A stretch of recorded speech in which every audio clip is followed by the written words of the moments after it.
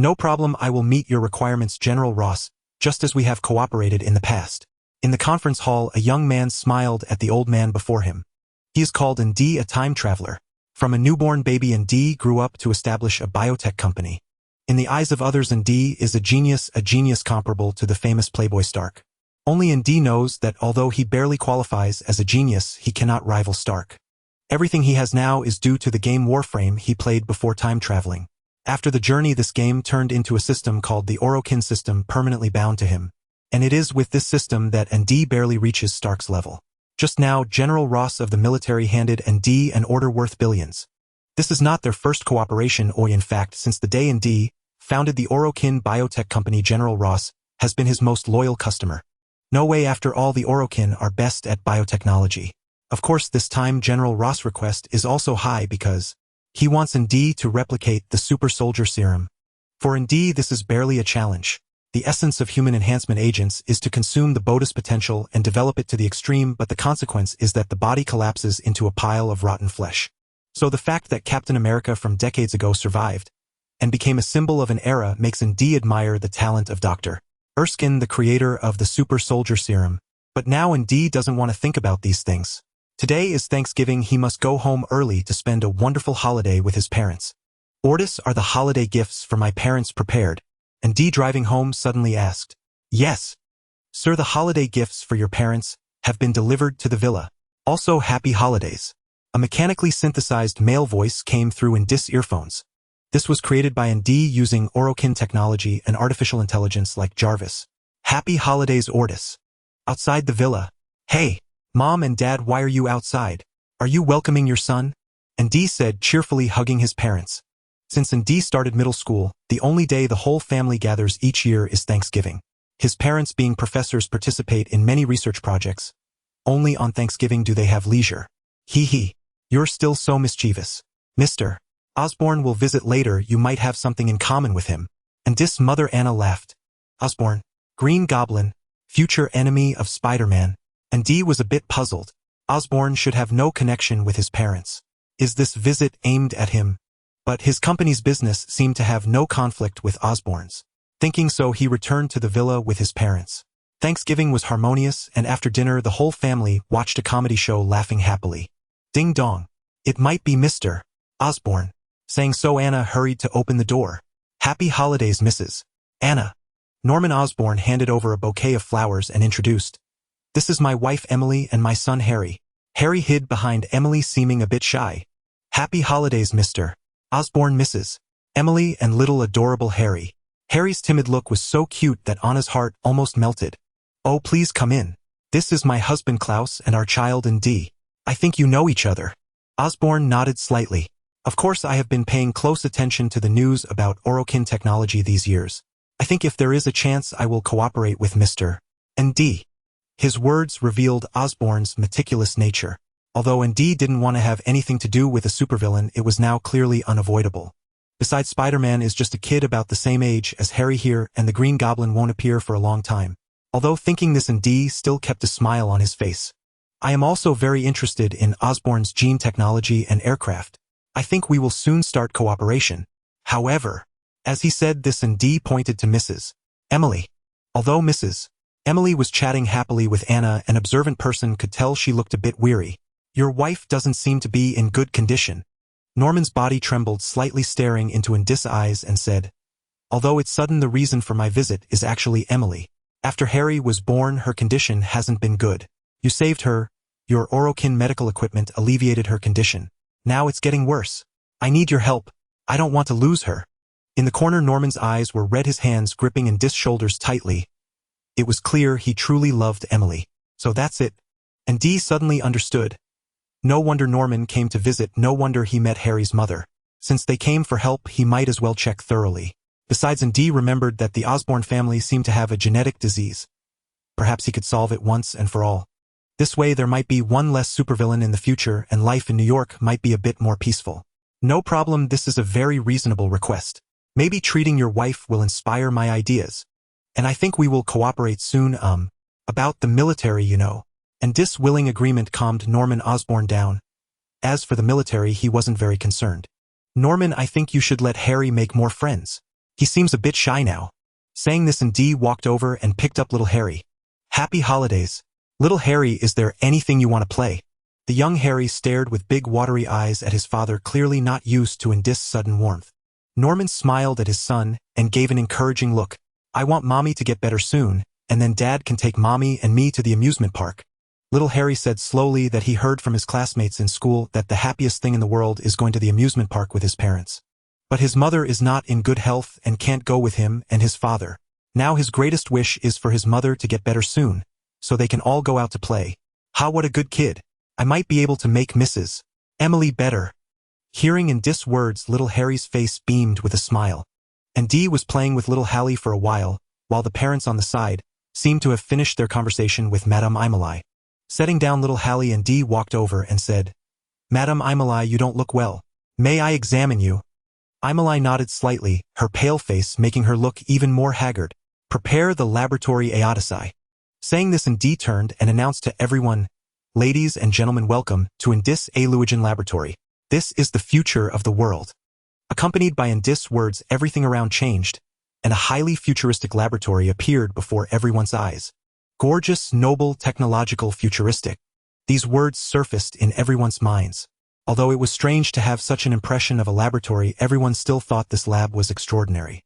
Because Indi's Aluogen laboratory looked like an aristocrat among laboratories. Well, although I understand you are amazed by my lab, shall we begin the examination? Indi was satisfied with everyone's reaction, but the lack of movement made him somewhat embarrassed. How come I never knew there was such a laboratory at home? It looks amazing. I think any researcher would fall in love with this place. After everyone snapped out of it, Klaus said excitedly to Indi, but Anna had a different opinion. Indi, what is this laboratory all about? It looks like it's made of gold, right? Indi smiled. The Aluogen laboratory is where I've invested the most effort. It embodies the pinnacle of technology one can currently achieve. Trust me, what you are about to see will be the future of this world. As Indi spoke, the entire laboratory began to operate and blue energy symbols emerged on the gold-like walls. The sci-fi mechanical instruments also started running after the energy symbols appeared. Please lie down here, Madame Imlai. Indi pointed at the gradually rising medical pod. Aodicei, prepare for a full-body scan. The moment Imlai lay down, Aodicei activated the medical pod. A blue beam rapidly scanned up and down Emilius' body. Each time the beam scanned Imlai, the results instantly appeared on the display in front of Indi. But every result made Indi frown continuously. Madame Emilius' physical condition was so poor that it was hard for Indi to imagine this happening to a wealthy lady. Even a homeless person in Hell's Kitchen would rarely have such conditions. Nervous exhaustion, low immunity, and leukemia. This, Mr. Aosaben, can you tell me why your wife has so many diseases? Every illness I see now, including leukemia, all appear in the same person. Moreover, these diseases seem to be complications. What's going on? My sold medical devices should not be able to treat the combination of these symptoms. Indi was utterly shocked. Given Emilius' condition, it was a miracle that she could still walk around alive. Imlai became like this after Hallie's birth. I've tried countless methods. If not for your medical equipment, she might not have survived until now. Numan Aosaben said painfully. As a scientist, his biological expertise was not low, but no matter how hard he tried, he could not save his beloved. Hallie? Could it be related to Hallie? Numan Aosaben's words made Indi realize the problem. Emilius' condition might be related to Hallie.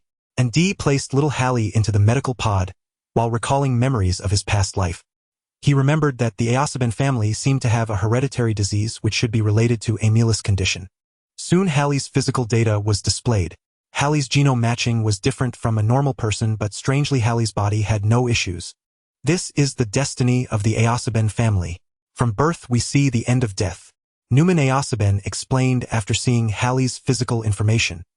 He had lived for over 30 years, and in another 10 years or so he would watch himself gradually march toward death.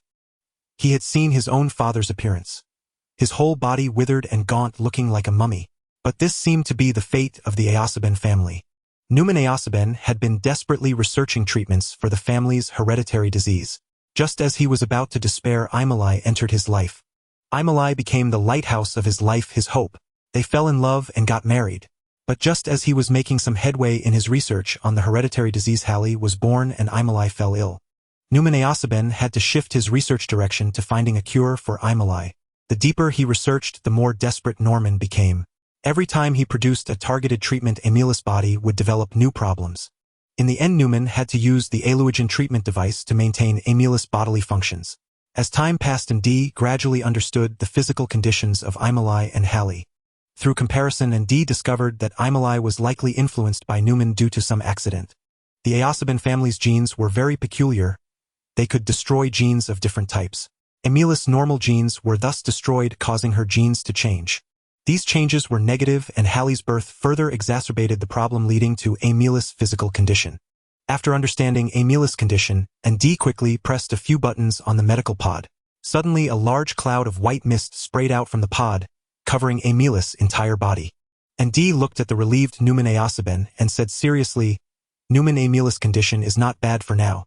I think the J.A.R.V.I.S family's hereditary disease is the real problem. You saw it too. Emily is like this because your family's genes damaged her. The gene-stabilizing aerosol in the medical pod can keep Emily normal for a while. But curing your family's hereditary disease is the key to solving the problem." Newman J.A.R.V.I.S looked tenderly at Emily lying in the medical pod and said, "I understand. I already have some clues. I think the military's super soldier serum can give me the answer." Little Hallie couldn't understand the adult's words, but he knew his mother was fine. He stood on tiptoe leaning on Emil's medical pod and asked, "Daddy, is Mommy okay?" Newman J.A.R.V.I.S smiled and picked up little Hallie. Looking at Emily with a relaxed expression in the medical pod, he said, "Yes, Mommy is fine. Soon we can go out as a whole family." The mist in the medical chamber gradually dissipated and Emily's brows eased, visibly more relaxed. In that moment, Norman Osborn seemed to relax, his entire being revitalized. "I don't know how to thank you. Perhaps some of the things in my lab will interest you." Despite knowing that Andy had stabilized Emily's condition, he couldn't help but ask, wanting to hear it from her own lips. Sitting on the sofa, Emily looked at Norman Osborn and smiled, saying, "Norman, I feel great. I have never felt such tranquility before."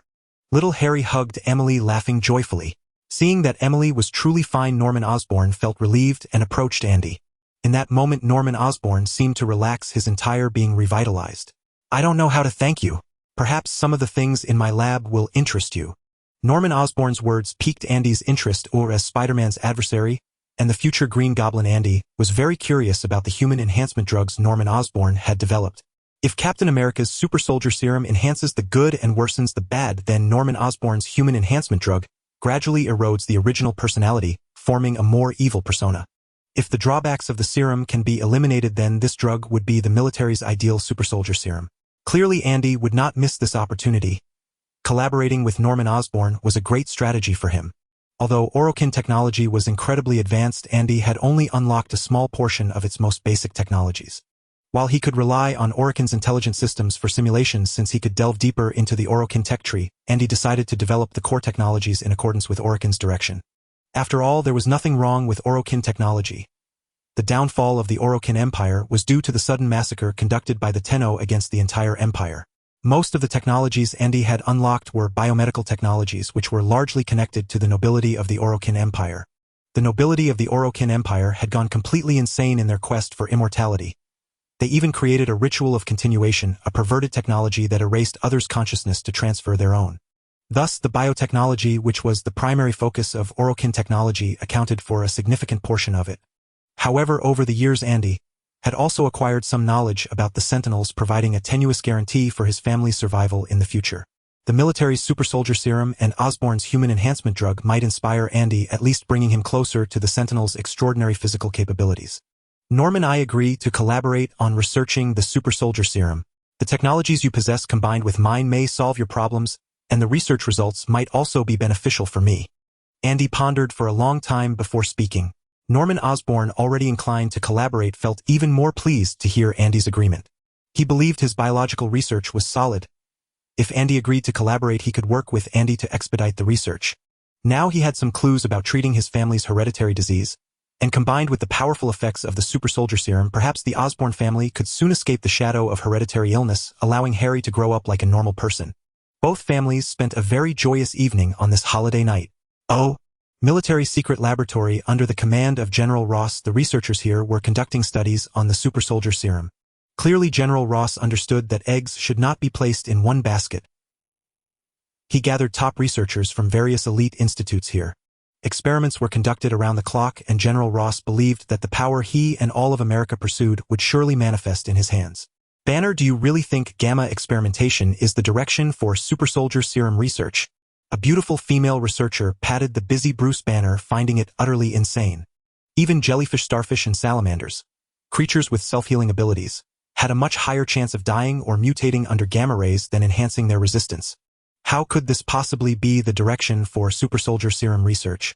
After completing the final operation, Bruce Banner looked at her and smiled, saying, "Betty, the super soldier serum, we know, has disappeared since its creator J.A.R.V.I.S. Erskine was assassinated. The formula for the super soldier serum was known only to him. Even Howard Stark, who helped create Captain America, did not know this formula. So what is there to worry about? I know Captain America has never experimented with gamma rays, but we can give it a try. Gamma rays are the best choice for mutating genes. Trust me, we will succeed. The day we succeed, I will propose to you. That's my promise to you." After saying this, Bruce Banner kissed Betty on the cheek. He was an extremely confident person. Though he didn't stand at the pinnacle of the scientific world like Stark and Andy, he was still one of the top scientists in the world. Betty smiled sweetly, suddenly seeming to think of something, and whispered, "Listen, Banner, my dad just returned from Orokin Company. Perhaps Orokin has also taken over the research on the super soldier serum. If Orokin succeeds before you do, how will you convince my dad to let me marry you?" Hearing this news, Banner was not anxious. Instead, he said very casually, "You absolutely do not know that Osborn has also taken over this research project at the same time.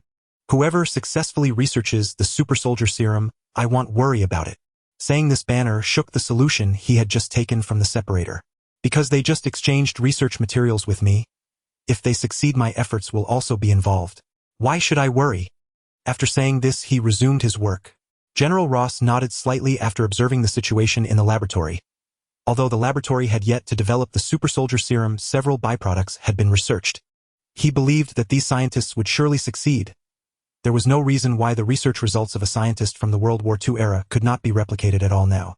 With so many top scientists gathered here, all at the pinnacle of their respective fields, he believed that with their abilities they could definitely research the super soldier serum. By that time, every soldier in the army would be like Captain America, and no country could withstand the might of America, or world domination would be just around the corner. Perhaps by then he would leave a significant mark in America, admired by thousands like President Lincoln. For several months, Andy had been utterly exhausted from work. After collaborating with Norman Osborn, he witnessed a different approach to biotechnology, one distinct from Orokin technology. It must be said that Norman Osborn is a genius. He integrated his genetic research with the study of super soldier serum, creatively combining it with the human enhancement agents he had previously developed, successfully raising the limit of the enhancement agents from 1.3 times to double. The previous human enhancement agents consumed a tremendous amount of energy after use, yet only increased physical attributes by slightly over a single-fold, something any healthy person could achieve through exercise. Moreover, the resources and energy consumed were less than 1/10 of the agents, and now with the successful development of the new agent, not only was resource and energy waste significantly reduced, but the energy utilization rate was enhanced, doubling physical attributes. Consider the concept of a person enhancing their abilities by another twofold. While it may not reach the limits of human capability like Captain America, it would certainly allow one to easily surpass ordinary individuals. Andy also achieved significant research results. Based on Norman Osborn's studies, he integrated Orokin's basic stimulants and successfully developed 4 instant enhancement agents. The hardening stimulant allows users of the second-generation human enhancement agents to rapidly secrete a special substance through their skin, enhancing the skin's defensive capability to half that of a police bulletproof vest, thereby increasing soldiers' survival rates. The speed stimulant enables users to generate a special substance that increases their agility and reflexes by 5 times, making it feel as if they have entered a world slowed down by 5 times. The concealment stimulant allows the body to secrete a substance that forms a special membrane, locking the user's body temperature and blending the surface temperature with the surrounding environment. The coagulation stimulant is the most useful life-saving agent. It can rapidly induce cell division, healing wounds at a visibly quick pace. Of course, all of this comes at a cost. The essence of the stimulant is the instantaneous consumption of a large amount of energy from the body, which provides users with about 30 minutes of enhancement under the agent's effect. Thus, ordinary people cannot withstand the frenzied effects of the agent, and even users of human enhancement agents cannot continuously use several stimulants within a short period. During the research process, Andy successfully unlocked a portion of Orokin knowledge, which was different from what he had obtained before. This time it was not biological knowledge, but knowledge related to equipment manufacturing, skill training, and the creation of amplitude crystals. These are the core of Warframe, especially the amplitude crystal, which represents the pinnacle of Orokin technology. Amplitude crystals can significantly enhance the performance of weapons and equipment. They can enable a most ordinary police handgun to perform like a heavy anti-material sniper rifle, and this is just the most basic amplitude crystal. Elements damage crystals that can combine different abilities and multi-shot crystals that increase the number of bullets fired, along with Warframe crystals that enhance Warframe capabilities, are all beyond description in their might. If in the past Andy could only use Orokin technology for survival, now he could also possess the ability to counterattack. Of course, without strong physical attributes, many powerful equipment infused with amplitude crystals would require the use of a Warframe to operate, or otherwise one might easily find themselves in an embarrassing situation of injuring 1,000 enemies while losing 800. However, Andy was not worried about such a situation arising, for his latest knowledge of equipment and past acquired Sentinel knowledge allowed him to easily manufacture Sentinel armaments akin to Warframes. Combined with the training methods of the Sentinels and the newly developed human enhancement agents, these would greatly strengthen Andy's self-protection capabilities. Norman, I think I should slow down the research for a while. There shouldn't be any major breakthroughs in the super soldier serum right now. Your family's genetic disease can barely be contained after using the current human enhancement agents, but to completely cure it, much more research time is needed. I have some ideas about other areas that I need to verify. If successful, it will greatly accelerate our research progress. Lying on the sofa, Andy spoke to Norman Osborn on the other side of the screen. He hadn't conducted continuous research like this in a long time, especially after acquiring new knowledge, which made him even less inclined to study. Seeing the weary Andy on the opposite side of the screen, Norman Osborn said in a hoarse voice, "Yes, we may need to stop for a while. Our current research results are already at the highest level we can achieve. We need to acquire some knowledge from the outside. Perhaps their theories will provide us with some good inspiration." The two tacitly decided to halt their experimental research and prepare for a period of rest. Andy freed himself from the hectic research work. After resting for a few days, his spirit was fully restored. The previous appearance of extreme fatigue had vanished, replaced by a vibrant and energetic figure. Now fully recuperated, Andy was eager to experience the enhancements brought by amplitude crystals. With the knowledge of amplitude crystal manufacturing, Andy quickly created the manufacturing and enhancement equipment for the amplitude crystals. Since it was his first time creating them, he used alloy steel and silicon crystals as the base materials. Watching the alloy steel and silicon crystals gradually turn into liquid under the influence of the machinery, Andy was filled with excitement. He had been waiting for this day for over 20 years. In the manufacturing chamber, the molten alloy steel under the mechanical arms action gradually took shape, accompanied by golden and blue energy rays, and a silver card appeared in the chamber. Alright, now all that's left is to coat it with silicon crystals to seal in the energy. Saying this, Andy reactivated the manufacturing chamber to coat the card as the transparent silicon liquid mixed with golden and blue energy evenly covered the card, until the manufacturing chamber erupted with a brilliant flash. An amplitude crystal measuring 10 centimeters in length, 5 centimeters in width, and 2 millimeters in thickness emerged. Accompanying it were hundreds of glass bead-sized objects adorned with golden patterns and containing blue energy inside. Andy carefully observed the glass beads in his hand. Is this an inner fusion core? I didn't expect an unexpected gain.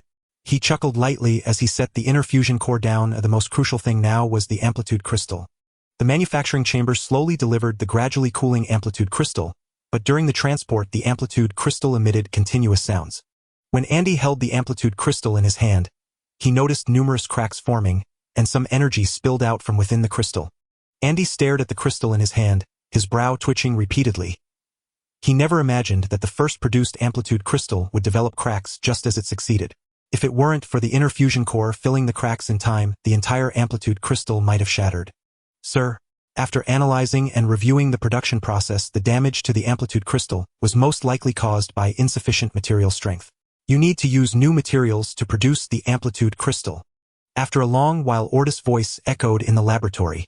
Andy nodded in agreement. He had seen that although the amplitude crystal appeared normal during manufacturing, the steel alloy crystal, once cooled, could not withstand the immense energy within it. The inner fusion cores filling the cracks in the amplitude crystal were the best evidence. He just wondered whether this crack-ridden crystal would still be effective for enhancing equipment. Andy placed the amplitude crystal into the enhancement device and the unexpectedly produced inner fusion cores into the material chamber. In the material chamber, the inner fusion cores were slowly drained of energy, which was injected into the amplitude crystal, and the energy bar beneath the crystal gradually lit up. 1 star, 2 stars, 3 stars. All the star-shaped indicators on the energy bar were fully charged, and the amplitude crystal was enhanced. Andy held the freshly made crystal under the light, turning it over and over, admiring every detail. This is my future. This is the future of the Orokin. Andy was extremely excited, eager to use the weapon enhanced by this amplitude crystal. Under the light, the amplitude crystal displayed a string of Orokin script, which translated to Hornet Strike. Flawed Hornet Strike. Rank 3. Base damage increased by 40. Compatible equipment, pistol, secondary weapon. The Flawed Hornet Strike lingered in Andy's hand for a long time. Finally, driven by a desire to feel the effect of the enhanced weapon, he placed an experimental automatic pistol and the Hornet Strike into the enhancement chamber. A flash of blue energy passed, and the Hornet Strike vanished into the enhancement chamber, replaced by the automatic pistol now adorned with some additional patterns. Andy picked up the automatic pistol and felt it but noticed no change. Ordis, activate the shooting target. Let's experience the effect of this Hornet Strike. Andy waved the pistol in his hand, his voice tinged with excitement. Bang, bang, bang. The bullets collided fiercely with the metal target, producing loud sounds. As he fired, Andy felt the automatic pistol was unchanged, exactly like before the enhancement. Andy shook his head and set down the automatic pistol, a hint of disappointment in his mood. Listless, he sat on the sofa, ready to check the shooting data, when Ordis' sci-fi mechanical voice rang out. Sir, according to the shooting data and previous experimental data for this automatic pistol, the overall power of the enhanced pistol's ammunition has increased by 40, but other performance aspects remain unchanged. A 40 increase. Ordis' words snapped Andy back to reality. He had thought the amplitude crystal was a failure, as conventional wisdom suggests more powerful bullets come with greater recoil. The pistol, which felt completely unchanged in hand, led Andy to assume his Hornet Strike was a dud. Merely a tattoo on the gun. Unexpectedly, the amplitude crystal had been successfully created. A 40 increase was the standard benchmark for a flawed Hornet Strike. Haha, I did it! Andy laughed heartily, waving the automatic pistol in celebration. Ordis played an uplifting melody to congratulate him, and the entire laboratory buzzed with excitement. After the song, Andy lay on the sofa breathing heavily. He was ecstatic. The success of the flawed Hornet Strike meant that with the right materials a perfect amplitude crystal could be made. The enhancement effect of a flawless amplitude crystal was something a flawed one could never achieve. Buoyed by the success, Andy immediately crafted several more amplitude crystals with different effects. After some time, 4 freshly made amplitude crystals, now enhanced, appeared in Andy's hands. These 4 flawed crystals were heated charge, which allowed the pistol to fire high-temperature flame bullets, convulsion-firing high-voltage electric bullets, deep freeze shooting bullets of extreme cold, and pathogen rounds which fired venomous bullets. These 4 crystals, imbued with elemental power, gave Andy a true glimpse of the might of Orokin technology. Andy tested them one by one. Heated charge caused the bullet to ignite the entire target upon impact. After the flames dissipated, the red-hot metal target bore a twisted mark where the bullet had struck. Convulsion delivered a current of over a dozen milliamps and several hundred volts, with each shot enough to knock a target unconscious or even kill. Deep freeze and pathogen rounds were equally terrifying. One could drop a metal target's temperature below freezing, even shattering it. The other contained a toxin lethal enough to kill a bison. The elemental damage crystals were so powerful that Andy hesitated to combine them. After all, the combined power would be far more than additive. After pondering for a long time, Andy decided to combine fire and ice to witness the might of the resulting explosive property. Hornet Strike, heated charge, and deep freeze. 3 flawed crystals were fused into the automatic pistol. He raised his hand, aimed, and pulled the trigger. An 8mm bullet shot from the barrel, spinning heavily as it struck the target. Boom! The entire laboratory shook from the impact. The target was blasted to pieces, and within a 2-meter radius of the bullet, everything was in chaos. The explosive bullet unleashed devastating power, no less than a grenade. Wow, that's really terrifying, isn't it, Ordis? Andy popped his head out from under the experiment table, whistling lightly. The explosion had startled him. He reached out and touched a metal fragment embedded in the wall. Andy took a deep look at the automatic pistol in his hand and decided that until he could use a Warframe, he would never combine explosive elements on a melee weapon. He feared that swinging a sword might lead to mutual destruction, becoming a laughingstock. Knock, knock, knock. The laboratory door was knocked. Andy, what just happened here? A woman with long jet-black hair and a clear, beautiful face pushed open the laboratory door and asked. The explosion from Andy's experiment had been felt by all the staff working downstairs. The violent tremor made them think a terrorist attack had occurred. As Andy's assistant secretary Tina, after calming the employees, brought him a cup of coffee. Savoring the bitter taste, Andy perked up and let out a long breath. Thanks, Tina. Nothing serious here, just a little accident during an experiment. Tina, nothing serious here, just a little accident during an experiment. Looking at the messy laboratory and the metal fragments embedded in the wall, Tina was perplexed. What kind of experiment could turn the lab into this? And why was her boss Andy holding an automatic pistol? Was he researching firearms? Unable to figure it out, Tina assumed Andy was venturing into the arms industry and asked, Andy, we are a biotech company focused on medical drug research. I don't think this kind of research requires automatic pistols or grenades, unless you're planning to enter the arms business, but Orokin is built on biotech. If we pivot to arms, we don't have the research team to support it. Andy, we are a biotech company focused on medical drug research. I don't think this kind of research requires automatic pistols or grenades, unless you're planning to enter the arms business, but Orokin is built on biotech. If we pivot to arms, we don't have the research team to support it. I think this kind of research shouldn't require automatic pistols or grenades, unless you're planning to enter the arms business, but Orokin is built on biotech. If we pivot to arms, we don't have the research team to support it. Andy opened his mouth to speak. Tina continued, her tone urgent. Besides, the best firearms in the U.S. all come from Stark Industries. Other arms companies can only survive on the scraps of orders Stark doesn't want. I know you're a genius placed on the same level as Tony Stark, but that doesn't mean a super genius in biology can reach Tony Stark's heights in military explosives. Andy smiled helplessly, stood up, and embraced Tina, gently covering her mouth to stop the torrent of words. Don't worry, Tina. I know what I'm doing. Orokin's core won't change. It's still biotech. I'm just experimenting with some weapon enhancement gear. After all, as a super genius and one of the world's top billionaires, I need something to protect myself, don't you think? Don't worry, Tina. I know what I'm doing. Orokin's core won't change. It's still biotech. I'm just experimenting with some weapon enhancement gear. After all, as a super genius and one of the world's top billionaires, I need something to protect myself, don't you think? After all, as a super genius and one of the world's top billionaires, I need something to protect myself, don't you think? Hearing Andy's words, Tina hugged him tightly. Tina was drawn to the object that Andy mentioned could enhance weapons. What kind of object could strengthen a weapon? Given the state of the laboratory, it seemed that this object possessed considerable destructive power. Overwhelmed by curiosity, Tina couldn't help but ask, Andy, what exactly is it that has you so invested, and it seems like you have succeeded? Andy shook the automatic pistol in his hand and carefully reminded her, be cautious. The noise earlier was definitely not caused by a grenade. Not a grenade. Could it be that the explosion just now was caused by this pistol? How is that possible? This is just an ordinary automatic pistol, not a grenade launcher. After examining the automatic pistol in her hand, Tina could not see anything particularly unusual about it. If she had to say what was different, it was merely that this pistol had the emblem of the Alua Golden Lotus pattern printed on it. But this pattern was clearly the emblem of Alua Gold, a unique mark designed by Andy himself which appeared on all Alua Gold products. Confused, Tina held the gun with both hands, aiming at the newly erected target not far away, preparing to shoot. Wait!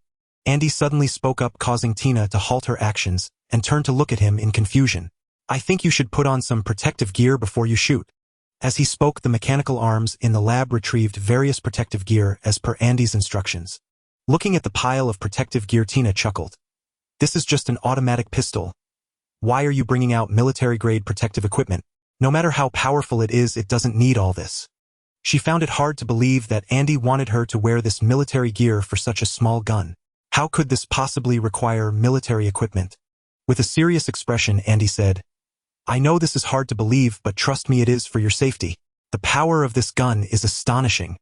Reluctantly, Tina donned the protective gear, readied the gun again, and said, I am about to start. Go ahead. With a loud bang, the bullet flew out.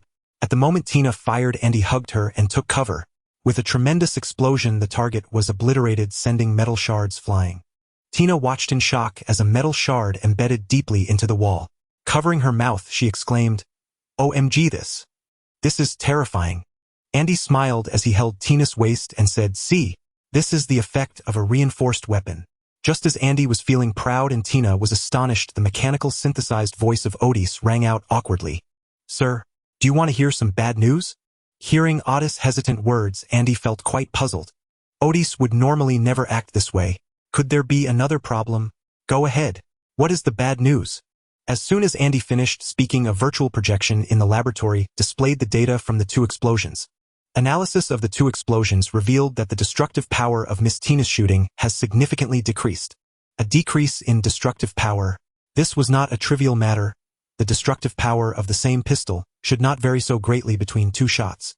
Andy picked up the gun and fired at the target again. After the explosion, Otis again indicated that the destructive power was continuing to decline. Not believing in bad luck, Andy fired several more shots, but the pistol's destructive power kept decreasing. By the time the last bullet was fired, the explosion's power could no longer shatter the target. Although the target was still damaged, even Andy, let alone Tina, could clearly feel that the pistol's destructive power was diminishing. Tina might not understand, but Andy certainly did. The occurrence of this situation must be related to the amplitude crystal. Placing the pistol into the enhancement chamber, Andy separated and fused the amplitude crystal embedded in the automatic pistol. The separated flame charge and the surface in deep freeze were emanating blue-golden energy. Is this their true appearance? Their energy seems to be dissipating. Oh, they are so beautiful! Tina exclaimed, gazing at the dissipating energy of the amplitude crystal. At this moment, Andy had no time to pay attention to Tina. He could clearly feel that the energy of the amplitude crystal was rapidly depleting. If this continued, the amplitude crystal would be wasted. Otis activated the enhancement chamber to recharge the crystal. In an instant, the enhancement chamber shone brightly as the scattered energy flowed back into the amplitude crystal along the beams. The amplitude crystal returned to normal. Tina approached and gently patted Andy's shoulder, offering comfort. Don't be upset. Although their effects cannot be sustained for long, you can prepare a few more. Andy did not respond. He was using the Alua Gold system to review the knowledge he had acquired about Alua Gold. The energy dissipation of the amplitude crystal must have its own reasons. Since Alua Gold's weapons and equipment could normally utilize the amplitude crystal, there was no reason that this automatic pistol could not. During the process of continuously reviewing the knowledge, Andy discovered that in the Alua Gold Empire, no one directly used weapons and equipment. All the armed forces under the Alua Gold Empire utilized either battle armor or powered armor. When using weapons and equipment, even the elite guards, armed forces of the Alua Gold. Even without any armor, they would still wear a special combat suit. In the past, Andy had always thought that this combat suit was to help commanders with void powers control their abilities. Now it seemed it might have another effect. Perhaps the combat suit was supplying energy to the amplitude crystal. Without an external energy supply, the amplitude crystal would utilize its own energy to enhance the equipment. This was likely the reason for the energy dissipation of the amplitude crystal. Thinking of a solution, Andy quickly found the manufacturing knowledge for the Alua Gold combat suit using the Alua Gold system, but then an embarrassing problem arose before him. Andy had not acquired any knowledge regarding Alua Gold batteries. Without the crucial Alua Gold battery, the Alua Gold combat suit could not be manufactured at all. Currently, the mainstream energy source is still electricity, and the best nuclear energy utilization exists in the reactor of Stark Industries, which is not portable at all. Even the small reactor in Tony Stark's chest wouldn't be seen for several more years. For now, even if Andy managed to create an Alua Gold combat suit without sufficient energy supply, it would merely be a tight-fitting suit with energy circuits. Andy closed his eyes, his mind racing. There must be a solution. The energy circuit of the Alua Gold combat suit gradually became clearer in his mind. Yes, it is the energy circuit of the combat suit. Andy's thoughts were becoming clearer as he manipulated the virtual projection to outline the Alua Gold combat suit. Finally, the combat suit took shape in the virtual projection. Otis, remove all the weavings from the Alua Gold combat suit. The combat suit in the virtual projection began to dissipate, leaving only a skeletal structure. Remove all auxiliary devices and metal components. The skeletal structure disappeared, leaving behind a series of energy circuits. He raised his hand to shrink and reshape the energy circuits, fitting them onto his hands. Under Andy's manipulation, a pair of energy gloves specifically designed to supply energy to the amplitude crystal was created. Then Andy used the manufacturing chamber to fuse nearly 100 inner fusion cores into a single fusion core. The moment the fusion core was placed into the energy gloves, Andy clearly felt a surge of energy flowing within the gloves. Picking up the automatic pistol now fused with the wasp sting, Andy felt as if the pistol was part of his body. He fired several shots at the target, and the pistol's power showed no signs of diminishing. With each shot, Andy could feel the energy within the pistol interacting with the energy gloves. Watching Andy resolve the crystal energy dissipation issue with a series of dazzling maneuvers, Tina felt completely at ease. Now she needed to address the aftermath of the explosions, which had been quite loud. By now, the employees were likely already speculating about the cause of the blasts. Indeed, the moment Tina opened the office door, she saw department heads anxiously discussing the explosions. "Tina, what on earth happened?" a sharply dressed female elite asked as she saw Tina push through the door. She was the head of public relations at Orokin Technology. The explosions had stirred panic throughout the building, and she had ordered the security department to lock everything down. How could there be continuous explosions in the top-floor lab? Was it a terrorist attack aiming to kidnap the CEO? The 911 incident was still fresh in everyone's memory, and they were gripped by fear, dreading that Orokin technology might suffer a similar terrorist strike. Downstairs, a swarm of police and media reporters had already gathered, desperately seeking the truth. Tina stepped forward to straighten the disheveled clothes of the PR head, who had been frantic over the explosions. She said with a smile, "Nothing happened. We'll hold a press conference soon. Andy will explain everything." Seeing Tina's composure, the crowd finally calmed down and returned to their posts to manage their teams. "Miss Tina, was the explosion at Orokin Technology a terrorist attack? How much damage did the attack cause to the company? And what about your boss, Mr. Andy? Can you tell us his condition?" A reporter from the Los Angeles Daily fired off a series of sharp questions, staring at Tina. It seemed as if she was convinced the explosion was indeed a terrorist act. She fixed her gaze on Tina, awaiting a response. Just then, Andy, now in a clean change of clothes, walked in with a smile. Hearing the reporter's questions, he replied, Oh. It seems everyone is quite concerned about me, especially this. Andy bent down to read the press badge on the reporter's chest. "Miss Reporter Marilla, why are you so interested in the explosion? Where did you hear that Orokin Technology was attacked by terrorists?" Andy didn't hesitate to push back against the rude reporter, who had made bold claims before knowing the truth. "How can you be unharmed? There was a massive explosion at Orokin and you were closest to the blast zone. How is that possible?" Reporter Marilla was stunned to see Andy at the press conference, as if his presence there was something utterly impossible. The information she had received was that a violent explosion had occurred in Orokin's top-floor lab. Andy had been there at the time, and later, when Tina entered, another series of blasts had followed. She understood that Orokin's lab had protective measures, but even the best safeguards couldn't leave Andy completely unscathed. She had dared to pose those sharp questions to Tina because she was confident that Andy had sustained serious injuries. Yet looking at Andy now, there was no sign of harm. Marilla wanted to continue, but a fellow reporter stopped her. "Sorry, she's just starting her internship and isn't familiar with industry norms," he said as he pulled Marilla toward the back rows. Marilla struggled. "Let me go, Ethan. I received information that a fierce explosion happened at Orokin, and its CEO was at the epicenter. You don't really believe he was just doing an experiment, do you? This is a biotech company, not an arms manufacturer. What kind of biological experiment could cause such a massive blast?" Marilla's voice was heard by everyone in the room. "Indeed, Orokin Technology is a biotech firm. Biological research could never produce such destructive power." Ethan gripped Marilla's arms tightly and whispered, "Listen, Marilla, I don't know where you got your information, but remember, you're a journalist. Unless you have solid evidence, you should be more tactful in situations like this. I know you want to cover major news, but if you keep this up, you might not have a place in the journalism industry." Just then, Andy's voice rang out. Ethan let go of Marilla's arms and gave Andy an awkward smile. "As you all heard from Miss Marilla, Orokin is indeed a biotech company, but that doesn't mean we lack research capabilities in other fields. And the explosion in Orokin's top-floor lab was indeed caused by an experiment." Hearing this, Marilla gave a mocking smile. She was utterly unconvinced that the blast was from an experiment. "Of course, this experiment wasn't about medical technology. I was testing a special material developed from human biomechanics and existing protective materials." With that, Andy waved his hand to activate a holographic projection, displaying the woven material used to create the Orokin combat suit. "I've named this special woven material Orokin Ultra Nanofiber. It can evenly distribute force across its surface, neutralizing impact and protecting the wearer from harm. The explosion happened because I needed to determine the material's upper tolerance limit. I used several grenades for the blast test. I apologize for not reporting it in advance." Marilla remained unconvinced, firmly believing that Orokin was hiding something. "It's not what he said. He's definitely covering something up, and I will find out the truth. As an apology for disrupting Chief George's work, I've decided to donate 1,000 sets of bulletproof gear made from this new fabric to the NYPD. I trust Chief George won't hold this against me, right?" Andy's playful remark drew laughter from everyone. Chief George even tilted his head and pretended to pick his ear, feigning ignorance.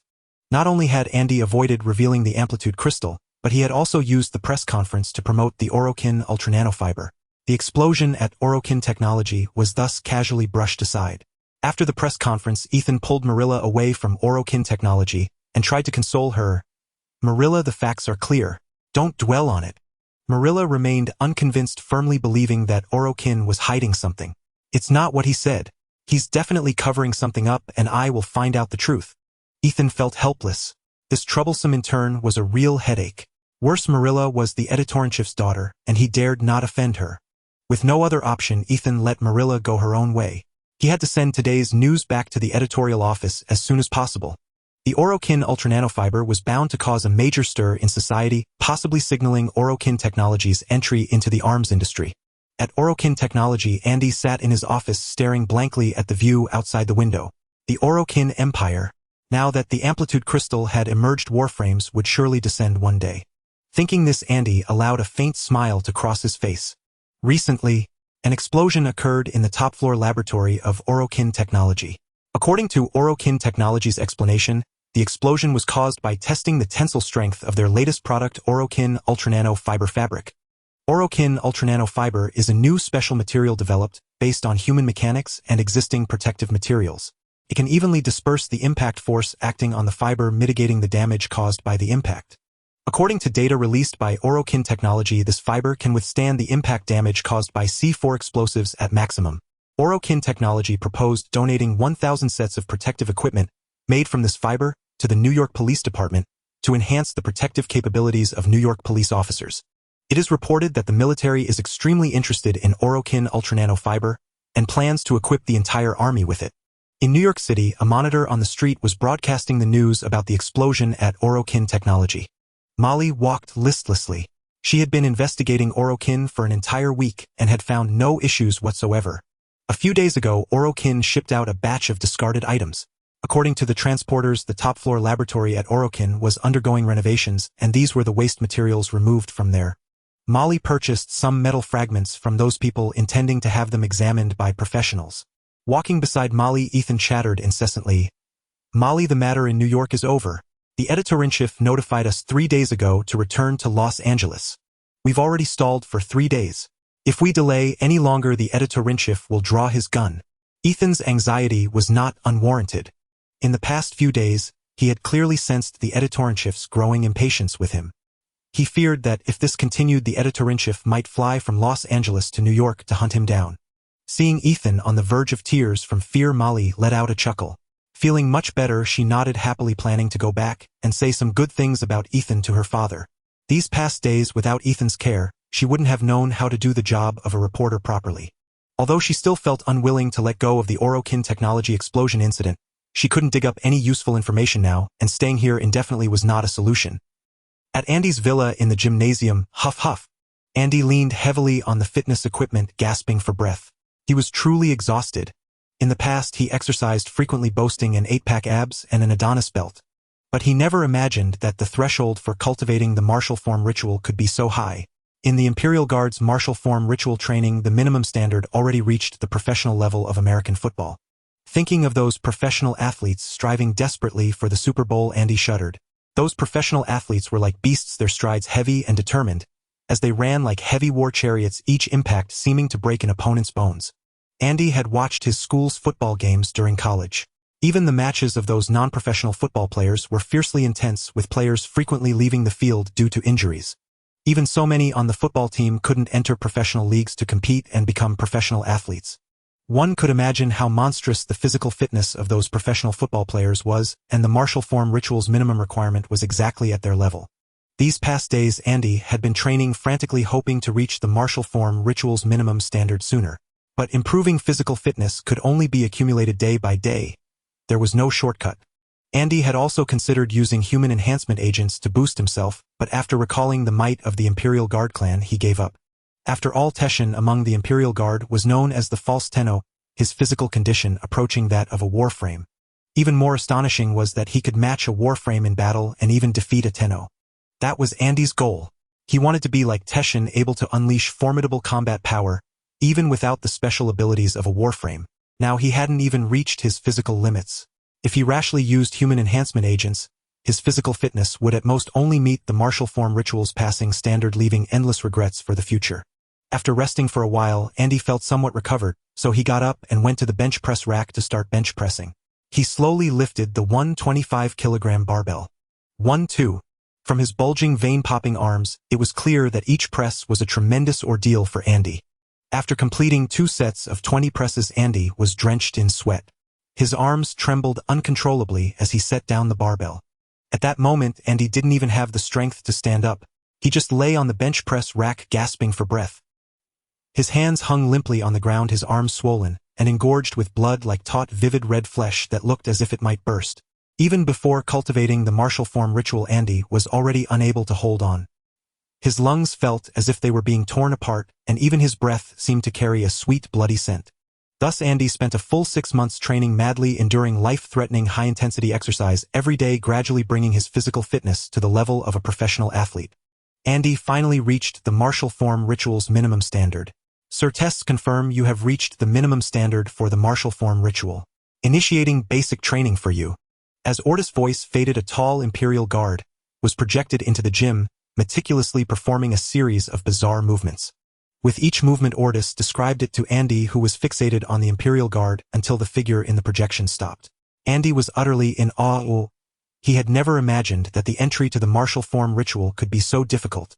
Those strange movements resembled common yoga poses, but were even more difficult to achieve. The tall Imperial Guard in the projection moved like a pliable lump of dough, his body incredibly supple. He could even concentrate all his strength into a single point through this basic training. Throughout the entire process, the Imperial Guard remained expressionless and calm, as if these movements had become instinct. The Imperial Guard in the projection made Andy understand why Teshin was called the False Tenno. It wasn't just a testament to Teshin's combat prowess, but also explained how he could match a warframe with his physical body. As a survivor of the Tenno's massacre of the Orokin Empire, Teshin must have fought against those warframes. Surviving the warframes' onslaught, this basic training of the martial form ritual had undoubtedly played a significant role. Perhaps Teshin relied on this basic training to focus all his strength onto the Nikana in his hand, fighting desperately against the warframes, barely managing to survive until the warframes retreated. Setting aside his thoughts, Andy followed the decomposed movements and special breathing methods of the Imperial Guard in the projection, learning step by step. Each movement of the Imperial Guard caused Andy to scream in pain. Even Tina, who joined later with a yoga background, couldn't replicate the Imperial Guard's movements, and could only accompany the howling Andy in repeating them over and over. The pain gradually diminished with Andy's constant practice, and his body became increasingly flexible. Andy's physique gradually returned to its pre-training state, but his physical fitness had actually improved further. Gradually, not only Andy but even Tina could effortlessly perform any movement. However, Andy regretted that Tina's physical fitness hadn't met the martial form ritual standard. No matter how much she practiced, it only improved her figure with almost no enhancement in physical fitness, and she couldn't concentrate all her strength into one point. But Andy thought carefully that perhaps this was better for Tina. Andy, having completed basic training, felt that he could easily defeat his former self. This was no illusion. After finishing basic training, Andy had indeed mastered many techniques for exerting force. These techniques allowed Andy to effortlessly overcome any martial arts fighter. However, this would not hold true in a professional arena, as he was not a trained athlete and could easily commit a foul. Having completed basic training, Andy now needed to train in the true fundamentals of martial forms. With seemingly inexhaustible energy, he formally began learning these fundamentals. In the projection, an Imperial Guard stood at the entrance of a room filled with obstacles, with missiles streaking across its interior. Though it was clear these were training rounds, the sheer velocity of the missiles suggested that being struck would be far from pleasant. The Imperial Guard moved through the room with effortless grace, sometimes sliding close to the ground, sometimes spinning past missiles by a hair's breadth, and other times crouching low as missiles whistled overhead. An ordinary person would have been forced to flee the room under the barrage of missiles, but for this Imperial Guard it was as comfortable as being at home. The missiles seemed to have eyes, always missing the Imperial Guard by a whisker. The obstacles appeared non-existent, failing to impede his advance in the slightest.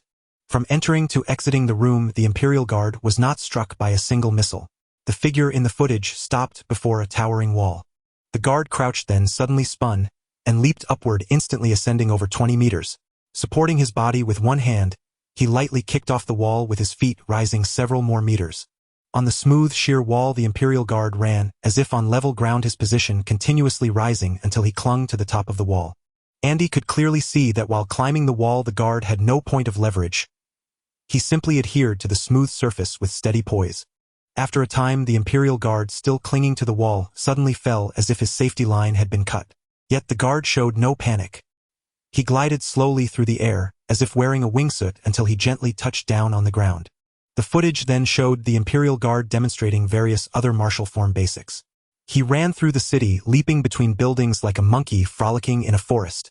No matter how perilous the maneuver or how insurmountable the skyscraper, to the Imperial Guard it all seemed like a flat, open road.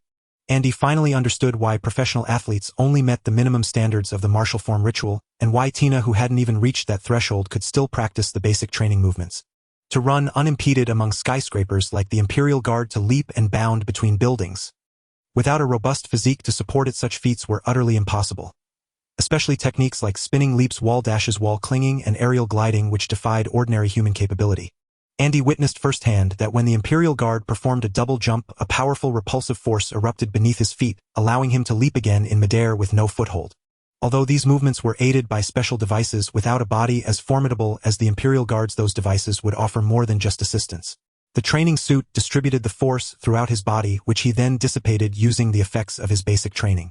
This way, the side effects of the special devices would not trouble Andy.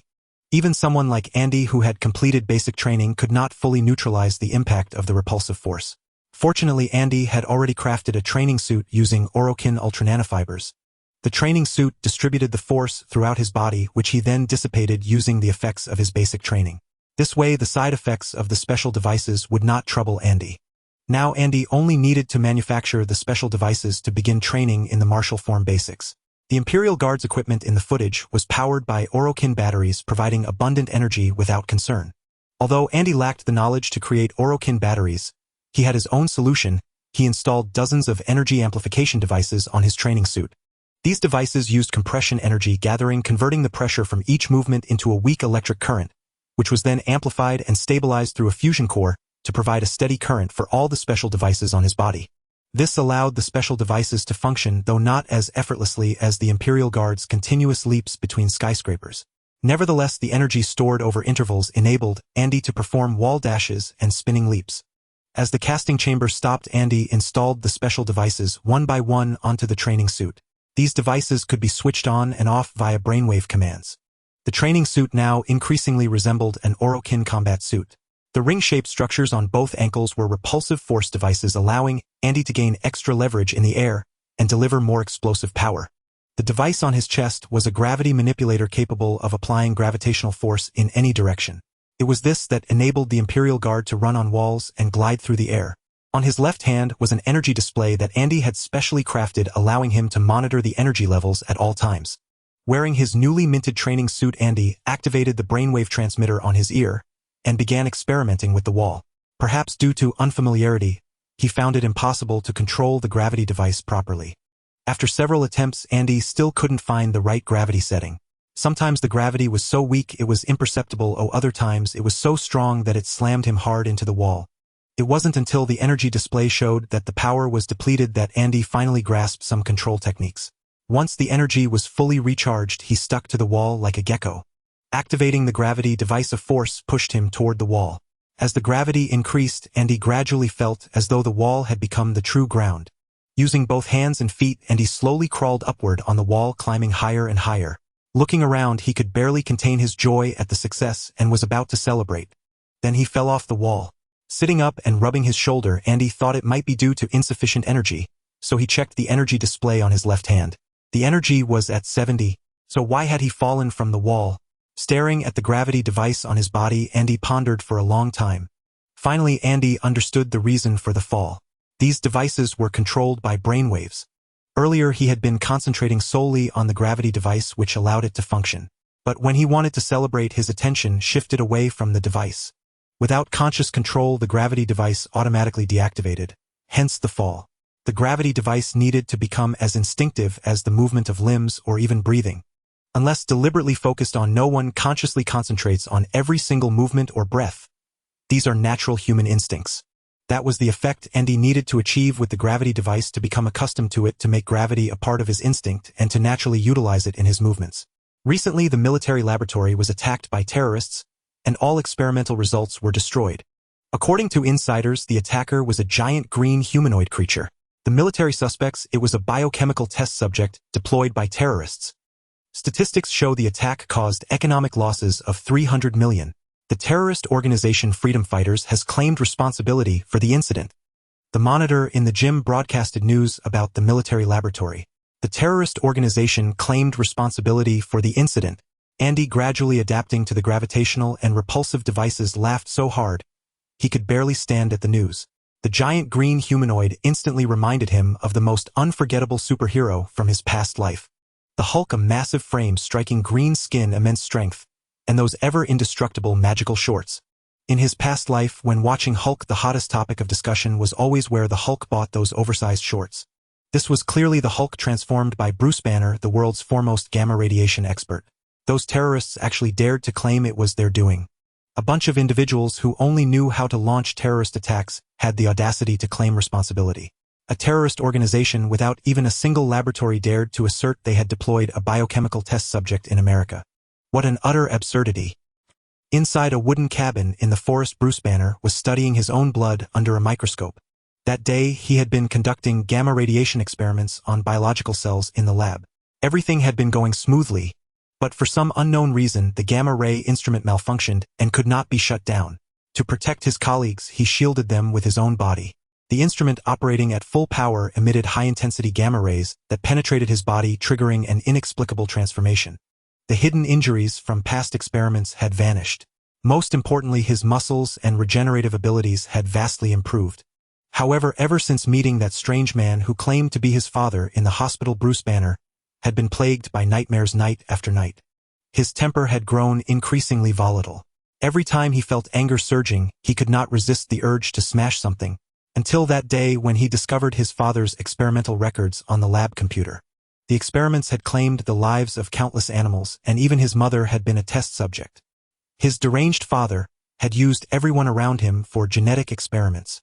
After reading his father's final words, "Bruce is my masterpiece, my greatest achievement," Bruce Banner was utterly shattered. Afterward, his body seemed to undergo a mutation. He transformed into a green giant, unable to contain his rage, and smashed everything in the lab to pieces. Behind a door, he saw that strange man again, who said to him, "You are my son. You are my masterpiece, my greatest achievement." Those words drove him completely mad. He rampaged through the lab, smashing everything, then shattered the roof and fled. Afterward, he arrived at this place. The pristine, silent forest calmed him. Fearing he could not control the monster within, he could only secretly study his own body here. These days, he discovered his blood carried severe gamma radiation, posing a risk of contamination. Under the microscope, his blood cells would occasionally transform into giant green blood cells. These mutated blood cells seemed incredibly powerful. Every time Bruce Banner observed them through the microscope, the glass slides were shattered by the mutated cells. The more he studied, the more frustrated Bruce Banner became. He was utterly helpless against his own condition. In desperation, he could only try to calm the fury within him and find peace. Military laboratory. "Betty, where has Bruce been lately? I haven't seen him." General Ross pulled the distracted Betty aside and asked. Too many problems had arisen recently. First, Bruce was hospitalized after being directly hit by gamma rays. Then that green monster destroyed the lab. Now the lead scientist of the lab, Bruce Banner, had gone missing. General Ross felt the entire world was conspiring against him. At this rate, when would they ever develop the super soldier serum? Betty was equally anxious. Bruce had been missing for over 10 days. "Dad, I don't know where Bruce went either. He's been missing for days. I've already called the police. Do you think that monster took him away? You know, Bruce often spends the night in the lab. After the lab was attacked that day, he disappeared. Could you send soldiers to search elsewhere?" As they spoke, Bruce Banner walked in. "Hey, Betty, I'm back. General, sorry for the worry." Bruce Banner embraced Betty, comforting her. Betty looked at his pale face, clearly malnourished, and gently caressed his cheeks with both hands. "Where did you go? Why didn't you contact me? I thought the monster had taken you." Betty's eyes brimmed with tears, her voice choked with emotion. "Bruce, tell me where you've been." "General, when the monster attacked the lab that day, I was knocked unconscious. When I woke up, I was in a forest. I didn't have much money, so I couldn't take a bus or a plane. I hitched a ride back." Bruce Banner spoke apologetically. He couldn't tell anyone that the green monster was actually him. He had to return to find that strange man who claimed to be his father. If that man truly was his father, then he must have a solution. He didn't want to become a monster. If he could find a cure, he could destroy the monster and become normal again. General Ross, intrigued by Bruce Banner's explanation, listened intently. Bruce had gone missing because he was taken by that monster. The general did not doubt his words. As his future son-in-law Ross believed he knew Bruce well. In his office he had a file on Bruce Banner containing everything from his birth to the present.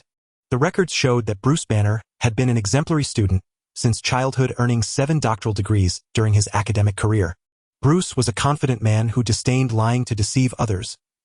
He preferred to prove himself through actions. Since Bruce Banner said he was taken by the monster, it must be true. As for the reason for his abduction, perhaps the monster considered him a companion. General Ross asserted that once they captured the monster, everything would come to light.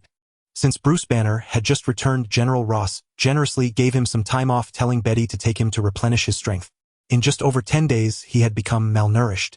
General Ross was somewhat irritated just looking at him. Every soldier in his unit could endure days without food and still fight. Scientists really needed to toughen up. After bidding farewell to General Ross, Betty took Bruce Banner to a restaurant. Watching him wolf down his food, Betty couldn't help but feel a pang of sympathy. These past 10 days had been truly hard on Bruce. That green monster who took him deserved to die. Betty ID like another serving. Bruce Banner was indeed ravenous. The day after he managed to control his emotions, he hitched a ride back to New York. For 2 whole days, he hadn't eaten a thing on the road. In the forest, he had only managed on familiar berries. Now, after finishing a large steak, he still craved more. Betty pushed her untouched steak toward him. "Have mine. I haven't touched it." "Thanks, Betty." Bruce Banner thanked her, picked up the knife and fork, and began eating again. "Slow down. You can order more if you're still hungry." Watching Bruce Banner eat until sauce smeared his face, Betty picked up a napkin and gently wiped it off. After gradually adapting to the gravity and repulsion devices, Andy began practicing martial forms. With his foundational training as a solid base, he quickly mastered these movements. He replicated the room from the footage where the Imperial Guard had traversed, constructing an identical training ground. With the same obstacles and projectiles flying in all directions, he couldn't help but feel eager to try. He believed that having completed the basics of martial forms, he would handle these situations with the same ease as that Imperial Guard. As expected, the moment the enthusiastic Andy entered the room, he was forced to flee in panic, dodging the dozen or so training projectiles that came flying at him, let alone vaulting over obstacles. Andy, busy evading the projectiles, had no time to observe them. He stumbled along, falling countless times before finally crossing the entire room. In total, Andy was struck by projectiles thousands of times and tripped over various obstacles over 100 times. This was far from the effortless grace of an Imperial Guard. It was like a blind beast crashing headlong into a trap filled with sharp barbs. A desperate rush toward death. Exiting the room, Andy sat on the sofa to catch his breath. He had idealized the basics of martial forms too much. With that, he used one leg as support, angling his body to slide beneath the diagonal pillar. As he slid, the gravity device activated simultaneously. The Imperial Guard's ease came from thousands of practice sessions and honing through countless battles.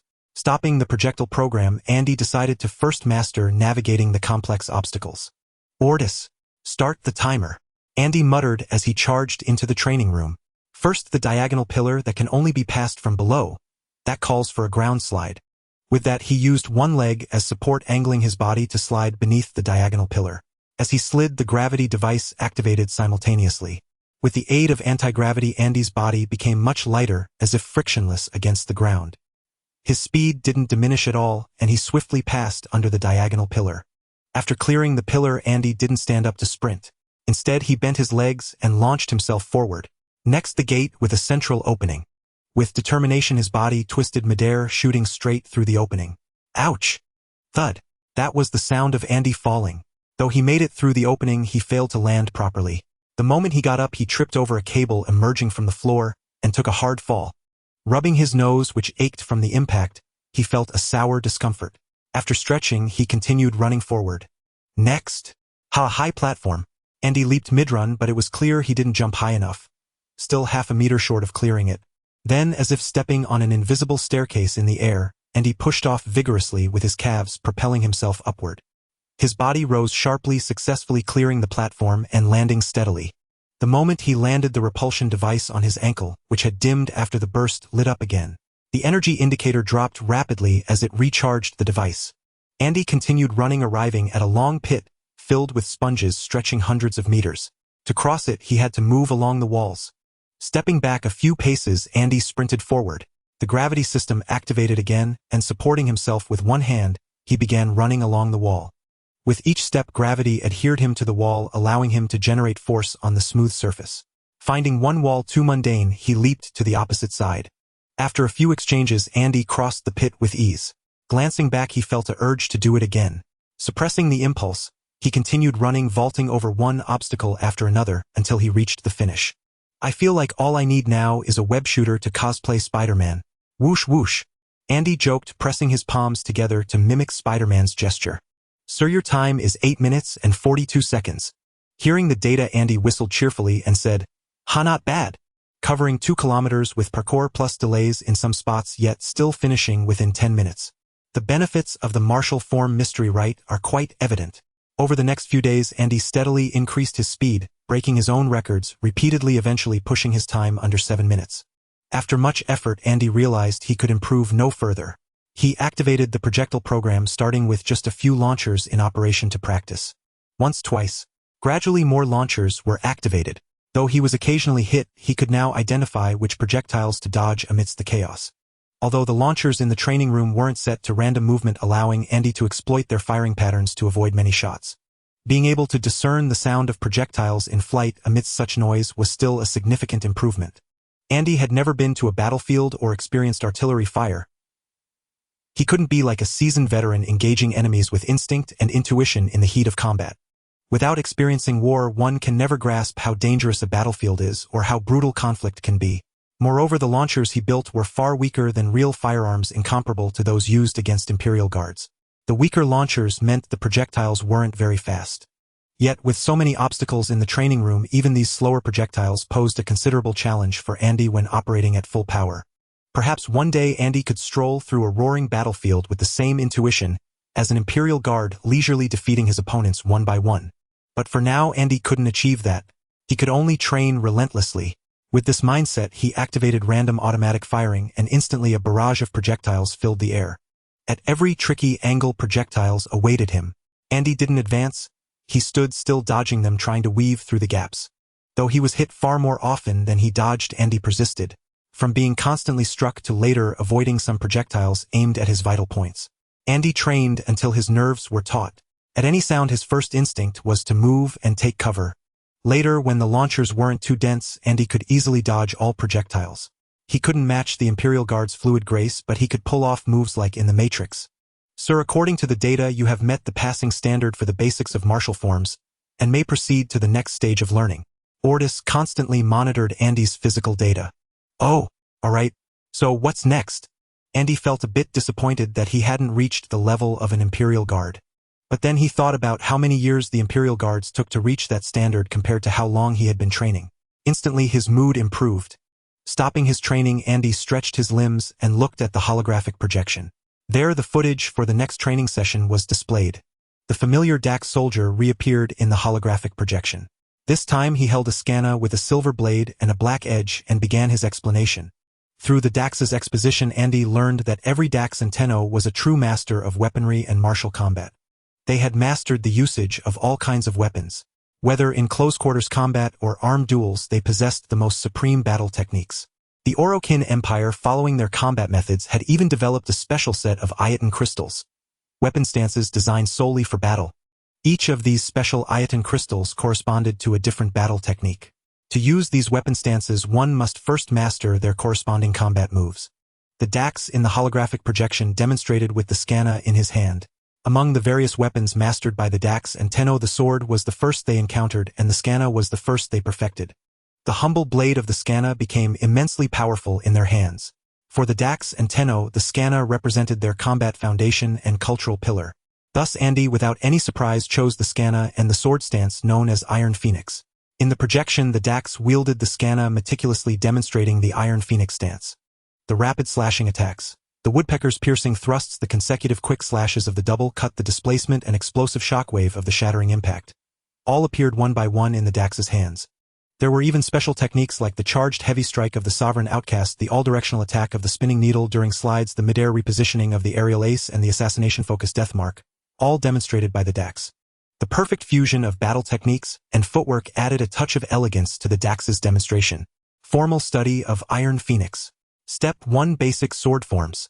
To master any weapon, one must first learn its fundamental usage. Thrusting, parrying, chopping, and slashing are the most basic applications of a sword. Following the DAX step-by-step, Andy grasped the rough outline of the basic sword forms. Step 2. Weapon defense. As the saying goes, only the living have the right to deal damage.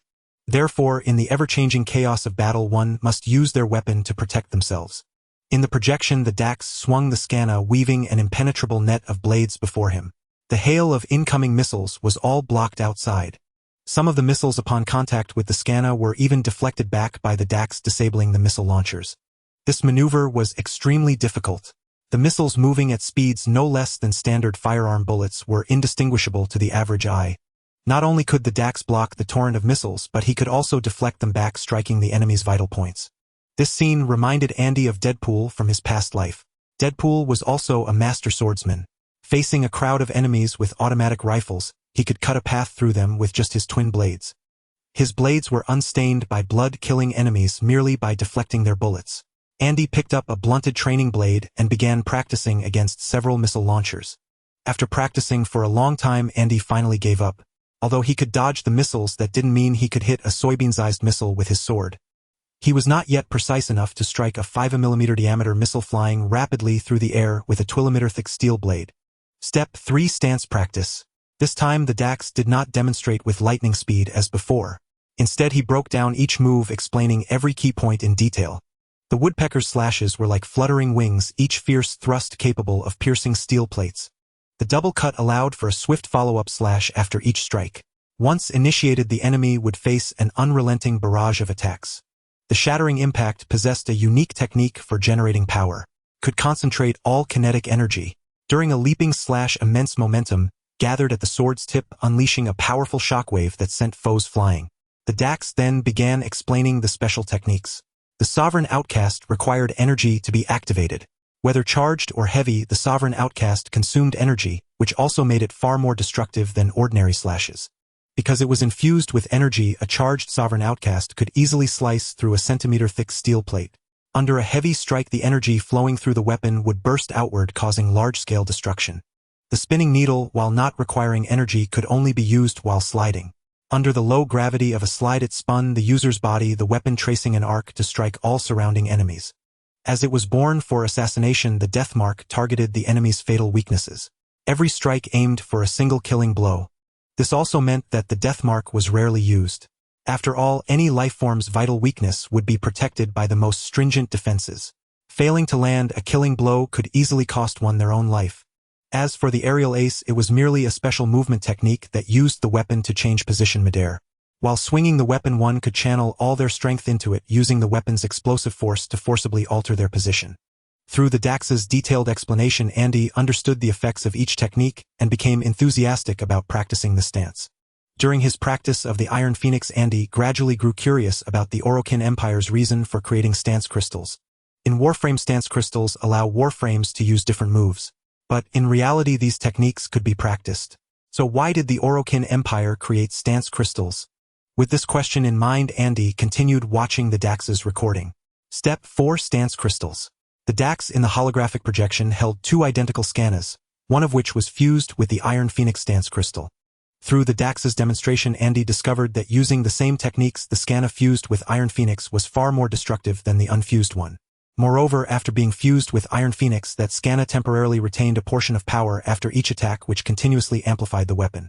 Initially, it could only cut through a single layer of steel armor, but as it struck more targets, the Scana's destructive power grew. Finally, the DAX swung the Scana, easily piercing through dozens of layers of steel armor. The Iron Phoenix's amplification of the Scana had reached its peak. According to Ordis analysis, Iron Phoenix had increased the Scana's destructive power by a full 12 times. A few minutes after the DAX stopped, the amplification from Iron Phoenix completely dissipated. The DAX began his explanation. The function of a stance crystal was to amplify the weapon, unlike other iodine crystals that simply enhanced. When fused with a weapon, a stance crystal generated a layer of high-frequency oscillating energy film on the weapon's surface to protect and strengthen it. It not only allowed the weapon to easily cut through steel plates, but also stored a portion of the power from attacks to further amplify the weapon. Only the most standard stance techniques could perfectly unleash the full effect of the stance crystal. If the technique was not up to standard, the stance crystal's amplification effect would not be fully realized. Unlike previous recordings, the holographic projection did not end there. After the stance recording was complete, the Dax in the image bowed to the camera. This caught Andy's attention. The Dax spoke loudly. The Dax clan are the guardians of the Orokin Empire. What we defend is our homeland. Everyone must practice diligently and master the conclave as soon as possible. I hope to see you among the Dax. Remember my name. I will be your future instructor. Call me Umbra, the shadow of the Orokin Empire. Andy was deeply shaken by the Dax's words. He was Umbra, the legendary Dax soldier who was turned into a living warframe by the Orokin executor J.A.R.V.I.S. Thinking this, Andy finally understood why he was so powerful, because he was the most elite Dax of the Orokin Empire. At the training grounds, Andy was practicing the moves of the Steel Phoenix with sweat pouring down his face. Tina walked in and said, "Andy, the Science Summit will be held in Los Angeles. This is the invitation they sent. Do you want to attend?" Putting down his practice sword, he opened his water bottle to rehydrate and glanced at the invitation in Tina's hand. Andy stretched his body as he said, "The Science Summit? Interesting, I'll go take a look then." The plane landed at Los Angeles Airport.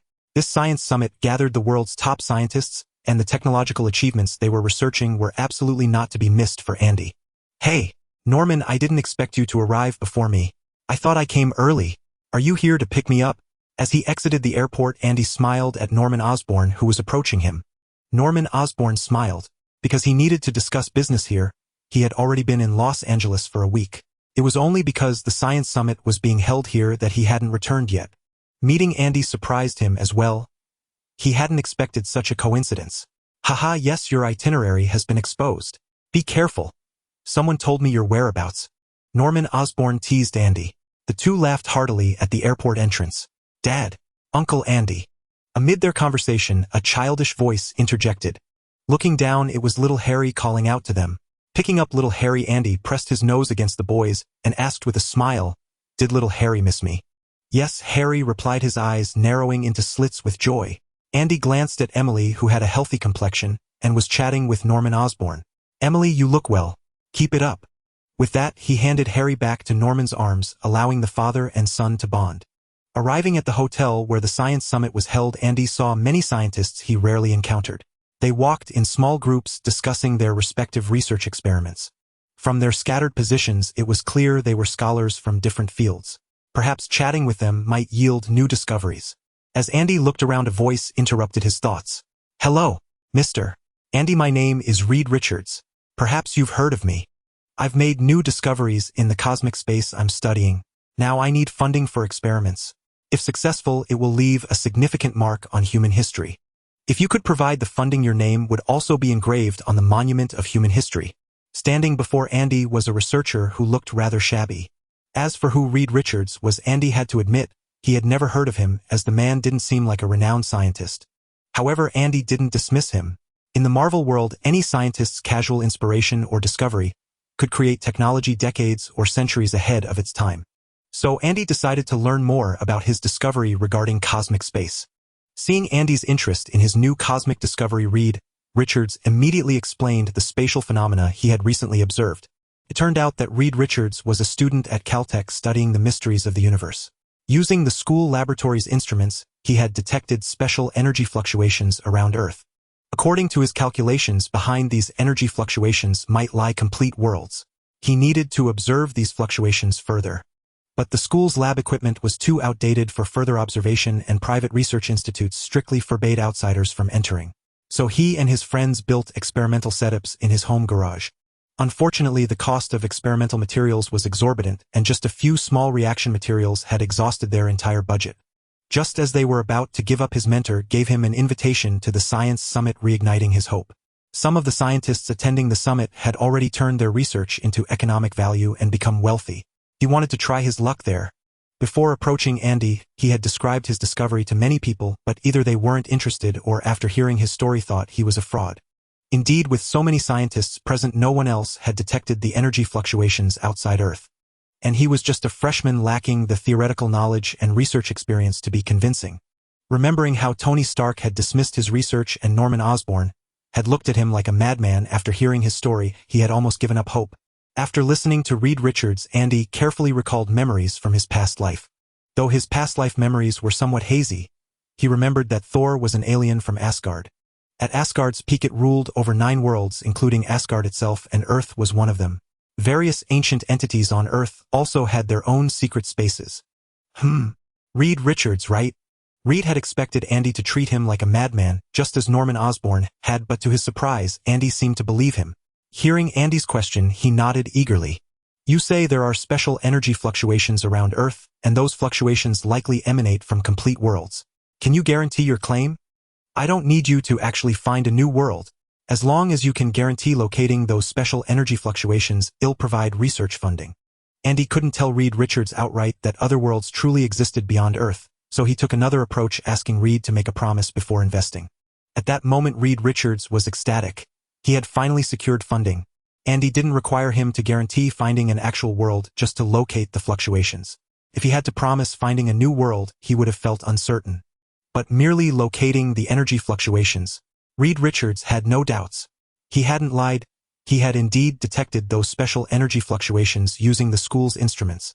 After making a series of assurances to Andy, Reed Richards carefully placed the check Andy had written into his backpack and thanked him repeatedly. Do you think he's telling the truth? Seeing Reed leave, Norman Osborn rose from the sofa behind Andy and walked over. He didn't believe Reed Richards could achieve anything. Instead, he thought it was a futile effort and Andy's money would likely go to waste. Andy turned to Norman Osborn and said with a smile, "Who knows? Even if they really fail, I've only lost $1 million. If they succeed, we might even get to visit other planets in the future." Hearing Andy's nonchalant words, Norman Osborn couldn't help but chuckle. Indeed, for top-tier billionaires like them, $1 million could be earned back in minutes. The Science Summit was in full swing in Los Angeles. During the summit exchanges, Andy encountered many powerful research experts whose scientific achievements left him in. Of course, there were also plenty of so-called experts who were all talk and no substance, blowing their own trumpets with grandiose claims. Initially, Andy met with a few such individuals, hoping they might be like Reed Richards. But they were merely destitute scholars unable to secure sufficient research funding. However, their performances left Andy deeply disappointed. They rambled on about antimatter curvature engines and dark matter spacecraft, spinning tales that were utterly fantastical. They claimed they could build these wonders if only the funds were available. Yet, when questioned on professional knowledge, they stammered and veered off topic, mixing quantum mechanics with parallel universes in a jumbled mess. Did they truly believe he was solely specialized in biotechnology and ignorant of other fields? After dismissing those fraudulent experts, Andy felt agitated and decided to take a walk to clear his mind. In the rooftop observation deck of the hotel, Andy spotted Tony Stark, who was also there to unwind. The difference was that, unlike Andy's solitude, Tony Stark was accompanied by a woman with a stunning figure and a beautiful face. The woman looked familiar to Andy. She seemed to be a cover model from a recent issue of Playboy, perhaps named Maria. Cheers! Tony Stark clinked glasses with Maria, the golden liquid in their cups rippling. May I join you? Andy swirled his glass and smiled. Under the sunlight, the whiskey in his hand shimmered with a golden glow. Annoyed by Andy's unexpected intrusion, Tony Stark frowned and said, "Oh, fine. What does the boss of Orokin Technology want from me? Don't tell me you need me to invest in your research projects." Tony Stark raised an eyebrow and sneered, "Ha! Has Orokin Technology gone bankrupt? I'll buy your company at a fair price." Faced with Tony's taunts, Andy shrugged indifferently. Clink. Andy's glass met Tony's with a crisp sound. The whiskey was downed in one gulp. "Miss Maria, I have some matters to discuss with Mr. Stark. Would you mind giving us a moment? In a little while, I'll send you a set of the latest Orokin beauty products." Hearing this, whether out of respect for Andy or for the beauty products, Maria quickly rose and left. Tony Stark watched Maria's swaying hips depart with regret, then turned back to Andy with irritation and growled, "Mr. Andy, since it's just the two of us now, tell me what you really want. If you interrupted my date with Maria over something trivial, I'll shove your head up your own ass."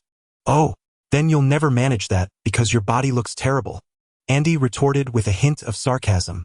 "I came to you because I've hit a snag with energy in my research. So I wanted to consult you, the energy expert who built a cold fusion reactor, on how to create a portable energy device." Andy transferred his concept for the energy device to the computer in front of him. Despite Tony Stark's unpleasant foul mouth, one had to admit he was a true genius and the one who respected knowledge the most. Though he looked down on other so-called experts, Tony Stark had to take Andy seriously, a super genius on par with himself. Despite his impatience, Tony Stark diligently examined Andy's energy device concept drawing and began to ponder the problem seriously. Compared to the satisfaction of outshining Andy, the pleasure of a date with a woman paled in comparison. Now a super genius equal to him had come seeking help. Even though the problem wasn't in his specialty, who cared? To have bested him meant he was superior. He would announce this to the media later. From then on, only Tony Stark's name would appear in the news, and no one would ever pair Andy with him again. Realizing his thoughts had wandered, Tony Stark quickly reined them in and focused on everything he had ever learned. The best energy source was undoubtedly nuclear power, but cold fusion technology was Stark Industries' highest secret, so he could never hand it over to Andy. As for other energy sources, electricity, batteries. Yes, batteries. Tony Stark suddenly thought of the car batteries in his sports cars. A battery itself was a relatively compact energy device. Of course, the smaller the battery, the less energy it stored. Moreover, in the concept drawing Andy had given him, the device was only palm-sized. To contain such immense energy in such a small volume required careful consideration. Andy lounged on the sofa, swirling his glass and watching Tony Stark with a smile. Before him sat the smartest man in the world. With a clear goal, he could create the most awe-inspiring technology on Earth. Feeling uncomfortable under Andy's steady gaze, Tony Stark snapped angrily, "Hey, stop staring at me like a horny bull. If you can't control yourself, there's a gay bar outside." Andy burst out laughing at his exasperated expression. It was amusing that the famous Tony Stark, who lived under the spotlight every day, could be so flustered by his stare. Although Andy had done it on purpose, being mistaken for a homosexual wasn't pleasant, especially when the accuser was Tony Stark, who never held back his words. Shrugging, Andy left the sofa to continue his walk, leaving Tony Stark alone on the couch, lost in thought over the computer. Leaving the observation deck, he found a cocktail party at the end of the hallway. Maria, who had been with Tony Stark earlier, was chatting with several beautiful women, glasses in hand. "Miss Maria, my business is done." But Tony Stark seems to be lost in thought. "You might have to postpone your date until tomorrow." Taking a glass of red wine from a server's tray, Andy gently clinked his glass against Mariah's. "As for the beauty products I promised, feel free to tell me what you like, and he'll have them specially customized for you." Andy's words surprised Maria. She had expected a limited edition beauty device, but Andy told her she could choose any product, and it would be a special custom edition from Orokin Technology. It was well known that only standard editions of Orokin Technology's products were available on the market, with limited editions being rare. As for the special custom editions accessible only to high-ranking personnel of Orokin Technology, Maria had only seen them in concept videos for Orokin products. Seeing Mariah's excitement and the envious looks from the other beautiful women, Andy smiled. This was how normal people should react. Tony Stark, with his foul mouth, had survived this long only because of the vast legacy left by his parents. Otherwise, with his abrasive personality, he would have been beaten to death long ago. His mouth was simply too irritating. Strolling leisurely through the cocktail party, occasionally greeting acquaintances, and exchanging a few words, Andy's mood was completely soothed. As for Tony Stark, still pondering over the energy device in the observation deck, Andy had already forgotten him entirely. After Andy left, Tony Stark sat quietly on the sofa, gazing at the concept diagram of the energy device left by Andy on his computer. There is no denying that Tony Stark is called a top scientist in the world for a reason.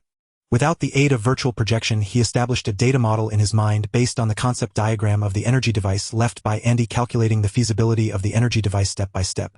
Starting with the electrolytic substances, Tony introduced each chemical element that could easily react, simulating experiments in his mind. However, these reactions either had low efficiency or were too violent and prone to explosions, with none suitable for use as energy. Thinking of the cold fusion reactor he constructed under Stark Industries, Tony Stark enlarged the palm-sized energy device and combined it. In his mind, the cold fusion reactor and the energy device model merged perfectly. In Tony Stark's simulation, he discovered that the energy device significantly enhanced the energy conversion of the cold fusion reactor, surprising him as he hurriedly called for his intelligent assistant. J.A.R.V.I.S. Integrate the energy device concept model with the cold fusion reactor under Stark Industries and run a simulation. As soon as he finished speaking, the computer in front of Tony Stark automatically switched to a special interface simulating the movement of the energy device and the cold fusion reactor together. In the simulation animation, the energy generated by the cold fusion reactor was amplified to twice its original amount after passing through the energy device. This confirmed the simulation experiments in Tony Stark's mind. This made him feel bitter inside. This was not a request for guidance on energy issues, it was simply a demonstration of his research achievements in energy. However, rather than feeling discouraged by Andy's energy device, Tony Stark was filled with renewed determination. He was the world's top scientist, and unlike Andy, who was well known for his expertise in biotechnology, he stood at the pinnacle in many fields. He had involvement in various scientific research areas, and with his personality he either didn't do something or did it to the best of his ability, which is why many products at Stark Industries were developed under his direct leadership. To Tony Stark, the energy device given to him by Andy was a signal of provocation. He did not resent this provocation. On the contrary, he relished the feeling of competition. Standing at the top of the scientific community for years made him feel quite lonely. Previously, Andy had focused solely on biotechnology, and he had only briefly grasped some related knowledge before losing interest. In Tony Stark's view, Andy's research in biotechnology had reached the highest level in the world, truly standing at the pinnacle of the field. And now, with Andy challenging him using the energy device, there was absolutely no way he would back down. He enjoyed competition, for only in fierce competition could the sparks of creativity ignite and inspiration flow like a fountain. He instructed J.A.R.V.I.S. to back up the energy device and began to rethink Andy's energy issue. Since the existing electrolytic substances were inadequate, they would have to rely on combustion for energy. Only through sufficient combustion could energy be converted into adequate power through the energy device. Tony Stark set his sights on aerospace fuel through comparison. With J.A.R.V.I.S. assistance, he constructed a new molecular structure model in just a few days. This involved improving the existing aviation fuel by transforming it from a liquid state to a solid form, with the combustion efficiency of the new molecular state being 3 times that of the original state. Moreover, within the same mass, the energy provided by the new solid fuel was 10 times that of the liquid fuel. Hundreds of liters of aviation fuel, after being converted into the new molecular solid fuel, weighed only a few kilograms. After constructing the new molecular model, Tony Stark relaxed and collapsed onto his bed, falling into a deep sleep. It had been a long time since he had worked through the night on something like this. Usually he dealt with military missiles, and in most cases he could resolve issues using his previous technical reserves. Even if the military had special requirements, it would usually only take him a few hours. Tony Stark left Los Angeles, taking his private plane back to New York and returning to Stark Industries. Before leaving, he sent the fuel cell model created using the new molecular solid fuel to Andy. Though the new molecular solid fuel was a significant discovery, just like the energy device model Andy had given him, he did not take it seriously at all. The new molecular solid fuel was not created out of thin air, but was derived from the original aviation fuel through a process of concentration and conversion. Although the combustion efficiency of the solid fuel had significantly improved, the need for a large amount of equipment and aviation fuel had increased its cost several times. Thus, this technology could only serve as a technical reserve and could not be put into use. Only super-rich individuals like him could afford to use it as a toy, while others could not sustain it at all. Looking at the fuel cell model on the computer, Andy was somewhat surprised. Tony Stark had actually completed it in just a few days. This was not the reactor under Stark Industries, and aside from the energy device, Andy had not provided him with any energy source. Yet, in just a few days, he had developed a portable energy source that could burn continuously for 1,000 hours. Combining it with the energy device, it could provide ample energy under the amplification of the energy device. However, when Andy saw the new molecular solid fuel used in the fuel cell, he couldn't help but smile wryly. Tony Stark had actually transformed aviation fuel into concentrated solid fuel. Although the new molecular structure made the fuel burn more efficiently, the amount of aviation fuel required for a single fuel cell was enough to allow a small plane to fly several dozen kilometers. After the computer completed the simulation, the Orokin system responded. The new molecular fuel was detected by the system, successfully unlocking 2 chemical technologies: detonation analysis and detonation launcher. Although referred to as 2 technologies, the detonation launcher is merely the weaponized form of detonation analysis. However, what Andy regretted the most was that the system did not unlock the electromagnetic field device technology as well. The electromagnetic field device is a valuable asset. It can utilize energy to envelop the field, controlling high thermal energy substances for weaponization. Energy weapons made using the electromagnetic field device can be utilized in both long-range shooting and close combat. Moreover, the most crucial aspect is that it can also be used to create energy shields and a series of protective devices. Whether for offense or defense, the applications and scope of the electromagnetic field device are far more extensive than those of the detonation launcher. In contrast, the detonation launcher falls short in many respects. Unless one intends to develop military products at a loss for sale, this device has almost no value for use. The detonation launcher has only 2 possible uses, either as a launcher or in explosive weaponry, and in any case it is tied to military use. Moreover, weapons made with the detonation launcher require specialized ammunition. Such equipment with its astronomical costs would never be purchased by the military. Nonetheless, Andy was still quite willing to accept this unexpected acquisition of technical knowledge. Although it cannot be transformed into a marketable economic product as a technical reserve, it is still viable. Who knows when a day might come when he needs to use a launcher or explosive weapon. The Science Summit was drawing to a close. At the summit, Andy met two research experts who possessed formidable expertise in their respective fields. Dr. Hall, who specialized in the field of gravity, showed Andy the gravitonium he was researching. He told Andy that gravitonium could alter the gravitational state of an area. Although it was still theoretical, he had already found a method to produce it. As long as he could find suitable materials to build the apparatus, he could immediately produce this world-changing gravitonium. In the field of nanotechnology, there was a female scientist from China named Helen Zhou. She was undeniably a genius. Her biorepair technology could use any substance as a material to repair organisms. The repaired parts not only looked identical to normal flesh, but also possessed the special properties of the original material. In her demonstration, a white mouse whose left forelimb had been amputated successfully grew a new left forelimb under the repair apparatus. Although the newly grown limb appeared somewhat stiff, that was because Dr. Helen Zhou had used a piece of black rubber as the raw material. According to her, she planned to put this technology into use.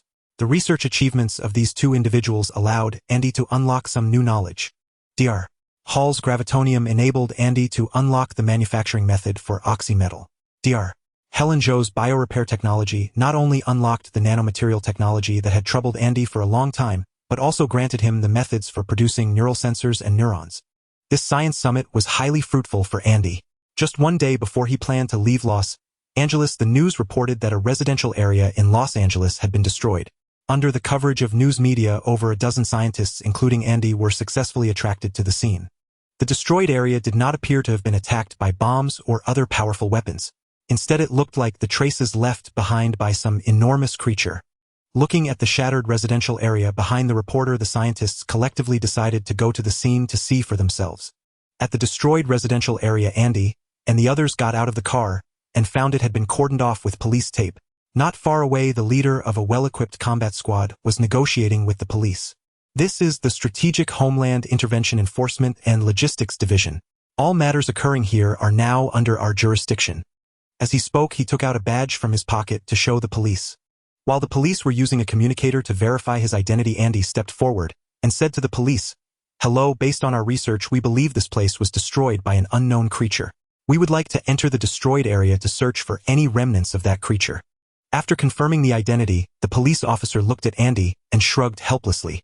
Pointing at the man in sunglasses beside him, he indicated to Andy that he was now in charge. "Hello, Mr. Andy. The situation here is now under the control of the Strategic Homeland Intervention Enforcement and Logistics Division. My name is Phil Coulson, Level 6 Agent." Phil Coulson said to Andy with a smile. His smile was very sincere, and combined with his honest-looking face, it created a great sense of goodwill. Infected by his smile, Andy smiled back and pointed behind him, saying, "So can my friends and I go in and have a look now, Agent Coulson?" Coulson did not respond immediately, but spoke into his communicator. The combat squad dispersed to guard the perimeter of the residential area. After finishing his conversation on the communicator, Coulson said with a smile, "Of course you can. You are research experts. Perhaps you might make some new discoveries here. But you need to inform my people of your findings so they can make backups." After thanking him, Andy and the experts entered the destroyed area. "Wow, this creature looks like it was huge. Look, the marks here are a full meter off the ground and were formed in a single pass. It looks like some kind of giant crawling creature, like a snake. Yes, a snake. It looks just like the trail left by a giant snake." Dr. Hammond, a paleontologist, had a particular fondness for such enormous creatures. Just from the traces, he was able to deduce the creature's general appearance. The group searched the area carefully, gradually discovering some giant black scales on the periphery. "Oh, my God, such huge scales. Has a dragon passed through here?" Upon discovering the scales, a female scholar exclaimed. These scales were indeed enormous, each one half a meter long, making one wonder if a dragon had indeed passed through. Phil Coulson also found many giant scales. He packed them one by one and sealed them in a temporarily requisitioned container. "Any findings, experts?" Coulson asked with a smile on his face. He had already found nearly 100 giant scales here. According to data from the lab, the creature that could grow such scales would be hundreds of meters in size. He hoped to get a different answer from the experts, otherwise the thought of a monster 100 meters tall would truly drive him to despair. Hearing this, Andy made a helpless gesture to Coulson. So far apart from these scales, they had found no valuable clues at all. "Let me in. I'm a reporter. Hey, race my press card." Just as everyone was feeling stumped, a voice rang out and everyone looked up. "Hey, Mr. Andy, I'm Ethan Kenrick. We met at your press conference." Seeing Ethan struggling, held back by the police, Andy recalled the day of the press conference. That young woman who didn't know the industry rules seemed to have been stopped by him. Andy said a word to Coulson and Ethan was let in by the police. "Nice to see you, reporter Ethan." Andy greeted Ethan, who was straightening his clothes as he walked toward him. This guy had incredibly high professional standards. Earlier, other reporters had tried to enter the area but gave up after being stopped by the police, turning instead to interview nearby residents. But he struggled desperately against the police's shoving, seizing every opportunity to get in. "Hello, reporter Ethan. No photography here. Please hand over your camera." Coulson stepped forward and said to him with a smile. Several fully armed soldiers searched Ethan, confiscating his camera, voice recorder, and other equipment. Struggling in vain, Ethan shouted angrily at Coulson. "Hey, you can't do this. I'm a reporter. I have the right to reveal the truth to the public." Coulson bowed slightly in apology. "Your belongings will be returned to you when you leave." With that, Coulson left with his men. There were still many places to search. They needed to hurry and send these scales back to the bureau.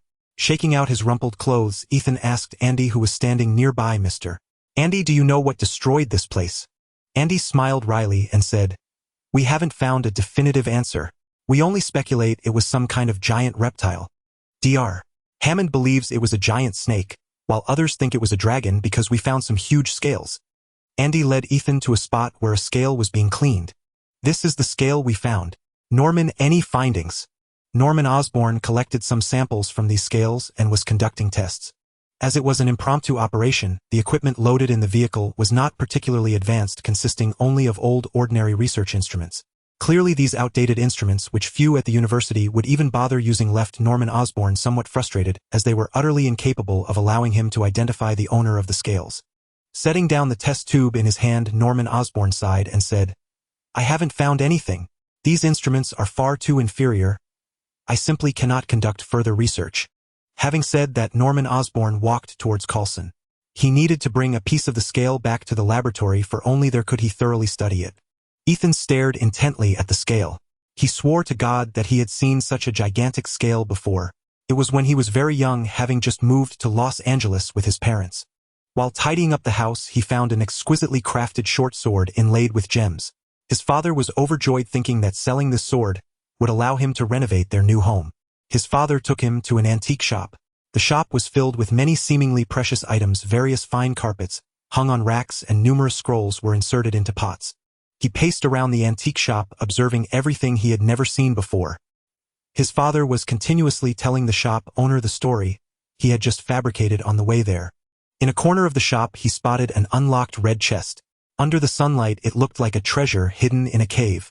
Just as he approached the chest, it suddenly opened by itself, startling him. Hearing the noise, his father shouted at him, "Ethan, don't touch anything here." Then he said to the owner, "This is my father's most treasured short sword. If you offer 800, no, if you offer 1,000, I'll sell it to you." But young Ethan saw something incredible. Inside the chest lay a massive scale, its surface radiating a mysterious light. After a burst of intense light, the flagpole leaning against the wall fell to the ground and the mysterious light vanished. "Ethan, don't. Boss, what's wrong with you?" His father shouted at him again, but this time he was interrupted by the shop owner. The antique shop owner was clutching his chest, his face contorted in pain. "Sir, could you go to the herbal medicine shop 2 streets away and buy some medicine for me? I'm feeling terribly tight in my chest." "WH. What?" The owner's sudden illness bewildered his father so much, so that he didn't quite catch what was said. The owner gasped heavily, his face full of agony. "I'll take your sword. I'll give you 3,000. Take this 800 as a deposit and go buy some medicine from the herbal shop 2 streets away. The owner there is my friend. He knows what I need. Hurry. Hurry." His father took the money and called Ethan over to look after the owner. "Ethan, I'm going to get the medicine. You stay here and take care of the boss." With that, his father turned and ran out of the antique shop. The moment his father left, the owner, as if nothing was wrong, picked him up and began telling a story. 500 years ago, there was a terrifying army of monsters.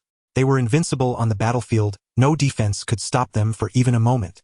This army trampled countless cities on its march, its target firmly set on the capital. In the capital, a beautiful maiden lived within a temple carefree, and roaming everywhere with her beloved warrior. She was the army's target, for within her body resided a magical Dragon Ball. The mastermind behind the monster army, an evil python named Bunaki, coveted this Dragon Ball relentlessly, for only by obtaining it could he transform into a mighty dragon and rule the world. To prevent Bunaki from getting the Dragon Ball and ruling the world, the maiden and the warrior fled the temple and leaped together from a cliff to their deaths. Enraged and driven mad by failing to obtain the Dragon Ball, Bunaki destroyed the capital and went into hiding with his army. He awaited the reincarnation of the two. And he, Ethan Canrick, was the warrior from the tale. For only the warrior could activate the light of the scale in the chest, a scale left behind by a righteous python named Imogen. After finishing the story, the owner also gave him a necklace telling him to protect the maiden's reincarnation and not let Bunaki succeed. That necklace now rests in his bedside drawer. Ethan, hey, what's wrong? Seeing Ethan standing motionless, Andy waved a hand in front of his eyes to get his attention. Oh, I'm fine. So this is the scale you found. Wow, it must be from a massive creature. Snapping back to reality, Ethan pretended everything was fine and let out an exclamation of awe at the scale. The demon's army is about to emerge. The black serpent will bring destruction. Pack your belongings and flee from here, for this place will become a battlefield. An old man stood near the cordon shouting deliriously, "Good and evil will converge here. Do you hear me? Flee this place now and never return." The old man repeatedly warned the onlookers. Andy found it novel. The old man's words sounded like an ancient prophecy. Hearing the old man's words, Ethan thanked Andy and left without looking back. He needed to go back and find out what this was all about. He had always believed the antique shop owner's tale was just a story and the necklace merely a gift. But now the situation mirrored the story exactly. The unknown creature that left behind the massive black scale was speculated by experts to be a giant serpent, while the white scale in his memory was vividly clear. The old man's words echoed incessantly in Ethan's ears. The serpent, the Dragon Ball, and the girl he was destined to protect. All these things gave Ethan a headache. I need to go back. They'll have to use special instruments in the lab to examine this scale. After speaking with Coulson, Norman Osborn was holding a silver case, the same one Andy had seen Coulson using to carry the scale. Having found nothing of interest here, Andy decided to return to New York with Norman Osborn. Military base. Osborn and Orokin jointly demonstrated their research on super soldiers to the military. Since it was just a presentation, neither boss needed to operate the equipment personally. The two chatted at a table. Guess what I found in the scale? You'll never believe it. Norman Osborn was visibly excited, his exhilaration palpable. Andy's brow furrowed deeply. Norman Osborn was usually a very composed man. Such excitement meant he must have discovered something crucial in the scale. Without waiting for Andy's reply, Norman Osborn eagerly blurted out, "The scale contains a massive amount of a special substance that allowed the creature to grow so enormous. And I found that this substance can cure my family's genetic disease." Andy raised an eyebrow in surprise. He hadn't expected that such a gigantic scale would be the life-saving remedy for the Osborn family's hereditary illness. "I'll keep monitoring information on this creature. No matter how difficult, I will capture it the moment it appears." A spark of hope ignited in Norman Osborn's eyes, as if he had been granted a new lease on life. Putting an arm around Norman Osborn's shoulder, Andy said solemnly, "Don't worry, Norman. I'll help you." Thunderous applause erupted in the military base. General Ross shook their hands, his face flushed with excitement. Although Norman's human enhancement serum couldn't push soldiers to their physical limits, its mass producibility was a huge advantage. Andy's 4 types of stimulants had significant effects, effectively aiding soldiers in combat. Their research was a resounding success. General Ross, on behalf of the military, placed orders, and both Osborn Industries and Orokin Corporation reaped substantial profits. Los Angeles night. A plump patrol officer was cruising the streets in his squad car. The recent inexplicable appearance of unknown creatures had terrified the nearby residents, especially after that old madman's ramblings, filling everyone with anxiety. Many people were packing their luggage at home, preparing to flee Los Angeles. In truth, he too felt afraid. According to a colleague who worked at the scene after a special department took over, they discovered numerous enormous black scales in that area. Those colossal black scales were half a meter long. According to that colleague, there were many scientific experts at the scene. One expert believed these were scales, left by a giant python, while others argued they belonged to the legendary dragon. The patrol officer scoffed at the notion of a giant python. He had seen snakes before. How could any snake grow to such a size? On the contrary, he leaned towards the experts who identified the unknown creature as a dragon. Only the legendary dragon could possess such a massive body. Yet, according to legend, dragons were far from benevolent beings. They destroyed towns and plundered treasures, committing every evil deed imaginable. Judging by the size of those scales, this dragon must be at least 100 meters tall. With such an enormous frame, why had no one ever heard of it or discovered its traces before? What did it eat to grow so large? Where would it hide its plundered treasures? The patrol officer whistled, letting his mind wander. After finishing the street patrol, he could finally go back to rest. Moo! The patrol officer faintly heard a miserable cry. It came from the zoo not far ahead. By the sound, it seemed to be an elephant's pained bellow under attack. The patrol officer drove towards the zoo.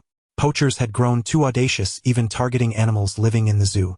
Unholstering his pistol and clicking off the safety, the patrol officer quietly approached the elephant enclosure. As expected, the elephant was dead. The poachers were incredibly brazen. Not only had they killed the elephant, but also severed its head and taken it away. Gazing at the elephant's headless corpse lying in a pool of blood, the patrol officer shuddered. These people were truly too audacious and brutal, taking away such a massive elephant head. Perhaps they intended to turn it into a trophy and hang it on a wall. He had heard that many wealthy collectors favored such items. The patrol officer scanned the area, hoping to find something. A rustling thicket caught his attention. Raising his pistol, he approached and shouted, "Come out of the bushes. I see you. Now hands on your head and slowly come out of the bushes." No one obeyed. "Hey, I said hands on your head and come out of the bushes now," the patrol officer shouted again. Suddenly, a massive creature burst from the thicket, startling the patrol officer. In a panic, the patrol officer fired several shots at the creature. The bullets ricocheted off its body, sparks flying. Staring at the creature before him, the officer recalled his colleague's mention of a dragon and collapsed to the ground in terror. D.R.A. Dragon had appeared. The creature, believed to be a dragon, glanced at the patrol officer, but paid him no mind. The officer's pistol was too weak. Its bullets were all deflected by the creature's thick scales, and it didn't even feel the attack. It was only this human's excessive noise that had drawn its attention. The colossal creature swallowed the elephant's carcass in one gulp and retreated into the thicket. Only after the creature had completely vanished did the patrol officer snap out of his stupor, screaming, as he fled the scene to report the incident to the station. "That creature has appeared again." According to a patrol officer's tip-off, the creature's armored scales can withstand pistol bullets, and it can swallow an elephant whole. Norman Osborn was on the phone with Andy. Just moments ago, he had received news from Los Angeles that the unknown creature had struck again, attacking a zoo. "This thing is huge. With just the two of us, we wouldn't stand a chance against it. I've been preparing these past few days. What about you?" Back in New York, Andy used fuel cells to replace the Orokin cells, crafting a set of low-tier Guardian armor. Made of titanium alloy, the low-tier Guardian armor resembled the armor worn by ancient warriors. Its streamlined body gleamed with a metallic sheen, and at the chest was a replaceable fuel cell energy unit. Gravity devices and repulsion devices were also installed in the low-tier Guardian armor, with several spare fuel cells stored in a belt-mounted unit ready for replacement. Additionally, Andy used titanium alloy to create a batch of amorph crystals and weapons, equipping them onto the Guardian armor. The amorph crystals made of titanium alloy didn't shatter, though some issues arose during fusion.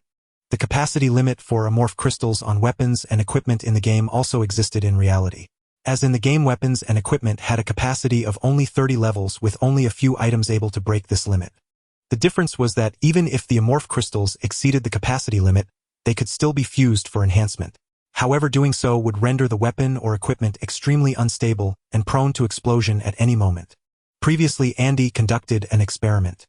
He fully upgraded and fused the Serration boosting base damage cryo rounds, freezing ammunition, and split chamber increasing bullet count into a G36 assault rifle. After a few shots, the G36's surface began to glow with a dark red light. After Andy threw the rifle away and took cover, the gun exploded into fragments. Even the amorph crystals vanished, leaving only a pile of fusion cores and metal shards scattered everywhere. Through experimentation, Andy discovered that the so-called capacity limit was actually a safety mechanism. The G36 assault rifle exploded because it had exceeded its capacity limit by a full 10 levels. However, there were ways to allow weapons and equipment to fuse multiple amorph crystals. Andy had not yet acquired any knowledge of the technical blueprints for limit-breaking devices Forma, which changes the form of equipment Orokin catalysts, and Orokin reactors which double the amorph crystal capacity of weapons and warframes. Aside from the Scanna, which gained an additional 10 capacity levels after equipping Steel Phoenix, no other weapon could increase its amorph crystal capacity. The reason the Scanna's capacity level could be increased by Steel Phoenix was due to the polarity on its exclusive stance slot, which doubled the stance mod's capacity from 5 to 10. Polarity is a special pattern left on equipment after using Forma to change it, which can increase or decrease the capacity cost of amorph crystals. Among all weapons, only melee weapons inherently possess polarity on their stance slot without needing Forma. Left with no choice, Andy had to craft new amorph crystals, keeping their capacity within the weapon's limit. Primary weapon Broughton fused crystals max serration. 165 base damage maxed Hellfire. 90 heat damage. Secondary weapon Lotto fused crystals maxed Hornet Strike. 220 base damage maxed Heated Charge. 90 heat damage. Melee weapon Scanna Steel Phoenix maxed Pressure Point. 120 base damage maxed Fever Strike. 90 toxin damage maxed Shocking Touch. 90 electric damage maxed Fury. 30 increased attack speed. Because the clues indicated the monster could ignore pistol ammunition, Andy specifically fused heat damage crystals into his ranged weapons, hoping the fire damage could strip the creature's scales. He also combined electric and toxin damage on the Scanna to create corrosive damage, making it easier to break through the creature's defenses and inflict harm. Moreover, Andy specially crafted 5 kinetic absorption traps as backups, hoping to use them to capture the monster. Upon hearing Andy's question, Norman Osborn on the other end of the phone revealed a mysterious smile. Don't worry, it might be a problem for an ordinary person's physique. But after using the human enhancement serum, none of this will be an issue. Besides, I have something special that can help me. Norman Osborn's words piqued Andy's curiosity. What exactly could give Norman Osborn such confidence when facing a creature of obviously massive size?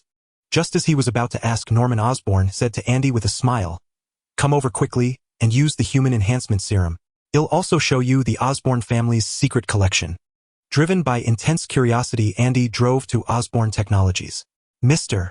Andy, the CEO is waiting for you in the lab. Please follow me." Entering the Osborn building, Norman Osborn's assistant was already waiting for Andy.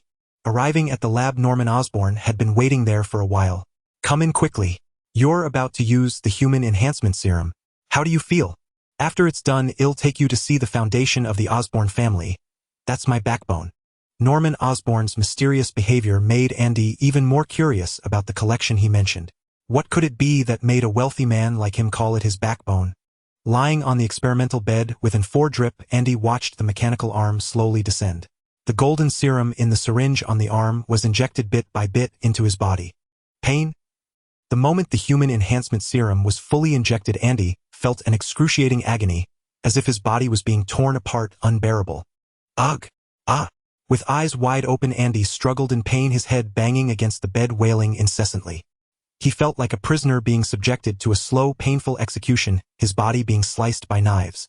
Norman Osborn, lying on another bed, was in so much pain that he passed out. Sweat as large as beans dripped from Andy. He somewhat regretted it. Through the practice of the martial form ritual, his physical condition had improved rapidly, but now this excellent physique only prolonged his torment. Recalling the breathing technique taught by the proctor in the martial form ritual, Andy began to breathe in a special rhythm. Inhale, exhale. Andy felt the pain lessen. This special breathing method, coordinated with the martial form ritual, seemed specifically designed to dull pain. Andy became completely immersed in the breathing, the pain affecting him less and less. Inside his body, with each breath, his heart beat more powerfully, the strong force rapidly dispersing the injected human enhancement serum throughout his body. Under the serum's effect, his body cells became tougher, frantically absorbing nutrients from within. The nutrient fluid was rapidly consumed, and his physical condition soared. "Hey! Andy, wake up!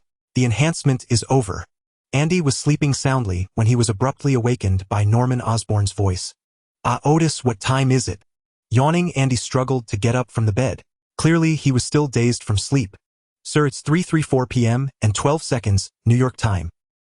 Afternoon." Gathering his thoughts, Andy remembered he was in the Osborn building, having just used the human enhancement serum with Norman Osborn. Rubbing his eyes, he found Norman Osborn looking at him with a smile. "Awake! Get yourself together and he'll show you the Osborn secret." Leaving that remark, Norman Osborn hurried away. He needed to replenish his energy urgently. His stomach had been rumbling non-stop since he woke up. Dressed neatly, Andy found Norman Osborn in the dining room. He grabbed a slice of pizza, took a few bites, and then swallowed the whole piece. After eating, he followed Norman Osborn to the underground lab of the Osborn building. This place holds the lives work of several generations of the Osborn family. In the underground lab, various strange creatures were preserved in glass jars. These are extraterrestrial organisms collected by my ancestors to solve the family's genetic disease.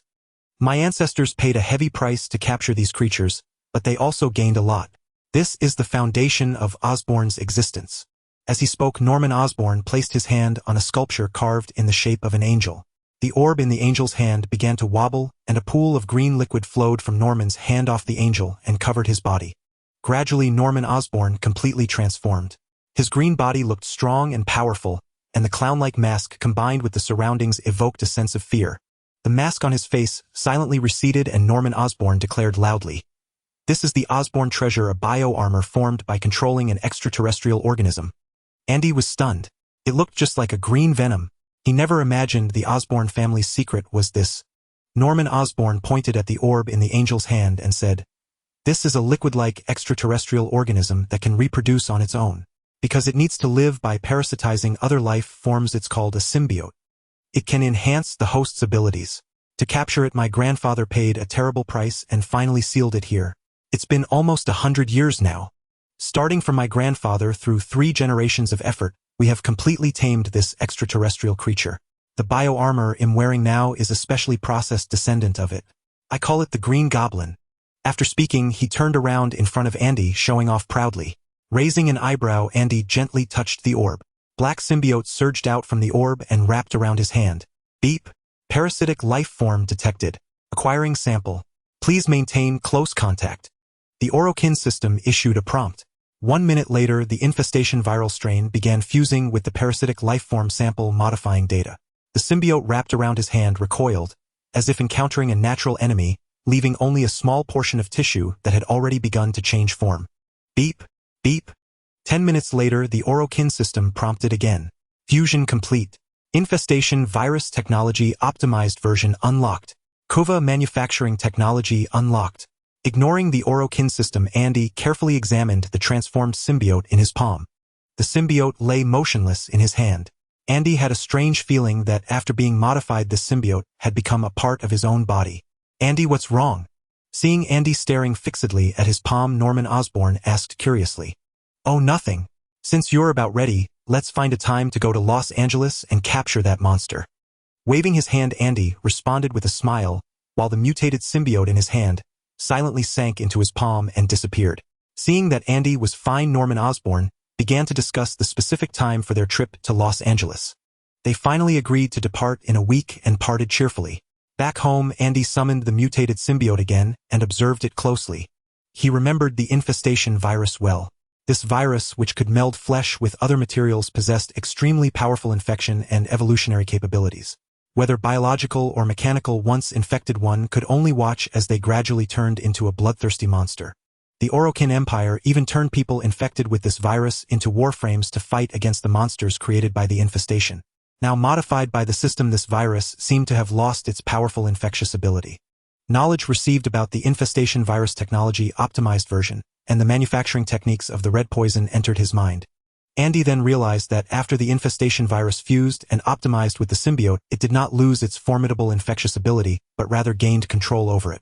The optimized infestation virus would forever obey Andy's commands, not erupting recklessly like in the game.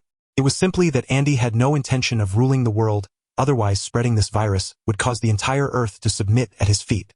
The mutated symbiote on him was the original entity that manufactured the infestation virus, and it could transform into a biological battle armor like Norman Osborn's Green Goblin. Compared to the infestation virus, the manufacturing technology of red poison did not attract Andy as much, although the Orokin people claimed that red poison was a potion for immortality. But that was merely a brutal ritual using red poison to transfer the consciousness of a dying person into another young and vibrant body. Red poison itself did not have the effect of granting immortality. It could only sever and encapsulate consciousness. As for the other aspects, red poison emitted unique energy fluctuations capable of severing and even purging all energies except for the void. Thus, in the Orokin Empire, red poison symbolized power. Only the leaders would have access to it, and only those wielding red poison could command the armies of the Orokin Empire. For Andy, the greatest use of red poison was to refine the attributes of Fisher crystals. However, Andy had only unlocked the method for manufacturing ordinary amplitude crystals, while the special types like Fisher crystals, fallen crystals, and enhanced crystals had yet to be unlocked. Thus, red poison felt like a chicken rib to Andy at the moment. Tasteless to eat, yet a pity to discard. The black and red mutated symbiote conveyed a sense of hunger to Andy, prompting him to bring out all the food in the kitchen for the symbiote to consume. Reluctant to leave Andy's side, the tiny mutated symbiote elongated its body, with one end still in Andy's hand, while the other end transformed into plant-like roots embedded in the food. Various foods were rapidly absorbed. Andy watched as choice cuts of steak were turned into liquid by the mutated symbiote, all consumed within just 5 minutes. After devouring all the food, the mutated symbiote continued to convey hunger. Pointing at the little symbiote that had barely changed in size, Andy smiled and said, "There's no food left. They'll take you out for a feast tomorrow. Since you eat so much, I'll call you Gluttony now." Watching Gluttony return to his body, Andy also began to rest. The next day, in the top-level laboratory of the Orokin technology, Andy said to Gluttony, "Come and taste this," as he presented a large plate of jelly-like substance. This jelly-like substance was a high-energy food he had developed years ago. Although it had no flavor, 1 kilogram of high-energy food contained as much energy as 100 kilograms of fat. It was the most commonly purchased emergency supply by the military, and now every soldier carried a stick of high-energy food to sustain themselves in emergencies. Now it was perfect for Gluttony's feast. This plate of high-energy food weighed 5 kilograms, enough for Gluttony to absorb for a while. Moreover, outside, the laboratory workers were continuously transporting boxes of freshly produced high-energy food onto the conveyor belt. Andy wanted to see if Gluttony could quickly grow under the influence of a large amount of food. Currently, the tiny mass made it impossible for him to research virus technology, let alone manufacture viral weapons. Gluttony rapidly absorbed the high-energy food, and its body began to slowly expand. At first, only a narrow, almost transparent tube extended, easily overlooked unless one paid close attention. As more food was absorbed, the tube became increasingly visible, splitting into more transparent tubes to absorb food together. It even penetrated into the boxes filled with high-energy food that were being transported through the conveyor belt. It was unclear how much Gluttony had absorbed before it stopped, but the laboratory was filled with various boxes. At this moment, the laboratory was filled with the tissues of Gluttony, with black and red tissues forming pillars of flesh throughout the lab. The entire laboratory appeared as if it were inside a living organism. Sensing that Gluttony had finished eating, Andy focused his mind, and Gluttony's tissues rapidly retreated. The laboratory began to return to its original state, but during the retreat, Gluttony destroyed and absorbed all the empty boxes. Once back inside Andy's body, Gluttony extended a tentacle, transforming into a glove on Andy's hand. "Gluttony, you can actually recombine the absorbed materials. Have you inherited the ability to fuse materials from the infestation virus?" Andy exclaimed, looking at the metallic glossed glove on his hand. Originally, whether biological or mechanical, anything infected by the infestation virus would maintain a certain appearance, devouring all materials until mutated into a larger monster. However, after merging with the symbiote, the infestation virus could not only be controlled, but also recombine the materials it had absorbed, maintaining their original characteristics, and becoming a semi-biological state of equipment. Controlling Gluttony's tentacle, it transformed into a black and red hollow blade for a test. The feel was excellent, and the sensation was akin to his own arm, which Andy greatly enjoyed. Unfortunately, Gluttony could not fuse with amplitude crystals. Although it was now the original entity of the infestation virus, capable of using its viral source to manufacture weaponry. For some unknown reason, it simply could not merge with amplitude crystals. This significantly diminished its effectiveness. Perhaps for others, possessing it would mean having the means to become a superhero.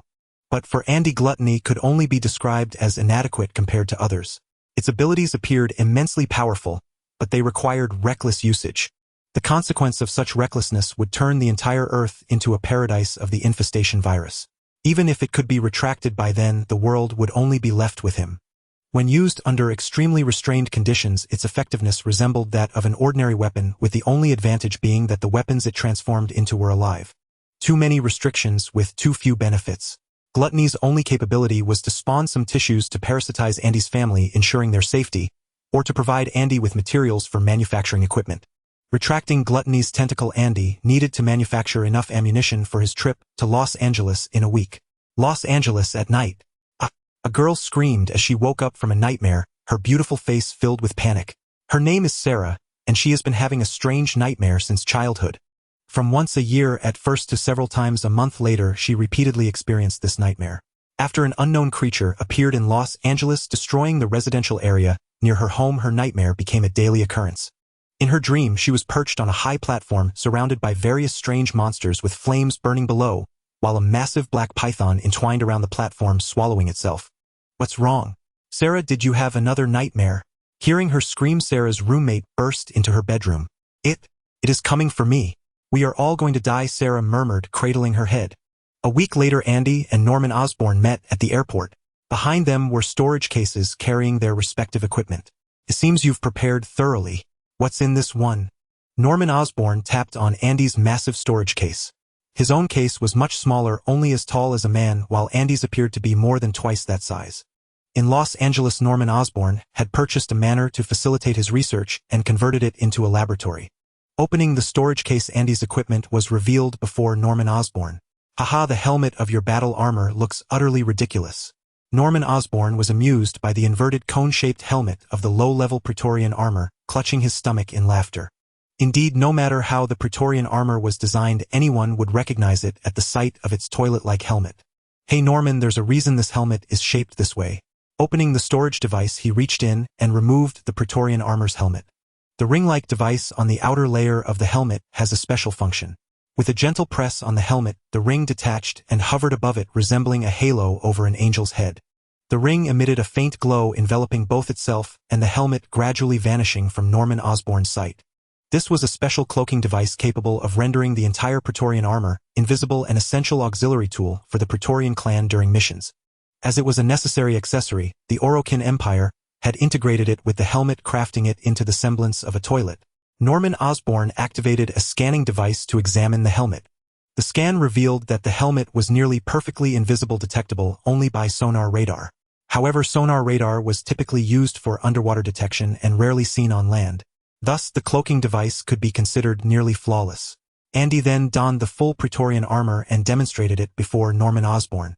Watching Andy, clad in the Praetorian armor, sprint across the room's walls and effortlessly lift a storage case filled with weaponry and ammunition, Norman Osborn had to admit that the low-level Praetorian armor's performance was close to that of his Green Goblin, a bio-armor cultivated by the Osborn family over 3 generations. The Green Goblin granted immense enhancements, offering Norman Osborn comprehensive and substantial boosts. In the past, wearing the Green Goblin allowed him to achieve a strength of around 10 tons with speed, stamina, reflexes, and recovery reaching superhuman levels. Now, having used human enhancement serums, his physical condition had reached an exceptionally high level. Donning the Green Goblin, his physical abilities were elevated to a terrifying state, making his already superhuman capabilities even more formidable. And Andy, a prodigy in biology, had created this low-level Praetorian armor that could rival the Green Goblin. Norman Osborn couldn't help but marvel that a super genius could not be judged by conventional standards. At the Los Angeles Police Department, an officer was taking a statement from Sarah. 3 knife-wielding thugs lay beaten and unconscious on the ground. Men who were football players. When the police arrived, only Sarah was standing there. Thus, they initially believed she had beaten them into that state. But Sarah's testimony contradicted their assumption. She claimed an elderly man had done it, knocking out the 3 thugs with his bare hands. As the statement was being taken, a reporter entered the station. He had heard that a woman named Sarah had single-handedly knocked out 3 thugs. This was a significant news story. Capturing a photo might earn him a reward. Seeing Sarah giving her statement, the reporter approached and said, "Hello, Miss Sarah. I heard you took down 3 thugs all by yourself. You're about to become famous." The officer taking the statement was interrupted by the reporter and grew angry. These reporters, relying on their status, often fabricated stories, and now he was disrupting his work. The officer snapped, "Please leave. This is a police station, not a press conference." The reporter ignored the officer and snapped a few photos of Sarah with his camera. "Miss Sarah, what happened back there? How did you defeat 3 thugs? Have you trained in any martial arts like Kung Fu?" Noticing Sarah's annoyance, the officer stood up to escort the reporter out. The reporter shrugged nonchalantly. If he couldn't get the truth, he could rely on his imagination. The final story would be the same. Camera in hand, the reporter left the station. He was in good spirits. Recently, rumors of unknown creatures had spread, unsettling all of Los Angeles, leaving little newsworthy to report. A girl defeating 3 knife-wielding thugs with her bare hands was always an eye-catching headline, no matter the time. Those 3 were football players, far stronger and more enduring than ordinary people. Even taking down a single unarmed football player was a feat, as they were much more robust than the average person. This would be a headline-grabbing story. At least he couldn't handle 3 opponents alone, especially when they were powerful athletes. Returning to the newsroom with his drafted article, the reporter exclaimed joyfully, "Hey Ethan, I got an explosive story at the police station. You won't believe it. A girl named Sarah beat 3 football players who tried to rob her into a pulp." In the newsroom, Ethan was having his colleague Bruce search for a 19-year-old woman named Sarah living in Los Angeles with a dragon tattoo on her shoulder. He recalled the antique shop owner telling him to find a woman named Sarah with a dragon tattoo on her shoulder. He was to protect her, and when she turned 20, take her to a cave to fulfill his destiny. He had once thought the owner was joking, but now, after seeing those giant scales, he knew it was all real.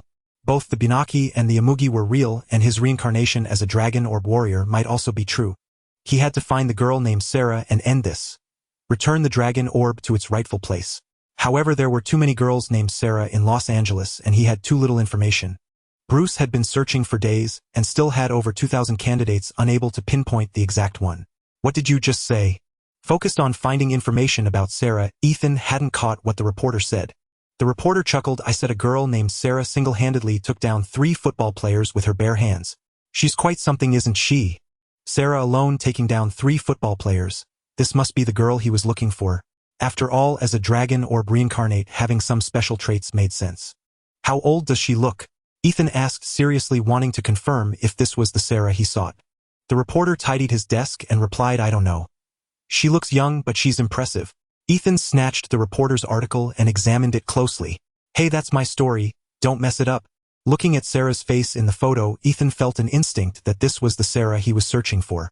Setting down the article, he drove to the police station to obtain Sarah's detailed information. "Are you saying an elephant devoured 5 pythons?" A police officer was taking a statement from a zookeeper. "Huh, no. It was a python that swallowed 5 elephants. I saw it with my own eyes." The zookeeper corrected the officer's mistake. Last night he was resting in his dormitory when he suddenly heard the trumpeting of elephants. As he walked, he grumbled, "We can send probes to Mars, but no one can make these damned elephants shut up." But when he reached the elephant enclosure, he saw a colossal python gripping an elephant in its jaws. The serpent was so immense that the usually massive elephants seemed small enough to be swallowed whole. The flashlight in his hand caught the python's eyes, and it dropped the half-swallowed elephant before him. Terrified, he screamed and fled the enclosure. That python wasn't like the ones we usually see. It was huge.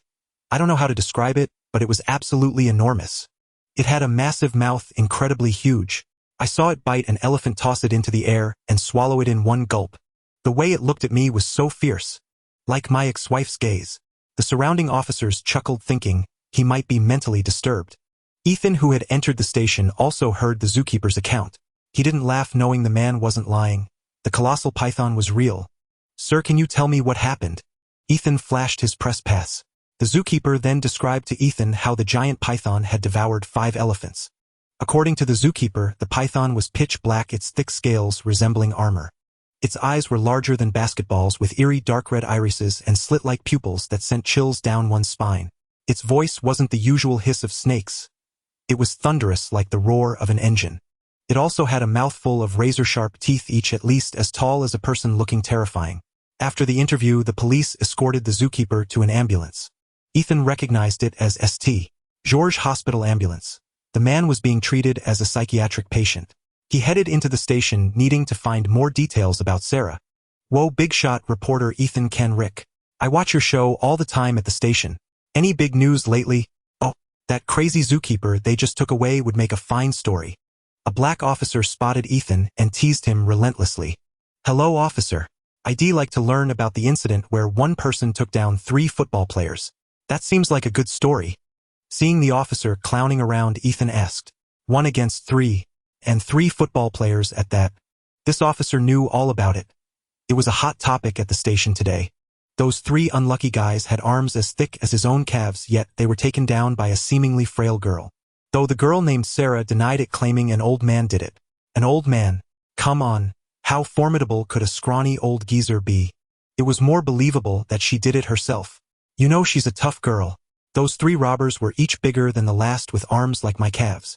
The officer patted his own calf, striking a bodybuilder pose. "They were really strong, but she took them down so easily." He mimicked a move head seen on TV. The black officer was full of chatter, and Ethan found no useful information. "Can you give me the girl's address?" Ethan wanted to find Sarah quickly, and the officer's endless rambling was giving him a headache. The officer turned serious. Sorry, we have to protect our taxpayers' privacy. I can't disclose her address. Disappointed, Ethan left the station, having achieved nothing after all this effort. The next day at the bustling news agency, Ethan continued searching for information about Sarah. With a photo of Sarah for comparison, he quickly found her details. The phone rang. Hello, this is Ethan Kenrick. Do you have an urgent story to report? A woman's voice, sounding somewhat elderly, replied. Oh, my neighbor was attacked by a monster last night at 546 Effie Avenue. Ethan paused. That was Sarah's home address. Let's go, Bruce. This is breaking news. The hefty Bruce hoisted his camera and drove to the scene. The collapsed house was cordoned off with police tape, and a crowd gathered outside debating what had attacked the place. A woman was explaining the situation to two officers. Last night she had been lying on a lounge chair by the window enjoying the night view. Suddenly she heard a commotion from her neighbor's house. Knowing they were usually quiet, she was curious. Peering through the window, she saw a massive python coiled around the neighbor's house, staring inside. The neighbor and her boyfriend came out to investigate, only to be snatched up by the serpent. But the python didn't eat them. It bit them, held them in its mouth for a while, then tossed them into the pool. Ethan and Bruce entered the cordoned area. He lifted a white sheet covering a stretcher to check. It wasn't Sarah. It was a young woman, and the other was likely her friend. That man wasn't my neighbor. Two girls lived here. He was this girl's boyfriend. The other girl was named Sarah, an orphan with no family. She was recently ill and sent to the hospital. Sarah, maybe this woman knew where she was. Ethan asked. Which hospital? St. George Hospital, she replied instinctively. Ethan was thrilled. He was about to meet Sarah, the one he was destined to protect. Hey, don't interfere with our work. The officer taking notes was annoyed by the journalists always showing up at incidents. Thanking the woman, Ethan pulled the filming Bruce back to the car. Where are you going? Don't you want this story? It's huge. If we miss it, the editor will fire us. Bruce lowered his camera, puzzled. They hadn't even interviewed anyone yet. To St. George Hospital. Sarah is there. Sarah again. Did that boss tale have to be taken seriously? How could someone reincarnate? If a world-destroying python existed, the world would have been destroyed by now. Why bother fighting over some Dragon Ball? Even more absurd, the Dragon Ball wasn't inside a dragon but within a person. Ethan must be insane to believe such a ridiculous story. Seeing Ethan's determined gaze, Bruce sighed helplessly. Fine, let's go to St. George Hospital and find this Sarah. And maybe get your head checked while we're at it. He floored the gas pedal toward St. George. Let's get one thing straight. You'd better be quick so we can still catch the news. I don't care about your obsession. I want to keep my job. In the underground parking lot of St. George Hospital, Bruce glared at Ethan, threatening him. Ethan didn't mind, knowing Bruce would never abandon him. The hospital was bustling with people. Ethan's request to see Sarah was flatly refused by the nurse, who explained that Sarah was in isolation and only family members could visit. This put him in a bind. Sarah was an orphan, her relatives could be anywhere. He searched for her room by room, but the hospital was vast, and he searched from afternoon until night without covering the entire building. Are you Mr. Ethan Kenrick? I'm a fan of yours. Is there anything interesting happening in our hospital? Ethan, looking for Sarah, turned and bumped into a doctor who seemed utterly astonished. A renowned journalist like Ethan appearing before him was an incredible coincidence. Anxiety was palpable on Ethan's face. Indeed, there is a story here, but I need to find a girl named Sarah. Can you tell me where she is? The front desk nurse said, she's in isolation.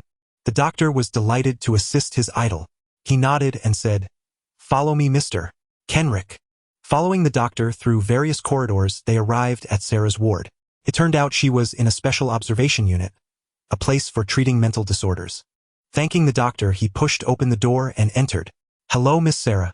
You look quite weary. Care to talk about it? Sarah, curled up on the bed with her knees hugged, glanced at Ethan but remained silent. Perhaps we share some common ground, like the recent rumors of an unknown creature. Ethan continued, observing that Sarah was clearly tormented by nightmares. The dragon-shaped tattoo on her shoulder confirmed she was the one he sought. Her tattoo was an exact match for his necklace. It's not an unknown creature. Its name is Brocky. It's coming for me. Sarah mumbled, her face buried in her arms. She recounted everything that had happened recently, how she had been restless ever since seeing that report about the unknown creature. The nightmares shed had since childhood had become a daily ordeal. Every time she fell asleep, she saw herself being swallowed whole by Brocky. Shed told her friends, but none believed her. They thought it was just anxiety. I believe you. You are the reincarnation of the dragon or bearer from 500 years ago, and I am the warrior sworn to protect you. Ethan looked at Sarah with sincere earnestness. Finally finding someone who understood, Sarah burst into tears. It was heart-wrenching to be dismissed as a madwoman by the doctors when everything she said was true. Comforting Sarah, Ethan began to explain the whole story. Meanwhile, the zookeeper was tied to a chair, struggling incessantly. Stop struggling. You can't break these ropes, especially with the orderly here to keep an eye on you. A psychiatrist glanced at his file, took a sip of coffee, and spoke calmly. There's no such giant python in the world. You seem quite ill. The zookeeper kept writhing, shouting in fury. Let me go. I'm not crazy. I'm telling the truth. I saw a giant python swallow 5 elephants at the zoo. Watching the zookeeper twist and struggle in the chair, the psychiatrist signaled the orderly to tighten the restraints. This fellow appeared prone to violence. Feeling the ropes grow tighter, the zookeeper gave up resisting. He knew no one who hadn't seen the python would believe his story. Just then he spotted the giant python from the zoo. I think you should look behind you. That python is in the hospital right now. The psychiatrist sighed at the zookeeper's delusion, but turned to look out the window as instructed. The nightscape was bright and beautiful. There was no python in sight. The zookeeper was utterly devastated. The serpent had vanished just as the doctor turned around. The giant python. No Brocky coiled around the entire St. George Hospital, peering through window after window in search of Sarah. Its scales scraped off chunks of the hospital's walls. Quickly get out of here. Take the elevator and leave. The doctor who had led Ethan to Sarah's ward suddenly burst in, shouting in panic. Startled by the doctor's terror, they hurriedly followed his instructions to flee. But the doctor's form began to shift, transforming into a kind-faced old man who watched them depart. Outside, Brocky sensed the dragon orb's aura and crashed through a window into the ward. Its massive body shook the entire building as it slithered through, hunting for the orb's trace. In moments, St. George Hospital was riddled with holes from Brocky's rampage. Ethan and Sarah fled to the underground parking lot. Bruce had been waiting in the car all afternoon, eating a hot dog and listening to music. Hearing the door open, he pulled off his headphones and turned around. It was Ethan. What took you so long? Ethan cut him off with a shout. Drive. Now. At that moment, Brocky gave chase, violently crashing through the ground into the parking garage. Today, it was determined to claim the dragon orb. Seeing the colossal serpent behind them, Bruce asked no more questions. He floored the accelerator and the car roared out of the garage, snapping the automatic barrier at the exit. Brocky shrieked and surged forward at an insane speed, unstoppable by anything in its path. So this is the villain of the story, the evil serpent Brocky. I knew it was big, but why didn't you tell me it could swallow a bus hole? Bruce's foot was pressed to the floor. Watching Brocky's relentless pursuit in the rearview mirror, he broke out in a cold sweat and could only try to calm his fear through chatter. Using a maze of tangled intersections, they temporarily shook off Brocky. But Bruce dared not slow down, continuing to floor the accelerator in their desperate escape. Bang! A white-haired old man suddenly appeared and was knocked down by Bruce's car. Did I just kill someone? What do I do? I'm a murderer.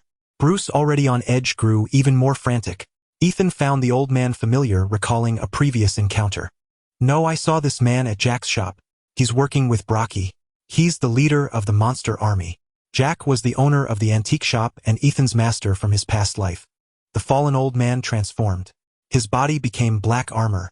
He stood up, twisted his neck, and punched the car. A massive dent appeared in the hood. Terrified, Bruce grabbed his self-defense pistol and fired repeatedly at the monster leader, emptying the magazine. As Bruce fired, the monster leader conjured a shield, deflecting every bullet. Sparks flew as they struck the shield. Seeing Bruce's gun empty, the monster leader materialized a sharp blade ready to kill the stout man. Ethan found a wooden plank from somewhere and smashed it onto the leader's shoulder. Crack! The plank shattered. The monster leader, unharmed, turned to face Ethan. Seizing the distraction, Bruce snatched the blade from his hand. But the leader just laughed. The blade dissolved into nothing, leaving only a hilt spinning in Bruce's hand. Panic seized the trio. Just as the monster leader reached for Sarah, a speeding car hurtled in and sent him flying once more. They scrambled into the car. Ethan said urgently, "Help us. We're being chased." The driver, a woman, nodded, told them to buckle up, and floored the accelerator, racing down the road. News of the monster attack on St. George Hospital spread, and every survivor among the staff and patients unanimously confirmed they had been assaulted by a giant python. Coulson took charge of the incident and surveyed the damage within the hospital. Scattered near the building were massive scales identical to those previously discovered. Corroborating the testimonies from St. George and the hospital surveillance footage, he could now confirm with certainty that a colossal python was lurking in Los Angeles. Yet a puzzling question lingered given the serpent's immense size and apparent age. Why had it never been detected before, and what had provoked its sudden emergence now? Director, the situation at St. George is confirmed. It's indeed a giant python, but it's abnormally large. Pressing the communicator against his ear, Coulson reported the findings. Investigate why it appeared in Los Angeles. Find its hiding place if possible. I'll dispatch additional personnel to assist you. Hearing the director's instructions through the communicator, Coulson shook his head with a wry smile. He understood the true intent behind the order to locate and eliminate the serpent safeguarding global security. This was the very purpose of the intelligence organization he served. However, no matter how many agents were sent, they would be insufficient against such a beast.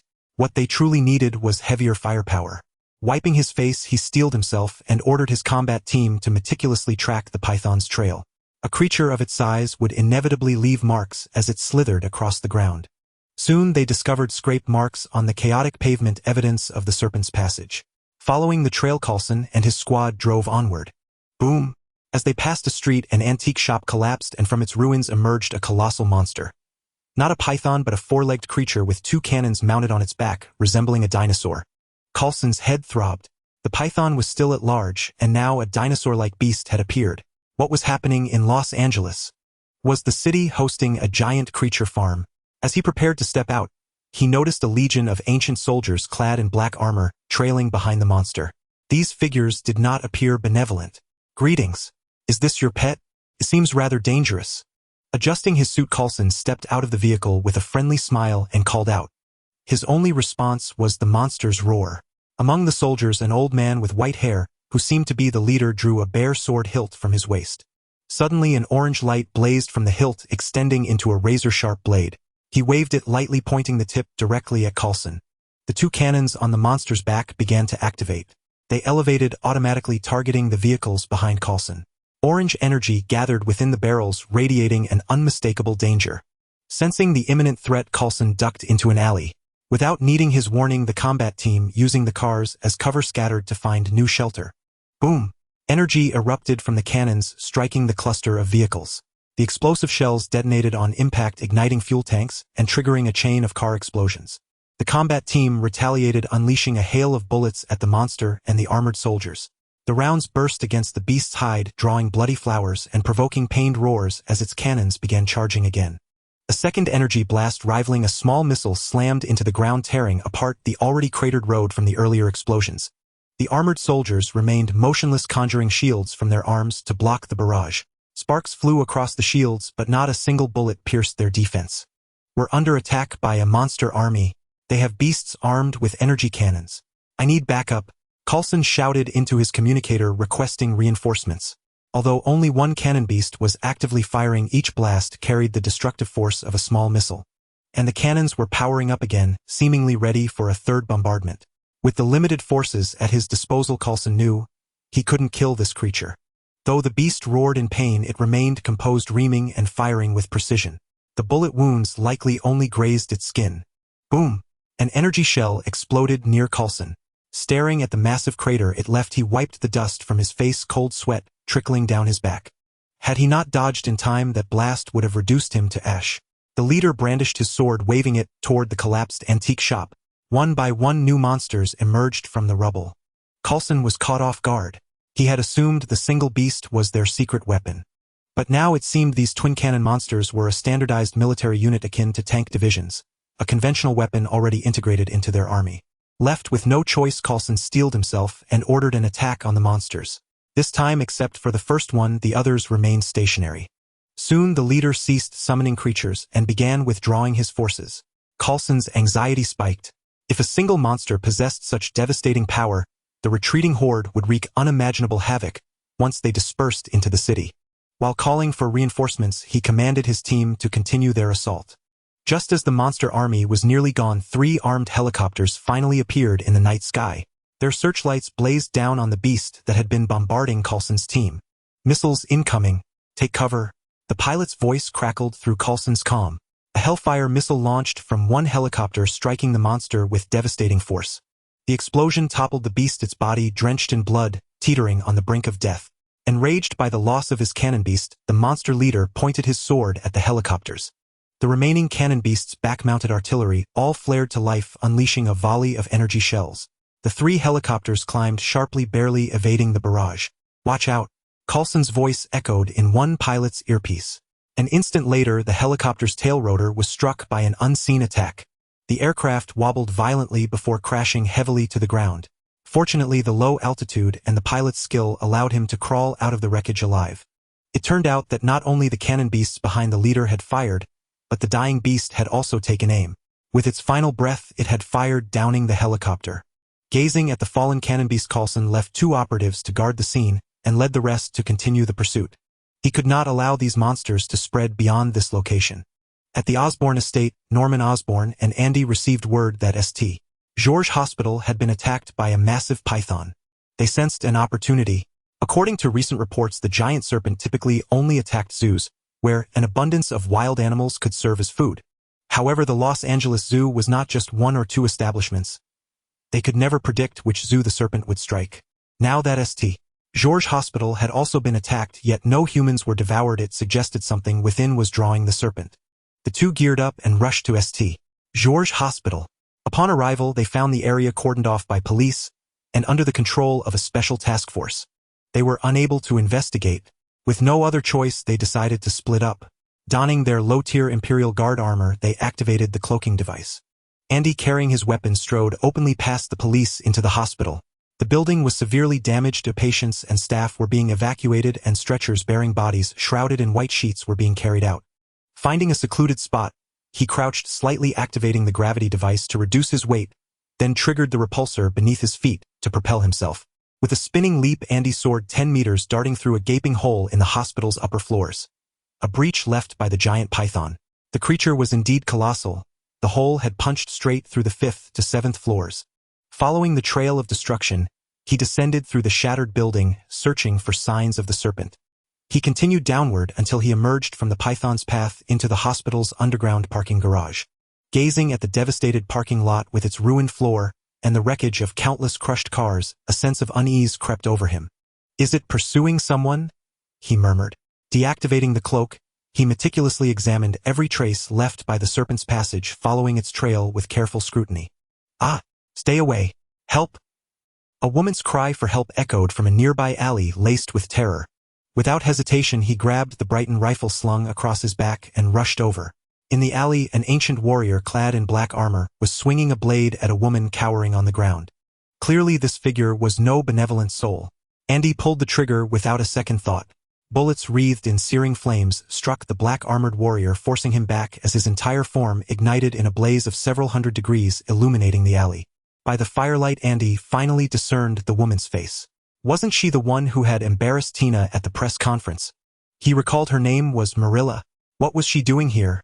Seeing the black-armored soldier repelled, Marilla scrambled to her feet and took cover behind Andy. Compared to the ferocious black-armored soldier who had tried to kill her, she felt far safer with the warrior who had just saved her. Though his helmet resembled a toilet lid which struck her as rather comical, Andy fired at the black-armored soldier while asking Marilla, "What are you doing here? And who is he?" It was already deep into the night. Any normal person would be home resting. Even as a journalist, she had no business being here, let alone nearly being killed by this seemingly indestructible black-armored warrior. Hiding behind Andy, Marilla recounted her story. It turned out she had heard of an unknown creature destroying vast residential areas and had gone to investigate the truth. Connecting all the recent strange events, she believed they were the work of a single creature.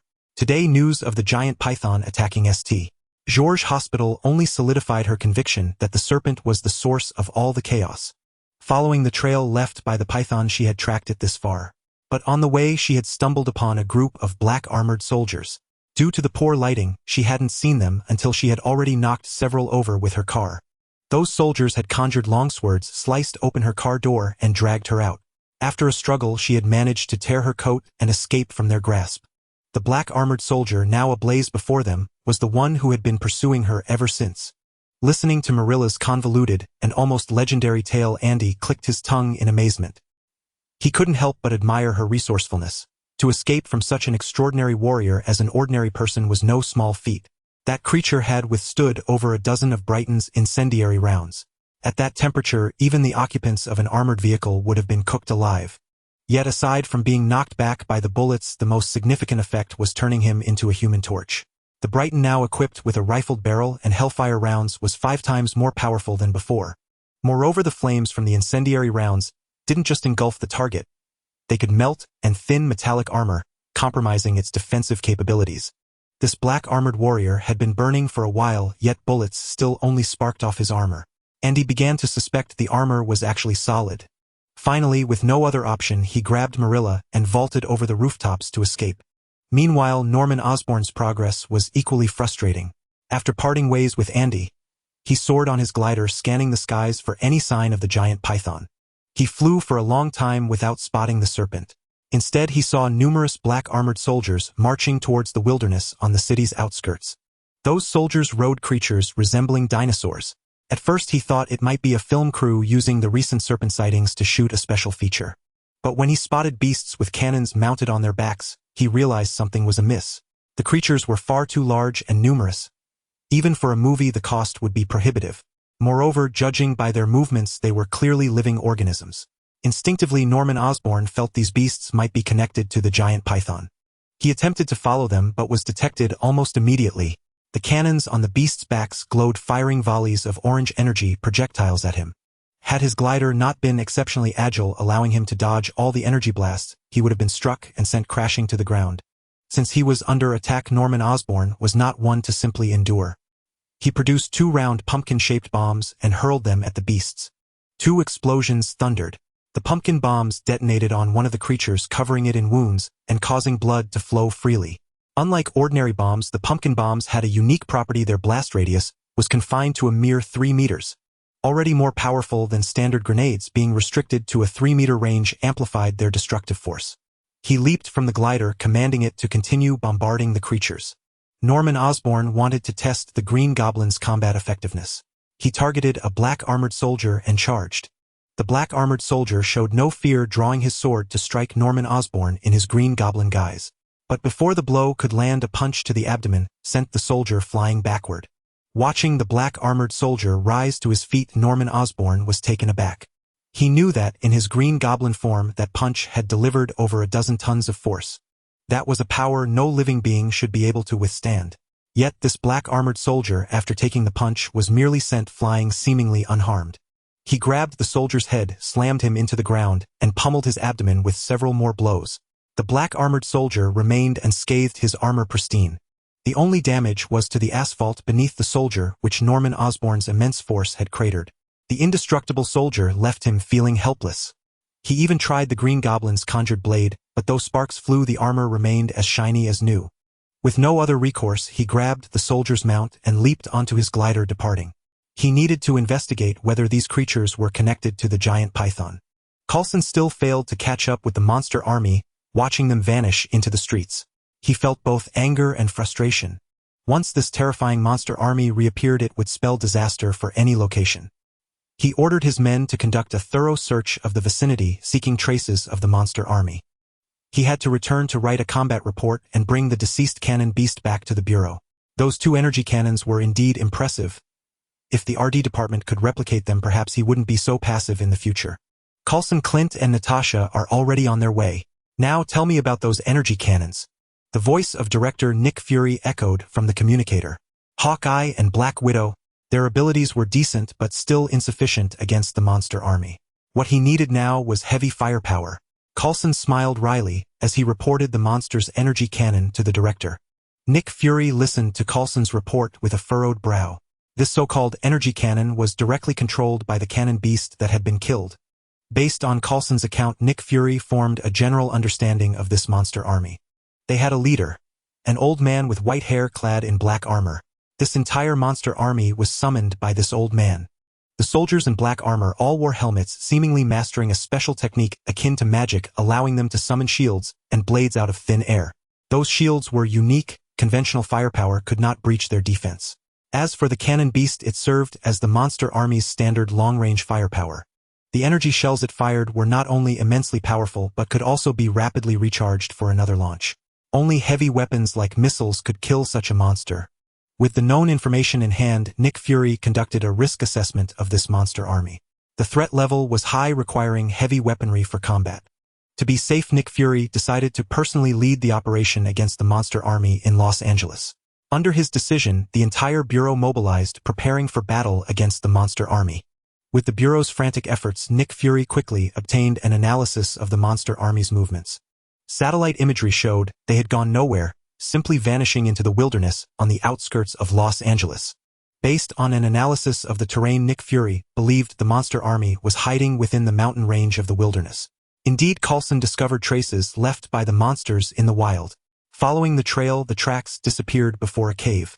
Sneaking into the cave, they found the interior completely hollowed out with a massive passage spiraling downward along the cave walls. Coulson dared not venture further, deeming this sufficient to confirm the monster army's exact location. After reporting to Nick Fury, military forces were mobilized. Outside Los Angeles, the army set up camp and built defensive fortifications. A large number of tanks, armored vehicles, and armed helicopters were transported to the military works, ready to engage the monster army at any moment. Once the fortifications were complete, Nick Fury dispatched Hawkeye and Black Widow to lead a team alongside the military to explore the monster cave. Perhaps due to Coulson's previous infiltration, upon entering the cave, they found monsters rampant throughout the interior, with black armored soldiers patrolling the walkways on the cave walls. A military soldier, catching them off guard, rushed forward to cover the mouth of the last black armored soldier, twisting his neck backward. The move was swift and clean, clearly that of a veteran. Turning to signal his teammates that the area was secure, he found them staring at him in terror. Or rather, at something behind him. The soldier tried to turn and look, but a sharp blade pierced through him from behind. Gazing at the glinting blade in his abdomen and the black armored soldier behind him, blood trickled from his lips. He had surely broken that black armored soldier's neck. Meanwhile, after safely escorting Molly away, Andy immediately rushed back to Osborne Manor, utterly oblivious to the adoring look in Molly's eyes behind him. Returning to the manor, Andy was startled to see a small dinosaur on the ground, bound hand and foot. Logically, such creatures should have gone extinct 65 million years ago. How had they captured one after a single outing? Just as he was about to ask, Norman Osborn began recounting his experiences after splitting off. Hearing about the monster with an energy cannon on its back and the unkillable black armored soldier, Andy found it strange. Why were there so many unexpected incidents tonight? The black armored soldier he encountered while rescuing Molly was just like the one Norman described. An unkillable entity. The armor of these black armored soldiers was eerie. Whether he ignited them with flame bullets or Norman struck them with fists packing over 10 tons of force, they emerged unscathed, not even a scratch left behind. And what was that giant monster capable of firing energy shells? Why, before even finding the giant python, had Los Angeles been plagued by so many bizarre creatures? Frustrated, he kicked the struggling dinosaur mount, but forgot to restrain his strength. The kick broke the mount's hind leg, and the injured beast howled in agony. Seeing the severely injured dinosaur mount, Norman Osborn said reproachfully, "Be careful. Don't kick it to death. I think these monsters are connected to that giant python. Perhaps this creature can lead us to the hiding place of the monsters and the python." Over the following days, Norman Osborn took samples from the mount for research, hoping to find something unusual about it. Yet the results showed the mount was merely an ordinary creature possessing no special abilities. Its only uniqueness was that it was indeed a dinosaur. One that should have gone extinct 65 million years ago. The saddle on its back was also taken by Norman Osborn for study, but aside from discovering it was indestructible like the armor, he found nothing else. With Andy's medical equipment, the mount quickly recovered. Norman Osborn res-addled it, having deliberately installed a tracker in the saddle. Donning their gear, they released the mount into the wild with Andy. Everything was set, waiting only for the mount to return to its nest. The released mount sniffed around, then suddenly dashed off in one direction, as if it had detected something. It moved so swiftly that it vanished from Andy and Norman's sight in the blink of an eye. On the radar signal display in Norman Osborn's hand, the mount's tracking signal sped away from their location. The two drove, chasing the mount's signal across the wilderness at breakneck speed. When the signal on the display stopped moving, they knew the mount had returned to its nest. Norman Osborn flew swiftly through the air on his glider. Below him, Andy clung tightly to the glider's grapple, with his full-body gravity device activated to reduce his weight. Andy felt bitter. Despite all his meticulous preparations, he had completely overlooked the matter of flight. On one hand, he lacked the knowledge to build an archwing, or on the other, He had simply forgotten about it. Had he known it would come to this, he could have asked Norman Osborn to bring an extra glider. At least then he wouldn't be in such an awkward position. At the monster cave, the military soldiers fought and retreated, withdrawing from the cavern. Though these black-armored soldiers lacked ranged attacks, their defensive capabilities were formidable. The automatic rifles in their hands could not breach the armor. Instead, the gunfire attracted more black-armored soldiers. Overwhelmed by immense pressure, they could only fall back to the valley and request reinforcements. Outside the cave, over a dozen attack helicopters circled at low altitude, unleashing fire upon the black-armored soldiers on the ground. The heavy machine gun rounds carrying tremendous kinetic force shattered the enemy's formation. The pilots were astonished to find these soldiers rising from the ground as if nothing had happened. "Don't stop the attack. Bombard them with missiles." The panicked voice of an exploration team member echoed through the communicator. Several Hellfire missiles detached from the helicopters, their tails blazing with flame and charged with immense energy into the dense ranks of black-armored soldiers. A series of explosions erupted, sending black-armored soldiers hurtling into the air. At the impact points of the Hellfire missiles, vast empty patches appeared among the tightly packed foes. After the black-armored soldiers crashed back to the ground, they rose one by one to fill the gaps. "Coulson, you never reported that these soldiers are indestructible." Black Widow, a female agent with a devilish figure and dual pistols in hand, spoke, while firing at the black-armored soldiers. As one of the most elite field agents, she had encountered many extraordinary phenomena on missions, but she had never seen soldiers that could not be shot through or blown apart like these. Coulson was deeply troubled. He had initially believed the soldiers' armor was merely made of special materials that could stop bullets. Now it seemed both their armor and their bodies were extraordinary. Those were standard Hellfire anti-tank missiles. A direct hit would immobilize even a heavy armored vehicle. Yet these black-armored soldiers rose from the ground unscathed. Was there no way to kill them? He dreaded the mountain of action reports he would have to write after this incident. Seeing the black-armored soldiers attacked by missiles, several cannon beasts emerged one after another from the cave. They aimed the cannons on their backs at the circling helicopters, charged and fired. Orange energy projectiles trailing long plumes of flame shot directly toward the helicopters. Two of them, unable to dodge in time, were struck and exploded instantly. "Is this the monster with the energy cannon you mentioned?" Hawkeye asked, bow in hand. From the moment he encountered the black-armored soldiers, he felt his efforts were futile. He had tried various special arrowheads. Aside from explosive tips proving somewhat effective, the rest had no impact on the black-armored soldiers. Moreover, he had very few explosive arrowheads left, having exhausted them all during the retreat from the cave. Coulson's report had mentioned that these cannon beasts could be killed. Hawkeye raised his bow, aimed, instantly calculated the environmental effects on the arrow, and released it. The sharp arrowhead split the air, spinning as it drove straight into the cannon beast's eye. The beast howled in agony, rampaging wildly, crashing about and firing its cannon indiscriminately. Its energy projectiles struck numerous black-armored soldiers nearby, but instead of rising again, they disintegrated into ash. Hawkeye, with his keen eyesight, noticed this. He fired several more arrows, blinding a few more cannon beasts. The blinded beasts charged recklessly through the black-armored ranks, their energy cannons firing continuously, annihilating the surrounding foes. "Those energy cannons are effective against these soldiers," he announced. Firing a grappling hook to latch onto a circling helicopter, he swung himself onto a frenzied cannon beast. Astride the beast, he strained to guide its cannon fire toward the black-armored soldiers. Norman Osborn and Andy, flying at high speed, followed the signal to the embattled valley. As they approached, several energy projectiles flew toward them. Military soldiers were locked in combat with black-armored troops, and a man with a bow was atop a cannon beast trying to control it. The energy blasts had come from that very beast. "Norman, drop me over there." Andy pointed at a cannon beast charging toward human soldiers, knocking aside black-armored soldiers in its path. The aircraft accelerated sharply. Directly in front of the beast, Andy released his grip on the flyer and launched a flying kick through the air. With a dull thud, the charging cannon beast was halted by Andy's kick, its massive body swaying unsteadily as if dazed. The soldiers behind him were stunned. Who was this man? He had stopped a colossal monster's charge with a single kick. The beast shook its head, accidentally brushing against the arrow in its eye socket. The searing pain jolted it back to consciousness, but the blinding agony drove it into further frenzy. Drawing Brighton from his back, Andy pulled the trigger. Countless bullets wreathed in searing flames pierced the beast's thick hide, engulfing its entire body in fire. Burning both internally and externally, the excruciating heat drove the beast into a wild rage, thrashing about. After running a few dozen meters, it collapsed with a thunderous crash, its body radiating the aroma of cooked meat. Sir, if you're here to help, please focus on stopping these black armored soldiers instead of killing the cannon beasts. Only their energy projectiles can destroy these troops. Coulson shouted from nearby. Andy was surprised to see a familiar face. Was Coulson in charge of anomalous creatures too? Raising his helmet's visor, he gestured toward the dense black armored ranks and asked Coulson, "Does this kind of thing fall under your agency's jurisdiction?" Coulson was taken aback to find Andy inside the armor that had killed the cannon beast. Why would a wealthy tycoon abandon his fortune to play superhero? Composing himself, he said, "Thank you for your help, Mr.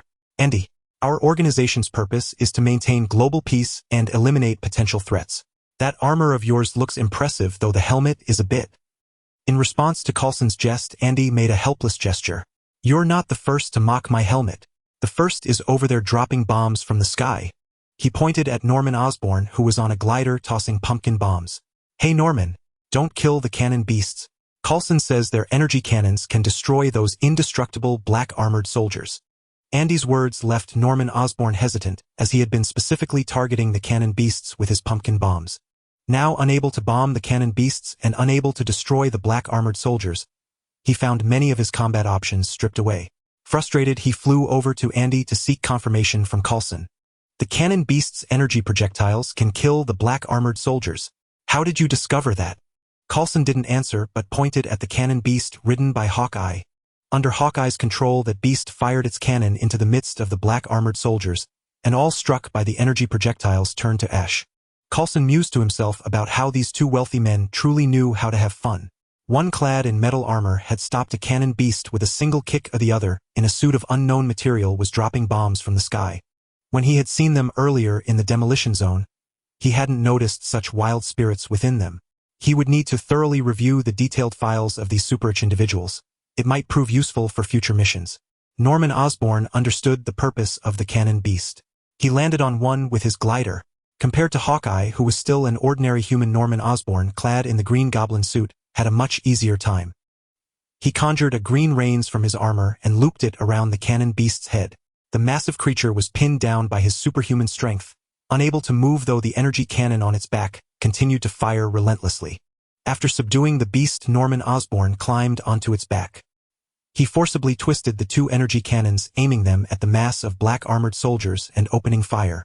The surrounding soldiers were stunned. Such a colossal cannon beast was being completely pinned to the ground motionless by a warrior in a green battle suit. And he could even forcibly turn those two cannons to attack the black armored soldiers. Was this Captain America's successor? Is this our reinforcement? I wasn't aware we had such a powerful member. By rank, I should be above you. Under Norman Osborn's impressive display, the pressure on the nearby soldiers lessened considerably. Black Widow withdrew with her team to rendezvous with Coulson. Given Nick Fury's nature, he would usually introduce such powerful members to each other for better teamwork on missions. Coulson looked at Norman Osborn, who had become monstrous, unsure how to explain to Black Widow. "Beautiful lady, we are not your agents." Hearing the armored warrior beside Coulson speak, Black Widow realized this man was the CEO of Orokin Technologies. "Andy, a man as renowned as Tony Stark. You can call me Natasha, President Andy." "What is this?" Black Widow asked, pointing at his Praetorian suit.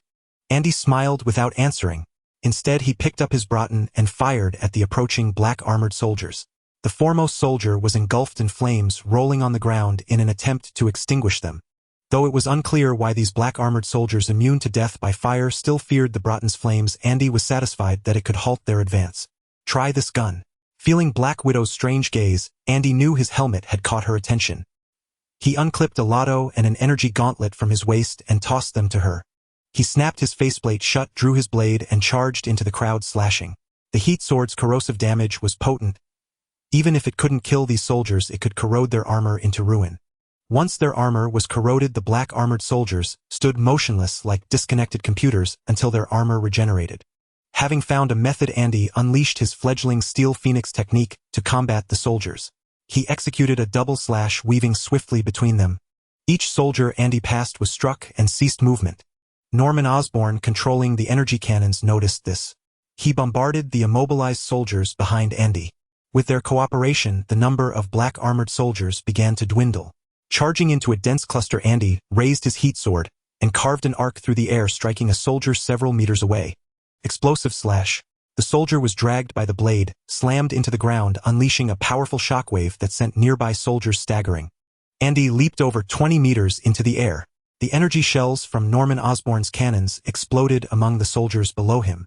Targeting a dense area of soldiers, he unleashed a heavy strike supreme slash. Amplified by the energy device, the fuel cell's power rapidly accumulated in the heat sword, erupting in a blue light that traced a dazzling beam across the sky. Boom! Like a meteor striking the earth, the energy explosion from the heat sword devastated a radius of nearly 10 meters, leaving every black-armored soldier lying motionless on the ground. Andy darted out again, sliding at incredible speed through another group of soldiers. Spiral slash. Spinning his body, he carved a 10-meter elliptical sword arc and burst through.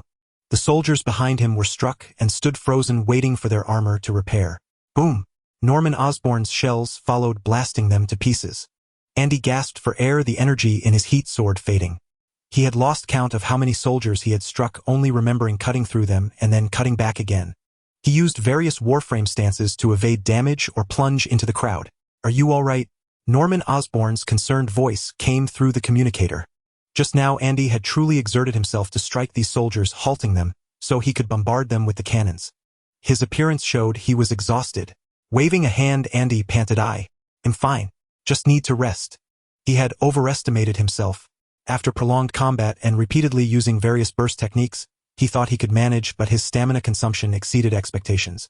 Even an initiate-level Praetorian suit with various assist devices couldn't withstand such bursts. Striking most of the soldiers wasn't a matter of light taps with the weapon. Each swing was enough to cut through steel plates. If not for the soldiers' peculiar nature, Andy would have slain them all single-handedly. He did this to improve his technique. His Steel Phoenix was just beginner level, and real combat might accelerate its growth. Indeed, Andy's guess was correct. After striking so many soldiers, his stances became more precise, and the Steel Phoenix's amplification ratio for the heat sword steadily increased. By the time he used the spiral slash, the amplification had reached 6 times. He had successfully achieved the proficient level of the Steel Phoenix. Resting for a moment, seeing the remaining soldiers slowly encircling him, Andy drew his blade again and charged out. After a long while, the soldiers had thinned out. A white-haired old man in full black armor, without a helmet, emerged from a cave. He drew his sword and thrust it heavily into the ground. The blade erupted with an orange glow. After the glow passed, sand and stones on the ground levitated and swept across the area. The previously destroyed black-armored soldiers reformed from the gathered sand and stone. This clearly magical method stunned everyone present. The reborn soldiers attacked everyone again. Gunfire and explosions erupted, instantly plunging the scene back into chaos. The cannon beast carrying Norman Osborn and Hawkeye was hacked to death by the suddenly reborn soldiers.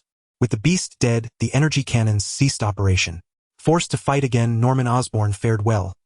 These soldiers posed no threat to him in his Green Goblin suit. He grabbed 2 soldiers by the necks, swinging them like a massive sword. In moments he had cleared a path. Hawkeye, however, struggled greatly. Though a skilled martial artist, facing these nearly unkillable soldiers with his ordinary human physique was suicidal. He fired arrows while seeking an escape route. Seeing Hawkeye surrounded, Andy turned and charged toward the encirclement. All his suit's assist devices ran at full power, drastically increasing his speed. Energy rapidly accumulated in his heat sword. The moment he reached the soldiers surrounding Hawkeye, Andy gripped the blade with both hands and struck with a single slash. Charged supreme slash. The encirclement around Hawkeye was shattered by Andy's strike, revealing the trapped archer before him. He tossed the Broughton on his back and the remaining energy gauntlet to Hawkeye, and the two began their breakout. Watching Norman Osborn charge through the black-armored soldiers, Andy prepared to break through with Hawkeye towards his direction. The surrounding black-armored soldiers were constantly struck by the empty blade in Andy's hand, stopping their combat, while Hawkeye fired flame bullets from his Broughton, igniting every nearby black-armored warrior. The two swiftly carved a path by using spiral slashes to halt the surrounding black-armored soldiers, shouting towards Norman Osborn, "Norman, use your aircraft to break through." Seeing that the area was temporarily safe, Norman Osborn summoned his flying device and stood on it, launching pumpkin bombs at the black-armored soldiers below. After a series of explosions, many of the black-armored soldiers in front of Andy were blown away, significantly relieving his pressure. "Hold on tight," he warned Hawkeye, who was still shooting beside him. Andy activated all the gravity devices on him, crouching slightly before launching upwards, taking Hawkeye with him as they jumped several meters into the air. Norman Osborn's aircraft quickly rotated in midair, just grazing past Andy above, allowing him to grab onto the hook beneath the aircraft. The moment Andy grabbed the aircraft, it suddenly plunged downwards. To prevent it from crashing, Norman Osborn pushed the aircraft to full power, stabilizing its form and taking Andy and Hawkeye away from the battlefield. Seeing that the three of them had successfully evacuated, Coulson ordered an airstrike. All the armed helicopters took off, launching a barrage of Hellfire missiles. The numerous Hellfire missiles blocked the advance of the black armored soldiers, while the old man with white hair erupted with orange energy fluctuations in his hands. He waved his hand, sending the energy towards the armed helicopters in the sky, transforming it into an energy missile that swiftly targeted the helicopters. Hawkeye, who had been on alert for any unusual situations, raised his hand and fired a shot from Brighton at the energy missile. The bullet collided with the energy missile, igniting it in midair, leaving the armed helicopter unharmed. "Wow! Well done!" Seeing Hawkeye's operation, Andy complimented with a playful whistle. This was akin to hitting a bullet in flight with another bullet. Andy had never seen such high-level shooting skills before. Hawkeye smiled slightly but remained silent. After rejoining Coulson and the others, he returned the equipment to Andy. This Brighton felt particularly comfortable for him. It had great power, fierce firepower, and minimal recoil. In any case, that last shot was at least partly due to it. Unfortunately, compared to firearms, he preferred cold weapons like bows and arrows. That last shot was impressive. If you have time, come play at Alchemax Technology. If you're not doing the agent thing anymore, come find me. I'll offer you a salary of $1 million a year. Andy admired Hawkeye's shooting skills. It was hard to find someone with such exceptional marksmanship. Mr. Andy, with Alchemax Technology's capabilities, you shouldn't need to recruit someone like Clint as a super field operative, right? Coulson asked with a bitter smile. Clearly, Coulson was somewhat troubled by Andy's open recruitment. Shaking his head, he ordered a retreat, as Andy's recruiting Hawkeye to work at his company was a headache for the director. "Thank you for your handgun, President Andy." At this moment, Black Widow also returned the equipment to Andy. During the previous shooting, Lotto had given her good feelings. The handgun's power rivaled that of anti-material weapons, yet its recoil was almost negligible, making it extremely easy to handle. Strangely, though it used ordinary bullets, each shot transformed into a flame projectile. Recalling the black armored soldiers turned into Human Torches, Black Widow developed a strong interest in Andy's equipment. She clearly knew the information about the two wealthy men before her. She had seen the data on Norman Osborn's aircraft, which was a single-person flying product pushed to the military by Osborn but unfortunately abandoned by the military due to its high cost. As for the green armor he wore, although she had never seen it, at least she knew one piece of information about it. On the other hand, Andy was rumored to be a super genius in biological technology, and his profile reflected this information. However, the armor and those special weaponry he possessed had no relation to biological technology whatsoever. If they were purchased from elsewhere, the first to know would be their agents, and Nick Fury would not allow such power to circulate outside. Therefore, it was clear that these equipments were self-manufactured by Andy. The world had been deceived. He was not just a super genius in biological technology but also in other fields. After everyone had retreated, Coulson ordered a final bombing of the black armored soldiers. The supporting armed helicopters fired all their Hellfire missiles, leaving the valley devastated with black armored soldiers scattered everywhere. The black armored soldiers, who got up, only pursued for a short while before retreating entirely. Coulson furrowed his brow. This was not the outcome he desired. He had intended to lure all the black armored soldiers to the military position, then send people to capture a few cannon beasts to eliminate the old man with white hair, resurrecting the black armored soldiers, and then turn back to wipe out the black armored soldiers. But now they merely held their ground around that cave, leaving him at a loss on how to proceed. Unable to think of a solution, he reported the situation to Director Nick Fury, who was stationed at the military defense line. After listening to Coulson's report, Nick Fury furrowed his brow in deep thought. The monster army was merely holding the valley, which surely had its reasons. As for what those reasons were, it needed careful investigation. Regarding Andy and Norman Osborn's special equipment, its power made him feel intrigued upon hearing about it. Especially Andy's armor. According to Coulson's description, that armor enabled Andy to perform various actions that transcended human limits, and it sounded like it should be a mass-producible power armor. Director, this is a report on the giant python's movements. We've discovered that every time the python appears at a place where people are attacked, it's connected to a girl named Sarah, except when it feeds in the zoo. As Nick Fury pondered how to acquire Andy's armor, his aide Maria Hill walked in with the information. She picked up the document to check Sarah's personal information. An orphan, her only friend, was killed at home by the giant python, and she claimed to have been chased by the python, leading to her being sent to the hospital where the python indeed appeared.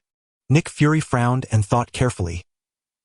He immediately sent someone to look for Sarah. He had a gut feeling that both the giant python and the monster army were related to this girl. On the other side, after bidding farewell to Coulson and the others, Andy and Norman Osborn found their mount. Unfortunately, it had been blasted away by an unknown energy projectile and had fallen dead against the rock wall.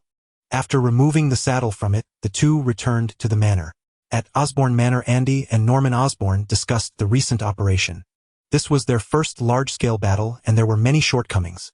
Besides using pumpkin bombs, Norman Osborn had no other means of attack, relying solely on the enhancements brought by the Green Goblin to brute force his way against the black armored soldiers. If the black armored soldiers had been stronger, Norman Osborn would have certainly been defeated. Although Andy had various means of attack, his long-distance mobility posed a significant issue. Without Norman Osborn's aircraft, he could only rely on parkour using the Wuxing secret art to move quickly. Although that speed was not slow, it would greatly consume his stamina and diminish his combat effectiveness. At a temporary military base, researchers were studying the two energy cannons that had been transported in. These were the cannons Coulson had removed from the cannon beast that Andy had burned to a crisp before their retreat. The cannon stood over half a man's height, its entire body a brassy hue covered in intricate patterns. Andy's revealed face left Ethan incredulous. He had never imagined that one day his savior would be a world-renowned billionaire. The so-called energy projectiles were in fact a conversion of the cannon beast's physical strength.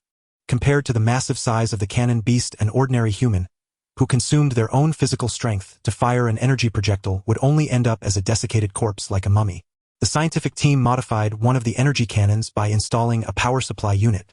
They found an open area and began testing the cannon's offensive capabilities. Electric current flowed through cables, converging into the energy cannon and transforming into orange energy.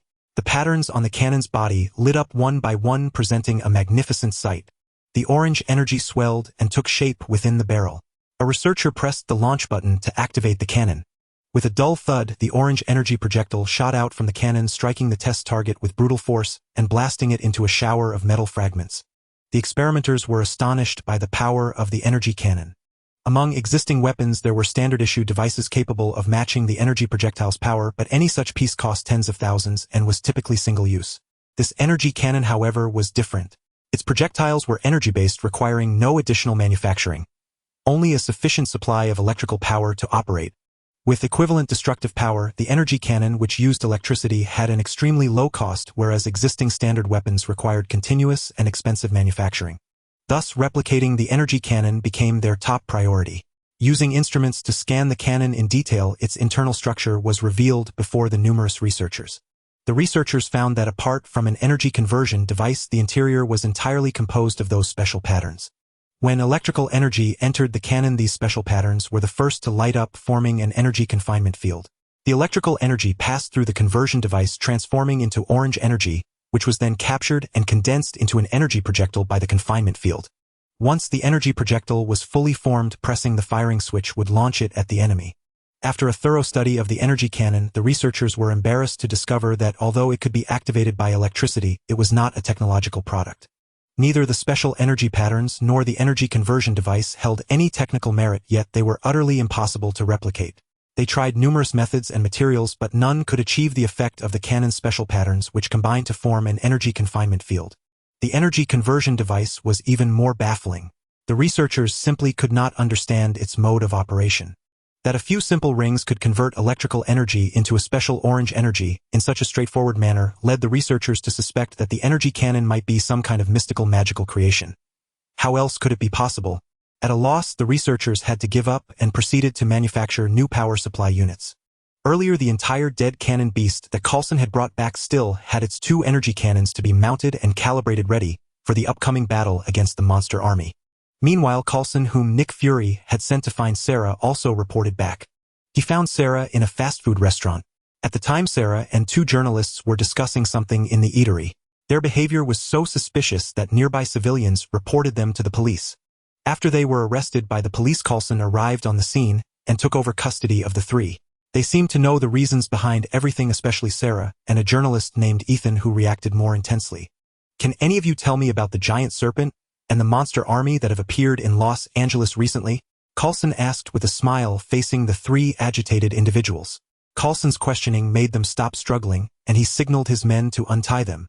Once free, Ethan sat on the ground and began telling Coulson a story from 500 years ago. The giant serpent that destroyed St. Georges' hospital was called Brockie, an evil serpent seeking to transform into a dragon and rule the world. The monsters were its army clearing its path. For Brockie to become a dragon, it needed the dragon orb which resided within Sarah's body. As for the indestructible black-armored soldiers, only a warrior wielding the dragon orb's power could slay them permanently. Ethan's past life had possessed such power. Now Sarah was about to turn 20, and the dragon orb inside her would mature. By then Brockie's monster army would appear here, crushing all forces that stood in the way of Brockie seizing the orb. Though he was tempted to dismiss Ethan's tale as mythomania, having finally found a lead, Coulson had no choice but to verify the story. After consulting numerous mythological texts, Coulson finally found a Korean myth that closely matched Ethan's story. The book told of a white serpent named Imugi that protected the mortal world. Its deeds moved the heavens, which decided to reward it with a dragon orb. The dragon orb descended to the mortal realm and was placed within a baby girl. When she reached the age of 20, she would offer the orb to Imugi. The black serpent Brockie, also of the serpent race, learned of this. It too wished to become a dragon, but there was only one orb. An evil thought took root in its heart. Brockie secretly assembled a monster army and marched all the way to the capital of the kingdom where the girl lived. To prevent the dragon orb from falling into evil hands, the girl leaped off a cliff to her death. Imugi and Brockie engaged in a great battle, and with the help of a mage named Buchan, the entire monster army was sealed away, and Brockie was defeated. It was a very traditional myth, a typical story of good triumphing over evil. The black serpent and monster army mentioned in the myth had now been verified. Rubbing his temples, Coulson brought Sarah and her group back to the temporary military base, awaiting the director's orders. After Coulson finished his report, Nick Fury fixed his one good eye on Ethan and the others, staring at them intently. As a super spy, he was proficient in psychology, microexpressions, and a series of specialized techniques. He could assess a person from their speech, expressions, actions, and every other aspect. The atmosphere grew tense. The guards raised their weapons, aiming at Ethan and the other two as if ready to fire at the slightest movement. Nick Fury waved his hand to dismiss the soldiers' alert. Though the three had been afraid under the soldiers' aim, it was merely the fear of facing guns. He detected no signs of guilt or evasion in them, which led Nick Fury to tentatively believe their story. Since Sarah could dream of her past life, Nick Fury ordered Coulson to take her, and Ethan to find a renowned hypnotherapist living in Los Angeles. Perhaps hypnosis could allow Sarah to fully recall her past life, and find a way there to counter the monster army. In the home of the hypnotherapist, Sarah lay on the bed, her body covered with various instruments. Now imagine yourself as a gentle breeze. The hypnotherapist's voice was soft and soothing. Lying on the bed, Sarah gradually began to recall her past. In the memory, a young Sarah lived with her father. Back then she was carefree, spending her days fishing with him and strolling through the park filled with sweetness and happiness. Until one day her father met with an accident and left her forever. She was still young then and didn't understand why he never came back. The memory deepened. Sarah vaguely saw herself transformed into an Eastern girl. This was her past life. She grew up happily under the protection of many, waiting only until the age of 20 to offer the dragon pearl to Emoji. During her growth, she gradually fell in love with her guardian warrior. But when she turned 20, the evil serpent Brockie appeared with an army of monstrous creatures. This army was immensely powerful, laying waste to her homeland. Her guardian warriors fought the monsters, striving only to buy her enough time to escape. She witnessed the black-armored soldiers slaughtering the warriors one by one, crying out from a distance. Then her guardian warrior appeared, grabbed her hand, and fled with her desperately. In the end, they couldn't escape. Surrounded on a cliff's edge, they confessed their love to each other before leaping off the precipice. Just as Sarah recalled the events of her past life, the dragon-shaped tattoo on her shoulder suddenly flared up, bursting with a dazzling white light. The radiance gently lifted Sarah from the bed, suspending her in midair. This sight startled those around her. In all his years of practice, the hypnotherapist had never encountered such a phenomenon. He hurriedly reached out to pull the instruments off Sarah, but they seemed glued to her skin, impossible to remove. The dazzling light grew more intense, enveloping Sarah completely. She felt someone calling out to her, the voice drawing nearer. Just then, the hypnotherapist turned to unplug the instruments. The moment the power was cut, the light vanished and Sarah fell heavily onto the bed, waking up. Ethan rushed to Sarah's side and asked anxiously, "Are you all right?" That scene had hardly seemed auspicious. Sarah shook her head, indicating she was fine, and the two embraced. "If you two want a hug, save it for later. Right now, follow me and run for your lives." Coulson interrupted them, for the evil serpent Brockie was just outside the building, which had already begun to tremble.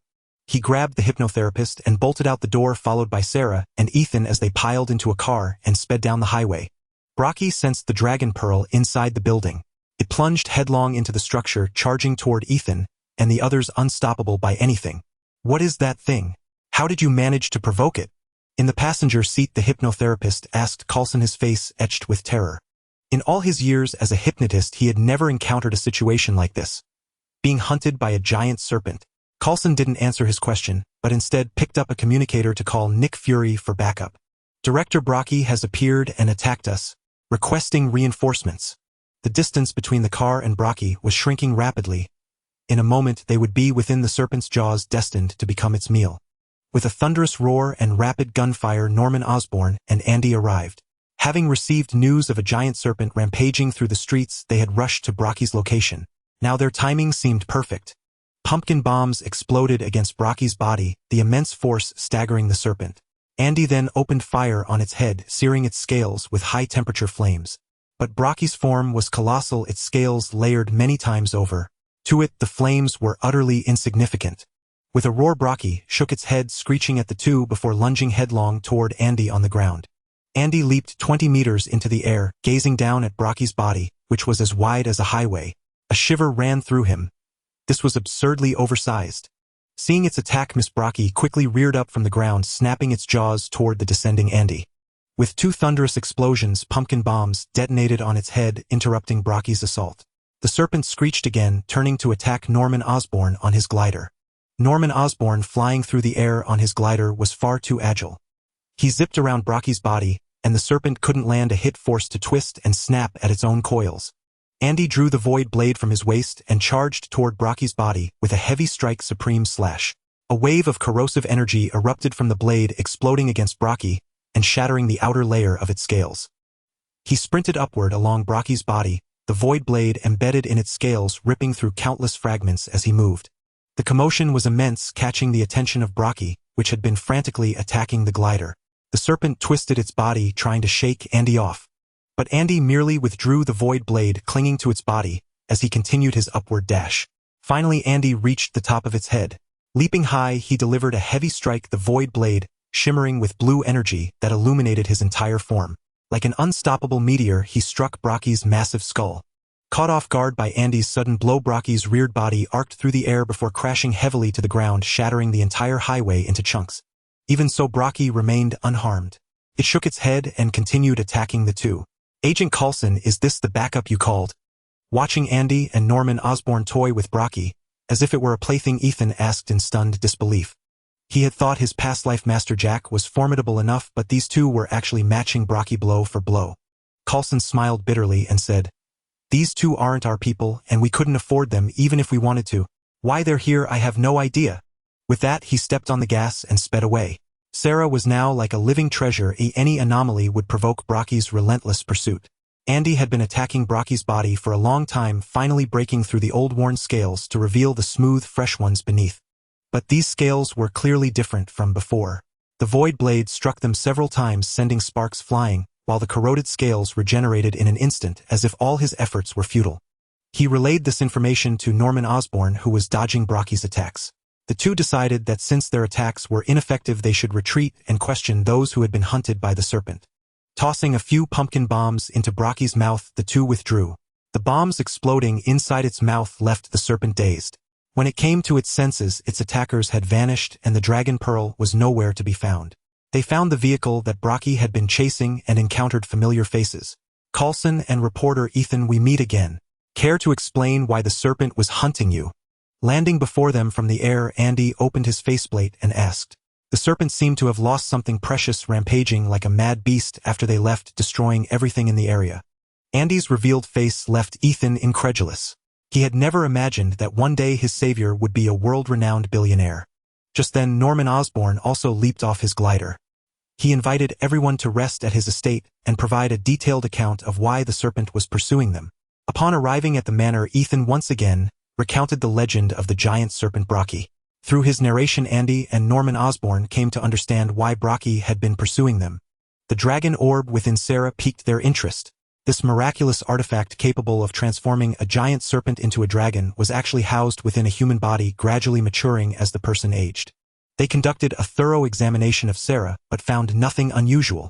However, Coulson and the other two firmly asserted that Sarah's dragon-shaped tattoo had emitted a dazzling white light during her hypnosis, lifting her entire body and suspending her in midair. Andy glanced at Sarah's tattoo and found it familiar. After a moment of thought, he suddenly recalled that the necklace around Ethan's neck bore the exact same design. He borrowed the necklace from Ethan for closer study. Instruments revealed that the green gem on the necklace contained immense energy. Attempting to stimulate it with electricity, the gem emitted a white radiance that swirled around Sarah and was absorbed by her dragon tattoo. Unable to observe the specifics, Andy abandoned the experiment and decided to create some crimson toxin for Sarah to wear, preventing her tattoo from further absorbing the gem's energy. They settled down at Osborne Manor. A few days later, on Sarah's birthday, Andy presented her with a necklace containing a small vial of low-purity inferior crimson toxin he had just crafted as a birthday gift. It wasn't that Andy didn't want to produce high-purity crimson toxin. Rather, its purity depended on the manufacturing process. The low-purity toxin he gave Sarah was sufficient to prevent her tattoo from absorbing energy. To refine it into high-purity crimson toxin, one would need 100 portions of the inferior version. For merely blocking energy, such an effort would be counterproductive. When the gem was activated again, white light swirled around Sarah, attempting to enter the tattoo, but blocked by an invisible force field merely circling her continuously. Upon studying the white light, they discovered it was a special form of radiant energy that could trigger beneficial genetic mutations in living organisms. Perhaps this was the true reason the evil serpent Brocky sought the dragon orb. It must contain a vast amount of this special radiant energy, enabling it to transform into a dragon. Norman Osborn was exhilarated. After brief contact with the white light, his entire body felt remarkably comfortable. Could the dragon orb be the cure for his family's hereditary disease? When Sarah removed the crimson toxin necklace, the white light instantly surged into her tattoo. But this time things didn't return to normal. The tattoo emitted a blinding white radiance, illuminating the entire hall as bright as day. Ethan seemed struck by a realization and shouted to Sarah, "Put the necklace back on. The dragon orb has matured and is releasing energy. We need to leave here immediately." Coulson's communicator buzzed. Nick Fury asked him what was happening with Sarah, as the monster army, which had been confined to the caves, had suddenly marched toward Los Angeles. Fury ordered Coulson to bring Sarah back to the temporary military base, immediately insisting that the monster army must not enter the city. He had already dispatched helicopters to rendezvous with them. The sudden turn of events caught everyone off guard. Why had the dragon orb erupted so abruptly? Coulson, Ethan, and Sarah drove to the rendezvous point to await the helicopter. The dragon orb's outburst allowed Brocky to pinpoint their exact location. Its massive body slithered swiftly through the streets, crushing and destroying countless cars in its path. Seeing Brocky wreak havoc in the city, the military deployed attack helicopters to engage it. At the rendezvous point, Ethan spotted Brocky charging toward them. He grabbed Sarah and ran toward the rooftop of a skyscraper, knowing that staying put meant certain death. "Brocky is approaching the rendezvous point. Pick us up on the roof of the Liberty building." Coulson shouted into his communicator, issuing new orders to the incoming helicopter pilot as he raced up the stairs. Brocky soon reached the building, sensing the dragon orb's presence. It smashed through the Liberty building's glass facade, coiling around the structure and burrowing through floors in search of the orb. On the ground, the monster army entered Los Angeles and clashed with the military. The artillery beasts fired energy cannons, indiscriminately punching holes through skyscrapers and blasting gaping wounds in their walls. In the sky, winged dragons met the attack helicopters. They clawed at the aircraft, tearing off tail rotors and sending them crashing to the ground in fiery explosions, or simply incinerated them with fireballs. Black armored soldiers charged at the military on their mounts. In an instant, the military suffered heavy losses. Nick Fury, where the hell are your men? If Los Angeles is destroyed, none of us will escape. A general cursed into his communicator. In the brief clash, his forces had already lost 20%. Nick Fury didn't reply. His situation was no better. Too many unknown monsters had appeared, and their aerial advantage was nearly shattered by the enemy's dragons. Scowling, he ordered Hawkeye and Black Widow to support the general with the energy cannons. The military base still had plenty of missiles, so the cannons could be spared for now. Elsewhere, Andy marveled. Wow, is this an invasion of Middle-earth? He casually cleaved a mount in two and kicked away a black armored soldier repairing his damaged armor. He had just seen the winged dragons flying overhead. Norman Osborn had nearly been caught by them. Pulling out a kinetic absorption trap, he planned to capture a few dragons for himself. Leaping and running along the walls of buildings, Andy spotted a dragon clinging to an attack helicopter, trying to tear off its tail rotor. A flaming bullet struck the dragon, setting it ablaze. It released its grip and plummeted to the ground. "Wait, don't kill it. It's mine." Just as a soldier was about to fire at the dragon, Andy stopped him. He tossed a kinetic absorption trap onto the ground, and a beam of energy shot out, enveloping the creature. "Keep an eye on it for me. Someone will come to retrieve it later."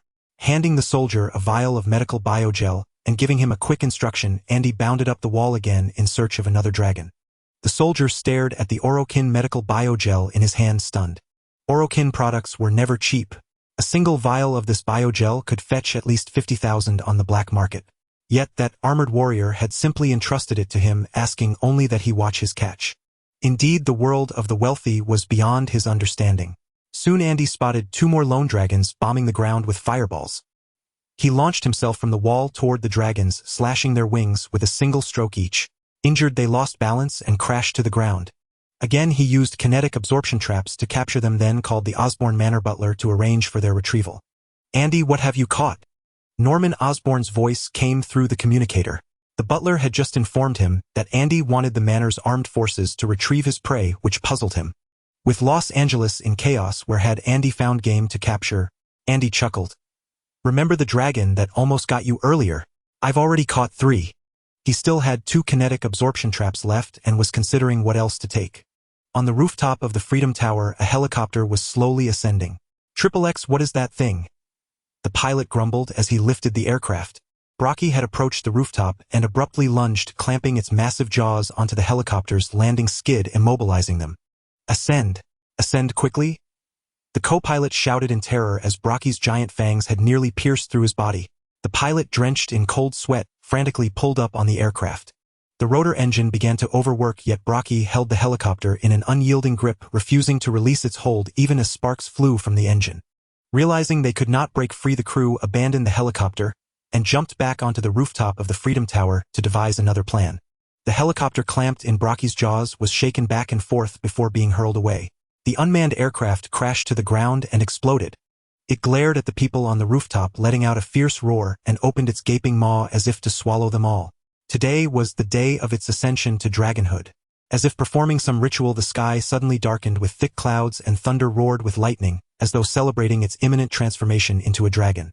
At that moment, the military's attack helicopters arrived, their heavy machine guns spitting torrents of metal at Brocky's colossal head, forcing it to stagger back. The dark clouds in the sky rapidly dissipated. The interrupted Brocky roared in fury, coiling around the Freedom Tower and striking at the attack helicopters encircling it. Seeing Brocky distracted and ignoring them, the group hastily fled downstairs. "Coulson, head east downstairs. I've arranged a car to pick you up.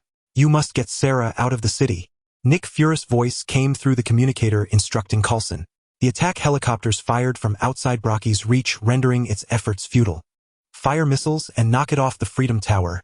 The commander's voice rang out over the communicator. All the attack helicopters locked onto Brocky's body, launching over a dozen Hellfire missiles that detonated on its form. Brocky's grip on the tower loosened slightly, and another volley of over a dozen Hellfire missiles exploded upon impact. Though the Hellfire missiles couldn't harm Brocky, the explosive force disoriented it. Its body slipped from the Freedom Tower and plummeted, crashing onto the ground with a thunderous impact that devastated the surface. The fallen Brocky shook its dazed head and slowly rose, only to be blasted over again by another wave of over a dozen Hellfire missiles. "Watch out, those dragons are coming again." The commander's voice had barely faded when a barrage of fireballs streaked toward the attack helicopters. One helicopter dodged too late, about to be struck by a fireball, when an arrow shot in from the side, colliding with the fireball and detonating it midair. Hawkeye opened the communicator and said, "Soldier, you need more practice with your flying skills." Interrupted by the dragons, Brocky seized the chance to catch its breath. It staggered to its feet, shook its head to clear the dizziness, and roared at the sky. Their king enraged, all the monsters launched an even fiercer assault, forcing the military to slowly retreat. The soldier who had promised to guard the captured dragon for Andy watched the troops retreating, feeling conflicted about whether to keep his word. Then an aged voice spoke. "Hello, we're here to take custody of the captured monsters. Thank you for your help." Gazing at the aristocratic, handsome old man before him, and the 2 dragons already loaded behind him, the soldier felt a surge of admiration for Andy, marveling at his power to capture so many dragons. As for what Andy intended to do with them, that was none of his concern. After all, billionaires always had peculiar hobbies. Those oil tycoons from the Middle East liked keeping lions as pets, so he could understand a super wealthy man like Andy keeping dragons. The soldier retreated with the military, leaving the butler of Osborne Manor to direct the private armed forces in loading the captured dragons. Hey, these big guys are something else. What do you think Boss Andy wants them for? Pets? A burly man hauling a dragon suddenly asked. This was the third dragon he had moved, and he had even tried scratching its hide with his tactical knife, but couldn't even pierce its thick skin. He hadn't used too much force though. After all, these were his boss friend's trophies. If he accidentally killed one head, have no one to cry to lacking Andy's gear to capture such dragons. The armed team members hauling the dragons with him burst into laughter at his words. How could they know what Andy was thinking? As the boss of Orokin technology, these dragons were probably just a novelty for him to study. All right lads, hurry up and load it onto the truck. We need to head back, it doesn't look safe here. The butler said, loudly clapping his hands as he noticed the increasing number of dragons in the sky. Norman Osborn, flying in the air, was now thoroughly enraged. 3 dragons chased behind him, relentlessly spitting fireballs, cleverly keeping their distance. Guiding his flight pack to dodge the fireballs, while occasionally tossing pumpkin bombs behind him, Norman Osborn engaged the 3 dragons in a monstrous aerial chase across the city. Rounding a building, Andy was on the ground slaying monsters. With 2 kinetic absorption traps remaining, he planned to capture a pair of cannon beasts. However, the cannon beasts were too massive for a single trap to restrain. They broke free and destroyed the kinetic absorption traps. Left with no choice, Andy killed them. But after slaying the cannon beasts, the other monsters inexplicably attacked him with a frenzied rage. In a short time, he had killed over 100 monsters and sent countless dark armor soldiers flying. Several pumpkin bombs landed around Andy, clearing a space after the explosions. Norman Osborn leaped from his flight pack and landed beside him. What's going on? Why are they suddenly attacking so viciously? Andy asked, cutting down a few dark armor soldiers. Norman Osborn grabbed 2 motionless dark armor soldiers, swinging them as he replied, "No idea." The military blasted Brocky off the Freedom Tower, and after it roared, this happened. The dragons that had been chasing Norman Osborn arrived and spat fireballs at the 2 men. The exploding fireballs blanketed the ground in thick smoke, obscuring them. A figure leaped out from the smoke. It was Andy. He sprinted up the wall of a nearby building, then rebounded and launched himself toward a dragon. A flash of sword light, and the dragon's long neck was severed by Andy's blade, its body falling lifelessly from the sky. Activating his gravity device, Andy used light as a swallow midair, forcibly shifting his body to kick another dragon. After a flying kick that snapped the dragon's spine, Andy stepped on the descending dragon and executed a whirlwind leap, propelling himself over 20 meters to strike at the last dragon. The empty blade in Andy's hand erupted with blue energy. He plunged it into the dragon's back, driving the creature to the ground with immense force.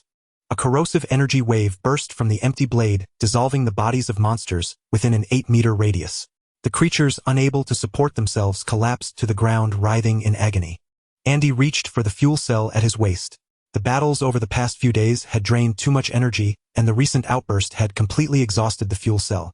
Raising a hand to lightly press against his chest, the energy device slowly opened the spent fuel cell, automatically ejecting as a new one was inserted. With ample energy, the device erupted with a blue radiance, the low-level Guardian armor surging with power and vitality. Norman Osborn did not fall behind either. He wielded 2 black armored soldiers in his hands like massive hammers, sending every enemy before him flying.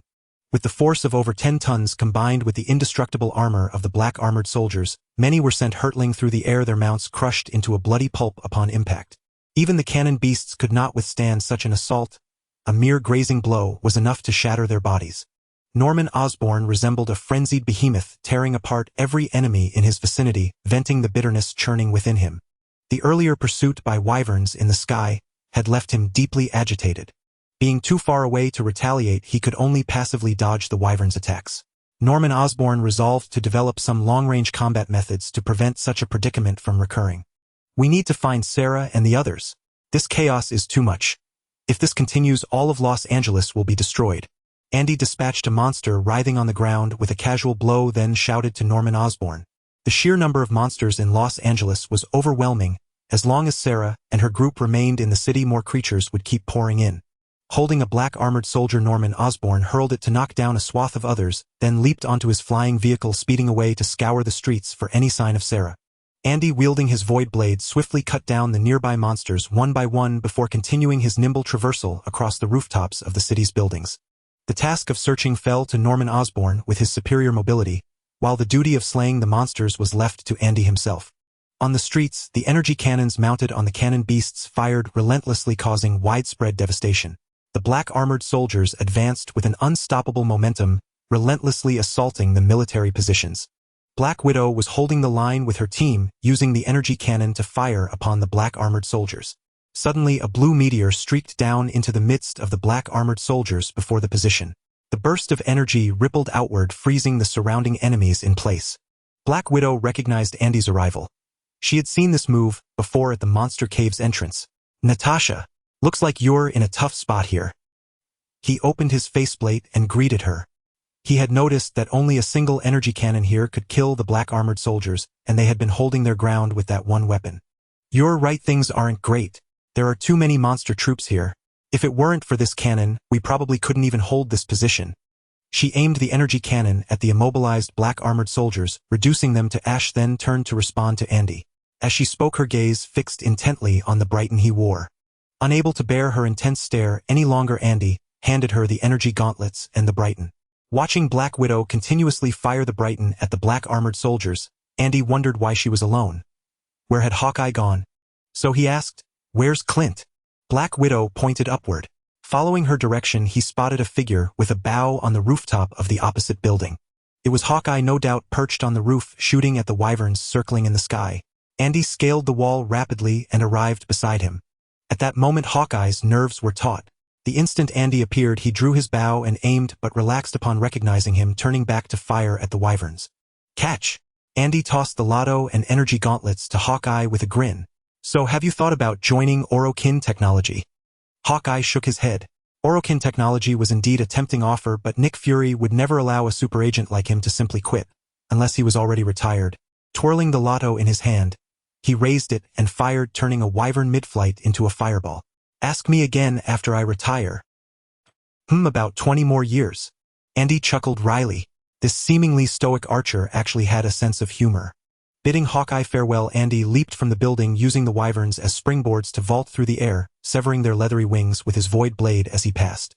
In his wake, the wyverns rained down from the sky like a storm, their severed wounds etched with corrosive marks awaiting the embrace of death. At a street corner, Bruce and Marilla were cornered by two black armored soldiers. Bruce's pistol had run out of ammunition. He aimed it shakily at the soldiers, while Marilla cowered on the ground, letting out terrified screams. Andy, who was nearby slaying wyverns, noticed them. Assuming they were civilians who hadn't evacuated. He had rescued many like them already. He sprang into action. He dove down and struck the two black armored soldiers, the corrosive damage taking effect and freezing them in place. "Ah, it's you, the armored warrior who saved me before." Marilla exclaimed joyfully at being rescued again. Andy felt a twinge of exasperation. Twice in a row. This girl's luck was truly abysmal. To be cornered by the same type of black armored soldiers in the same manner twice was nothing short of unfortunate. Unlike Andy, Marilla was overjoyed. The armored warrior who had saved her twice was incredibly formidable. He could sprint across walls, vault over obstacles with ease, and even immobilize those seemingly invincible black armored soldiers. She was utterly in awe, and he had quickly become her idol. "Yes, it's me again. Miss Marilla, have you come to investigate the monsters rampaging through the city?" He replied to Marilla while casually tossing the two recovering black armored soldiers aside. Once they were fully functional again, he couldn't guarantee he could immobilize them in time. With an adoring look, Marilla told Andy that this time the black armored soldiers hadn't chased her because of monster investigation. She and Bruce had been returning from an interview when the monsters attacked the city, and they had been fleeing in their car. Eventually, the car's hood was crushed by falling concrete from a building, forcing them to abandon it and run. Only to be cornered here by the black armored soldiers. Andy's lips twitched. This girl was a walking magnet for misfortune. Nothing ever went smoothly for her. He escorted the two back to Black Widow's position, then turned to leave. He still had monsters to kill, and they would be safe here. After a long while, Andy had cleared the monsters from 5 or 6 streets, when his communicator finally crackled with Norman Osborn's voice. "Sarah and the others are trying to break out, but there are too many monsters on the city's edge. They're trapped. Get over here and help clear them out." There was a hint of urgency in his tone, and it was understandable. Sarah's safety was tied to the dragon orb, and the dragon orb held the key to curing his family's genetic disease. Sarah was now a treasure in Norman Osborn's eyes. Anyone who dared to harm her would be torn apart alive. Following the coordinates Norman Osborn had sent, Andy sprinted, and leaped across buildings, arriving at their location in no time. But the sight before him was staggering. Monsters and black armored soldiers covered the land as far as the eye could see. An oppressive pitch-black sea. "Are we fighting till the end of time?" Andy muttered with a bitter smile, drawing his blade and charging into the throng. Norman Osborn seized 2 black armored soldiers, wielding them as weapons as he strode ahead of the vehicle, clearing a path. Anything that stood in his way was sent flying. He entrusted all his pumpkin bombs to Coulson and his team, who used them to blast away the black armored soldiers closing in on the car. Yet it was evident that his strength was waning, not from fatigue. The Green Goblin was hungry and in dire need of nourishment, but Norman could not spare a hand to retrieve the nutrient supplements for its recovery. A crescent of blue light sliced through, freezing the black armored soldiers in place. Norman Osborn knew Andy had arrived. He hurled the 2 soldiers aside, snatched a nutrient supplement from his glider, and drank deeply. After downing 3 vials of the green liquid, he finally paused. The Green Goblin, which had begun to wither, swelled back to its robust form, restoring Norman Osborn's power to its peak. Andy fared well, weaving swiftly among the black armored soldiers. His corrosive strikes paralyzed them, and when faced with a cannon beast, he dispatched it with a charged dual slash, carving a path for the car. Rejuvenated Norman Osborn rejoined the fray, grabbing 2 immobilized soldiers as makeshift hammers. Like a rampaging bull, he tore a gap through the monstrous army ahead. With Andy and Norman Osborn working in tandem, a corridor swiftly opened through the monster ranks, and the car surged forward. They pressed on until halted at the army's final line. "Good heavens! What is that?" Coulson murmured, staring at the colossal beast blocking their way. Before them stood a group of supercannon beasts, each 3 times the size of a normal one. Mounted on their backs were giant cannons, barrels wide enough to hold a person. These beasts stood at the army's outermost ring, bombarding the city. Now the supercannon beasts slowly closed in, attempting to encircle them. For Andy this was no challenge, but for those in the car it was a dire predicament. Unlike Andy or Norman Osborn, they lacked the means to deal with these colossal creatures, and found themselves utterly helpless. Unsure how to extract the others, Andy decided to test if his void blade could still harm these monsters. He charged forward, slashing at a supercannon beast with his void blade. The corrosive damage gradually took effect on its hide. At first sparks flew wildly, but soon the blade pierced the beast's steel-hard, thick skin. Torrents of blood gushed from the wound, and the excruciating pain from the corrosion threw the beast into chaos. Seeing the damage was effective, Andy delivered several swift strikes, widening the gash to expose the hard bone beneath, before turning to engage the other supercannon beasts. Just then Norman Osborn lobbed a pumpkin bomb into the wound. An explosion rang out, tearing the beast apart, and it collapsed motionless. Norman repeated the tactic, eliminating all the wounded supercannon beasts around them.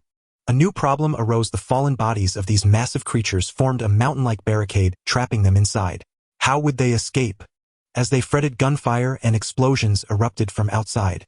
High-powered missiles shredded the carcasses, clearing a path forward. When the smoke cleared, a one-eyed black man wearing an eye patch stood before them, his face impassive, perched in an armored vehicle.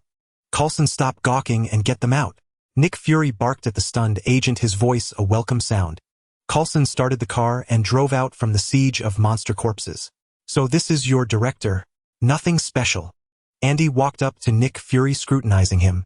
He looked just like the Nick Fury from his memories. Andy shrugged and remarked to Coulson. Though his past life memories were hazy, he still recalled key superhero figures, and this spymaster Nick Fury was one of them. "Andy, CEO of Orokin Technology. Since founding the company, you've developed numerous biomedical technologies." Nick Fury recited Andy's profile with a calm demeanor. All right, you do your thing. Spare me my resume." Andy waved a hand, cutting Fury off. He didn't mind his personal information being laid out. After all, he was a spy. It was only natural for them to have dossiers on everyone, especially a super-rich man like him. His profile had likely been perused by every high-ranking official in America. Besides, these were just basic details easily gathered with patience. However, Nick Fury was intrigued by the basic Praetorian suit Andy wore. A faint expression crossed his dark face as he asked, "President Andy, is this armor of yours for sale?" "Praetorian armor." Andy chuckled wryly. Even if he sold it, few could withstand the power of its auxiliary systems. "This one, definitely not for sale. But if you want power armor, I could develop a version suitable for your use." The two negotiated on their way to a military outpost, and Nick Fury eventually placed a verbal order. If Andy developed power armor, Fury would purchase 100 sets annually, though at a steep price of 30 million per set. Andy couldn't yet build power armor, but his gaze turned to the Griner heavy power armor still locked in his system. While that armor couldn't match his own agility for superhuman moves, its immense protection and strength compensated for all drawbacks. Donning heavy power armor, one could stand firm, while firing a machine cannon unmoved by the recoil. Andy had planned to pitch this special gear to the military once the Griner heavy armor was unlocked. Now, even before unlocking it, he had secured orders, lifting his spirits immensely. As for Nick Fury potentially dismantling the heavy power armor to reverse engineer its technology, Andy had no worries. The knowledge of the Orokin Empire was not so easily grasped. Every Orokin artifact was laden with technological locks. Without proper disassembly procedures, they would self-destruct to prevent leaks. Without such safeguards, how could the brutal Orokin Empire have ruled the Origin system for so long? This was why the Griner Empire, despite having the Twin Queens as descendants of the Orokin, still sought to excavate Orokin relics. Even the Twin Queens couldn't fully comprehend all Orokin knowledge. Following Nick Fury into the military base, Andy saw heavy weaponry everywhere with soldiers on high alert ready for battle. Surveying the scene, Andy nodded. Though these arms were of limited use against Brocky and its monster army, the intense barrage might at least slow their advance. The group finally relaxed upon arriving at the military base, as the day's events had been overwhelmingly thrilling. Ethan approached Nick Fury, telling him that he and Sarah could not stay here. They had to keep moving to avoid Brocky capturing them, and he asked Nick Fury to provide them with a vehicle to escape this place. However, Nick Fury flatly refused, stating that he could not allow Ethan and Sarah to leave. No matter where they went, they would attract the monster army and cause destruction. The master spy gave Ethan two choices: either stay and help him annihilate the entire monster army, or let him shoot Sarah right now to end it all. Ethan did not want to choose. He had seen the situation in the city earlier, where the weapons outside had little effect on the monster army. Once those missiles were depleted, the unstoppable monster army would become overwhelming. He did not want to wait for death with Sarah here, nor did he want Sarah to be killed. Ethan lunged at Nick Fury, attempting to take him hostage and escape with Sarah. However, as a seasoned master spy, Nick Fury was far too experienced to be ambushed by an ordinary civilian. Nick Fury kicked Ethan in the abdomen, causing him to collapse on the ground, curling up like a shrimp. "Ethan, how could you do this?" Sarah screamed as she knelt to check on Ethan, then shouted at Nick Fury. "Mr. Ethan Canrick, given your despicable act of assault, I have decided to temporarily detain you." Looking down at Ethan lying on the floor, Nick Fury's face was calm but exuded an icy aura. Guard soldiers dragged Ethan up and escorted him into a room for confinement. "And you, Miss Sarah, all of this is because of you and the Dragon Ball within you. Therefore, I hope you will follow our arrangements and stay put." With that, he turned and left. These people had already wasted too much of his time. He needed to go to the command center immediately to mobilize the base's defenses and protect this place. On the defensive positions, a large number of heavy weapons entered combat readiness. The energy cannons unloaded from the super cannon beasts were being set up one by one, with researchers frantically calibrating the power supply equipment. Within the entire base, only Andy and Norman Osborn had nothing to do, dragging Coulson along as a tour guide to wander around. After strolling around the military base and finding it no different from others they had seen, they lost interest and turned back to rest. As they passed the room where Ethan was held, they heard him shouting. The three approached the door and saw Ethan handcuffed to a chair, yelling at Nick Fury, "Let me go, you murderer! Butcher! Sarah just turned 20 today and you want her to die here." Accused of being a murderer and butcher, Nick Fury punched him in the face and said, "Watching her die here? Then what should we do? Give you a car to roam the world together?" Punched Ethan stared at Nick Fury with reddened eyes and shouted, "That's still better than dying here. Sarah is a living person. She has the right to survive." He kept struggling as he spoke. Nick Fury seemed angered, grabbing Ethan's collar as he struggled and gritting his teeth. "Sarah is a person, but aren't others people too? How many innocent people in Los Angeles have died because of the monsters chasing you? How many soldiers in the army have been killed by monsters protecting you too? Now you tell me Sarah has the right to survive, but don't others? You want to keep fleeing with her. Where will you escape to? And how long can you run? Don't you know the monster army will keep chasing you? If you flee, what about the places you pass through? Are they doomed to die?" Ethan opened his mouth but found no words to refute Nick Fury. Indeed, he had only thought about himself and Sarah. Nick Fury let go of Ethan's collar and was about to leave when Ethan called out, "Wait, let me out. I am Sarah's guardian. Even if I must die, I want to die by her side." Seeing that Ethan seemed to have come around, Nick Fury gestured for the guard soldiers to unlock the handcuffs. "I hope you mean what you say." With that, he stared at Ethan until he nodded, then turned and left with satisfaction. Is this how you agents persuade people?" That's too brutal. As the scene ended, Andy recalled the image, feeling shocked. Was Nick Fury reasoning with emotion and logic? No, it was clearly reasoning with fists and logic. Such a blunt method of persuasion shattered Andy's impression of agents entirely. Coulson felt a bit awkward being asked. Even he had never seen such a situation. Normally, when they wanted to persuade someone, they would just tell the truth and explain the pros and cons. Nick Fury's actions were unexpected not only to Andy but even to Coulson himself. In the city, Brocky once again lost trace of the Dragon Ball, crawling through the streets in hopes of finding it. The monster army was attacking fiercely, pushing back the human forces blocking their path. The monster leader laughed heartily at the sight. His monster army was truly invincible. Once he captured Sarah and sacrificed her to the great Brocky, his dream of ruling the world would be realized. He ordered an accelerated assault, wanting to find Sarah and personally present her to Brocky. The human forces had gathered around Hawkeye and Black Widow, defending with the only energy cannon. Black Widow had ignited countless black armored soldiers with Brighton, while Hawkeye used Rado to pick off cannon beasts and wyverns in the air. If Andy hadn't given them Brighton and Rado, they would have been annihilated by now. Yet even so, the pressure on them kept mounting. After all, humans are not machines. Stamina inevitably runs out. Their movements in shooting became increasingly mechanical, and the frequency of the energy cannon's fire dropped. They were about to lose their hold. Just as the monster army was closing in, dark clouds began to gather in the sky, occasionally bursting with lightning and thunder, as if the apocalypse had arrived. The monster army ceased its advance and turned away, leaving everyone bewildered. They did not know why the monster army retreated just as it was about to break their defenses, but being alive was still a good thing. It turned out that Brocky had found the trail of the Dragon Ball, or rather everyone had seen the anomaly in the sky. Dark oppressive clouds gathered in the sky, forming a spiraling storm, visible to all. That was the sign of the Dragon Ball manifesting. Only a fully mature Dragon Ball would produce such an anomaly, just like the scene before Brocky devoured Sarah. Thus the monster army now headed toward the Vortex's center to help Brocky seize the Dragon Ball. This sight made Black Widow uneasy. She opened her communicator and asked Coulson, "Has something gone wrong at the base?" Coulson forced a bitter smile at the abnormal situation at the military base. "Yes, an incident has occurred." In the military base, Sarah's resting room erupted with a blinding white light emanating from the dragon-shaped tattoo on her shoulder. Over such a long period, the energy released by the mature dragon orb had been continuously isolated and accumulated by the low-quality red venom. Now the accumulated energy had grown so immense that the inferior red venom could no longer suppress it, causing an explosive eruption.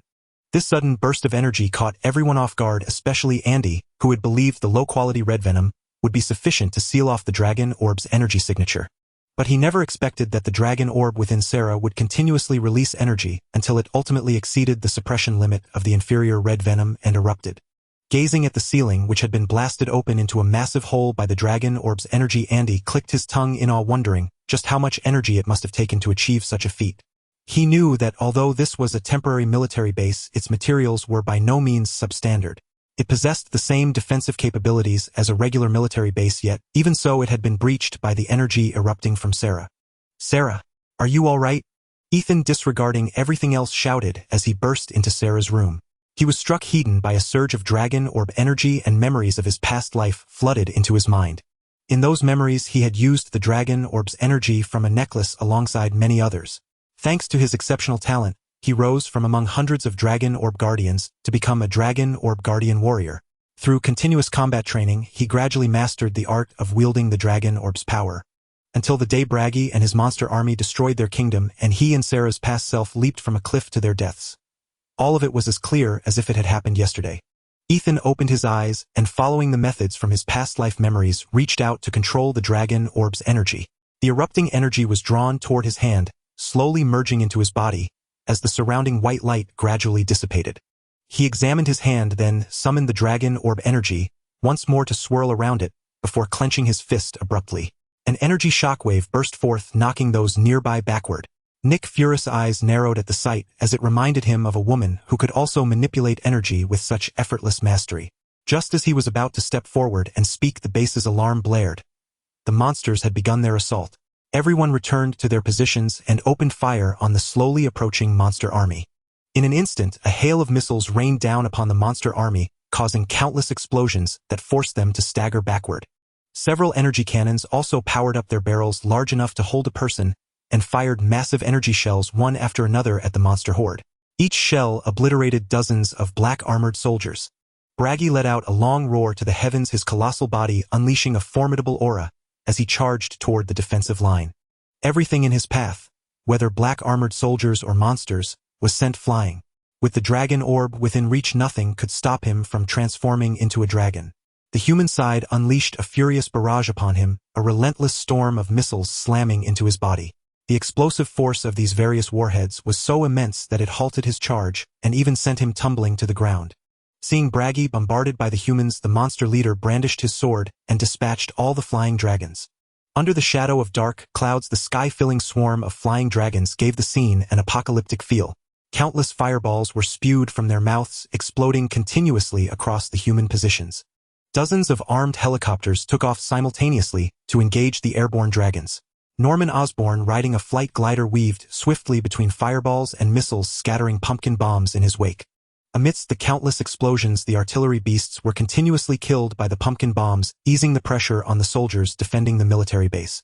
Andy, hanging from the landing skid of an armed helicopter, was lifted into the air. Activating his gravity device, he clutched a Hellfire missile and flew straight into the swarm of flying dragons. An explosion rang out and Andy's figure emerged from the flames, using the flying dragons as aerial stepping stones, slaying them while moving rapidly through the air.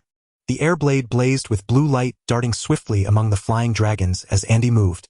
From a distance, it looked like a blue ribbon drifting between the dragons, and with each movement a flying dragon plummeted from the sky. The monster army ground to a halt. Enraged, the monster leader swung his sword to unleash an energy wave that detonated all the incoming missiles. With a mighty roar, he led his forces in a charge toward the human positions. Their charge diverted some of the artillery fire aimed at Bragi, allowing him, previously suppressed by the bombardment, to rise again and continue his assault toward the military base through the storm of shells.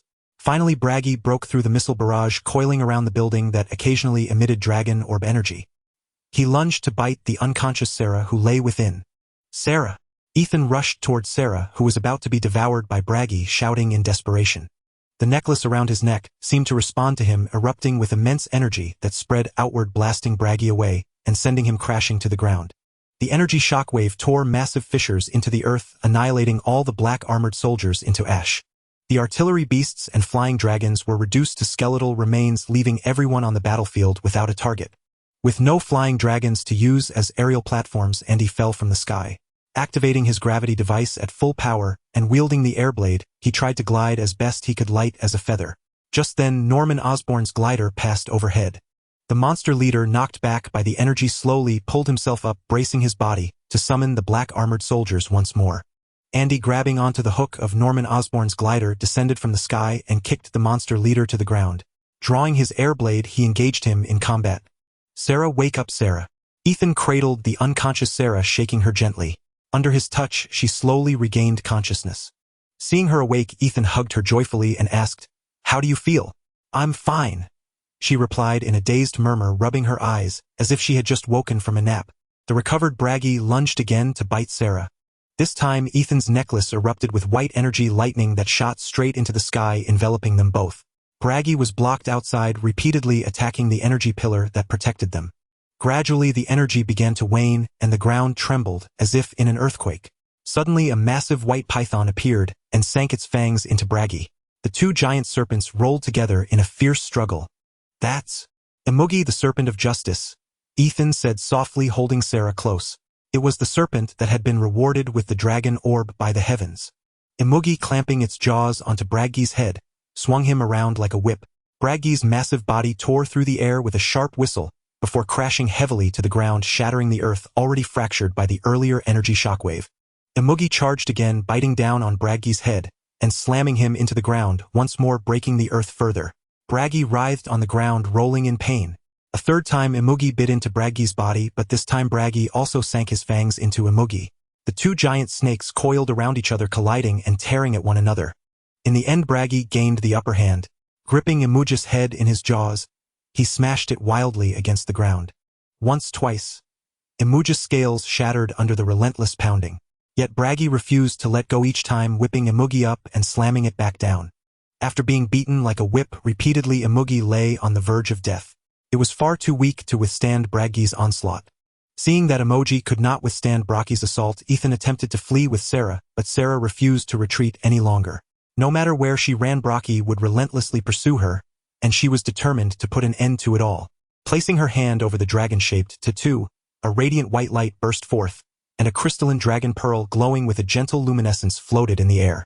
At the sight of the dragon pearl, Brocky abandoned the defenseless emoji and lunged toward it, clamping its jaws around the pearl.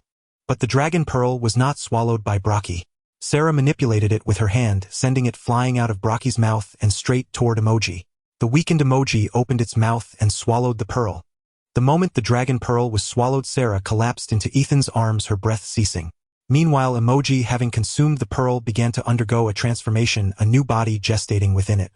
Clawed limbs emerged, tearing through the old flesh, while the hardened keratin on its head morphed into horns. 2 whiskers swayed beside its mouth, drifting through the air. It was a dragon, not the malevolent winged beasts of legend, but the true dragon from Chinese mythology, the sacred totem. All who beheld the dragon were momentarily stunned. This mythical creature, once thought imaginary, now manifested in their world, deepening the piety of some soldiers who prayed to God. The monster leader seethed with fury. Had it not been for these interlopers, Brocky would have become the dragon, fulfilling its ambition to rule the world. In a rage, the monster leader hacked at Andy and Norman Osborn before him. His strength was unremarkable, but his immortality proved to be a persistent nuisance. Moreover, his abilities far surpassed those of the black-armored soldiers.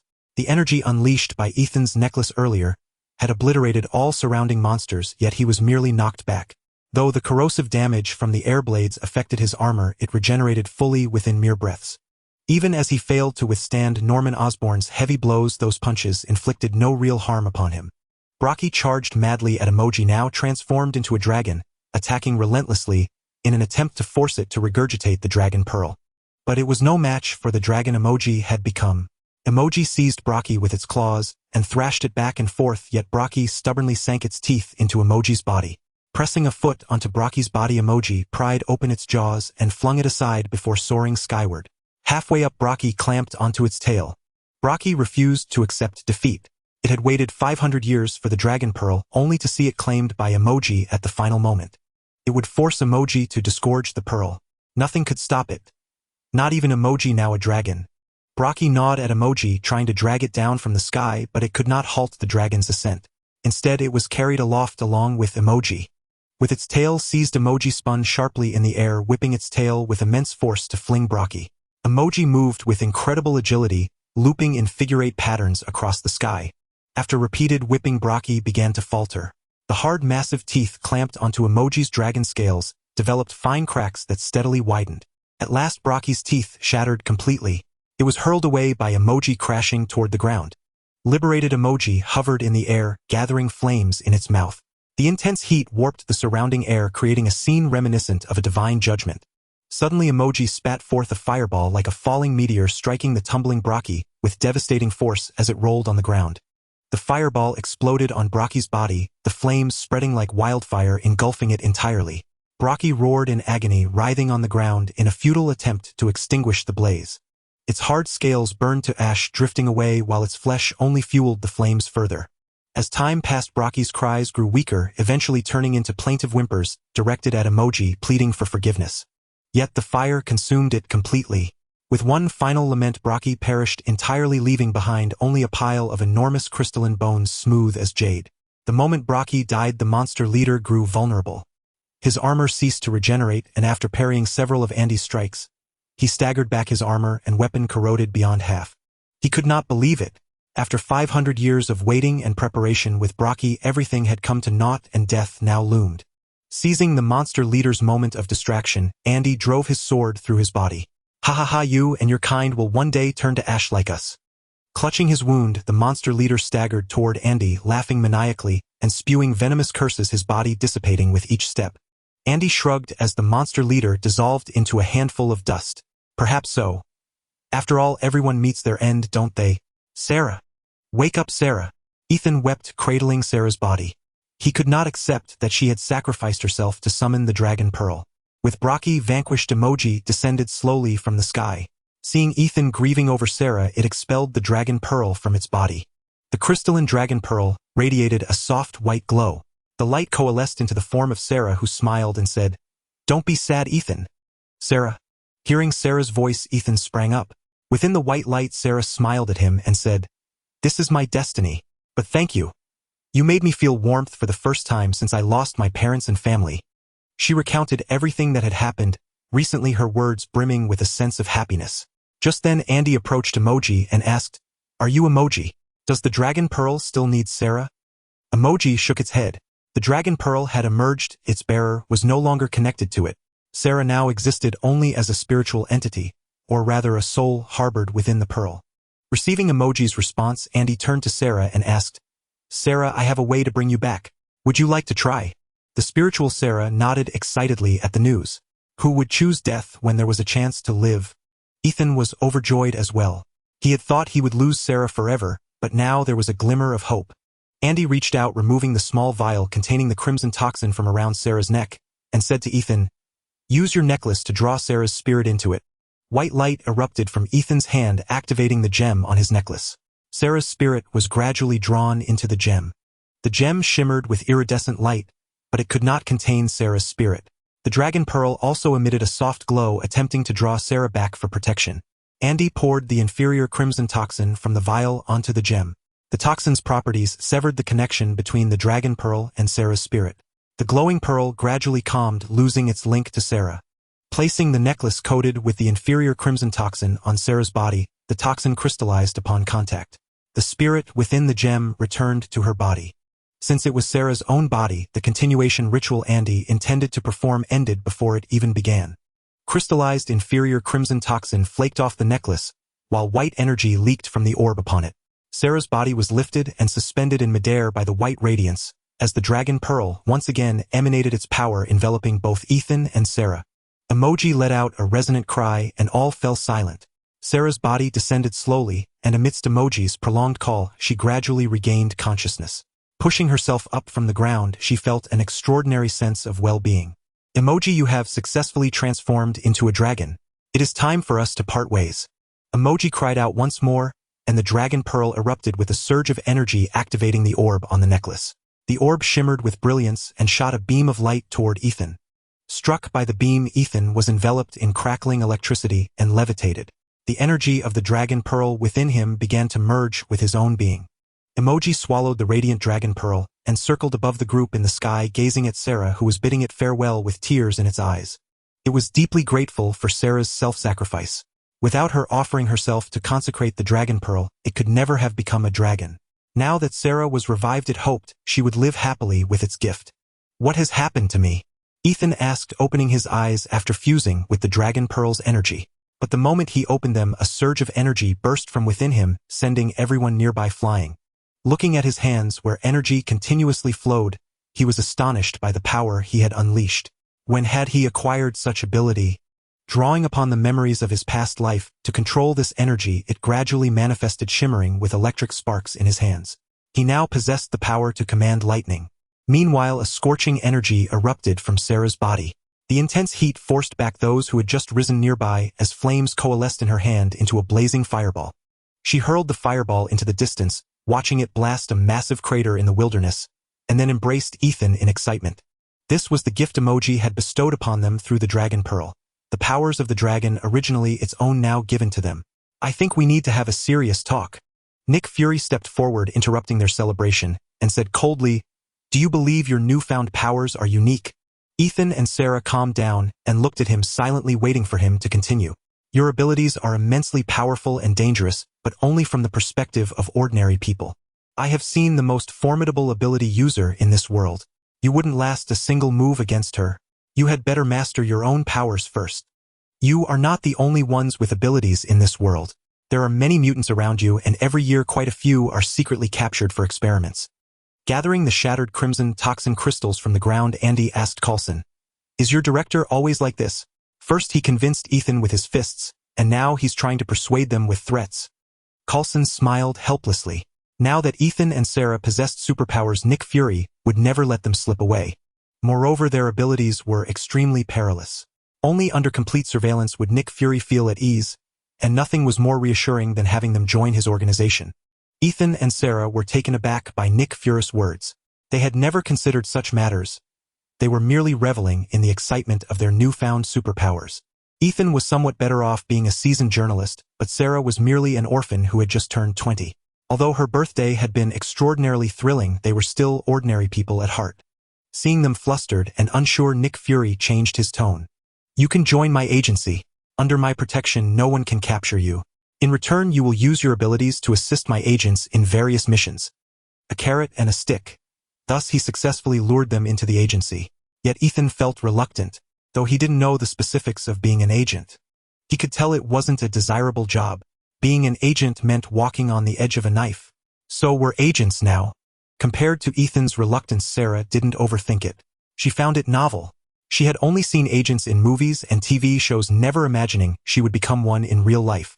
This excited her as she had never encountered a real agent before. Now that everything had settled, and there were no more monster armies hunting her, becoming an agent seemed like a good choice for Sarah. "No, you are not agents yet. You need training at the academy, though you will be taking an accelerated course." Nick Fury's words left Andy bewildered. Not only was there a specialized academy for agent training, but there was also an accelerated course for the profession. Had secret organizations become industrialized? Nick Fury then addressed Ethan. "Don't worry about the impact of being an agent. We are not the CIA or FBI. We are responsible for global security. Grandiose and transcendent." Nick Fury painted the agency as a worldwide protective organization, though functionally it indeed was. Andy sneered. Global security. Wars still raged in many countries and terrorist organizations were as numerous as ever. He wondered which part of world security they were responsible for. Glancing at Coulson beside him, he asked, "Is this how he talked you all into becoming agents?" Coulson shook his head with a smile. "I volunteered. I became an agent because of my idol, the first and only Captain of America. He gave his life for world peace. I want to preserve the stable world, at least so his sacrifice isn't in vain." Andy applauded him. It was indeed a noble ideal, one that required great love and perseverance to uphold. Looking at Nick Fury's stern face, despite disliking the man, Andy had to admit he was formidable. Perhaps he was not accomplished in invention, but in other aspects he was among the very best. Andy had no doubt about his resolve. He would pay any price to protect what he cherished, even if that price was his life. "Director Nick Fury, are you finished? Norman and I need to speak with them." Composing himself, Andy called out loudly. He indeed had matters to discuss with Sarah, and the others, not about himself but about Norman Osborn. After watching Nick Fury leave, he and Norman Osborn approached Ethan and Sarah. "Listen, I need your cooperation for some experiments. Not on yourselves, but on this necklace orb. Only you can activate its energy." The Green Goblin rapidly receded from Norman Osborn's form as he spoke with grave seriousness. Seeing the two startled by Norman Osborn's stern demeanor, Andy smiled and said, "Don't be afraid.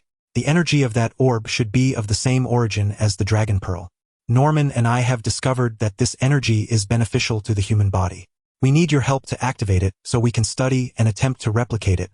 Of course, for your cooperation, you will be well compensated." It was all over. The dark clouds began to dissipate as emoji vanished into the sky and sunlight once again bathed the land. The entire battlefield lay in ruin, littered with the bones of monsters, strands of flesh still clinging to them, not yet fully destroyed. Cratered by missile blasts, patches of withered grass burned with flames billowing thick smoke. The surviving soldiers were cleaning up the battlefield. At the remains of Brocky, Coulson led a patrol guarding the jade-like colossal skeleton. Turning a corner, he noticed the soldiers stationed there were missing. Initially, he dismissed it, assuming they had been called away. But as he ventured deeper, he found more guards gone. Sensing something amiss, he grew alert. Suddenly, a figure clad in crimson emerged from the wall behind him, a dagger aimed at Coulson's throat. Coulson's hairs stood on end and he rolled aside. The dagger in the figure's hand whistled through the air. Missing its mark, the figure drew a shuriken from its belt and hurled it at Coulson. Coulson rolled to dodge the shuriken, turning to fire a shot. A bang echoed and the crimson figure was struck by the bullet, dissolving into ashes on the ground. What was happening? Why a gunshot? Everyone was startled by the sound, their nerves taut once more, all on high alert. "Sir, enemies have infiltrated the area around Brocky's remains. They possess stealth technology. I eliminated one who ambushed me, but its body turned to ash upon death." Coulson reported into the communicator, then turned and pushed open a storage room door to seek cover. But the sight before him stunned him. He might have just discovered where the missing soldiers had gone. Inside the storage room, soldiers lay strewn about, their throats slashed by a sharp blade, blood gushing from the wounds. These soldiers had not fallen on the battlefield, nor in combat with monsters, but had been assassinated by unknown enemies. As he stood frozen at the storage room door, a crimson figure appeared behind him, raising a dagger to strike. Just as it was about to reach Coulson, a fiery bullet pierced its hand, severing the arm. Flames spread from the wound, engulfing the figure and reducing it to ashes. The gunshot jolted Coulson back to his senses. In the distance, Hawkeye's radio still smoked. That shot had been his. Thanking Hawkeye, Coulson silently mourned the fallen soldiers. Now he needed to uncover the purpose of these crimson assassins. The two gunshots seemed to plunge the military base into an eerie silence. Suddenly, fierce gunfire erupted from a corner of Brocky's remains, and Coulson and Hawkeye rushed over. When they arrived, only one soldier remained, firing wildly into an empty space. The others lay lifeless on the ground. The empty space seemed normal, with no visible difference. But unlike the others, he could faintly discern a humanoid figure crouching behind a crate in the direction the soldier had been firing. The figure's outline was barely distinguishable from its surroundings, as if it had melded into the environment. He raised his radio, aimed, and fired. The bullet spun through the figure's chest, flames revealing its form before it turned to ashes. Now everyone saw the crimson-clad assassin. The others ceased their stealth and lunged toward Brocky's remains, attempting to seize them. In an instant, gunfire roared, a web of bullets enveloping them all. But these assassins were agile, rolling and dodging, taking cover within the skeleton's hollows. Andy arrived, drawn by the noise. His brow arched at the sight. He hadn't expected these assassins to possess stealth fabric. That was a valuable find. Activating his own stealth device, he silently crept to where one assassin had taken cover. Beyond Brocky's bones, he saw nothing. The assassins were indeed cautious. But that didn't stump Andy. He still had one kinetic absorption trap left. He unclipped it from his belt, activated it, and tossed it to the ground. A wave of energy radiated from the trap, which then shot out a beam, latching onto an empty spot and pulling it in. As it was drawn, a crimson figure materialized, struggling fiercely. On closer look, it resembled a ninja from the east. The figure deactivated its stealth device, startled to see another with similar, seemingly superior technology. "Who are you? Why kill the soldiers?" Andy tried to interrogate the captive. The assassin remained silent, his gaze eerily calm. Even witnessing his comrades fall to bullets, he showed no emotion, as if their deaths were meaningless. The gunfire grew denser, more people gathering. Gradually some sensed something off, yet couldn't pinpoint it. Then gunfire erupted from another part of Brocky's remains. Realization dawned. It was a diversion. But what could be worth such a heavy price? A group rushed to reinforce, only to find the battle already over. Black Widow stood guard, having taken down many crimson assassins with her Brighton, but they had all turned to ash, leaving no clues. "Strange. They were just grabbing some of Brocky's bones," Black Widow said to the arriving Nick Fury, pointing at a pile of ash on the ground. Indeed, it was odd. Mere bones wouldn't warrant such a massive assault, using assassins as cannon fodder unless there was a hidden secret. Just then, Andy appeared, dragging a live crimson assassin bound by his device. Seeing the red assassin suit, Nick Fury immediately thought of a notorious underground criminal organization. The Hand. This syndicate engaged in illicit activities worldwide, from human trafficking to murder and robbery. For the right price, they would do anything, even if it cost them their lives. But Brocky's transformation into a dragon was still a secret. Most people's understanding of the giant serpent in Los Angeles was limited to media reports from days ago. So who hired these assassins to steal Brocky's bones? And the timing, right after Brocky's death. How did their employer know Brocky would die at that moment? Nick Fury frowned, deep in thought. There had to be a reason he was missing. "Will you turn to ash like them?" Andy asked the captive curiously. The assassin didn't answer, still struggling to break free from the kinetic absorption trap. Watching the assassin writhe, Andy chuckled. "Save your strength. You won't break free." The first one that did was bigger than a tank. Seeing the assassin ignore his advice, Andy sighed, dropping him and the trap to the ground. Holding a struggling person was exhausting. With everything settled, no further attacks occurred. Hawkeye and Black Widow returned to the team and handed the equipment back to Andy, proposing to purchase these special weapons from him, but he refused. It wasn't because the yield of amplitude crystals was low, but because this door could not be opened. Once the amplitude crystals were sold, more people would want to buy them and pressure him to reveal the manufacturing method. The world works like this: you can create a product, but if it is the only one of its kind with no substitutes, a monopoly, it easily becomes the target of the entire world. Greeting Nick Fury, Andy proposed trading this red-clad assassin for some of Brocky's bones. The red-clad assassin turned to ashes upon death, useless to Andy for experiments. Taking him back would only mean imprisoning him.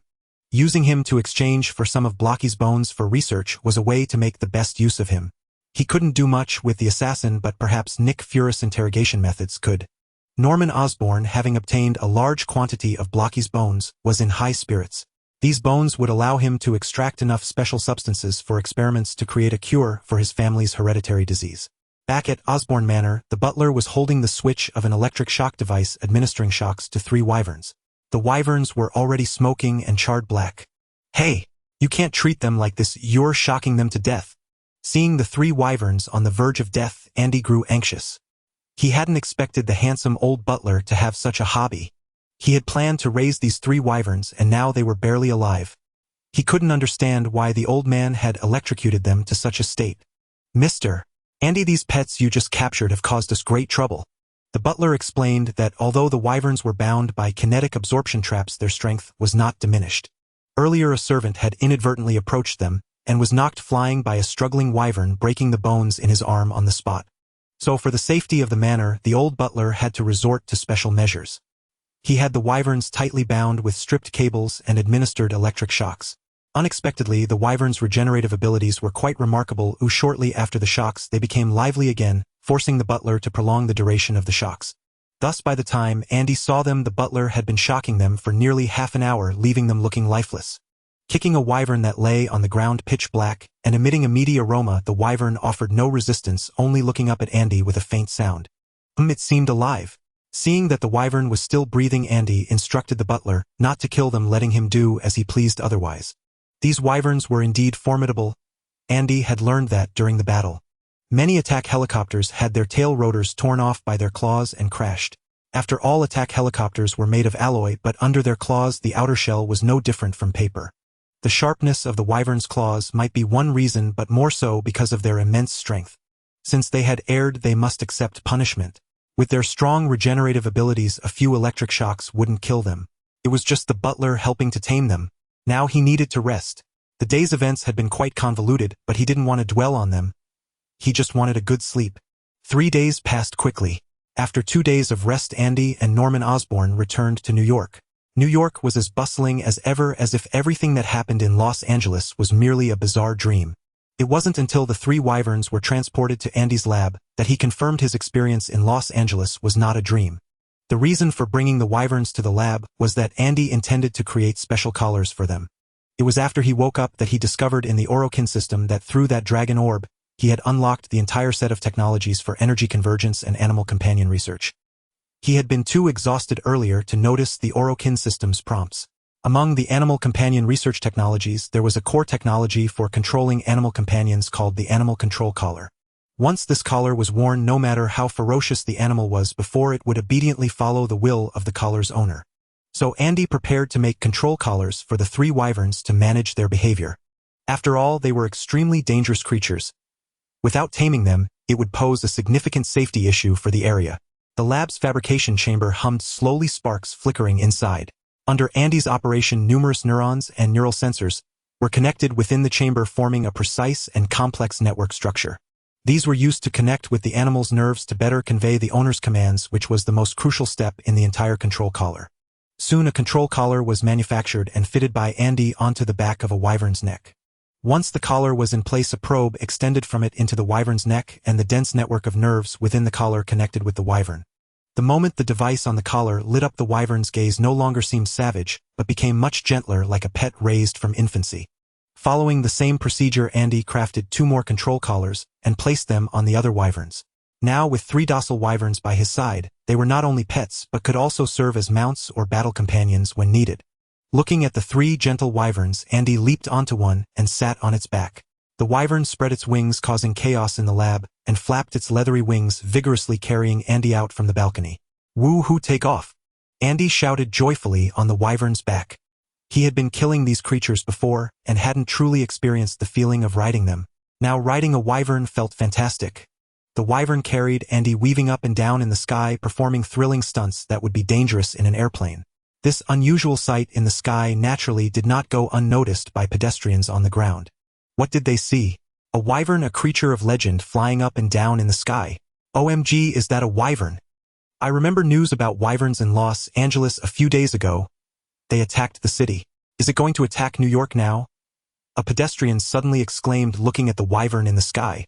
He had seen videos of the Los Angeles attack filled with monsters everywhere, cannon beasts on the ground overturning tanks and wyverns in the sky spewing fireballs at everything below. Now that this wyvern had suddenly appeared in New York, did it mean the monsters were about to attack the city? The passerby's words sparked panic among the surrounding crowd. In legends, dragons were never benevolent. Perhaps wyverns were just as evil. A patrol officer released the safety on his pistol, staring nervously at the wyvern in the sky, ready to shoot at any moment. Meanwhile, Andy, riding the wyvern, was oblivious, still soaring up and down in the air.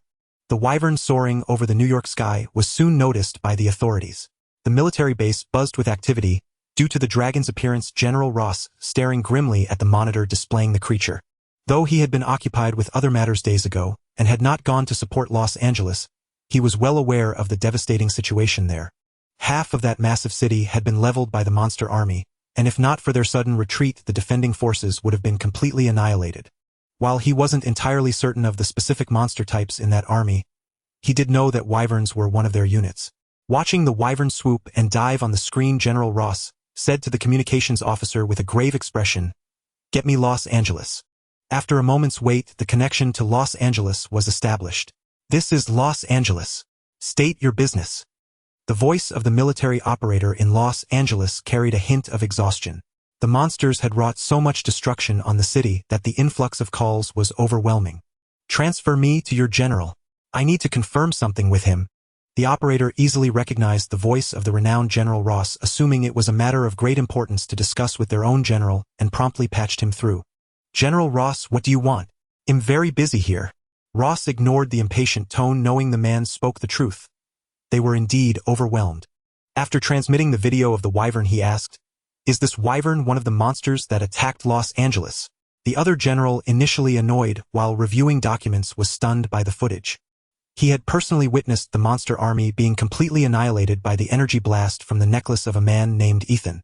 How could such a creature reappear in New York? "Yes, that's it. I saw them all destroyed. How is it in New York?" The general's voice turned serious, suspecting a second Brocky might be vying for the Dragon Ball in New York. With the confirmation, General Ross furrowed his brow. This was dire news. The wyvern was hovering over the city. An attack on the ground would cause immense damage. General Ross quickly dispatched 5 attack helicopters to lure the wyvern away from the city and capture it. Meanwhile, Andy continued to ride his wyvern through the sky. "Sir, there's an incoming call from Miss Tina." Otis' words surprised Andy. Why would Tina call him now? He answered, "Are you all right in Los Angeles? I heard about the monster attack days ago. Half the city is in ruins." Tina's voice was urgent and sounded somewhat angry. "Why didn't you tell me when you got back? If I hadn't run into Mrs. Emily, I would never have known. You've never been this reckless before." Andy was embarrassed by her words. He couldn't very well say he was too busy rushing back to the lab to make control callers to inform her. He responded with a dry, wordless laugh. "Anyway, I have to go negotiate a deal. I'll talk to you when I get back." With that, she hung up abruptly. Andy was long accustomed to Tina's decisive manner, but this time he had truly been in the wrong. Going to Los Angeles to obtain materials for Norman Osborn, he had only expected to catch a large python, never anticipating so many unforeseen events. Sitting on the wyvern, Andy was pondering how to explain things to Tina when another call came in. "Mr.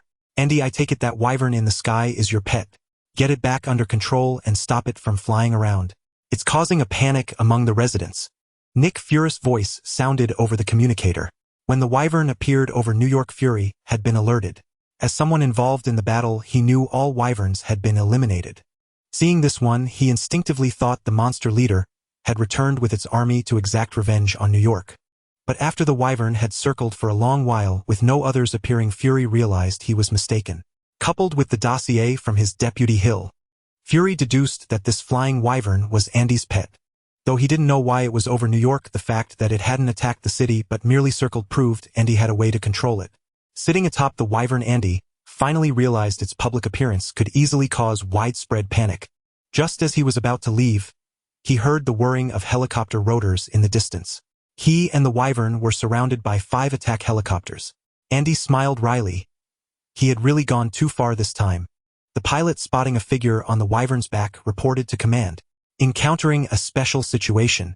There's a person riding the wyvern. Should we proceed with luring and capture? General Ross at command didn't deliberate long, as he had just received image intelligence from Los Angeles showing black armored soldiers riding mounts. He mistook Andy for one of them. Just as he was about to answer, an unknown signal connected to the pilot's communicator. Can you hear me? I'm the one riding the wyvern. I'm Andy, the owner of Orokin Technologies. This wyvern is a pet I captured in Los Angeles. As he spoke, Andy waved his hands to signal the pilot. He had asked Otis to forcibly connect to the aircraft's communication system when he saw he was surrounded. Facing the armed helicopters, Andy felt a flutter of panic. He wasn't wearing his Praetorian suit. A single bullet could kill him for real.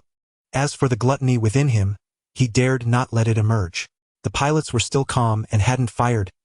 If he transformed in front of them, they would surely shred him with their cannons. Andy's words put General Ross at ease. He stood down the base alert and chuckled. Why aren't you in your lab inventing, you rascal, but out here riding a wyvern through the sky? Andy gave a dry laugh without answering. He had indeed caused trouble for many today. Under Ross' orders, the helicopters escorted the wyvern back to the military base. The general had matters to discuss with Andy. At the helipad, General Ross waited for Andy. A gust of wind swept by as the wyvern landed smoothly with Andy on its back.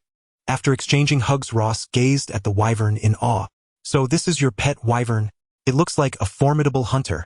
I heard they took out half of Los Angeles Air Force. He patted the wyvern's sturdy wing. How do you control it? Can I give it a try? Andy readily agreed. He hadn't shared the experience of riding it with anyone yet. Andy wouldn't refuse such a small request from General Ross. Under his control, the wyvern docilely lowered its head, allowing Ross to climb onto its back. The surrounding soldiers immediately aimed their rifles at the wyvern, ready to fire at any sign of abnormal behavior. Ha! Put your guns down. There's no danger. This wyvern is very gentle. And I have great trust in anything controlled by the owner of Orokin Technologies. Seated on the wyvern, General Ross ordered the soldiers to lower their weapons. He sensed no threat from the creature. After riding atop the wyvern for a while, General Ross lost interest. As a general, he could never take to the skies on such an unsecured creature. Riding it on the ground was far less comfortable than sitting in a car. The scales on its back were far too hard, making the ride feel like sitting on a moving rock that jostled and chafed uncomfortably. Of course, the wyvern was not exactly pleased either. When General Ross mounted it, his legs clamped tightly around its neck, causing the creature such discomfort that it could only sway its body to find some relief. This creature looks impressive, but you'll need to fit it with a saddle. It's not a pleasant ride as it is, said General Ross, stroking the wyvern's scales as he smiled at Andy. Of course, you'll also have to register it, or one day the National Guard might just shoot it down. Andy nodded in agreement at General Ross' kind reminder. The wyvern certainly needed to be registered, otherwise he wouldn't feel safe riding it around the sky. He couldn't very well be fully armed every time he took it out. He himself didn't mind, but what about his friends who wanted to experience riding a wyvern? He couldn't exactly outfit them in Imperial Guard armor. That would defeat the purpose. General Ross led Andy to his office and began discussing a new project. I was planning to visit you at Orokin Technology in a few days, but since you're here, I'll tell you now.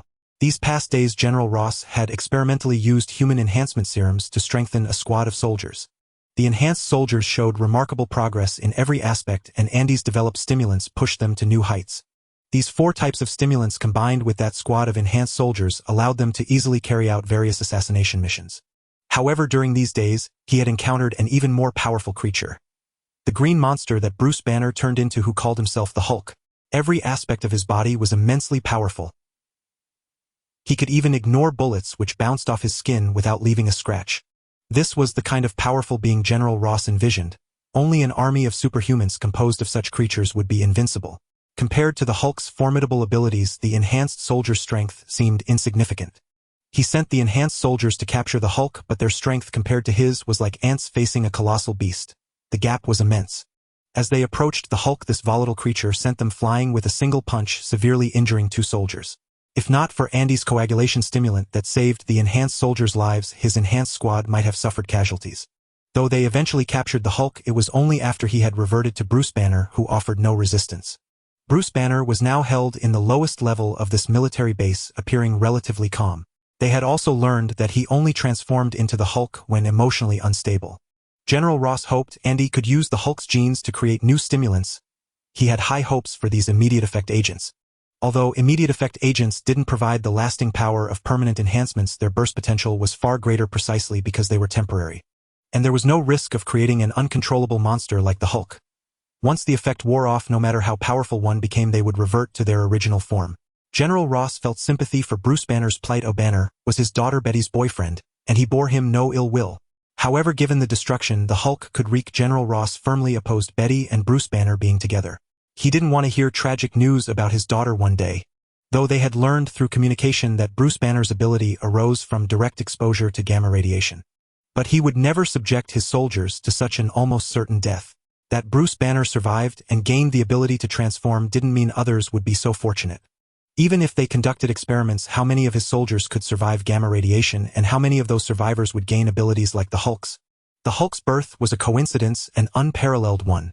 Rather than exposing his soldiers to gamma radiation experiments, it was better to study the Hulk himself and transfer his abilities to others. Understanding General Ross' needs, Andy readily agreed.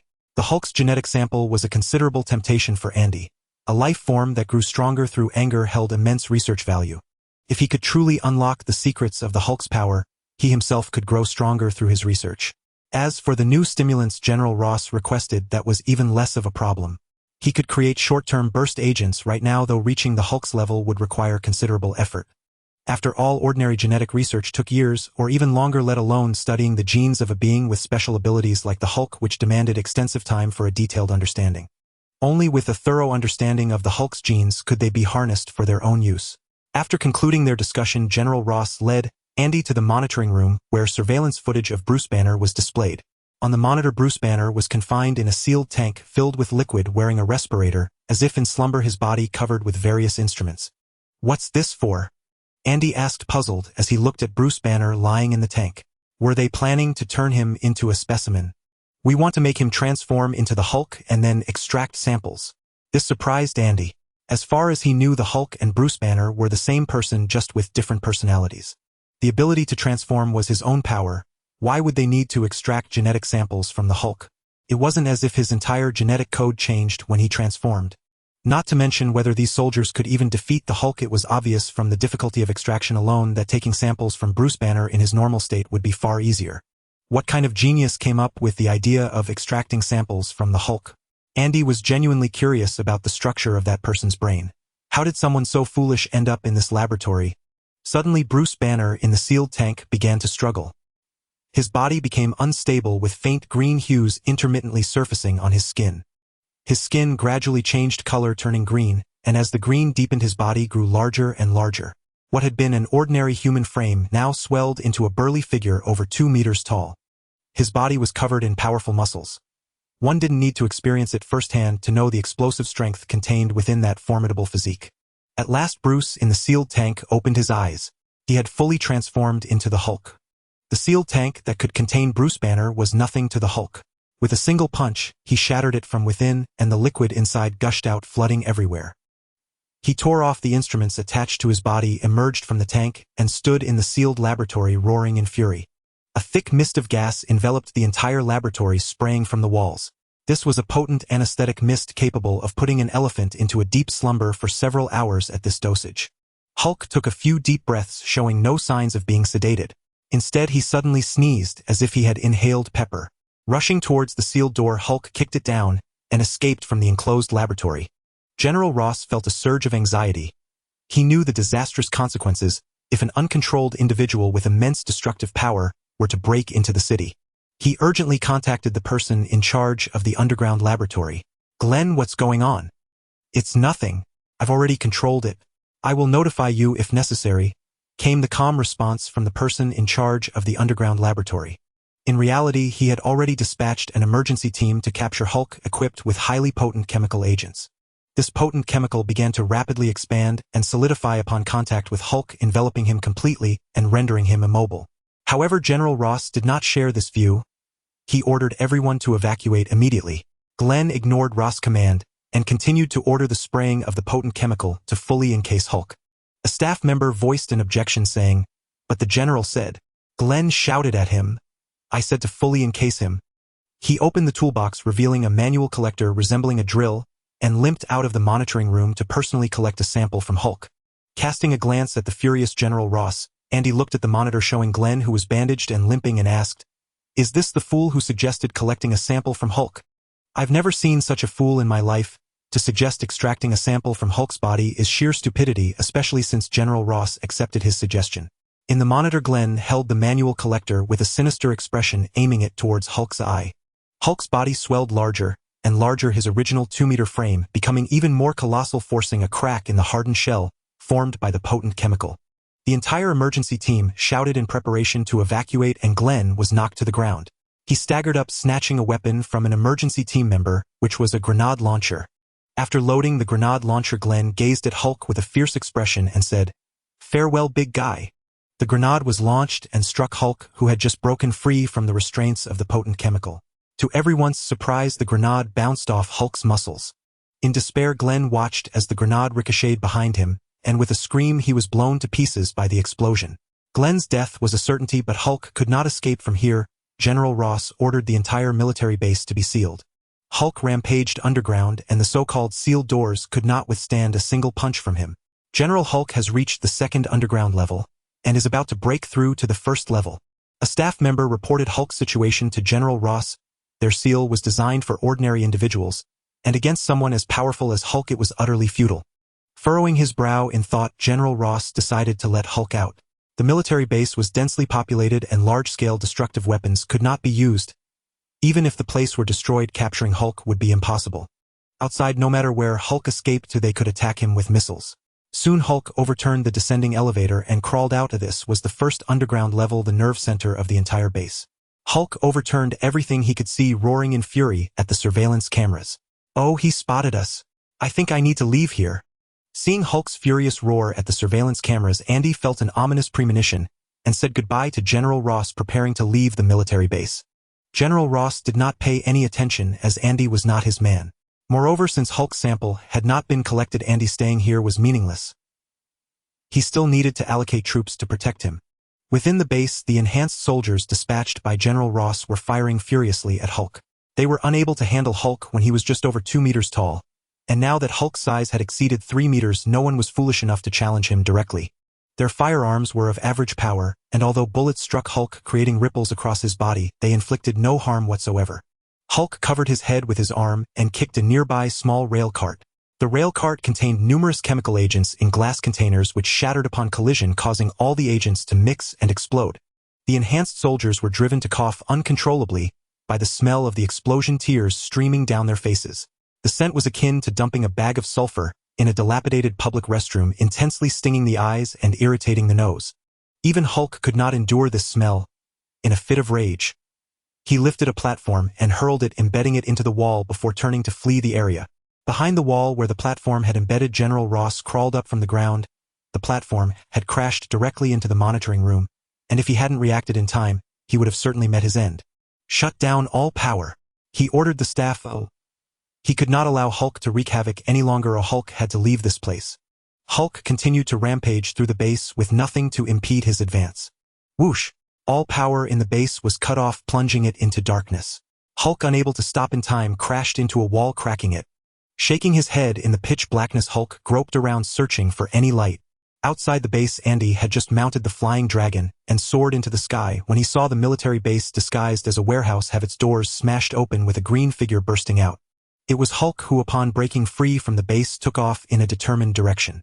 Hulk's speed was swift, and Andy in the air could see clearly a long trail of dust being kicked up behind him. Riding on the flying dragon, Andy followed Hulk's rapid sprint from the sky, eager to discover his destination. Hulk bent his legs and leaped dozens of meters away. Upon landing, he jumped again, this time covering nearly 100 meters. On his third leap, he soared over 1,000 meters. This incredible triple jump forced Andy to acknowledge Hulk's prowess. He could glide over 100 meters using a combination of spinning leaps, but it was impossible to match Hulk's triple jump over such distance. In the air, urging the flying dragon to fly at full speed, Hulk's movements were incredibly quick.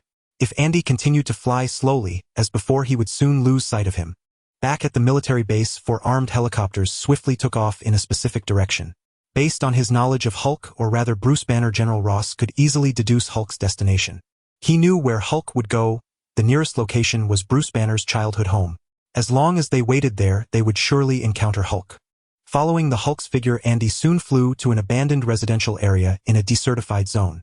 It was a desolate place, not a single green plant in sight, only broken walls and ruins. The Hulk stopped in front of a house, staring blankly at it. Andy had no idea why the Hulk halted there. He circled overhead on his dragon, watching for the Hulk's next move. But a thermobaric bomb interrupted the Hulk's actions. Its immense power obliterated all nearby abandoned houses in an instant. Debris from the houses scattered in all directions, carried by the shockwave's blinding speed, each fragment like a sharp blade. Standing at the edge of the explosion, the Hulk was struck by countless fragments. For the first time, a wound appeared on his chest. The pain made him look down. Beneath his green skin, dark muscle tissue curled outward. He reached out to touch it, but his regenerative ability was too powerful. The wound healed at a visible rate, restoring itself fully in just 2 or 3 breaths. Staring at the house, now reduced to rubble, the Hulk turned and roared at the sky, only to spot the dragon circling above. He picked up a chunk of concrete from the ground and hurled it with force at the dragon. The concrete whistled through the air with a menacing sound. Startled by the Hulk's action, Andy never expected to be discovered. He patted the dragon's neck, intending to dodge, but the dragon did not move. Instead, it gathered a ball of flame in its maw. The fireball shot from the dragon's mouth and collided with the flying concrete. The explosion roared, and in an instant the air was thick with dust. Just as the Hulk prepared to attack the dragon again, a loud crack in the sky caught his attention. 5 cluster bombs detonated midair. Countless small bomblets sprayed from the cluster bomb's mother shell, enveloping the Hulk. The explosions roared, shrouding his figure in a haze of dust and smoke. A gentle breeze blew, slowly dispersing the dust on the ground. When it cleared completely, Andy suddenly realized the Hulk had vanished. After searching the area thoroughly, with no trace of the Hulk, Andy gave up and flew back to New York on his dragon. He needed to figure out how to explain to Tina what had happened in Los Angeles. Andy would never forget that day. He had gone to a month-long closed scientific symposium without informing Tina. With no word from him for over 10 days, she feared he had been kidnapped. Then, in the midst of their heated discussions, a group of police burst in and surrounded them. Andy had to explain to the officers that he was attending a closed conference and had not been abducted. That fiasco led his parents to nag him, endlessly urging him to keep Tina updated on his whereabouts, so she wouldn't worry. He had informed Tina before leaving that he was going to Los Angeles for a while, thinking he would just collect some giant python samples. Who would have thought he would encounter so much in Los Angeles? Pythons transforming into dragons, monsters attacking the city. All of this caught him off guard, leaving no time to notify Tina. Though he had retrieved Brocky's bones and achieved his goal for the trip to Los Angeles, he still needed to explain the convoluted events to Tina clearly, or the next few days would be very difficult for him. The dragon carried Andy swiftly back to the Orokin technology lab. The other 2 dragons stood obediently in place, showing no signs of leaving. Patting the dragon's neck, Andy jumped off its back. Rubbing his sore backside from the ride, he decided to follow J.A.R.V.I.S' advice and equip them with saddles. Riding dragons for too long was indeed uncomfortable. Just as Andy settled onto the sofa, still rubbing his backside, his phone rang. It was Tina. "Where are you? Pepper wants to discuss a collaboration with you. We're waiting in the conference room." Tina had run into Pepper on her way back. They were old friends, the closest of classmates. But with Stark Industries and Orokin Technology having little business interaction, they rarely met, usually only going out together casually during their leisure time. She never imagined that a weapons company like Stark Industries would one day have business dealings with Orokin Technology. Tina was curious. From her understanding of Tony Stark, this super genius looked down on every other scientist. Trophies that held supreme honor for other scientists were in Tony Stark's eyes worth less than a hamburger. Such an arrogant, disdainful man had sent his executive assistant to Orokin Technology to discuss a partnership. Tina's call puzzled Andy. Of course he knew who Pepper was, but why would Tony Stark send her to negotiate with him? He couldn't think of anything he had that could be collaborated on with Stark Industries.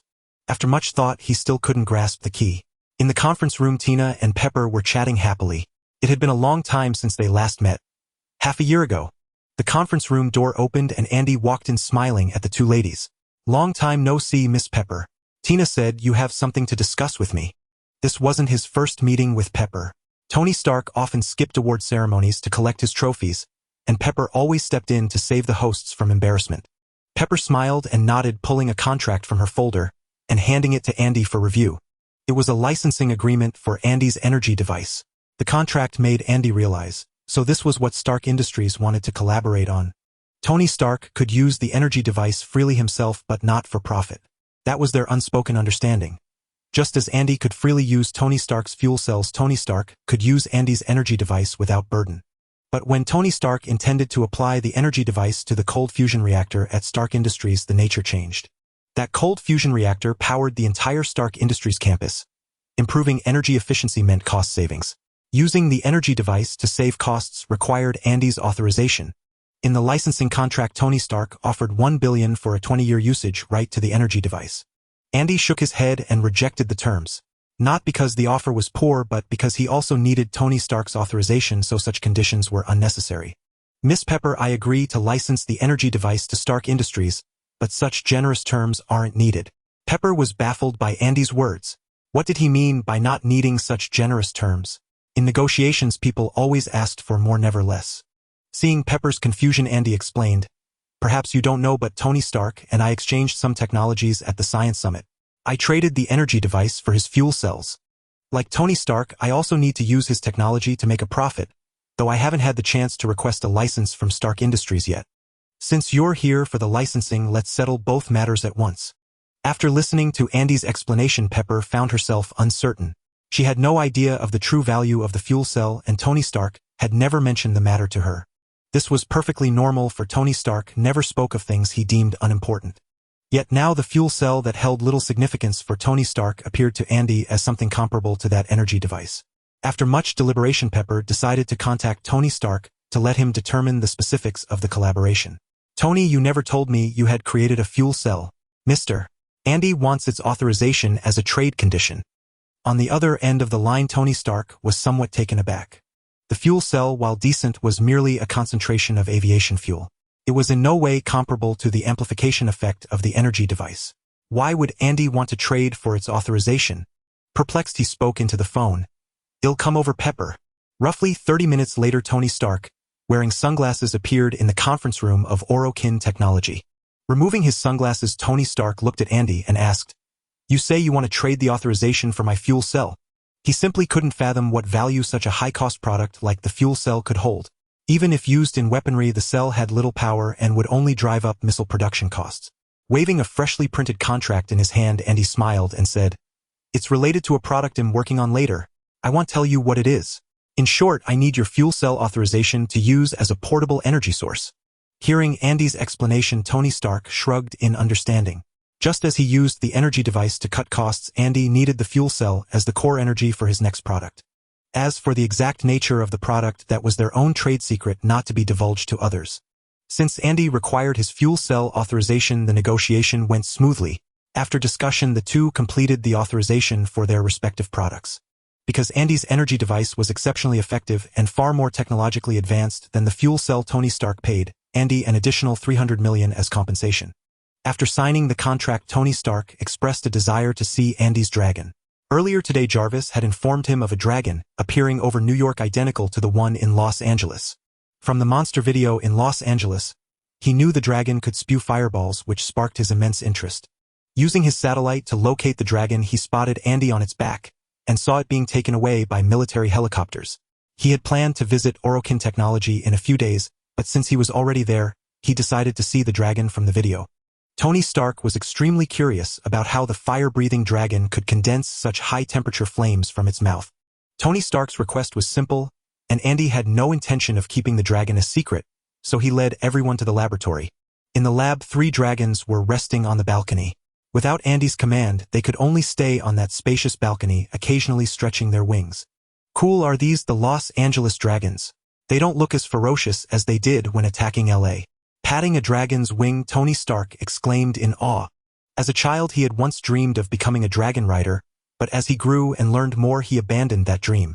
He knew that creatures like dragons were mere legends, impossible to exist in real life. He never expected that such creatures truly existed. Though much smaller than the dragons of legend, they were not too dissimilar in appearance. Caressing the dragon's hard scales, Tony Stark turned to Andy and asked, "Can I take it for a spin in the sky?"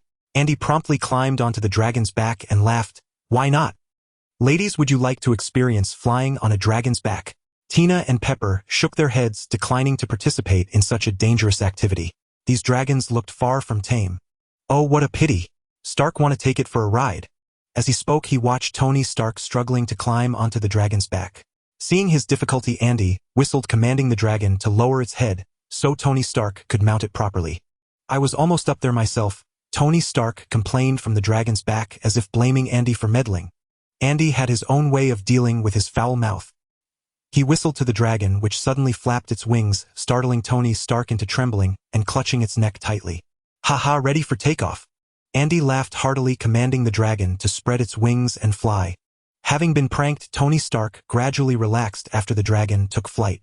In the sky, he shouted fiercely at Andy, "I'll get you for this. You're going to regret it."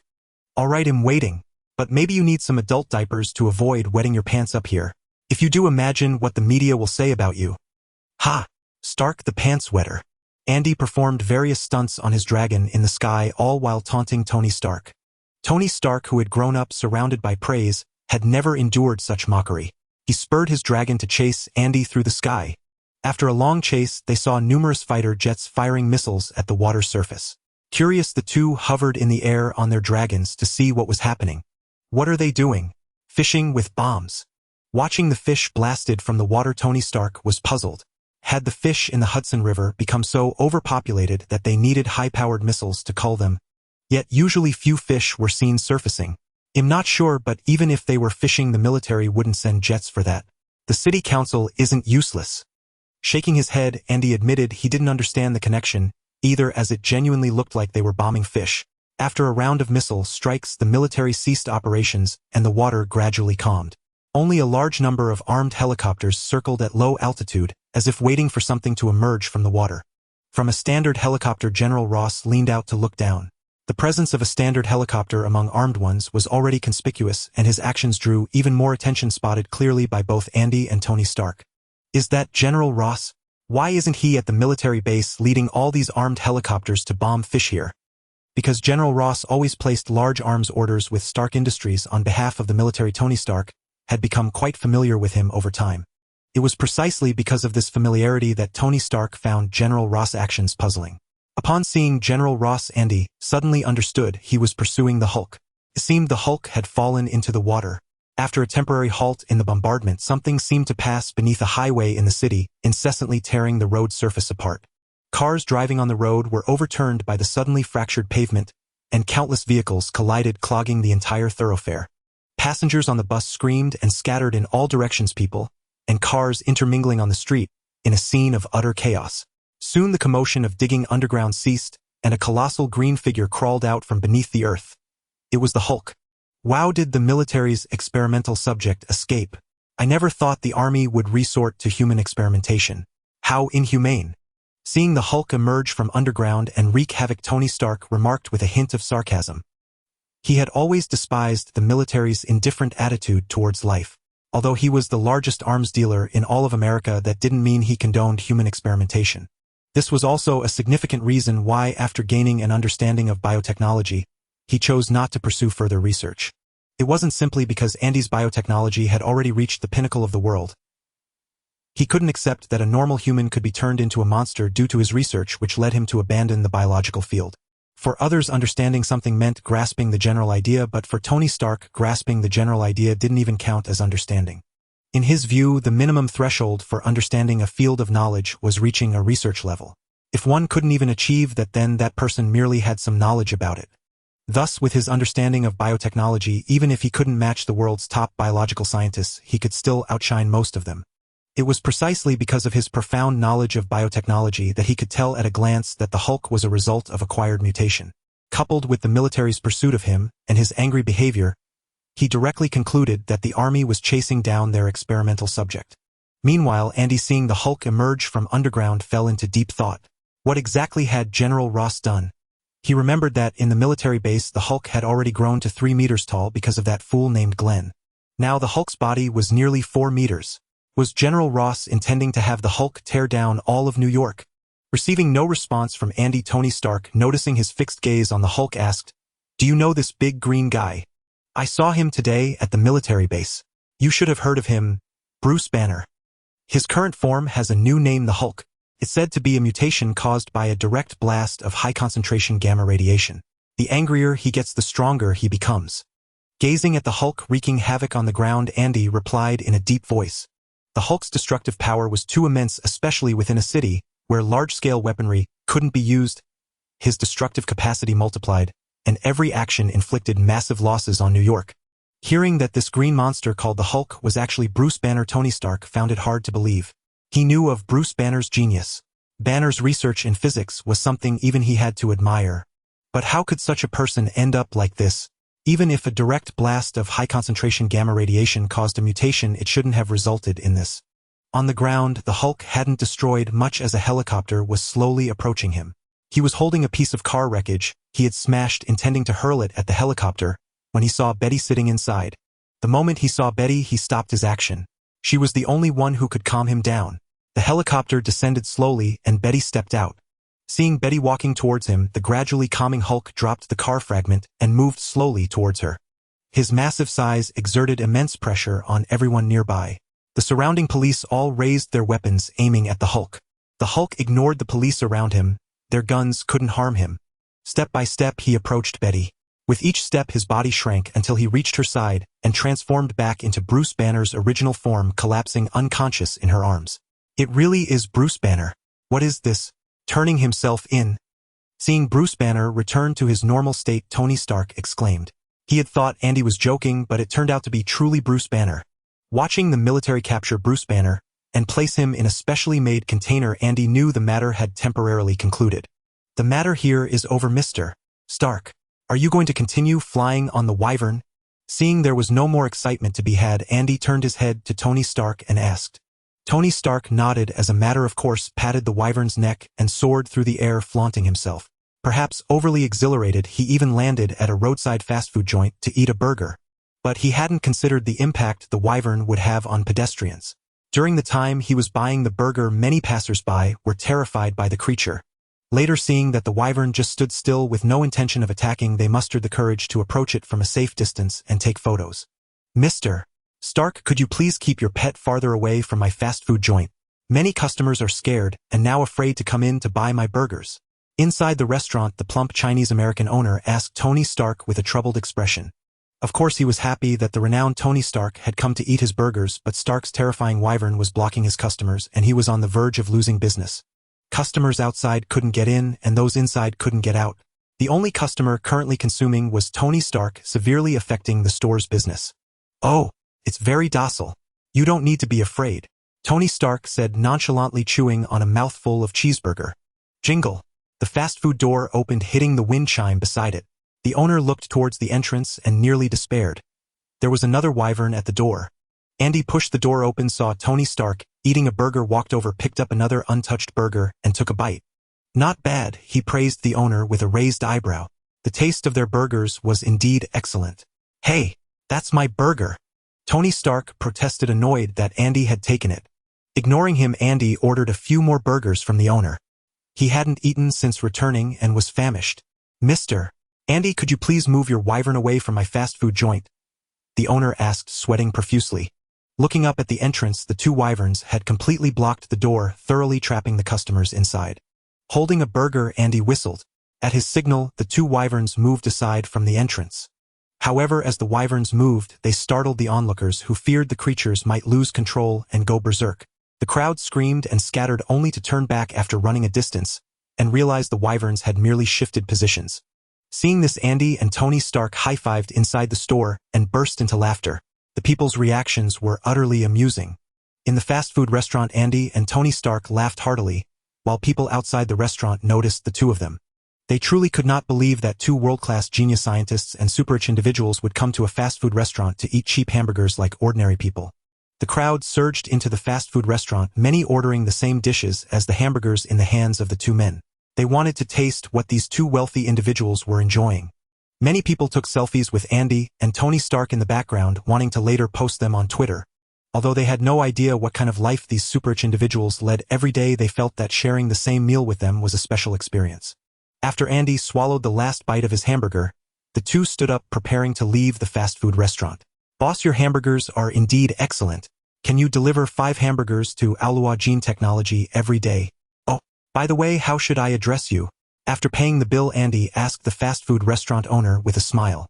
Wiping the sweat continuously pouring down his forehead, with a tissue the owner replied with a big smile, "Mr. Andy, you can just call me Lao Hong. I guarantee 5 hamburgers will be delivered to Alua Gene Technology every day."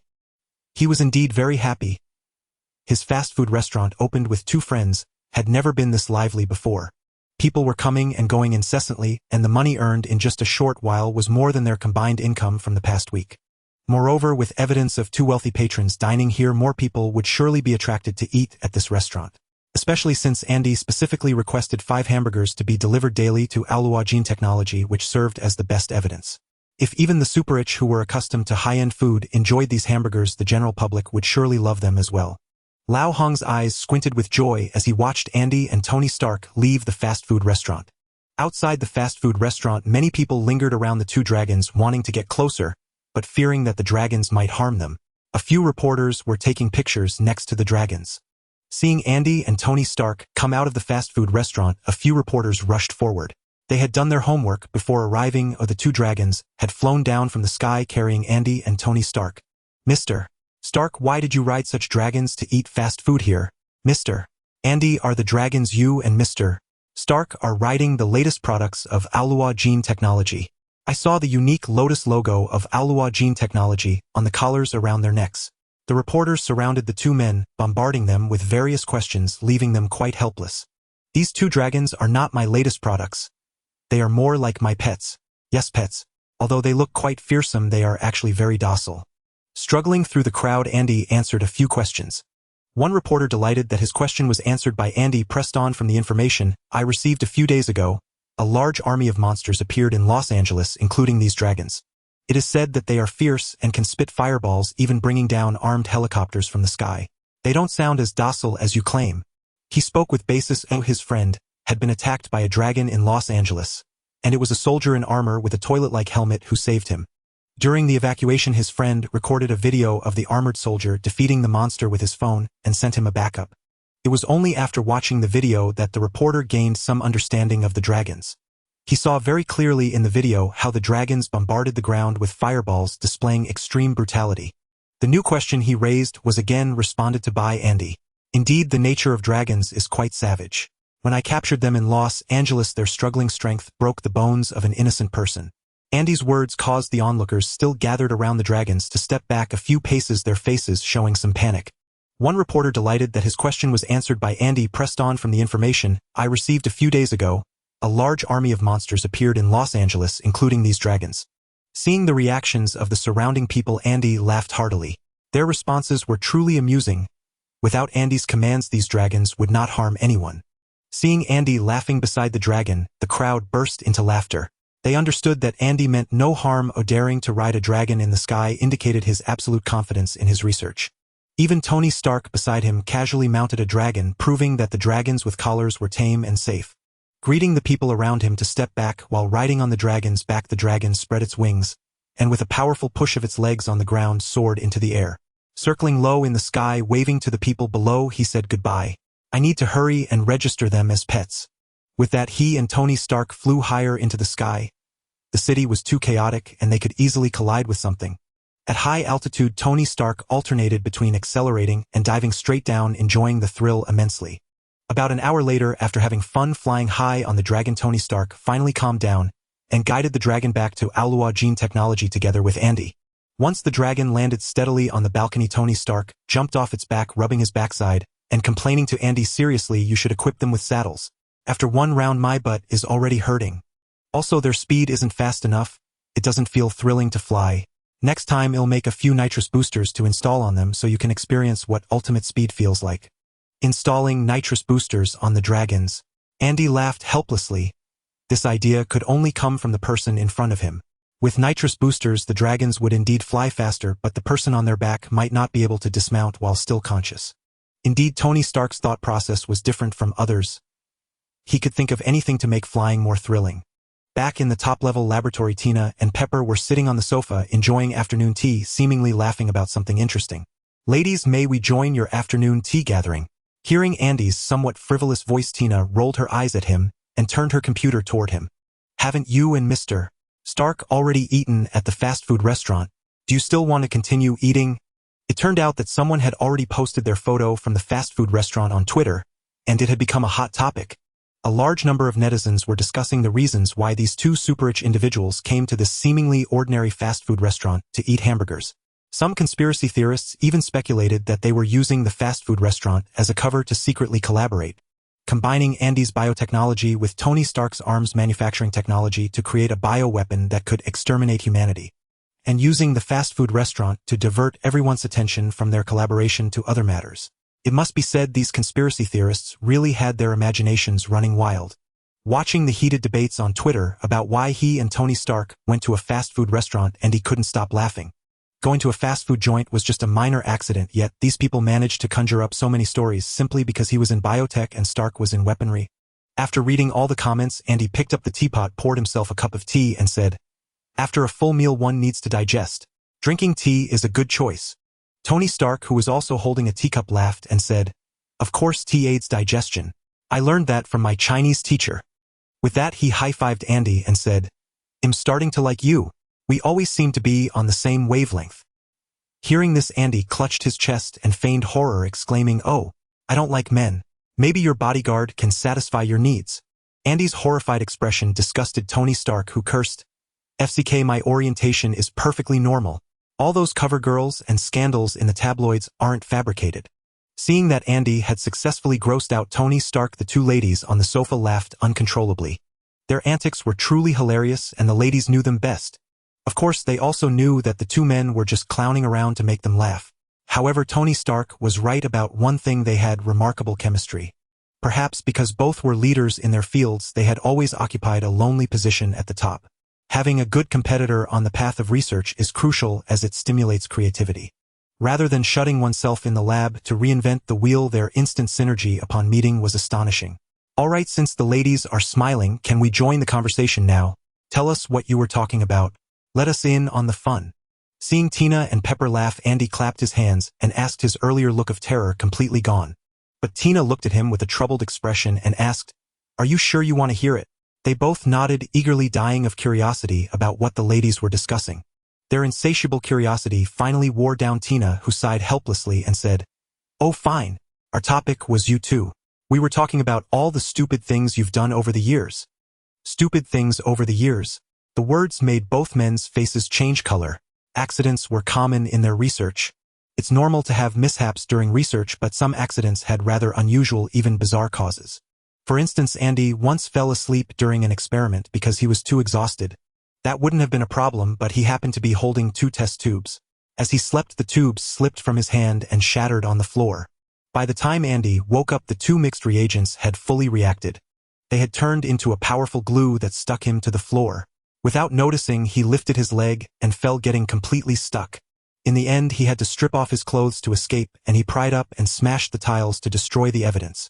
Tina, who had witnessed the whole thing, recorded it with a camera and would occasionally bring it up to mock Andy. As for Tony Stark, his story was even funnier. He was indeed a weapons developer. But once, while researching a new missile, he forgot that the missile booster was already connected to a power source. The moment he flipped the switch, the booster blasted him across the room and pinned him to the wall, unable to move. His robotic assistant dummy lived up to its name by spraying him with a water-based fire extinguisher. The booster didn't go out, but Tony ended up soaking wet. It kept spraying until Tony yelled at it to cut the power. The two men looked at Tina and Pepper with hopeful eyes, praying their embarrassing moments hadn't been shared. But the ladies responded with an unwavering nod, and the two men sank into despair, sitting silently on the sofa.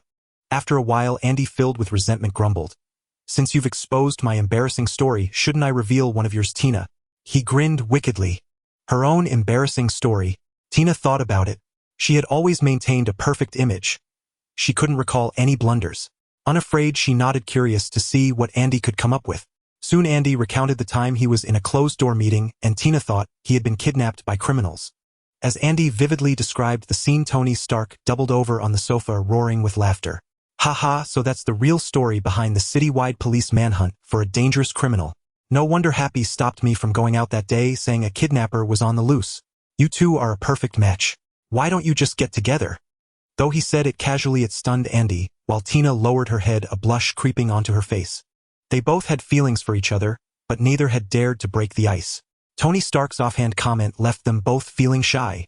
Wow, looks like I hit the nail on the head. You both like each other, so why haven't you confessed?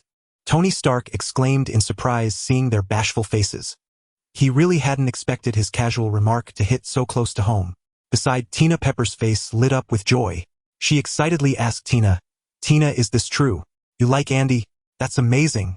I always thought you two were perfect for each other. Since you never said anything, I thought you didn't like him." Pepper was genuinely happy because Tina had always been aloof and unapproachable. She had assumed Tina had no one she liked. She never expected that Tina not only had a crush, but that it was on her boss. In that regard, they were alike, as Pepper also had feelings for her own boss.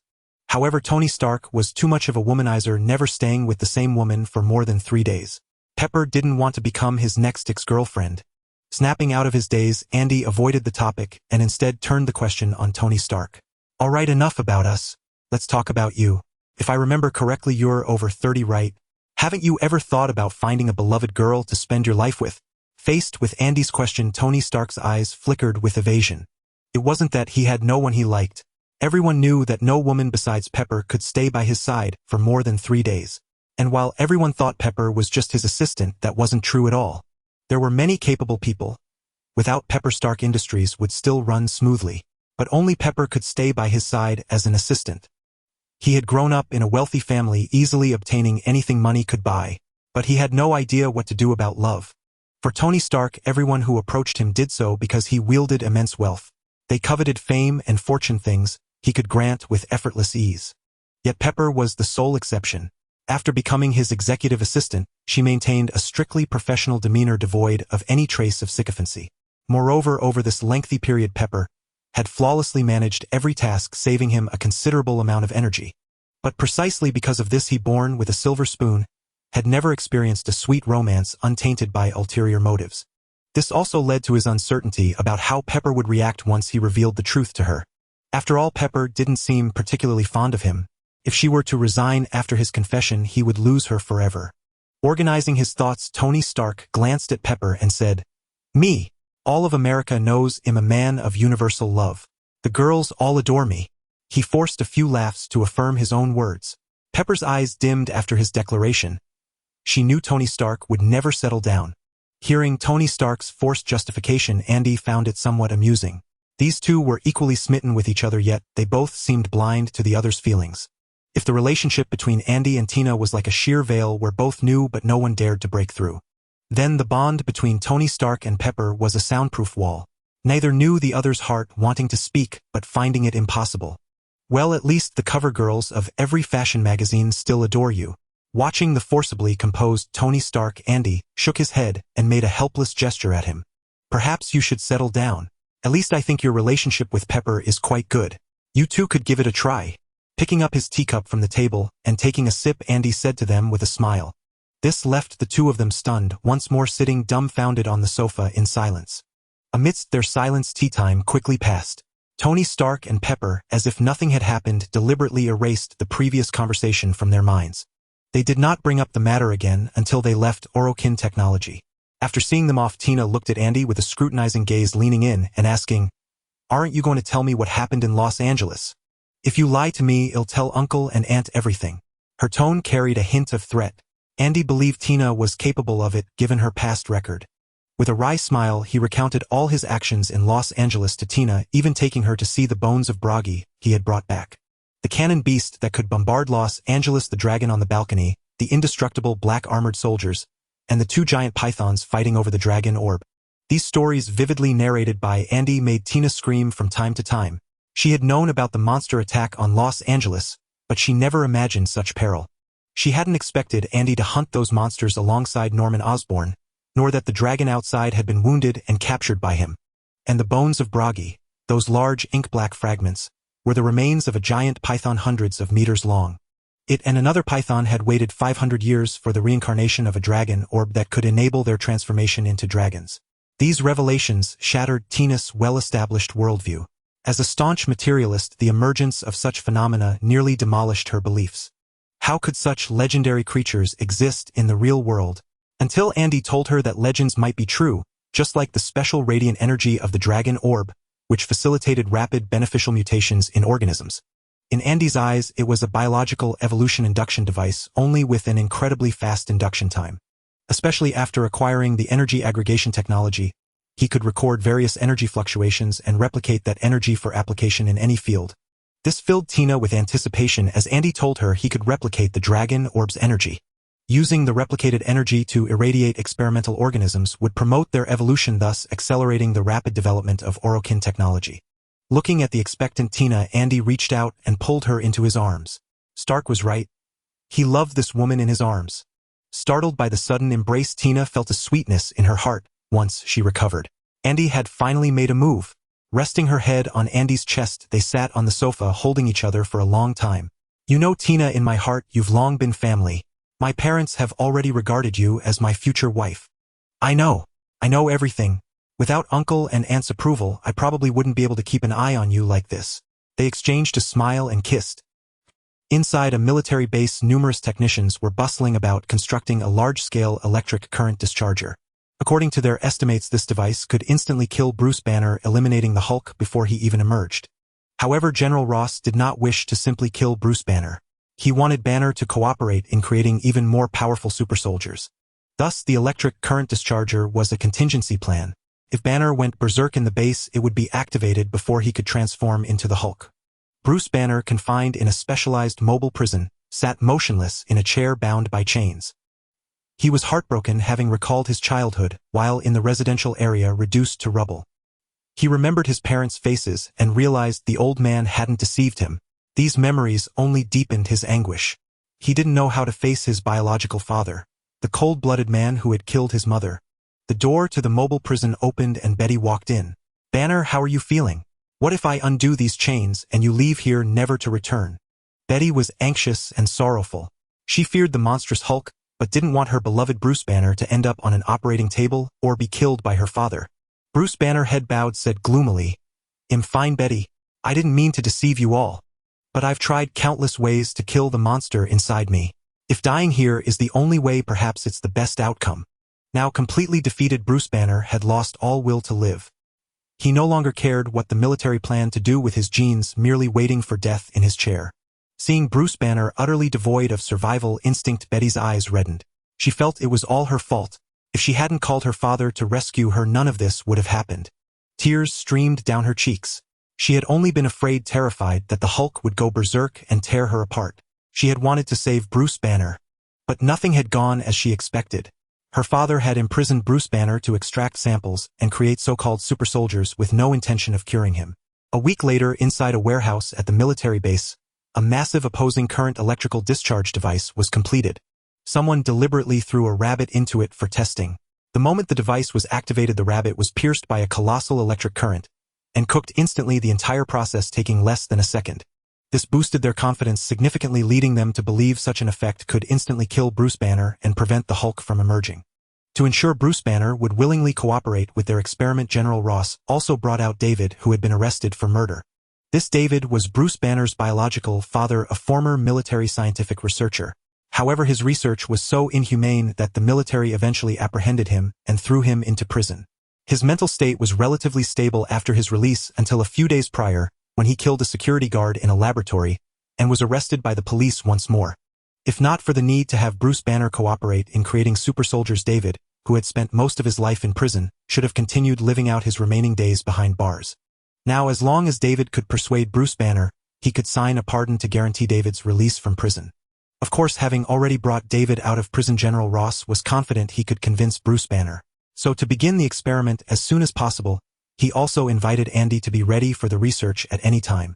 When Andy arrived at the military base's warehouse, it was already surrounded by soldiers with various high-powered weapons, all aimed at Bruce Banner, who sat in the center of the electrical discharge device. Could I have a word with Dr. Banner? We're quite familiar, actually. Glancing at the warehouse, Andy asked. He knew full well that this electrical discharge device couldn't kill Bruce Banner. Whenever he was in danger, the Hulk would appear and destroy everything.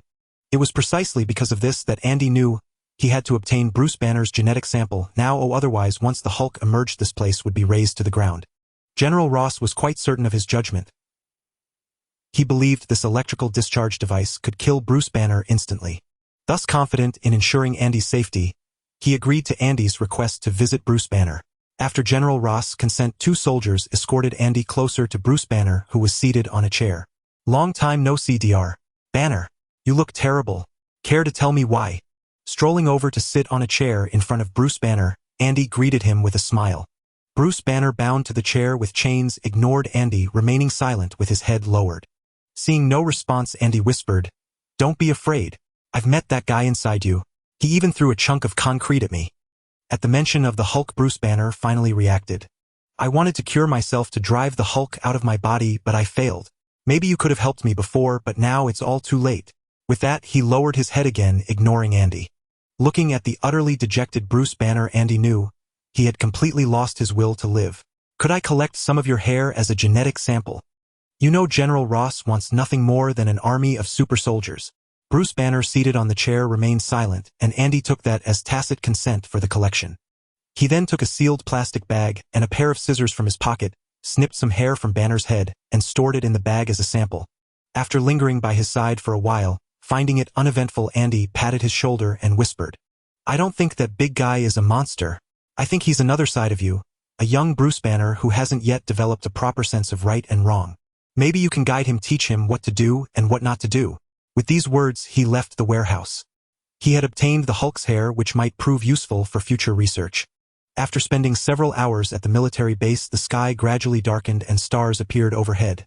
Night had fallen. A police car slowly drove into the military base under the cover of night, its movements observed by everyone.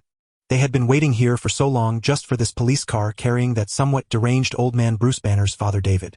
Once the police car came to a halt, an officer brought out David, who was in shackles. Stepping out of the car, David didn't glance at the warehouse, but instead stared intently at General Ross. Puzzled by David's strange behavior, Andy asked General Ross, "Is this David very familiar with you, General Ross?" General Ross, also staring fixedly at David, replied, "I was the one who sent him to prison the first time. He's a geneticist, but he's far too insane. He's completely lost his humanity in pursuit of genetic experiments. I suspect he had a hand in Banner turning into the Hulk." As he spoke, as if recalling something, he took out a tissue to wipe the cold sweat from his brow. This piqued Andy's curiosity. A high-ranking military officer actually afraid of a researcher. This David must have conducted some horrifying studies. Moreover, General Ross said he had lost his humanity for genetic experiments, which made Andy even more interested. Such a mad scientist, when cornered, would typically experiment on himself. Andy wondered if David had done so. Taking the scissors and a new sealed plastic bag from his pocket, he walked toward David, who was still staring at General Ross. "Mr. David, I need to collect some of your hair." Without waiting for David's consent, Andy snipped off a portion of his hair and placed it in the bag. Just as he collected the hair sample, the Orokin system prompted again. Detected radioactive gene sample and absorption type gene sample. Unlocking new knowledge classification. Please wait. The system began displaying a progress bar, but its advancement was extremely slow. In about a minute, it had only increased by 0.1. Calculating completing the progress would take a total of 1,000 minutes, meaning he would have to wait nearly 17 hours for it to finish. Realizing this, Andy immediately gave up waiting. Since it would unlock when the time came and wouldn't be lost, why foolishly stare at the progress bar inching up? David, flanked by the police, didn't mind his hair being cut. He just gave Andy a deep look before following the officers toward the warehouse. Approaching Bruce Banner, he spoke calmly. "They sent me to talk to you, but I don't want to see you, you know. I saw her. She was gentle." Bruce Banner choked out, tears streaming down his face. "Ha!" David scoffed, circling him. The dejected man before him was his son, and it filled him with deep disappointment. "Listen, you waste. I came to see my son. The one inside you is my real son. You're just a shell. Bring him out." David, still in shackles, grew agitated, pressing his head against Bruce Banner's and shouting. Bruce Banner struggled and yelled, "Get away! I don't want to see you, you murderer of our mother." The monitor outside the warehouse displayed their confrontation. Watching the two arguing on the screen, Andy asked in confusion, "General Ross, are you sure David can convince Dr. Banner? Their relationship doesn't seem as good as you imagined." In the warehouse, Bruce Banner and David were engaged in a fierce argument, their demeanor akin to mortal enemies bound by a blood feud. "Those people outside live hypocritical lives. They want to use your power to conquer the world. I possess the same genetic ability as you. I can absorb everything. If you just entrust your power to me, we can rule the world." David roared at Bruce Banner like a madman driven by an overwhelming desire to obtain the Hulk's strength. It was an endless well of energy, a power beyond compare. If he could claim the Hulk's might, he would become the sovereign of this world. A god. Get out. Leave here forever. David's words spewed like a rabid dog agitated Bruce Banner, who struggled violently, the chains binding him clanging with metallic clashes. His emotions now ran high and he felt he could barely contain himself. The Hulk wanted to emerge and slay David. Hearing Bruce Banner's response, David grew furious. They were father and son, the closest of kin, yet Bruce showed no inclination to help him. He approached the edge of the current release device, grabbed a cable, and began gnawing on it, cursing under his breath. Fine, I'll leave. Just watch me die. Under David's biting, the cable soon exposed its copper wires. He bit down and instantly sparks flew across his body. Electric current surged into him, his cells devouring the energy. Everyone outside the warehouse was taken aback by the sight. How could Bruce Banner be unharmed, while his father David seemed intent on electrocuting himself? But after watching for a while, they noticed David seemed unaffected. Despite the visible tremors from the electricity, he continued to bite the cable. Sensing trouble, General Ross ordered, "Activate the current release device. Kill them both." Upon receiving the command, the operator pressed the switch to start the device. High-voltage current was channeled into the cable. David, still biting it, began to emit arcs of electricity, yet the current release device showed no reaction. The intense high-voltage current caused David to scream in agony, but he stubbornly held onto the cable. Meanwhile, Bruce Banner, strapped to the chair, began to roar in unison.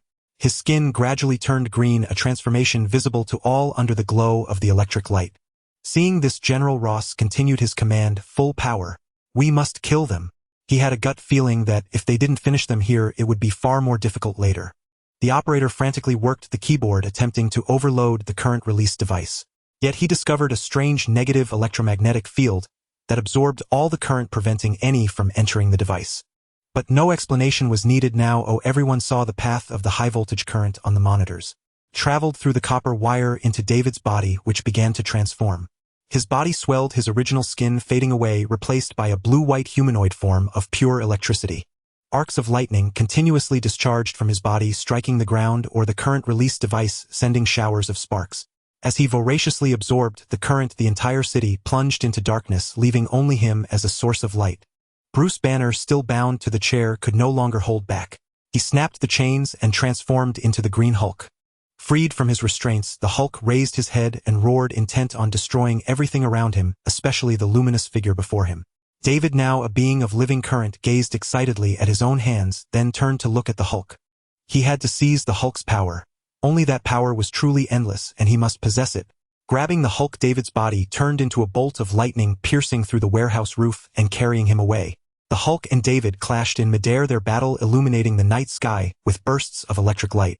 The Hulk's once invincible fists now failed to harm David, while David's electric current could not breach the Hulk's skin. They fought from the sky to the ground, neither gaining the upper hand. The Hulk's rage caused his gamma energy to surge, unleashing it wildly at David. David, in his pure energy form, was struck by the gamma energy, yet he showed no fear, only enjoyment. This was the Hulk's power. He craved more, yearning to grow even stronger. "Yes, that's it. Release your power. Let us merge and rule this world together," David roared as he absorbed the gamma energy. The electricity dissipated from his body, replaced by green gamma energy. His form changed again. The once human David transformed into a spherical energy mass, his face emerging on its surface. This enraged the Hulk further. He intensified his gamma output, shouting, take it all." Infinite gamma energy surged from within him, all channeled into David's body. The immense gamma energy caused David's body to expand, floating in the sky like a cloud. Initially, the influx thrilled him, making him feel like an omnipotent deity. But as the Hulk continued to pour energy into him, David reached his limit. Panic set in, for the Hulk showed no sign of stopping. "Stop!" David cried out in terror. Yet the Hulk paid no heed, relentlessly outputting energy. Feeling his body tear apart bit by bit, David screamed in despair, "No!" Finally, his body could no longer contain the immense energy, and exploded like a small nuclear bomb, obliterating everything nearby. David was dead and Bruce Banner had vanished without a trace. When search teams arrived at the battleground, they found only a dried-up lake, its radiation levels comparable to that of a nuclear explosion. Near the lake, however, they discovered some crystallized sand containing green radioactive material.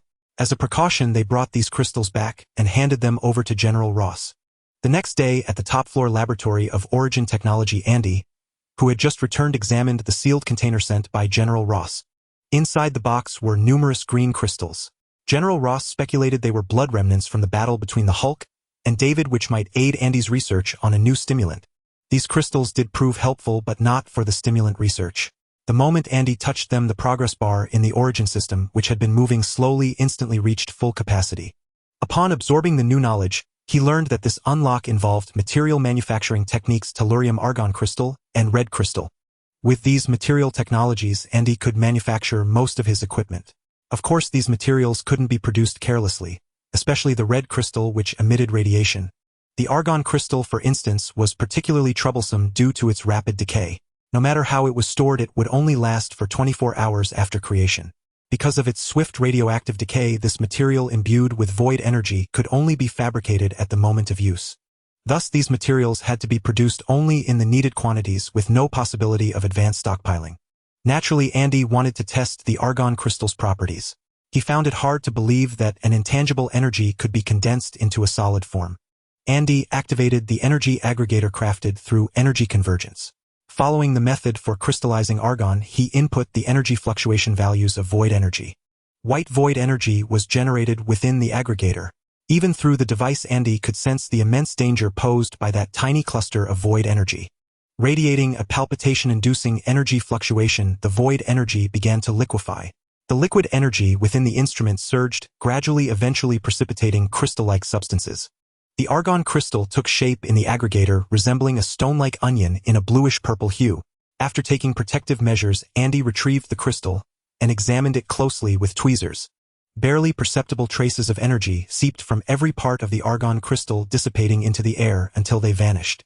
"Sir, at its current decay rate, the argon crystal will completely disappear in 24 hours, said Ortis.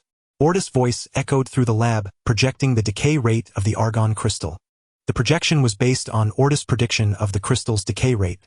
It revealed that the argon crystal was decaying at an exceptionally stable pace.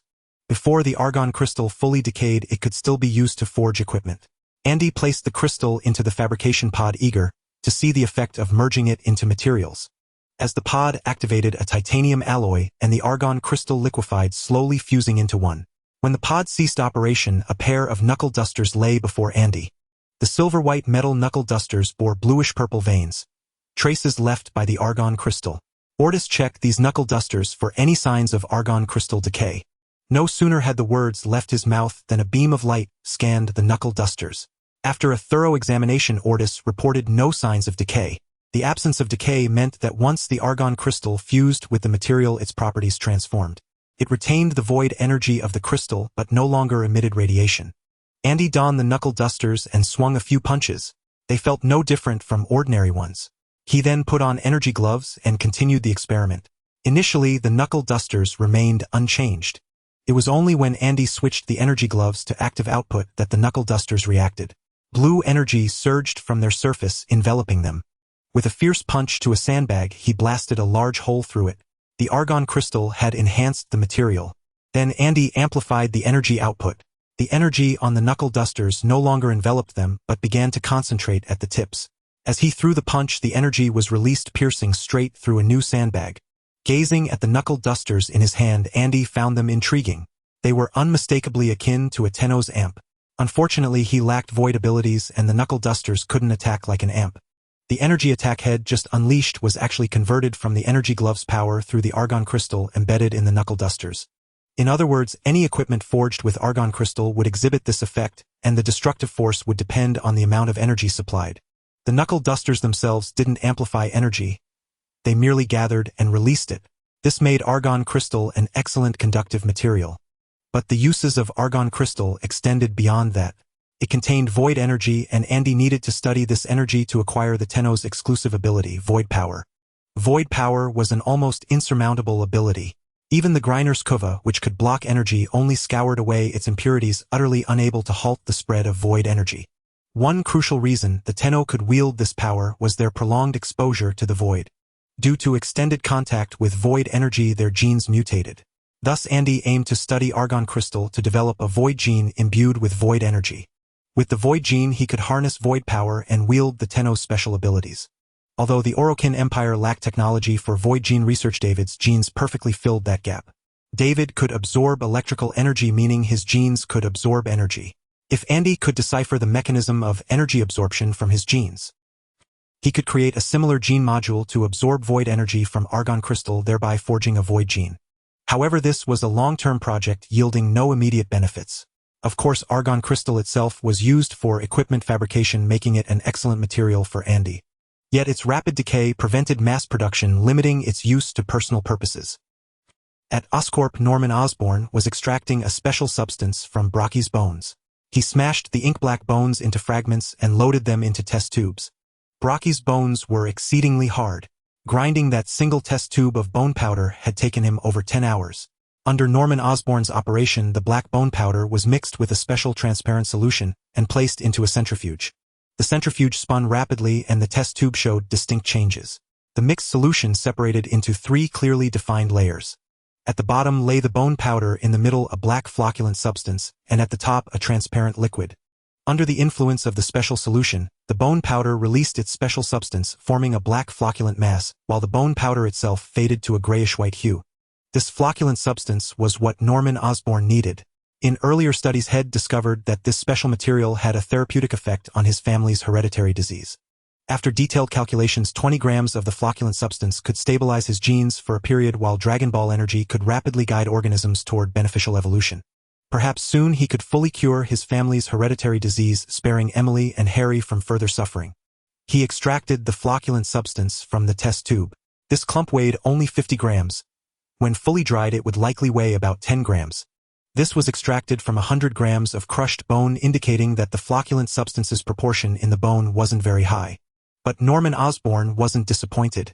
In his earlier study of Brocky Scale's head, extracted less than 10 grams of flocculent substance from nearly 5 kilograms of giant scales. Thus, extracting 10 grams from 100 grams of Brocky's bone was already a high ratio. Under Norman Osborn's operation, it took a full 6 months to extract all the substance from nearly 500 kilograms of bone. 50 kilograms of dried special substance were stored in over a dozen glass jars, ready to be made into medicine for his family's hereditary disease. Next came the preparation for researching the medicine. Though he knew the substance could treat him, he didn't know the exact therapeutic effect. He had to ensure the substance's therapeutic effect would completely cure him, eradicating the hereditary disease root and branch. Only then could Norman Osborn rest easy. Otherwise, the stone in his heart would weigh him down, trapping him in constant fear of his impending demise. After a period of research, Norman Osborn invited Sarah and Ethan to release the Dragon Ball energy. He wished to observe how this substance extracted from the bones of Brocky would transform under the irradiation of the Dragon Ball energy. Sarah and Ethan, now agents, harnessed the power of their necklaces to emit white Dragon Ball energy toward the petri dish on the experimental table. Under the irradiation of the Dragon Ball energy, the structure of the flocculent substance began to change. It enveloped the muscle fibers within the petri dish, resembling slender strands of black mud. After the Dragon Ball energy ceased, the substance gradually detached from the muscle fibers bit by bit, revealing new transformations within the exposed fibers. The exposed muscle fibers no longer appeared dull and grayish as before, but instead seemed freshly extracted from a living organism brimming with vitality and twitching intermittently. Witnessing this phenomenon, Norman Osborn requested Sarah and Ethan to continue releasing Dragon Ball energy onto the petri dish. However, due to prolonged emission of Dragon Ball energy, the two had consumed substantial stamina and grown exceedingly fatigued, rendering them unable to sustain the energy supply. Left with no alternative, Norman had to halt the experiment. This experiment required an ample supply of Dragon Ball energy, and Norman Osborn pondered for a long time. Until he glanced up and saw Sarah lounging on the sofa, he suddenly recalled the red toxin that Andy had created capable of isolating energy. With the red toxin, he would only need to construct a massive container to store the Dragon Ball energy, enabling him to continue the experiment uninterrupted. Acting on his thoughts, he sent a communication request to Andy. "Hello Norman, how can I help you?" Upon receiving the request, Andy promptly answered the call. He knew that Norman was currently researching Brocky's skeleton in hopes of curing the Osborn family's hereditary disease. If there were no pressing matters, Norman would not casually reach out for a conversation. Sending an urgent communication now meant that Norman Osborn needed assistance. "Indeed, I need your red toxin.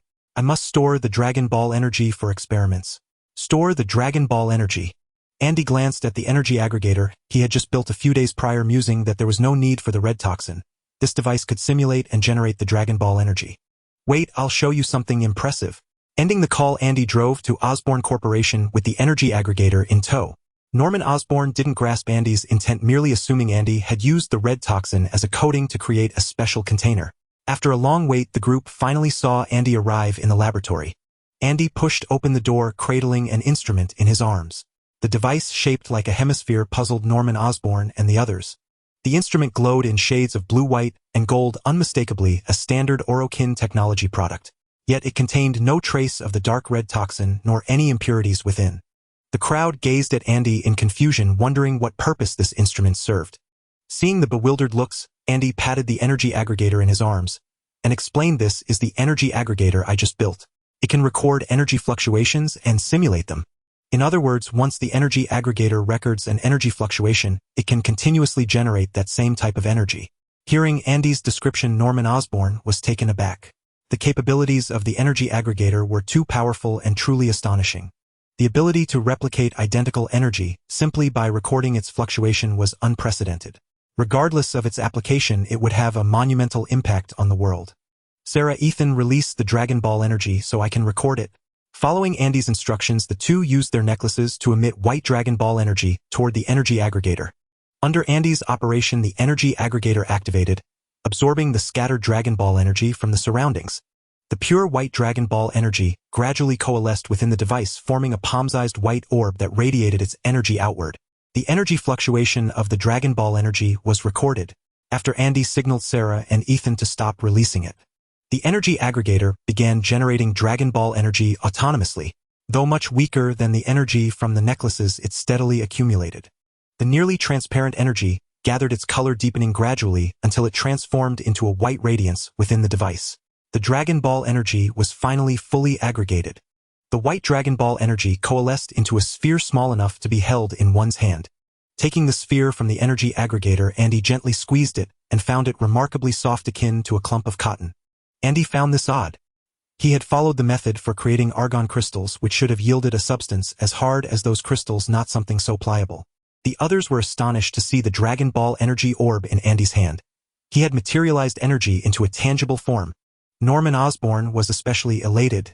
Dragon Ball energy was purely beneficial to living organisms, and the materialized orb acted like a battery, ready to release energy at any time. He picked up the Dragon Ball energy orb from Andy's hand and gently kneaded it. The texture felt like a water-filled balloon. After a few soft tugs, Norman Osborn noticed that the membrane encasing the orb was exceptionally tough, difficult to rupture. He increased his strength slightly, yet the orb remained unchanged. "What is this? Why can't it be broken?" Holding the orb before Andy, Norman Osborn questioned, puzzled. The object was too resilient, preventing any energy from escaping, rendering it nearly useless. From his understanding of Andy, he couldn't believe Andy would create such a decorative, impractical item. In response to Norman's doubt, Andy smiled and operated the energy aggregator. A laser beam targeted the Dragon Ball energy orb suspended in the air. The blue laser pierced through the orb's tough membrane, instantly releasing a massive surge of Dragon Ball energy that flooded the laboratory with brilliant light. In the petri dish, the flocculent substance enveloping the muscle fibers began to shed rapidly under the intense irradiation of Dragon Ball energy. A multitude of newly formed muscle fibers interconnected, dividing ceaselessly until the entire petri dish was filled. Norman Osborn observed the transformation in the dish clearly. The regenerated muscle fibers had formed a single solid piece of flesh. The power of Dragon Ball energy was immense, and when combined with the flocculent substance, its potency became unparalleled. It not only revitalized the muscle fibers, but also caused them to rapidly divide and expand into a chunk of meat. This healing process was visible to the naked eye. If the two elements were combined, it could lead to the development of a potion that accelerates wound recovery. Moreover, the muscle in the dish appeared far stronger than its original source, the experimental lab mouse. The mouse's muscles were soft and weak, while the cultured muscle looked robust and powerful. Without explanation, others would assume they were from different individuals. This bolstered Norman Osborn's confidence in curing his family's hereditary disease. If he could transform the mouse's muscle fibers to this state, then by continuing research and finding the correct direction, he would surely be able to treat the hereditary affliction that plagued the Osborn family. Time slipped away like grains of sand through an hourglass, and in the blink of an eye 3 years had passed. During this period, Andy experienced a multitude of events. He assisted Norman Osborn in developing a cure for his family's hereditary ailment. Now both Norman Osborn and Emily had regained their health, while Harry, being too young, had yet to undergo treatment. Utilizing the energy of the Dragon Balls and an energy aggregation device, Andy crafted portable recovery orbs. The red orb could rapidly heal wounds, earning the name Life Orb, while the blue one served as an almost universal energy source capable of swiftly replenishing equipment. This was the Energy Orb. When he first created the recovery orbs, he intended to test them on laboratory mice. However, a sudden uprising erupted among the numerous gangs of Hell's Kitchen, engulfing many areas. It was then that he encountered a woman weeping while cradling a young boy. The boy lying in her arms had blood trickling from the corner of his mouth, his breath faint. A clear sign that his life was hanging by a thread. After consulting with the woman, Andy brought them back to Orokin technology. He used an aerosol treatment chamber to transform the life orb into a mist that enveloped the child.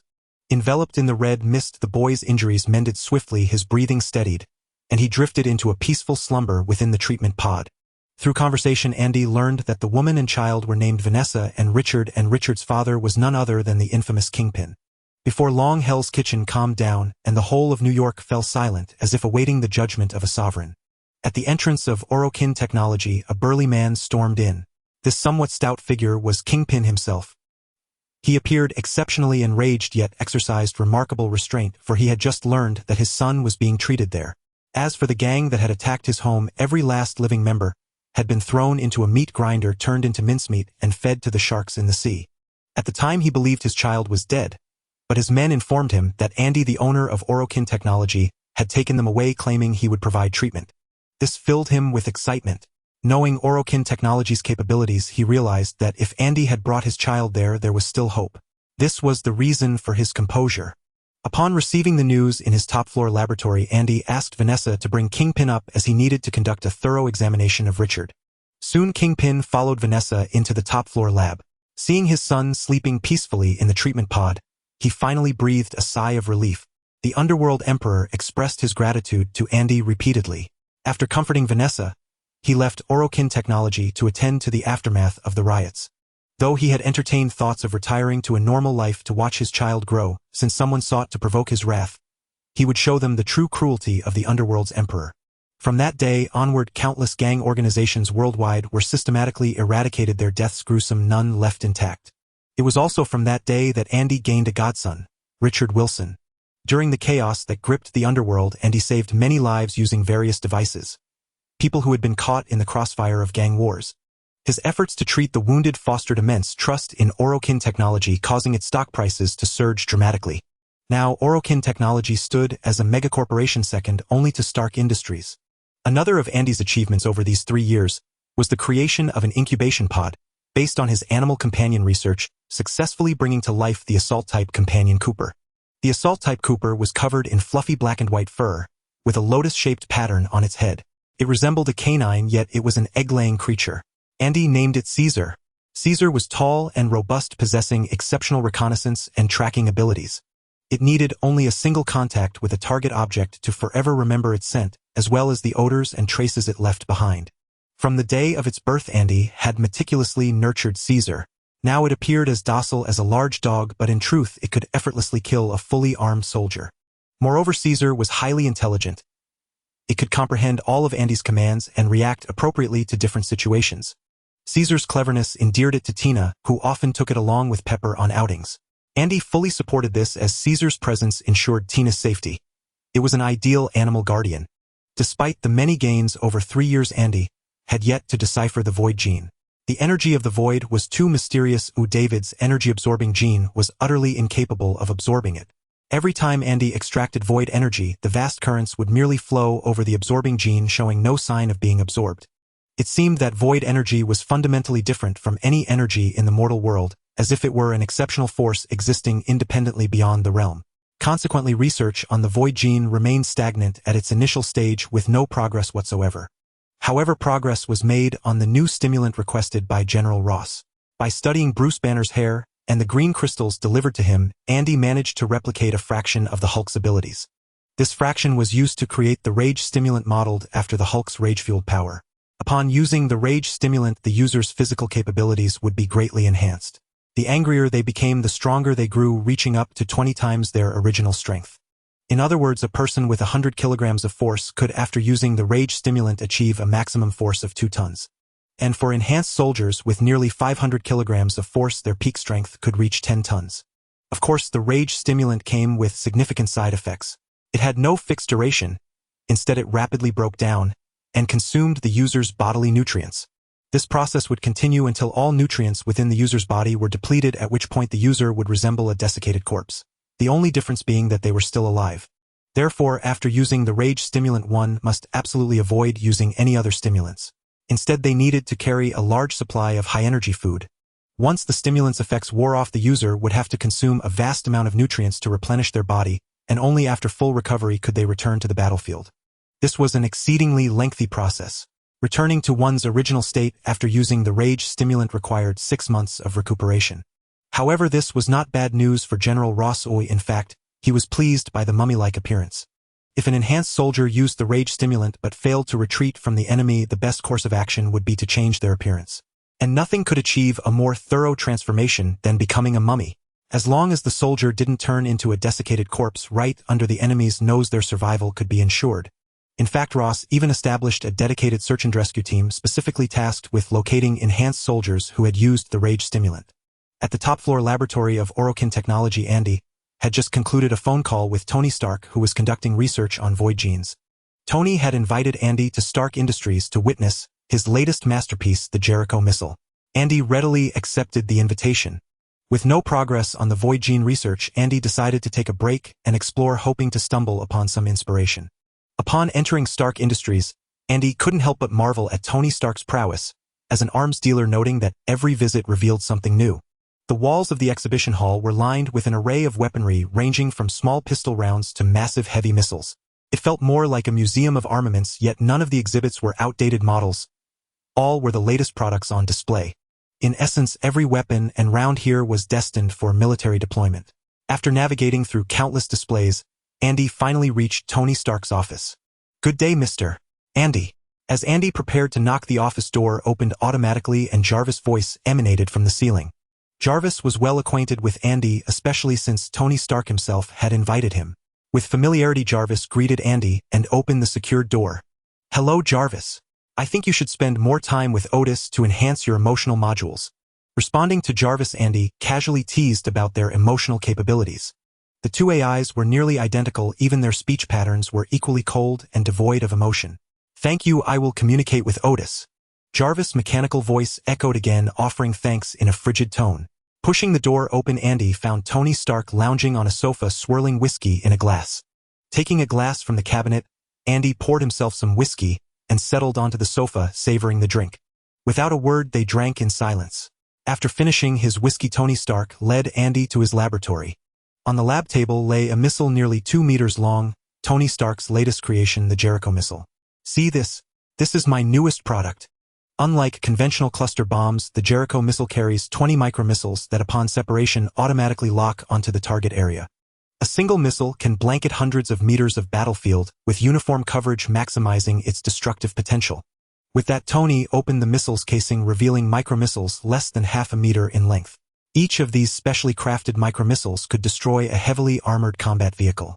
To ensure precision strikes, he had integrated auto-guidance systems into the micromissiles, enabling rapid target acquisition upon separation. In essence, the Jericho missile was designed solely for warfare. Once deployed, it would inflict devastating losses on any adversary.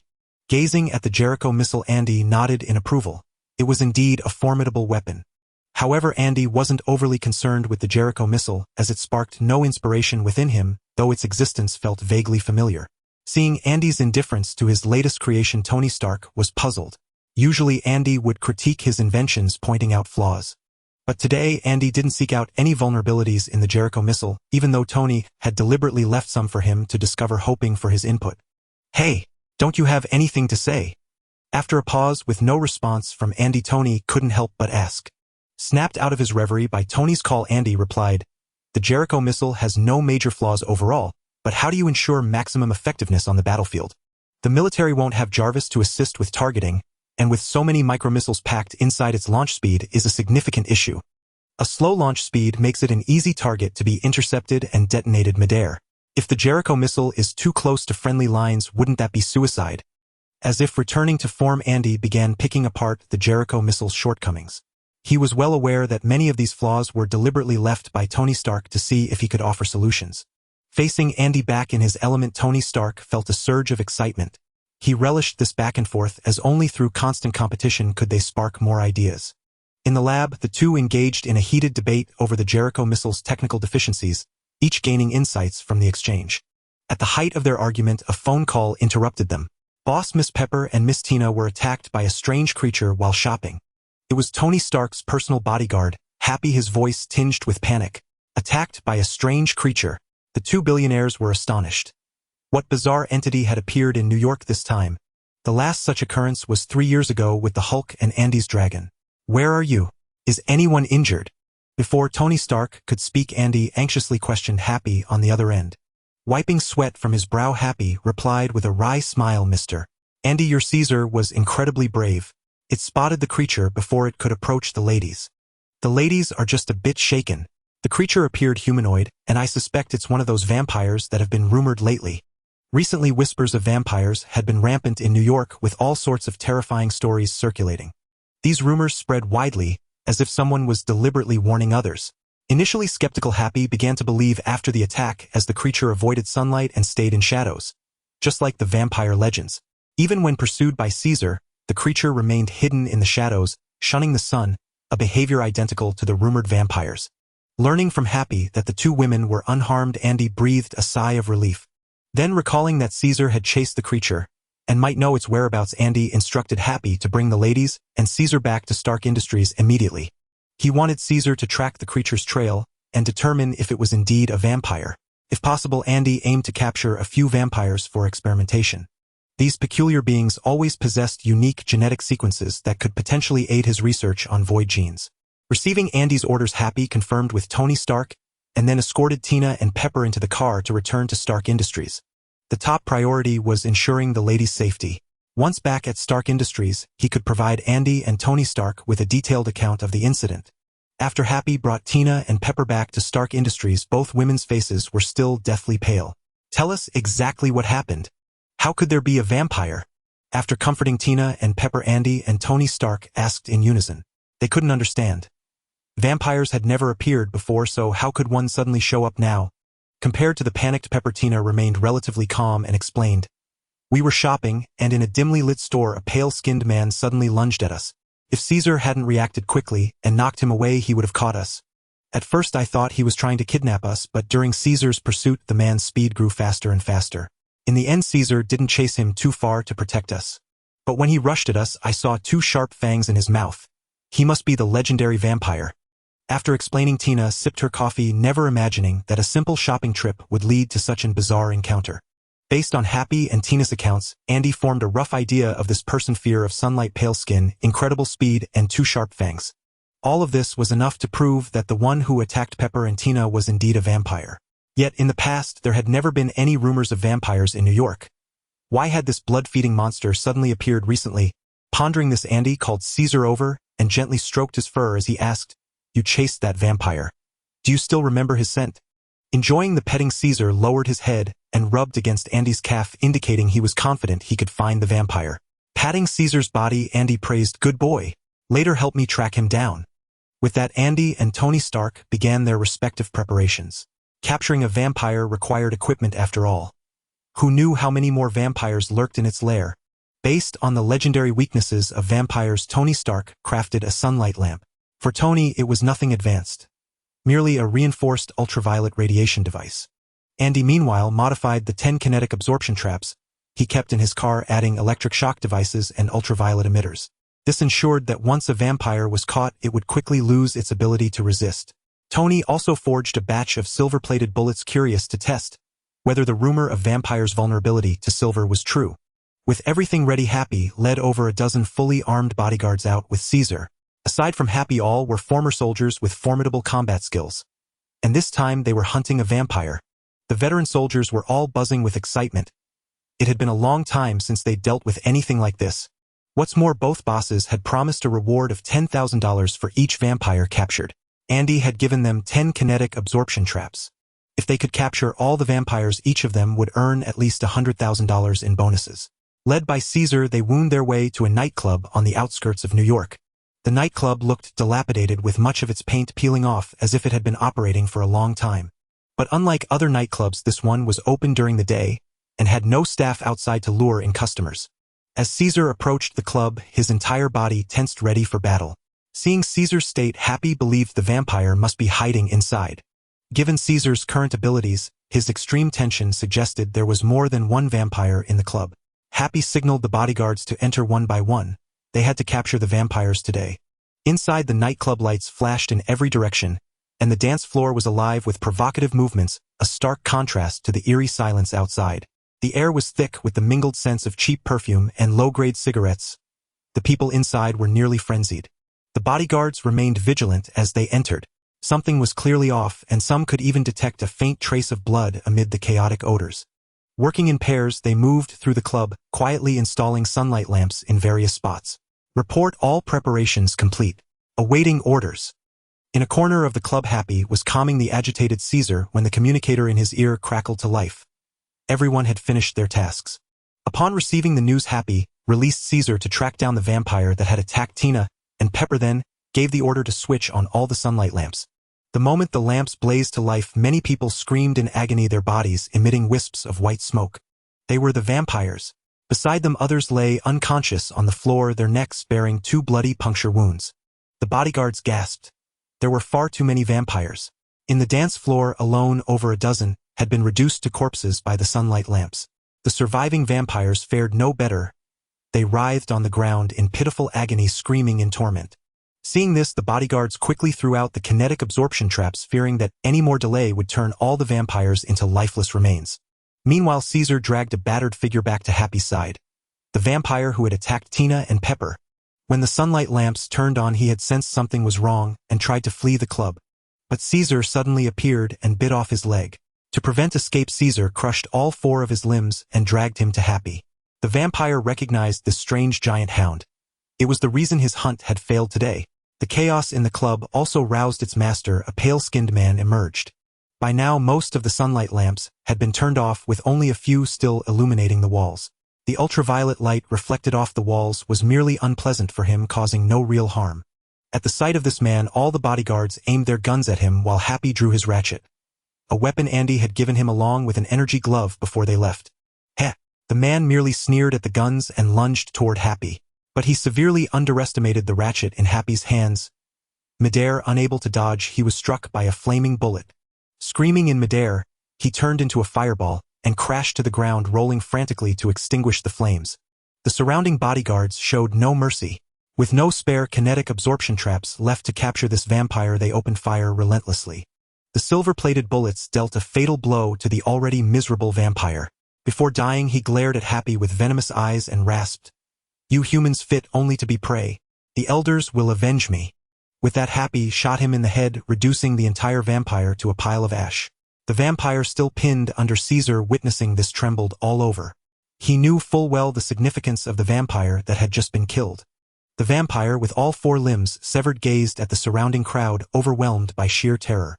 Before his very eyes, they executed the overseer of this blood slaughterhouse and incinerated him into a pile of ash. He yearned to flee, yet Caesar had already bitten off his limbs. Even with a vampire's formidable regenerative abilities, recovery within such a short span was impossible. He could only lie on the ground, trembling, pleading for mercy. After slaying the vampire, Happy gazed at the lotto in his hand with satisfaction. The weapon's power was truly immense. No wonder Andy had entrusted him with its use. After reporting the situation to Tony Stark, Happy summoned a truck to load the captured vampires and led everyone back to Stark Industries. The matter here was no longer their concern. The police would handle it later. "So this is the vampire that attacked you. Doesn't look all that impressive." Caesar dragged the vampire with broken limbs into the laboratory. Its pitiful state left Andy somewhat disappointed. This vampire's combat prowess seemed inferior to that of a common soldier. Only its tenacious vitality had kept it alive. Otherwise, given the wounds inflicted by Caesar's bites, it would have perished long before the return journey. Drawing a syringe of vampire blood, Andy began his research, intrigued by these creatures that feared ultraviolet light and silver. Under the microscope, the vampire's blood was revealed. It was no accident that vampires were likened to bats. This one's body contained partial bat genes. Yet within its blood, a peculiar virus predominated, linking the genes of bats and humans. This unique viral connection granted them strength and longevity far beyond ordinary humans, but also brought inherent weaknesses. The virus was exceedingly fragile, particularly vulnerable to ultraviolet light and silver-based substances, and even allicin in garlic could destroy it. Extracting blood from other vampires for comparison, Andy discovered that the stronger the vampire, the greater the viral load within its body.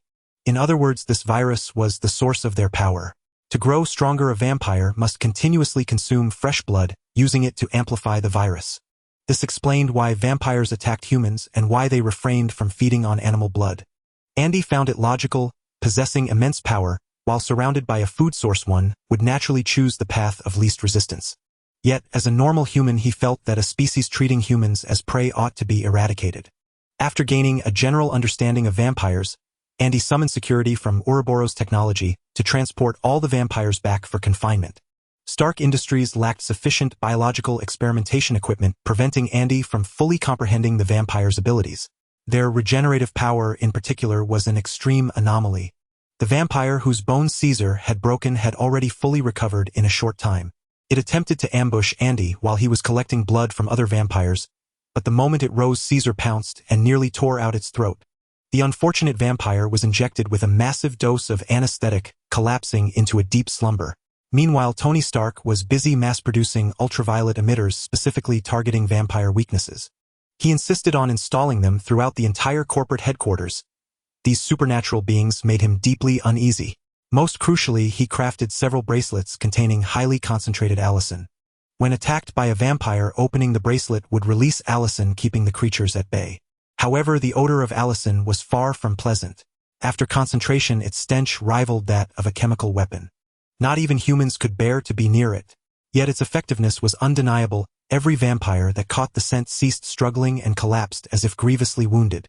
Caesar, overwhelmed by the pungent smell, sneezed repeatedly and dashed out of the laboratory. This scene left Tony Stark somewhat embarrassed, but it was the most efficient device he could produce. The reason he hadn't equipped the bracelet with a UV emitter was the lack of space within the bracelet to house a power source for the emitter. Moreover, prolonged UV exposure could cause skin cancer, making it a Pyrrhic victory even if it repelled vampires. This was perhaps the bracelet's only redeeming quality. The two ladies were extremely reluctant to wear the bracelets, but for their own safety, they had to accept these devices capable of spraying concentrated allicin. In their hearts, they prayed never to encounter vampires again, so they would never have to release the concentrated allicin from their bracelets. After a lengthy discussion at Stark Industries, Andy had thoroughly critiqued every flaw in the Jericho missile. Amid Tony Stark's irate protests, Andy and Tina departed. On the way back, Tina recounted how clever Caesar was and how valiantly he had acted when she was in danger. Caesar occasionally barked during Tina's pauses, as if to assure Andy that his abilities were far greater than what had been shown. Seated in the car, Andy gently stroked Caesar's fur, nodding with a smile. He knew well that Caesar's potential was not yet fully tapped, but the creature was still in its growth phase. Before its body fully matured, intensive training was out of the question, as it would harm Caesar's potential. The next day, Andy was awakened by Ortis' voice. According to Ortis, someone had infiltrated Ouroboros technology the previous night. Yet the intruder stole nothing, merely searching room after room for something. Of course, the intruder was eventually captured by Ortis using the defense system, and now lay unconscious in the room where the vampires were held. Occasionally, people would break into Ouroboros technology attempting to steal technological products, but Ortis would always apprehend them via the defense system and hand them over to the police. However, this person had entered every laboratory level without touching a single item, which piqued Andy's interest.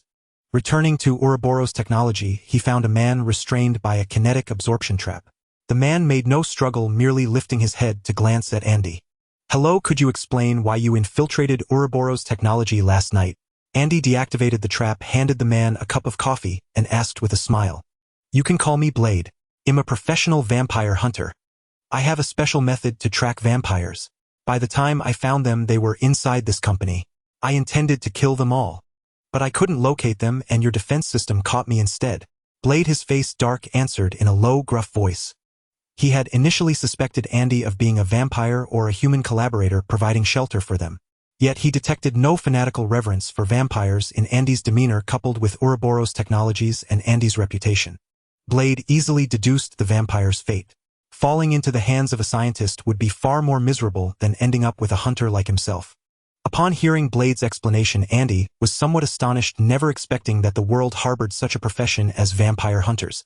Moreover, judging by Blade's demeanor, the legacy of vampire hunters had persisted for quite some time. Perhaps the rarity of vampires was tied to them, yet it remained unclear why so many vampires had emerged in New York. Vampire hunters like you must be few in number, right? How then is your legacy passed down? This question left Blade somewhat bewildered. The renown of vampire hunters was considerable in Europe, so how could Andy, a billionaire, be utterly ignorant of them? After a moment's thought, he reasoned it might be due to being in the Americas far from Europe, where vampire legends were scarce, and explained, "The legacy of vampire hunters is indeed ancient. The legendary monster hunter Van Helsing was one of us. We primarily operate in Europe, the lair of vampires. Lately, for reasons unknown, vampires have begun to expand outward, which is why I've come to New York to investigate." With that, Blade produced his silver crucifix and placed it on the table. "This is the emblem of a vampire hunter. My prowess among them is considerable. However, I am merely a combatant. Every vampire hunter has a partner who imparts the art of hunting vampires. Though their strength may wane with age, their knowledge of vampires surpasses ours." Andy picked up the silver crucifix and examined it closely. It was an ordinary silver ornament, yet its craftsmanship was intricate, making forgery difficult. At the center of the crucifix was a glass vial filled with a transparent liquid. "What is this liquid?" Andy shook the silver crucifix, causing the liquid inside to ripple. "It is holy water purchased from the Vatican's Catholic Church, highly effective against evil beings like vampires." Holy water, and it subdues vampires. This piqued Andy's interest. He activated the laboratory's equipment, and a vampire tightly bound on a bed appeared before them. The previously drowsy vampire, upon being brought into the lab, was instantly struck by sunlight streaming through the window, jolting him awake with piercing screams. "Otis, block the sunlight. Don't let him die." As he spoke, the lab's windows turned black and lights illuminated the entire room. Without the sun's rays, the vampire's screams gradually subsided. He stared at Andy with terror, finding this man more demonic than any vampire. Yesterday, countless vampires had been slain, while those captured were subjected to Andy's blood extractions for research. Most terrifying was his bizarrely shaped hound. Even a vampire's physique was no match for its jaws. A single bite sufficed. The events of yesterday remained vivid. One vampire recovering had attempted to ambush Andy. But the hound had mauled him severely, and Andy had injected a massive dose of anesthetic, leaving the vampire unconscious in the darkroom. Now brought here, he feared meeting the same fate as the vampires who had perished yesterday. In desperation, he shouted, "No, don't kill me. I know the locations of other blood slaughterhouses." Noticing the sharp looks from Andy and Blade, he quickly amended, "I know other vampire strongholds. Don't kill me. I can be useful." He was terrified of death. If he weren't, he would never have chosen to become a vampire, sacrificing his right to live under the sun for eternal life. He did not want to die here. Other vampire strongholds. In Blade's experience, low-ranking vampires typically frequented only their familiar haunts. He had never heard of such connections among the lower echelons. Could it be that, in the Americas, they were banding together to establish a foothold? But that didn't add up. Though vampires were the same species, their relationships were far from cordial. Their hierarchy made it clear stronger vampires treated the weaker ones as slaves. Only when facing vampire hunters or other enemies did they unite. Otherwise, while not openly hostile, they rarely interacted. High-ranking vampires might convene occasionally, but low-ranking ones never ventured into other clans' territories. Yet this vampire was an anomaly. Given his strength, he was at the bottom of the vampire hierarchy. How could he have ties to other strongholds? Pondering this, Blade asked, "Other vampire strongholds? How would a lowly one like you know of them? Even the overseers of vampire dens rarely communicate. A wretch like you clearly at the bottom claims to know of other places." Blade's words sparked Andy's curiosity. According to Blade, vampires seldom interacted. But how could a species lack even basic communication among its lower ranks? Especially in this age of technology with smartphones and computers ubiquitous, it seemed natural for vampires to know of each other's haunts. Yet Blade insisted otherwise. Why would a low-ranking vampire be ignorant of others? Perplexed, Andy asked Blade, "Explain this to me. Why don't vampires communicate with each other?" Receiving Andy's query, Blade thought carefully, and deeming the information not particularly sensitive, explained. Vampires exist in clans much like nations. Each has its own interests and agendas. They established a council of elders to mediate conflicts between clans. Because of this council, they refrain from attacking one another as numerous enemies lurk beyond. Their internal conflicts are significant enough that encounters could lead to mutual destruction, hence they avoid contact. Moreover, when vampires use their powers, they leave distinct clan marks, preventing intermingling. Thus, they frequent only familiar haunts and never stray into unknown territories. As Blade elucidated, Andy had a revelation. Though vampires were a single race, their interests and pursuits diverged. They only united when feeding on blood or facing enemies. Under normal circumstances, relations were strained. In the face of foes, they stood by their kind but would not watch vampires of other clans be slain. Understanding this dynamic, Andy grew skeptical of the vampire's claims. If relations were so tense, it was unlikely for a vampire from one clan to know multiple strongholds. Unless he held a certain rank. This vampire showed no signs of high status. Why would he claim otherwise? With doubt, Andy gazed at the vampire bound to the hospital bed. Perhaps the creature was lying. Sensing Andy's gaze, the vampire trembled all over. He stammered, "I'm telling the truth. I know the locations of other vampire dens. As long as you spare my life, I'll tell you." Upon hearing this, Blade's mouth twitched. This was the most cowardly vampire he had ever encountered, and also the most afraid of death. Even the vampires he had hunted in the past who were reluctant to die did not act as spineless as this one. Without much interrogation, he was already willing to betray his own kind to save his skin. Truly a vampire who would stop at nothing to survive. The vampire, indifferent to Blade's expression, stared intently at Andy, hoping for a promise. "I can spare you, but if you dare deceive me, I'll use you in biological experiments." After carefully weighing the pros and cons, Andy agreed, though a cold glint flashed in his eyes as he looked at the vampire. In Andy's eyes, these so-called vampires were nothing more than living experimental subjects, no different from lab mice. As if frightened by Andy's icy stare, the vampire broke out in a cold sweat and nodded repeatedly, explaining why he knew the locations of multiple vampire dens. It turned out that he had arrived in New York on a ship with vampires from other clans. During the voyage, he had clashed with some rival vampires, and the two sides had even fought. The result was mutual destruction, but during the fight he had left a special mark on his opponents, allowing him to quickly locate them. He had done this so that when he grew stronger he could find these vampires, teach them a lesson, and even kill them. Unfortunately, in the 2 months he had been in New York, he had only just located a few of his rivals' dens before Happy and a group of bodyguards wiped out his own vampire stronghold. His story left Andy and Blade speechless. The vampire race was so chaotic that even after fleeing their homeland they still schemed to destroy each other. Suddenly Andy wondered why these vampires, originally from Europe, had suddenly migrated to the Americas, and in considerable numbers at that. Why didn't you stay in your European lairs instead of sailing to America? Andy's question startled the vampire, and Blade also quickly realized the issue. Why would these vampires leave Europe for New York? The vampire considered his predicament, and having already betrayed his kind, figured a little more information wouldn't hurt. "I don't know much, only the leaders know the full details. But I vaguely heard that they found a way to survive in sunlight here. Perhaps that's why we were sent." He indeed didn't know the true purpose of coming to New York, but he had his own connections, and had heard rumors about this mission before leaving Europe. Survive in sunlight. The vampire's words made Blade's face change drastically. There was indeed a small fraction of vampires who could tolerate sunlight. They were the daywalkers, unafraid of the sun. He tapped Andy's arm, signaling that they needed to talk privately. "I need to tell you something about vampires surviving in sunlight." Seeing Blade's grave expression, Andy nodded in understanding and activated the device to seal the vampire in a containment chamber. There are indeed vampires who can survive in sunlight. They are called daywalkers. Ultraviolet light is no longer a major weakness for them. And I am actually a daywalker myself, but I'm not fully a vampire. I'm only half vampire. I don't know how vampires become daywalkers, but I can survive in sunlight because I'm a half vampire. With so many vampires appearing in New York, there might truly be something here that can transform vampires into daywalkers. We must find it. Andy wasn't surprised that Blade was a half vampire. The guy had been severely injured when captured by Odious, but had now fully recovered. The Orokin technology's defense system was no joke. Ordinary people caught by it would at least be incapacitated for a short time, yet Blade was still full of energy when Andy saw him. This was abnormal. Unless his body had mutated, it was impossible for him to recover like this. As far as Andy knew, aside from the Hulk, only symbiotes and vampires had such rapid healing abilities. As for the possibility of Blade having a symbiote, Andy dismissed it entirely. If he did, then gluttony inside him would surely want to devour it.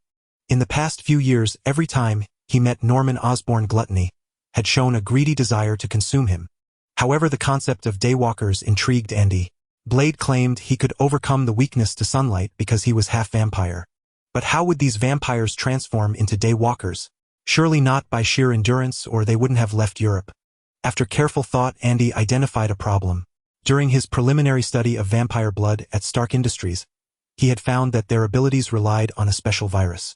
And this virus was most vulnerable to ultraviolet light. How could they adapt to their weakness while retaining their abilities? Especially Blade.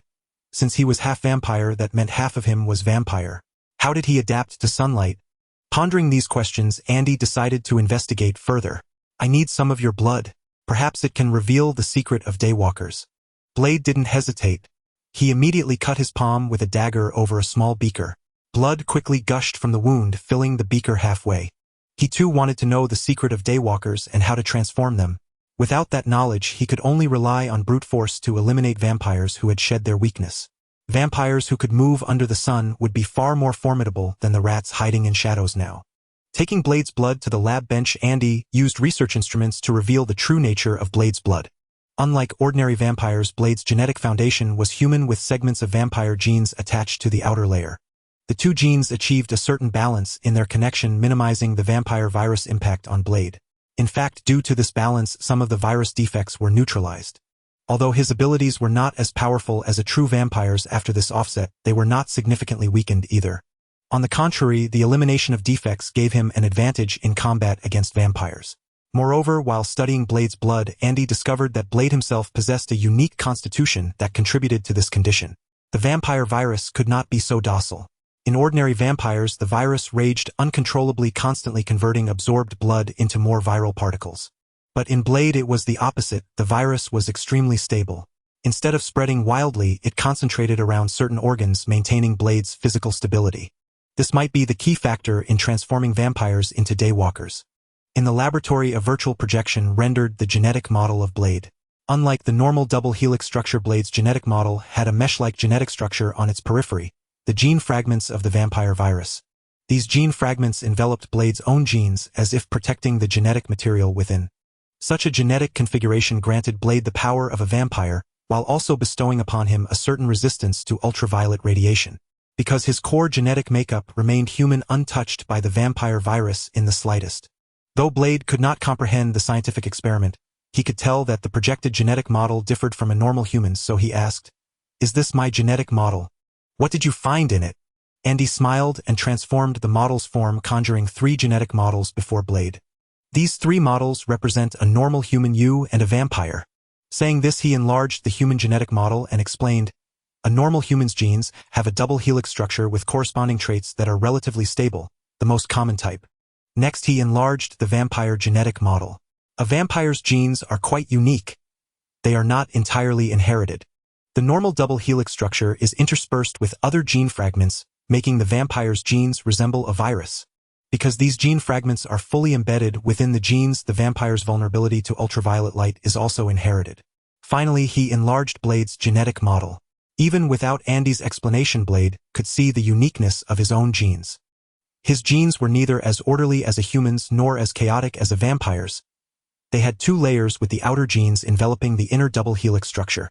Now his genes resembled a spiraling staircase with a protective wall built around it. "Is this why I can be a Daywalker?" Understanding his condition, Blade appeared somewhat astonished. He had always thought that being a half-vampire meant some differences, but not such a significant disparity. Yet the genetic model was clearly abnormal. The 2 types of genes within him had almost no connection. Andy nodded, confirming Blade's guess, but he wanted to see how Blade's genes reacted to ultraviolet light. Even if the 2 genes coexisted peacefully, they could not simply ignore the defect. Manipulating the instrument in his hand, a beam of ultraviolet light shone onto a glass slide containing a sample of Blade's blood, and the virtual projection displayed the changes before both of them. The moment the ultraviolet light contacted the blood, Blade's genes transformed. The vampire and human genes reversed. The mesh-like gene fragments on the periphery contracted inward toward the double helix when exposed to UV. The human genes became a shield for the vampire genes, blocking the UV rays, while the contracted vampire genes began to transform into human genes. These vampire genes transitioning into human genes did not fully convert but retained some of their inherent abilities. Seeing this, Andy immediately understood how a Daywalker came to be. The vampire genes within a Daywalker constantly collapsed due to UV exposure.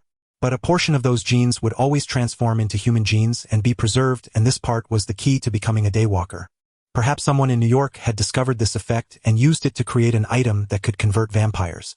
Such a thing capable of transforming vampires into daywalkers would inevitably attract their attention.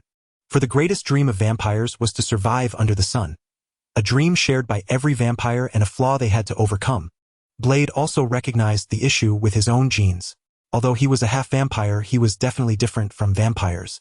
No vampire was born able to survive in sunlight like him, but his uniqueness meant that vampires could potentially become like him.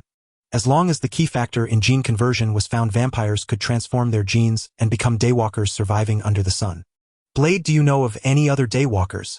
Perhaps they have already been captured and used as experimental subjects. Hearing Andy's speculation, Blade's expression shifted dramatically. He knew Andy was not exaggerating, as such a scenario was entirely possible. Vampires were inherently selfish creatures. It would be all too normal for them to commit such acts, sacrificing a few insignificant people for their own benefit. Even humans would do it, let alone vampires. I know about daywalkers from my foster father, my partner. I've never seen another daywalker myself. My foster father has been a vampire hunter all his life. He might know more. Frowning, Blade spoke with a grave expression. I need to go back and ask him about daywalkers. After so many years as a vampire hunter, he should have his own intelligence network. That should give me answers. Andy nodded in agreement. This matter indeed needed to be clarified. If vampires were expanding simply because of their large numbers, that would be manageable. But if they came to New York to transform themselves into daywalkers, the implications would be dire. Even if such vampires became daywalkers, they would still view humans as prey. Moreover, they possessed greater physical strength and formidable regenerative abilities. Most crucially, humanity's most coveted treasure lay in the hands of vampires: eternal life. Countless people yearned for immortality, willing to sacrifice everything for it, and these individuals would become allies of the vampires. If this issue were not resolved once all vampires became daywalkers, humanity would be reduced to mere blood sustenance beneath their fangs. Operating the instrument before him, Andy picked up the holy water and swirled it, saying, "I'll provide you with some equipment. Leave the holy water here. I need to study how it counteracts vampires." Holy water held little significance for Blade, as he himself was repelled by it, so he agreed to Andy's request. Andy tapped a few times on the monitor and a mechanical arm retrieved a black pistol. This was the automatic pistol Andy had used in his first experiment with amplitude crystals, now reforged with a fully integrated flame enchantment. Andy decided to give this pistol to Blade. It would aid him, as its high-temperature flames would incinerate any vampire that appeared before him. "Consider this a gift from me. It fires flame bullets. Remember to wear those energy gloves when using it, or otherwise after a few shots, you'll be the one dead." Saying this, he summoned a vampire from the dark chamber. The same one that had attacked Tina and Pepper the previous day. It was still unconscious from the anesthetic. Donning the energy gloves, he raised the pistol and fired at the vampire.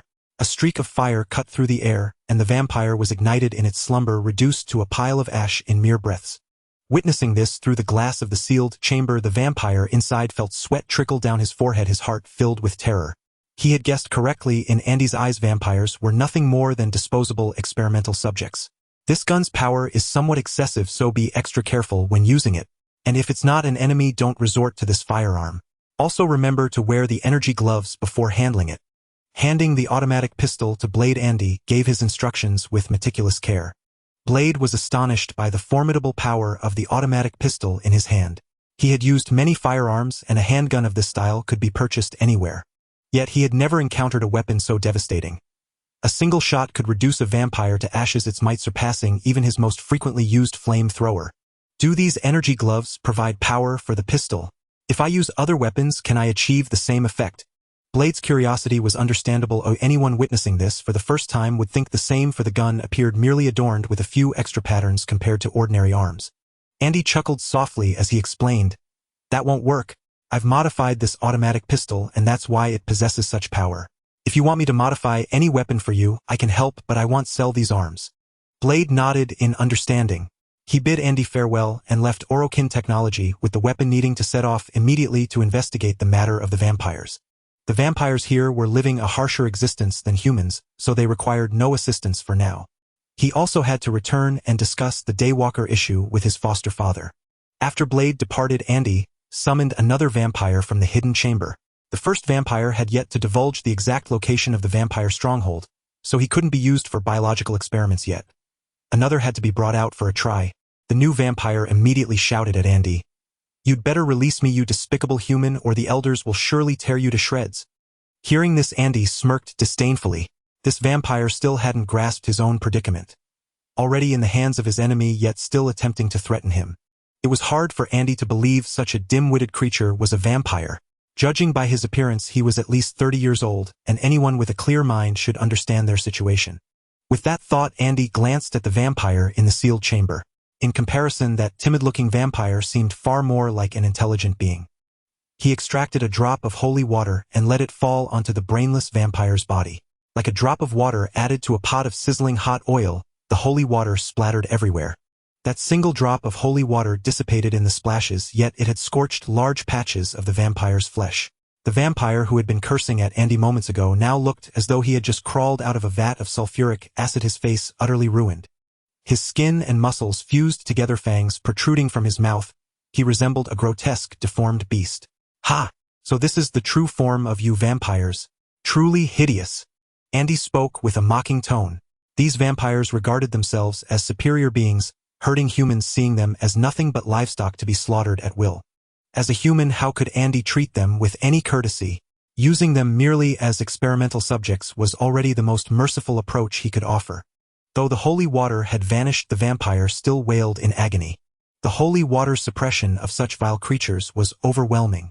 Even after it had dissipated, he could still feel the wounds it had inflicted.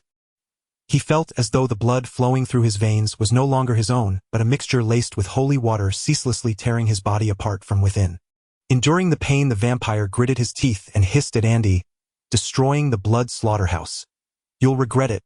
All humans will become our blood cattle." Despite being unable to bear the torment of the holy water, he remained stubborn, hoping to intimidate Andy into fear. "Ha! I love stubborn ones like you. Let's have some fun and see if your tough talk or my lab terrifies you more." With that, Andy aimed the ultraviolet radiation device at one of his arms. A sizzling sound like fat meeting a hot pan echoed as the vampire's arm emitted wisps of smoke under the UV light. The muscles on his arm were slowly dissolved by the ultraviolet rays. The vampire screamed in agony, his eyes filled with disbelief. In the past, he had been captured before, but each time by promising some benefits or threatening his captors, they would respectfully release him. Though he never once fulfilled his promises, always returning with a horde of vampires to massacre the place. He had always managed to survive the hands of those who caught him. Never before had he faced such brutal torture after issuing a threat. "I surrender. Stop tormenting me. I'll do whatever you want." The vampire screamed for mercy on the verge of collapse. In a little while longer he would bid farewell to his arm. "Already giving up? Weren't you so arrogant just now? Tell me, why did you come to New York? What are you doing here?" Turning off the UV emitter, Andy looked at the vampire coldly. "Don't think about lying to me.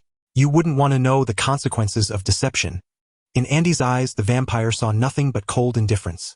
The same look a butcher gives to livestock awaiting slaughter. Staring intently at Andy, the vampire forced out a grim smile and rasped, "Unless you release me, I won't say a word." He believed he had found Andy's weakness, that Andy wouldn't kill him before uncovering the truth. Hearing this, Andy activated the UV emitter again, this time aiming it at both of the vampire's legs. The ultraviolet rays slowly destroyed his legs. The vampire howled once more, noticing the smile spreading across Andy's face. "This man is a demon, a devil. I threatened him with what he most wanted to know. How dare he do this? Isn't he afraid of retaliation from others if he kills me?" Fear gripped the vampire. He had never encountered such a situation. "Threaten me? You're nothing but an experimental subject. What right do you have to threaten me? Do you think I'm truly afraid of vampires? In my eyes, you're less fearsome than humans. How dare you rats of the darkness threaten me?" With that, Andy manipulated the cutter on the device and sliced toward the vampire's limbs. He didn't sever them outright, but stripped the flesh from each finger, cutting them off joint by joint. This excruciating torment shattered the vampire completely. Amid his screams, he lost all 4 limbs, leaving only his head capable of movement. Andy's cruelty was witnessed clearly by the vampire in the sealed chamber. Breaking out in a cold sweat, he felt grateful that he hadn't resisted and had surrendered to Andy in time. He resolved to follow Andy's orders from then on without a hint of defiance. The vampire, now reduced to a limbless stump, was placed into a sealed pod by Ortis using a mechanical arm. Inside the pod, a healing agent ensured he wouldn't die. The intense pain from the contact between his wounds and the healing agent made the vampire moan in agony. But this time his voice was faint and desolate, as if he might slip into death's embrace at any moment. Meanwhile, Andy took the bones and flesh excised from the vampire to the lab table for research. Though he cared little for the vampire's life, the study of these creatures was still necessary. They served as excellent subjects for experimentation. Under the microscope, the vampire's flesh revealed its true form. Unlike other organisms, the vampire's muscle fibers possessed an extraordinary vitality. Even after being detached from the vampire's body, the flesh retained its activity. For research purposes, Andy added some mouse blood to the tissue. Stimulated by the mouse blood, the grayish-white flesh began to frantically absorb the blood, transforming from a pale gray to a light pink, resembling fresh, living tissue. The blood-absorbing flesh gradually gathered together, attempting to repair its severe injuries. Yet perhaps due to the severity of the wounds or the absence of the vampire itself, the flesh ceased its connection once the pieces adhered. After studying for a while, Andy discovered that the cellular nuclei of the flesh had been completely invaded by the vampire virus, merging them into an inseparable whole.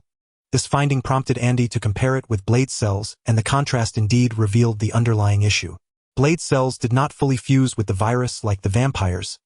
Instead, most of the viral genetic information was intercepted upon entering the cells.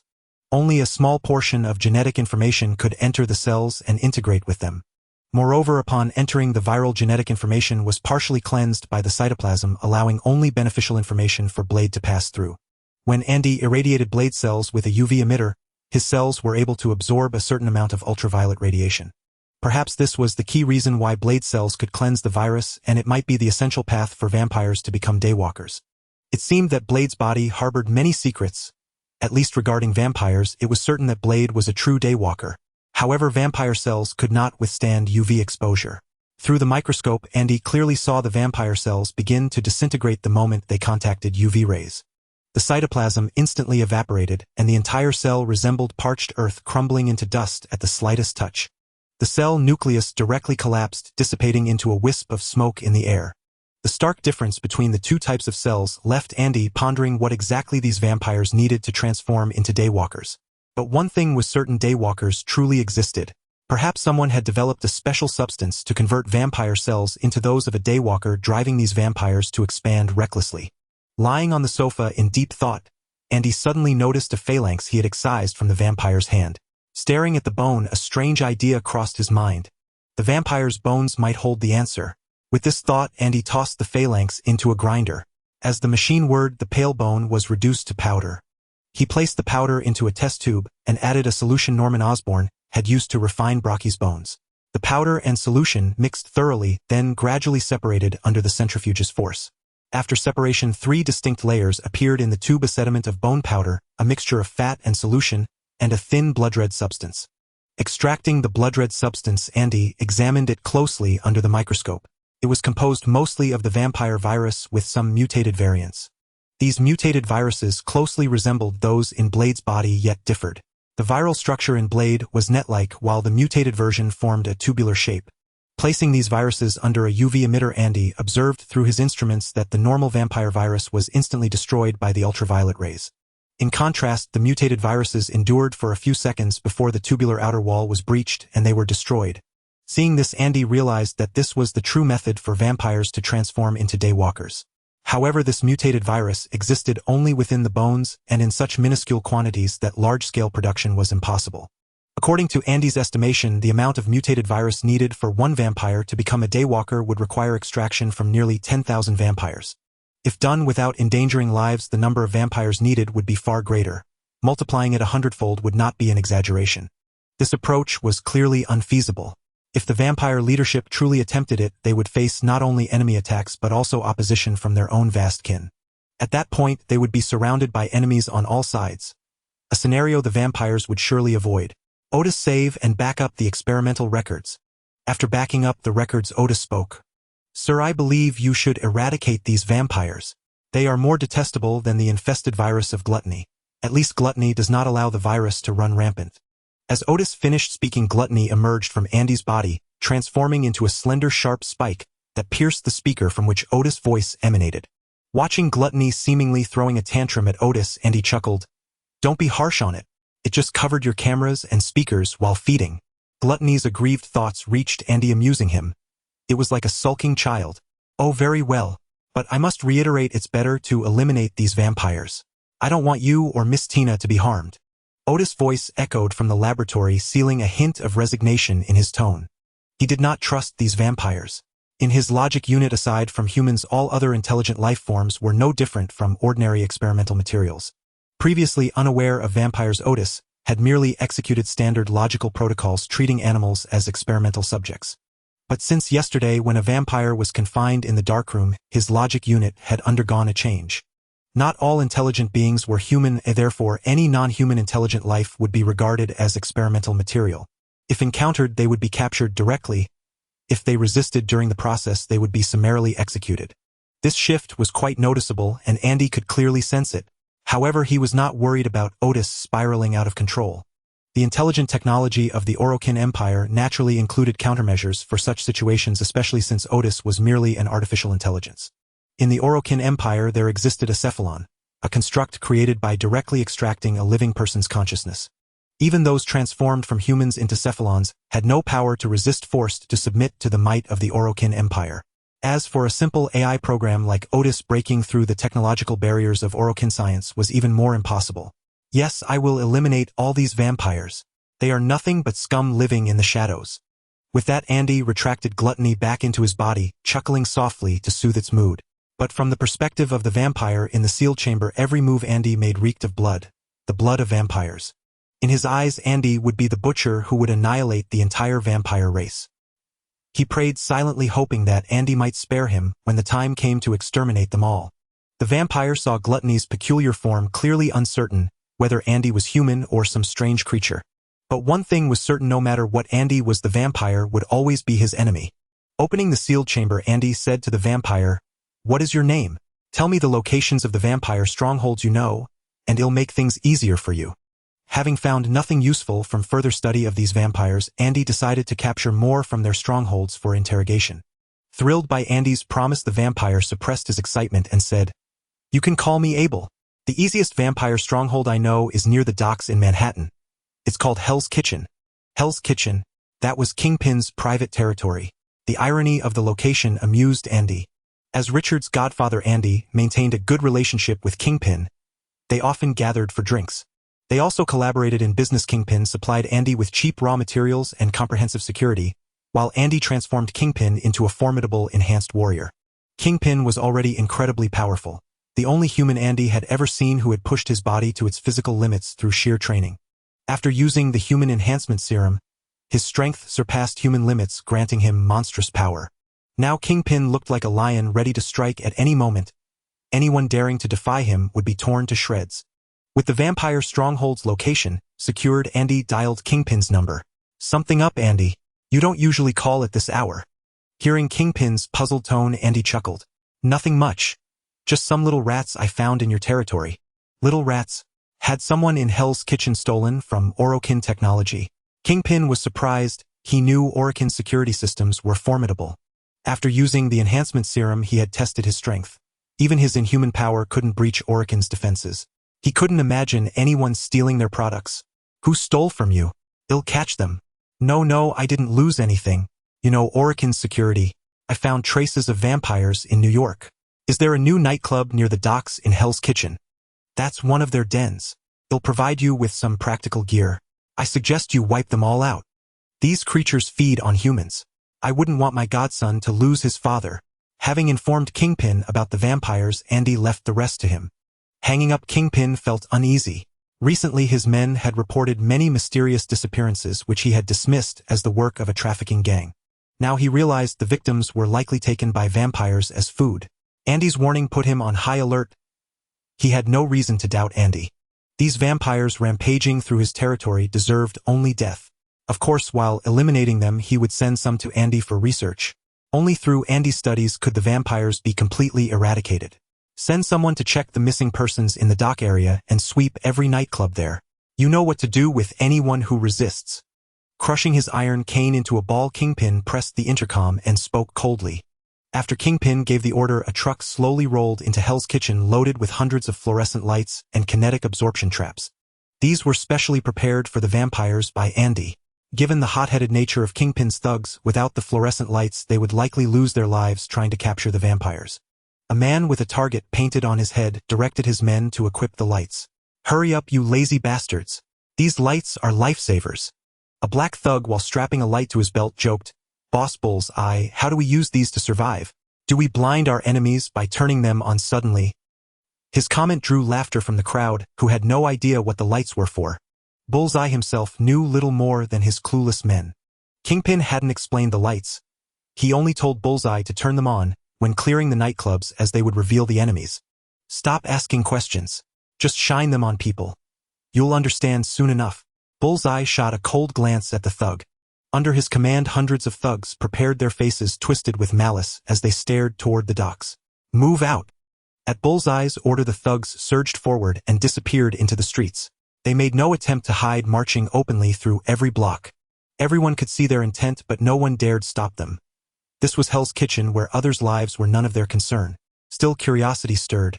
Kingpin, the underground king of New York, hadn't mobilized his forces like this in a long time. Who was foolish enough to provoke this underworld emperor? People quietly followed the thugs, eager to see the poor soul who had incurred Kingpin's wrath. At the docks, the area was already surrounded by a massive crowd of gang members. Many weren't Kingpin's men, but had come to curry favor by offering help. They hoped Kingpin would ease restrictions on their black market dealings in return for their efforts. Seeing Bullseye lead the team into the dock area, a gang member shouted, "Boss Bullseye, need any help?" His words drew intense attention from the crowd, all hoping for some news from Bullseye.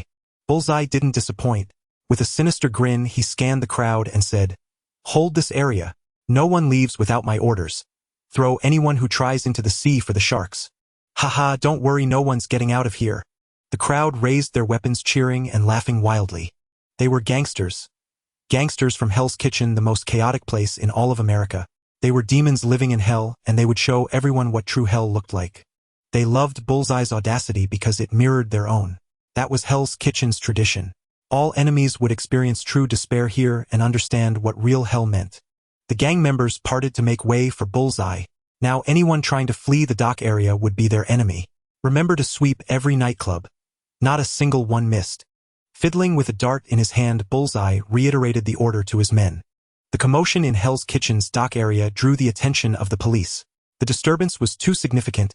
All intersections in the dock district had been seized by gangsters.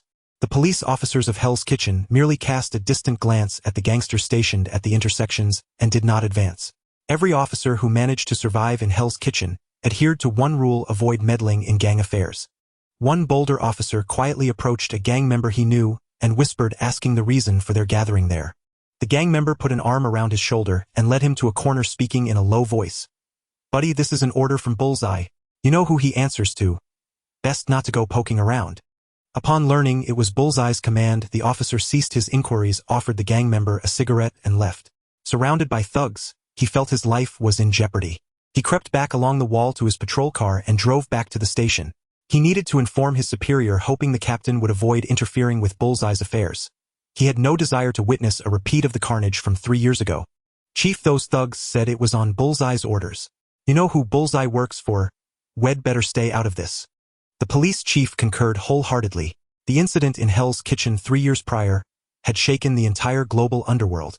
Especially in Hell's Kitchen, the gangs active now were the ones that had survived the Great Purge led by Kingpin back then. Each of them was fiercely brutal and utterly subservient to Kingpin. Since it involved Kingpin, the police chief decided to turn a blind eye. He was merely the sheriff of Hell's Kitchen, lacking the power to confront Kingpin. As for the NYPD, a simple notification would suffice. Chief George was unlikely to start a war with Hell's Kitchen's gangs. The sheriff merely deployed his officers for routine patrols, feigning ignorance of the events. Meanwhile, as Bullseye entered the dock area, Andy, clad in his Imperial Guard armor, infiltrated a nightclub in the district. The atmosphere in this nightclub was vastly different from those outside Hell's Kitchen. Chaos was the norm here. The floor was littered with tissues bearing suspicious stains, and in some spots half-smoked marijuana joints still smoldered.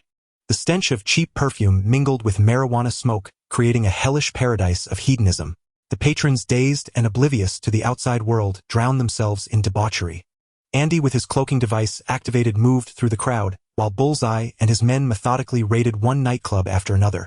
Finally, Andy and Bullseye crossed paths in an unassuming nightclub. As a top-tier assassin who thrived on the edge of death, Bullseye's instincts and perception were razor-sharp. Though he couldn't see the invisible Andy, He still turned his gaze toward Andy's location and aimed his pistol. "Come out. I know you're there. Don't make me take you down." Bullseye's unusual reaction put his men on high alert, all of them training their weapons on the spot he was aiming at. No wonder Kingpin trusts you as his right hand. Your instincts are terrifying. Laughter echoed from the empty space as Andy's figure gradually materialized. "Mr. Andy, the wealthy man who's friends with the boss. Why are you here? And since you've already supplied the UV lights and kinetic energy traps, why come in person?" Bullseye lowered his gun, his face full of confusion. "Mr. Andy, what's this about?" He gestured at Andy's Imperial Guard armor, utterly baffled by Andy's motives. It was as incomprehensible as why Andy, a billionaire, had become close friends with Kingpin, the underground emperor of New York, or even become Richard's godfather. In his mind, Andy and Kingpin belonged to two different worlds. They should never have met, let alone forged a friendship. Patting his armor, Andy replied with a smile, "Didn't Kingpin tell you? Your mission is to eliminate the vampires. I'm here to capture a few high-ranking ones for research. Given your usual methods, I doubt any vampire would survive to reach my lab." Bullseye pondered this and realized Andy was right. When facing enemies, their first instinct was to tear them apart with their weapons. Moreover, he had specifically ordered the execution of all resistors, making the survival of any enemy nearly impossible. Their odds were close to zero. But what was this about vampires? Hadn't someone simply angered Kingpin? He looked at Andy with confusion but saw no hint of deception in his expression. Glancing at the UV lights and kinetic energy traps strapped to himself, Bullseye finally forced himself to believe Andy, the target of his purge, was indeed the legendary vampires. The existence of vampires in this world was somewhat acceptable to Bullseye. After all, the very billionaire standing before him owned 3 living dragons. Yet, the successive appearances of these mythical creatures made him question reality. He suspected that all legends might be true. Otherwise, how could there be so many and told with such detail? "Tell your men to stay alert. If they're in danger, remember to turn on those UV lights. They might just save their lives." He waved his hand, dismissing the nearby men, while remaining tense and vigilant himself. Andy reactivated his cloaking device and entered the unremarkable nightclub alongside Bullseye. Inside, everyone swayed to the music, oblivious to the arrival of Bullseye and his crew. As the dance track reached its climax, the crowd grew even more frenzied. At the peak of the music, the ceiling of the nightclub sprayed out a torrent of liquid. Wiping the liquid from his face, Bullseye looked closely and felt his heart lurch. It wasn't ordinary liquid, it was blood. A thick coppery scent filled his nostrils. The most familiar and frequently encountered substance in his life. Human blood. He looked at the crowd in the dance pit. They were bathed in blood, howling with ecstasy. Some, caught up in the frenzy, grabbed a nearby girl and began biting into her. The girl, her face a mask of bliss, collapsed in the man's arms as a bloody hole was torn in her neck, blood gushing out. Gradually, the girl went limp in his arms, dying with that same blissful expression. The moment her blood was drained, she was carelessly discarded onto the floor. The man's face was smeared with blood, 2 fangs protruding from his mouth. This grim tableau revealed their true identity to Bullseye. This was a vampire den, and the scene before them was a vampire revelry. In just a few minutes, numerous young girls had been drained of blood, departing from the world in the throes of a vampire's embrace. Though Bullseye held human life cheap, he could not accept seeing his own kind reduced to mere prey for vampires. It made him feel that the human race was nothing more than livestock to vampires, ready to be slaughtered at any moment. The thugs behind him stared wide-eyed, stunned by the horrific sight. The blood-soaked scene shook them to the core, revealing the nightclub's true nature. These were the enemies they sought, vampires who regarded humans as food. The horrifying scene in the nightclub was enough to make one's blood run cold, sending shivers down the spines of even these hardened thugs accustomed to violence. Though they were no strangers to killing and plundering, they had not yet descended into the depravity of treating humans as mere food. Some of the thugs, pale-faced from the overwhelming stench of blood, leaned against the wall and began to retch. It wasn't fear that gripped them, but the sheer, unbearable, nauseating odor. Their actions drew the attention of the vampires on the dance floor, where both humans and vampires alike reveled in the Crimson Carnival. These few individuals whose behavior stood in stark contrast seemed utterly out of place.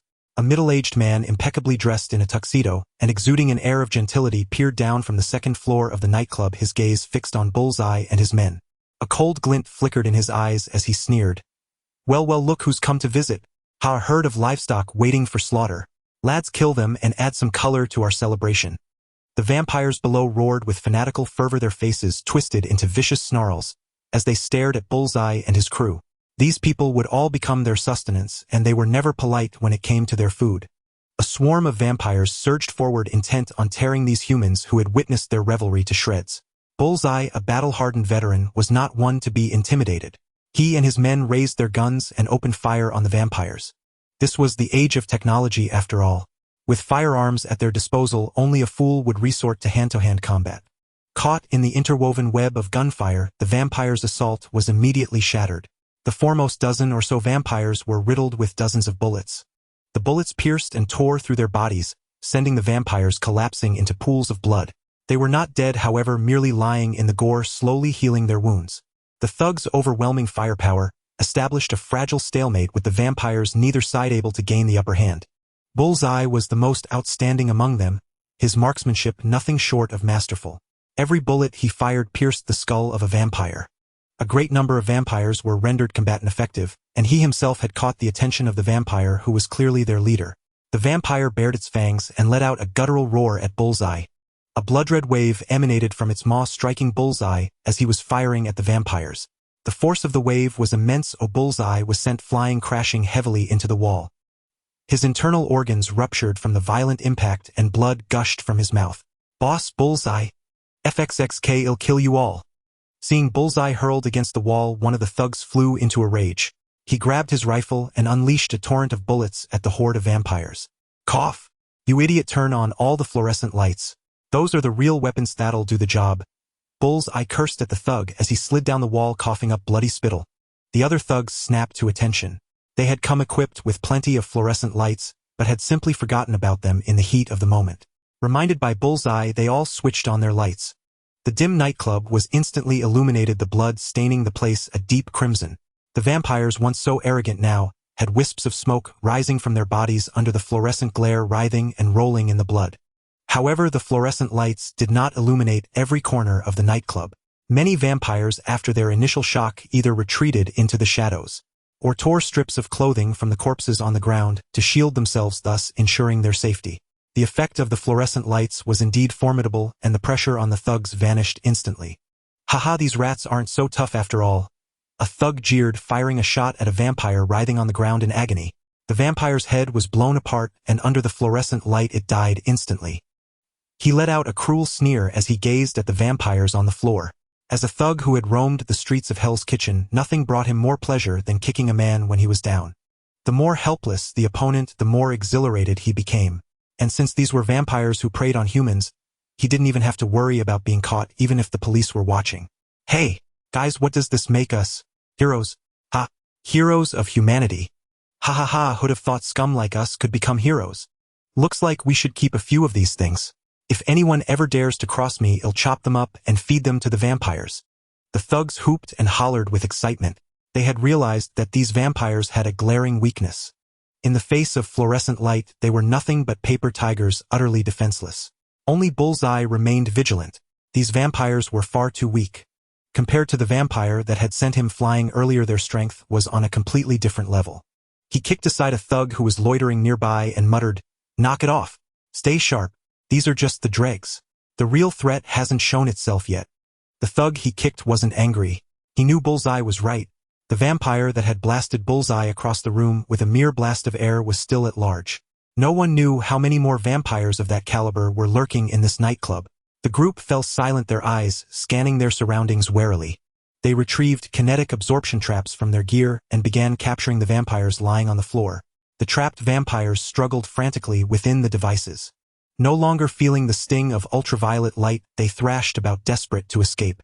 The vampires hidden in the shadows could no longer contain themselves. These humans whom they deemed fit only to be their food actually dared to try and capture them. Useless wretches. A powerful vampire descended from the second floor, cursing the others. A blood-red aura emanated from his body, coalescing into a thick, heavy mist that enveloped the entire nightclub. The effect of the fluorescent lights was now confined to a very small area, their widespread suppression neutralized. The vampires that had been in hiding emerged from their shelters, lunging at the thugs. In an instant, the air was filled with the roar of gunfire, the curses of the thugs, and the hysterical laughter of the vampires blending together into a scene straight out of hell. The invisible Andy paid no attention to Bullseye's plight. Instead, his gaze was fixed on the three vampires standing on the second floor. These were likely the masters of this establishment. Their attire and aura were clearly on a different level from the vampires below. These few likely held more information. Pondering this, Andy quietly activated the signal transmitter in his hand. The 3 dragons that had been circling in the sky above the dock area dove down their maws, gathering flames, as they launched an attack on the nightclub. The building materials of the nightclub were far from top-notch. Bombarded by the dragon's fireballs, the roof was blown open, leaving a gaping hole. The chaotic melee inside came to a momentary halt. Both humans and vampires alike were panic-stricken, unsure of what was happening. Sunlight streamed in through the hole in the roof, and a gentle breeze dispersed the mist within the nightclub. The vampires were once again exposed to ultraviolet radiation, and this time there was nowhere to hide. The 3 vampires on the second floor were indeed powerful, managing to temporarily shield themselves from the sunlight's UV rays. They leaped, attempting to escape through the hole in the roof. Seeing this, Andy dropped his invisibility and blocked their path. "Where do you think you're going, gentlemen? How about a trip to my lab?" The 3 vampires lunged at Andy in response. Their claws whistled through the air as they slashed, a testament to their incredible speed and strength. But Andy remained utterly unruffled. With a few deft movements, he effortlessly evaded their combined assault. 3 vampires encircled Andy. Their bodies glided around him at breakneck speed, launching relentless attacks. Undisturbed by the encirclement, Andy drew the void blade from his back to meet the vampire's claws. The potent corrosion ravaged the seemingly indestructible claws, leaving the 3 vampires staring in horror at the weapon in his hand.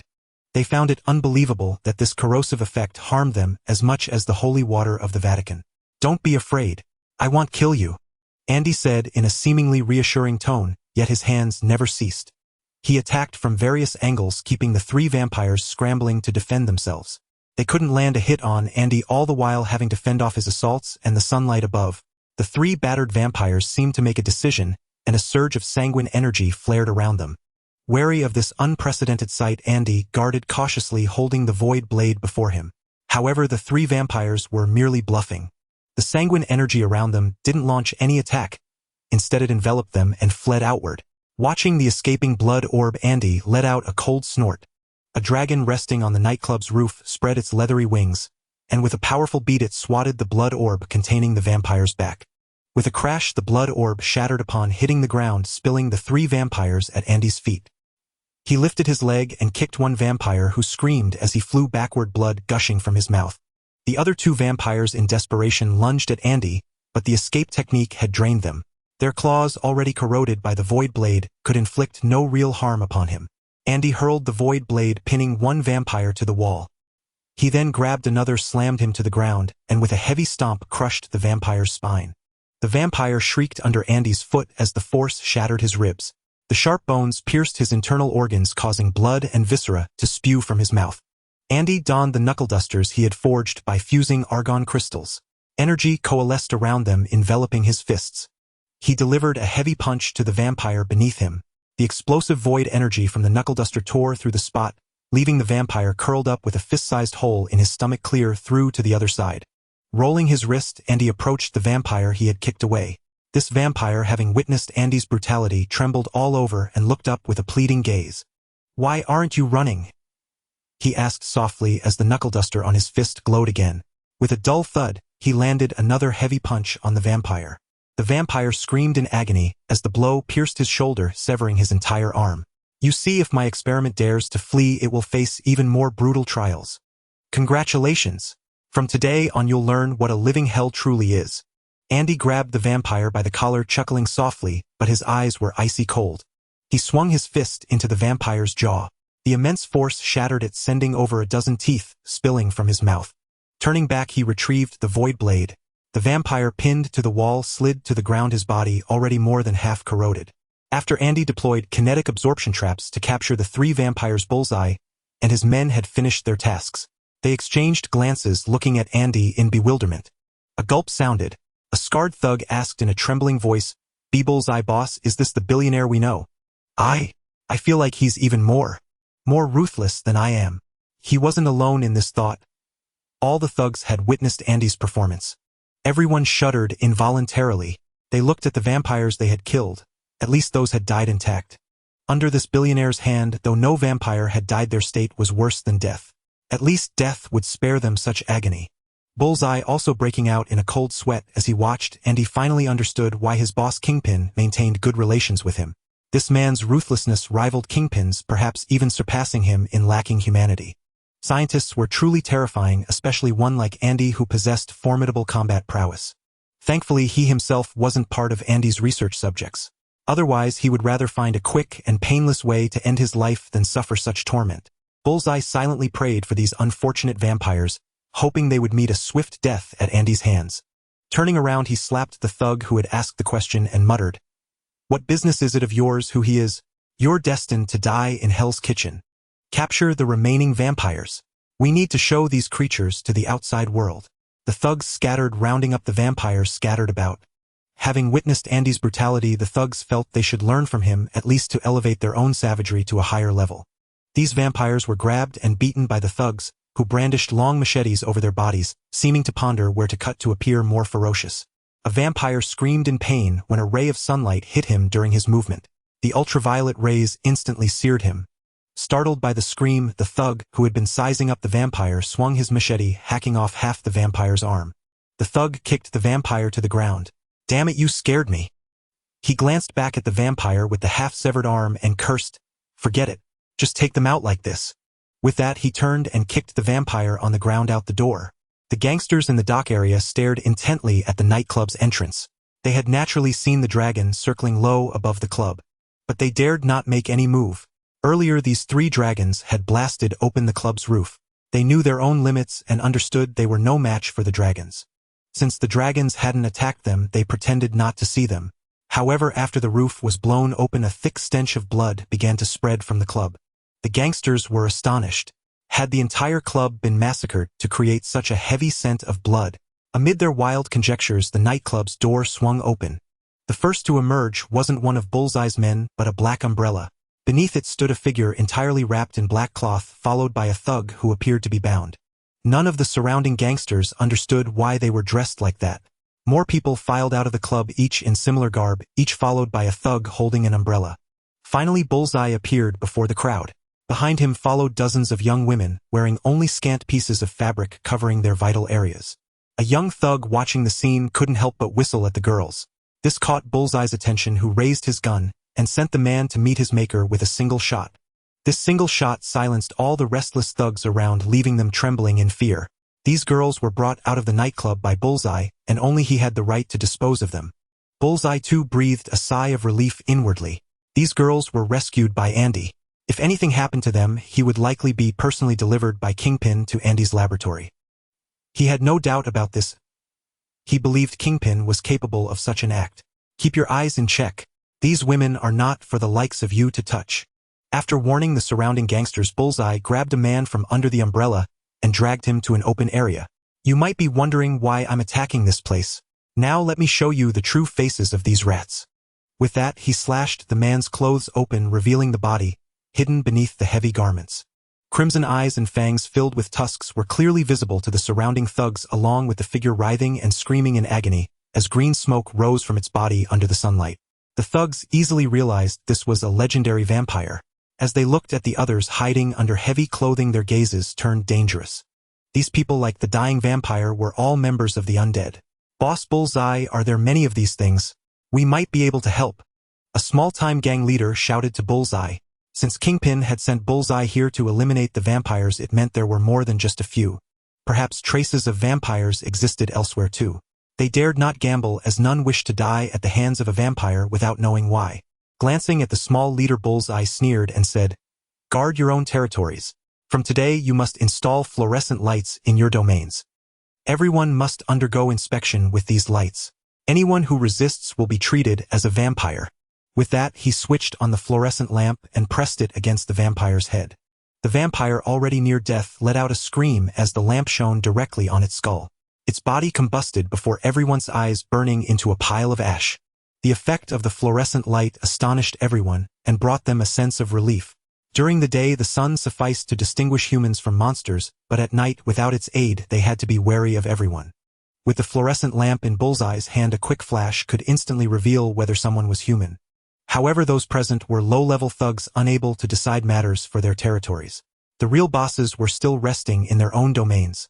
Some trusted lieutenants of the bosses left to report the vampire situation to their leaders. Soon news of the vampires spread throughout Hell's Kitchen, even reaching the police station. Upon receiving the report from Hell's Kitchen precinct, the New York Police Department stirred. Even Commissioner George, the head of all NYPD officers. As a lifelong police officer, Commissioner George always maintained a skeptical attitude toward everything. Without seeing a real vampire, he would only keep the highest vigilance over the situation. But casualties had occurred. According to the report from Hell's Kitchen, the nightclub in the dock area reeked of blood, indicating many deaths. Regardless, he had to inspect it personally. Moreover, it was said the blood smell emerged because 3 flying dragons suddenly attacked the nightclub, blowing open its roof. Everyone in New York knew whose pets those 3 dragons were. Their registration documents had been personally handed to Andy by Commissioner George. Filled with doubt, Commissioner George dialed Andy's number. Andy, who was searching for survivors in the nightclub, saw the incoming call. He answered with a smile. "Hello, Commissioner George. You're a busy man. What gives me the pleasure? Can you tell me why your pet dragons appeared in the dock area of Hell's Kitchen? And they destroyed a nightclub?" Andy wasn't surprised that Commissioner George knew about the incident. As the head of New York's police force, even in Hell's Kitchen, a place with weak police control, he had his own information channels. "Well, I asked them to do it. You can come and see for yourself and handle these illegal immigrants while you're at it." Andy replied nonchalantly. He knew this police commissioner well. A man of justice dedicated to maintaining city order. This commissioner strictly enforced the law. If he found evidence, he would send anyone to prison regardless of who they were. It was his diligence that kept Hell's Kitchen from descending into greater chaos. Andy's indifferent tone gave Commissioner George a headache. What he hated most was dealing with matters involving super-rich individuals who could always use money to change others' minds. He led a large contingent of police officers toward the dock area. From Andy's words, there were many illegal immigrants there that needed processing. Andy, still searching for survivors in the nightclub, finally found others in the basement. At the center of the basement was a pool filled with blood, with a hose extending from it connected to pipes. Unlike the young girls who had nearly become food, the survivors here were locked in cages. When the caged survivors saw Andy, they shrank back into the corners. Over the past days, they had witnessed too many people killed, their blood drained into the pool. "Don't be afraid. The vampires outside are gone," Andy said, gently opening all the cages in the basement. "Can any of you tell me about this blood-filled pool?" A man who still seemed somewhat alert, trembling, replied with difficulty. "This pool was made from the blood of hundreds of people. They were drained of every drop. Even their skin was peeled off by those demons, leaving only mummified corpses discarded in the corner over there." He pointed to a corner of the basement. Following the man's gesture, Andy saw a mountain of skeletal remains. When he first entered, his attention had been drawn to the blood pool, so he hadn't noticed these corpses. Now it was clear that the number of humans who died in this nightclub was not small. They had become mummies, making it impossible to discern their original appearances. Only their withered body features could indicate their gender. Just then, Andy's phone rang again. "Andy, I've arrived at the nightclub. Where are you?" "Commissioner George, in the basement. You should come down here too."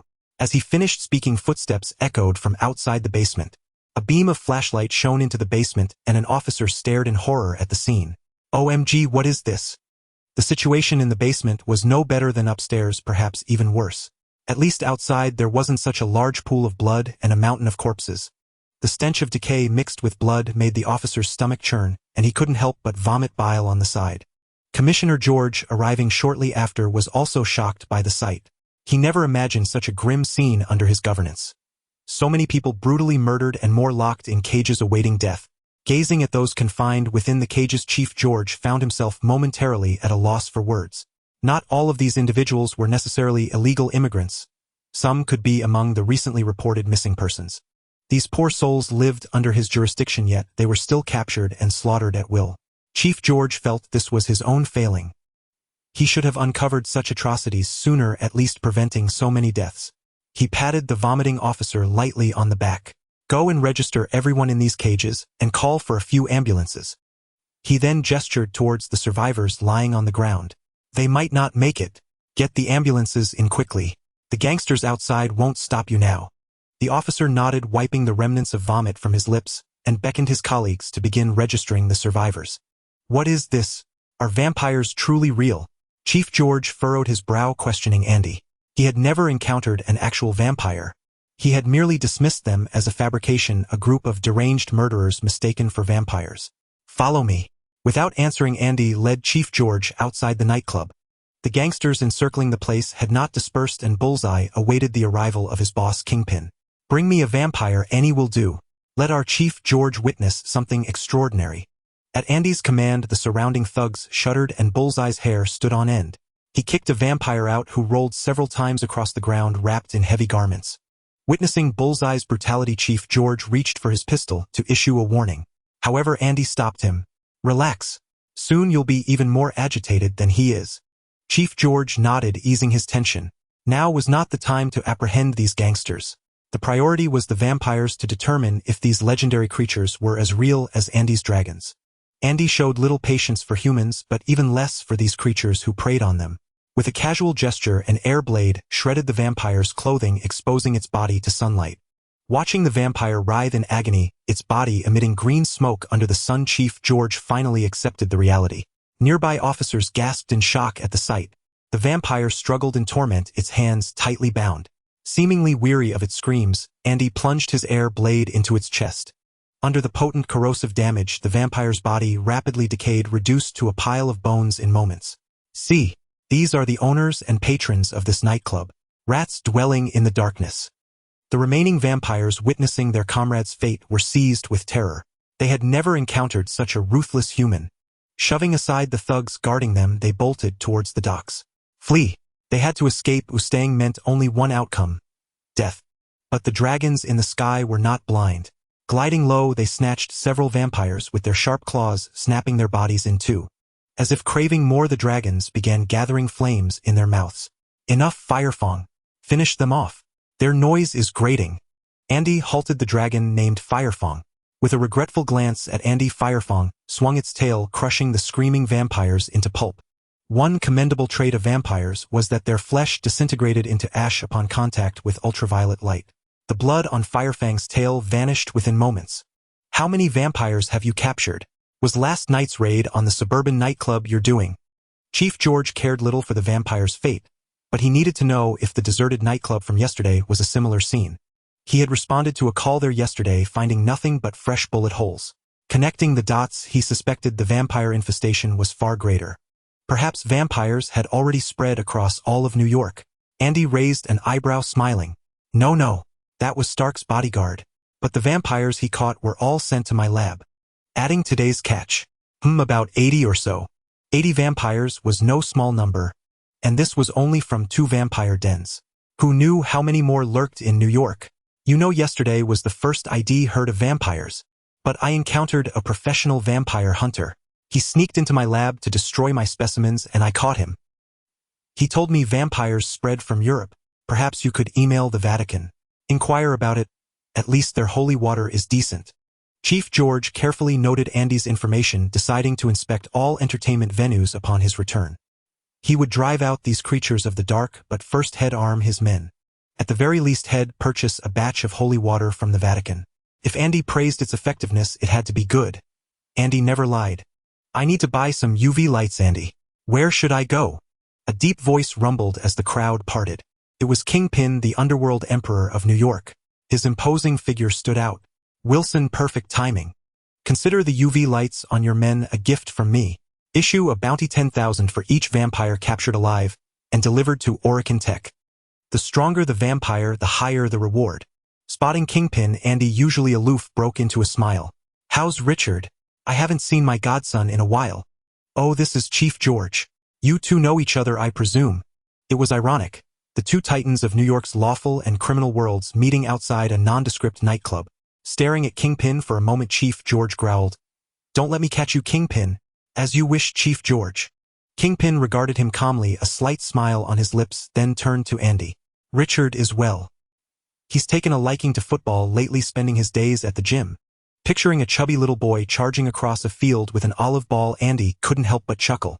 That kid was anything but docile, especially inheriting Kingpin's superhuman physique. His future opponents would have their hands full. May God have mercy on his opponents, ha ha ha. Unable to contain himself, Andy burst into laughter. If Richard ever joined a game, he'd be there to watch. It would be a spectacle. Andy's laughter was infectious, even drawing faint smiles from Kingpin and Chief George. They were united by the vampire crisis. Discord served no purpose.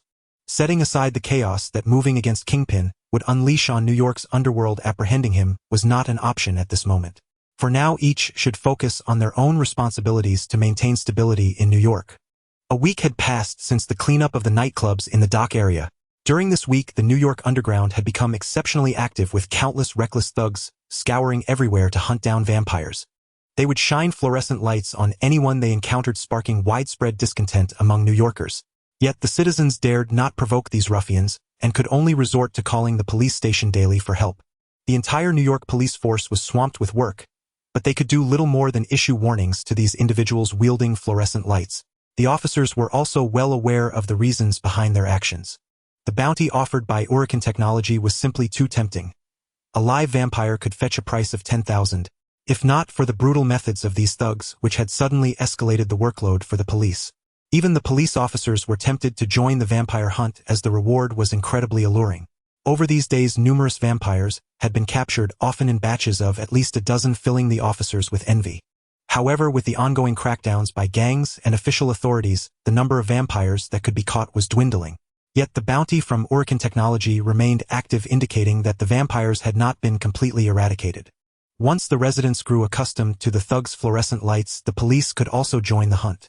Moreover, this would not constitute dereliction of duty, as capturing vampires was also about protecting the lives of the citizens. In the darkroom of Orokin technology, over 200 vampires had been gradually added over these days. These vampires had their limbs shackled together, their bodies folded up, each confined within a cage measuring only 50 centimeters in length, width, and height. Only Abel, the traitor among the vampires, lived a comparatively easier life, residing in a solitary cell. Initially, the newly arrived vampires were restless, constantly plotting their escape from this place. But after a few were electrocuted by the currents released by Otis, they all became docile. Yet they still harbored thoughts of ambushing Andy, slowly killing the humans who had captured them, draining every last drop of their blood. The three vampires who had been tormented beyond recognition by Andy remained eerily quiet. They looked down upon the lower-ranking vampires with utter disdain, knowing that even united they had failed to gain any advantage over Andy. These petty, insignificant creatures caught by ordinary humans dared to dream of ambushing Andy, a scientist with explosive combat power. It was nothing but a fantasy. Amidst the clamor of the vampires, the underground chamber was opened. Instantly the room fell into a deathly silence, eerily still. Light from outside streamed in through the open door, casting a faint glow into the dark chamber.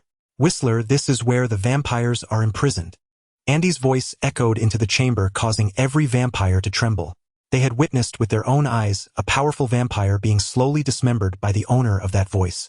The remains of that vampire still lay submerged in the specimen pool beneath the darkroom. Soon Andy appeared in the chamber, accompanied by a white-haired old man. Some of the more capable vampires recognized this man, a ruthless individual who had claimed the lives of many vampires.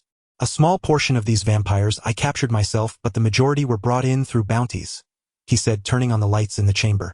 Gazing at the hundreds of cages filled with vampires, Whistler drew a sharp breath. He had never imagined so many vampires could be present in New York.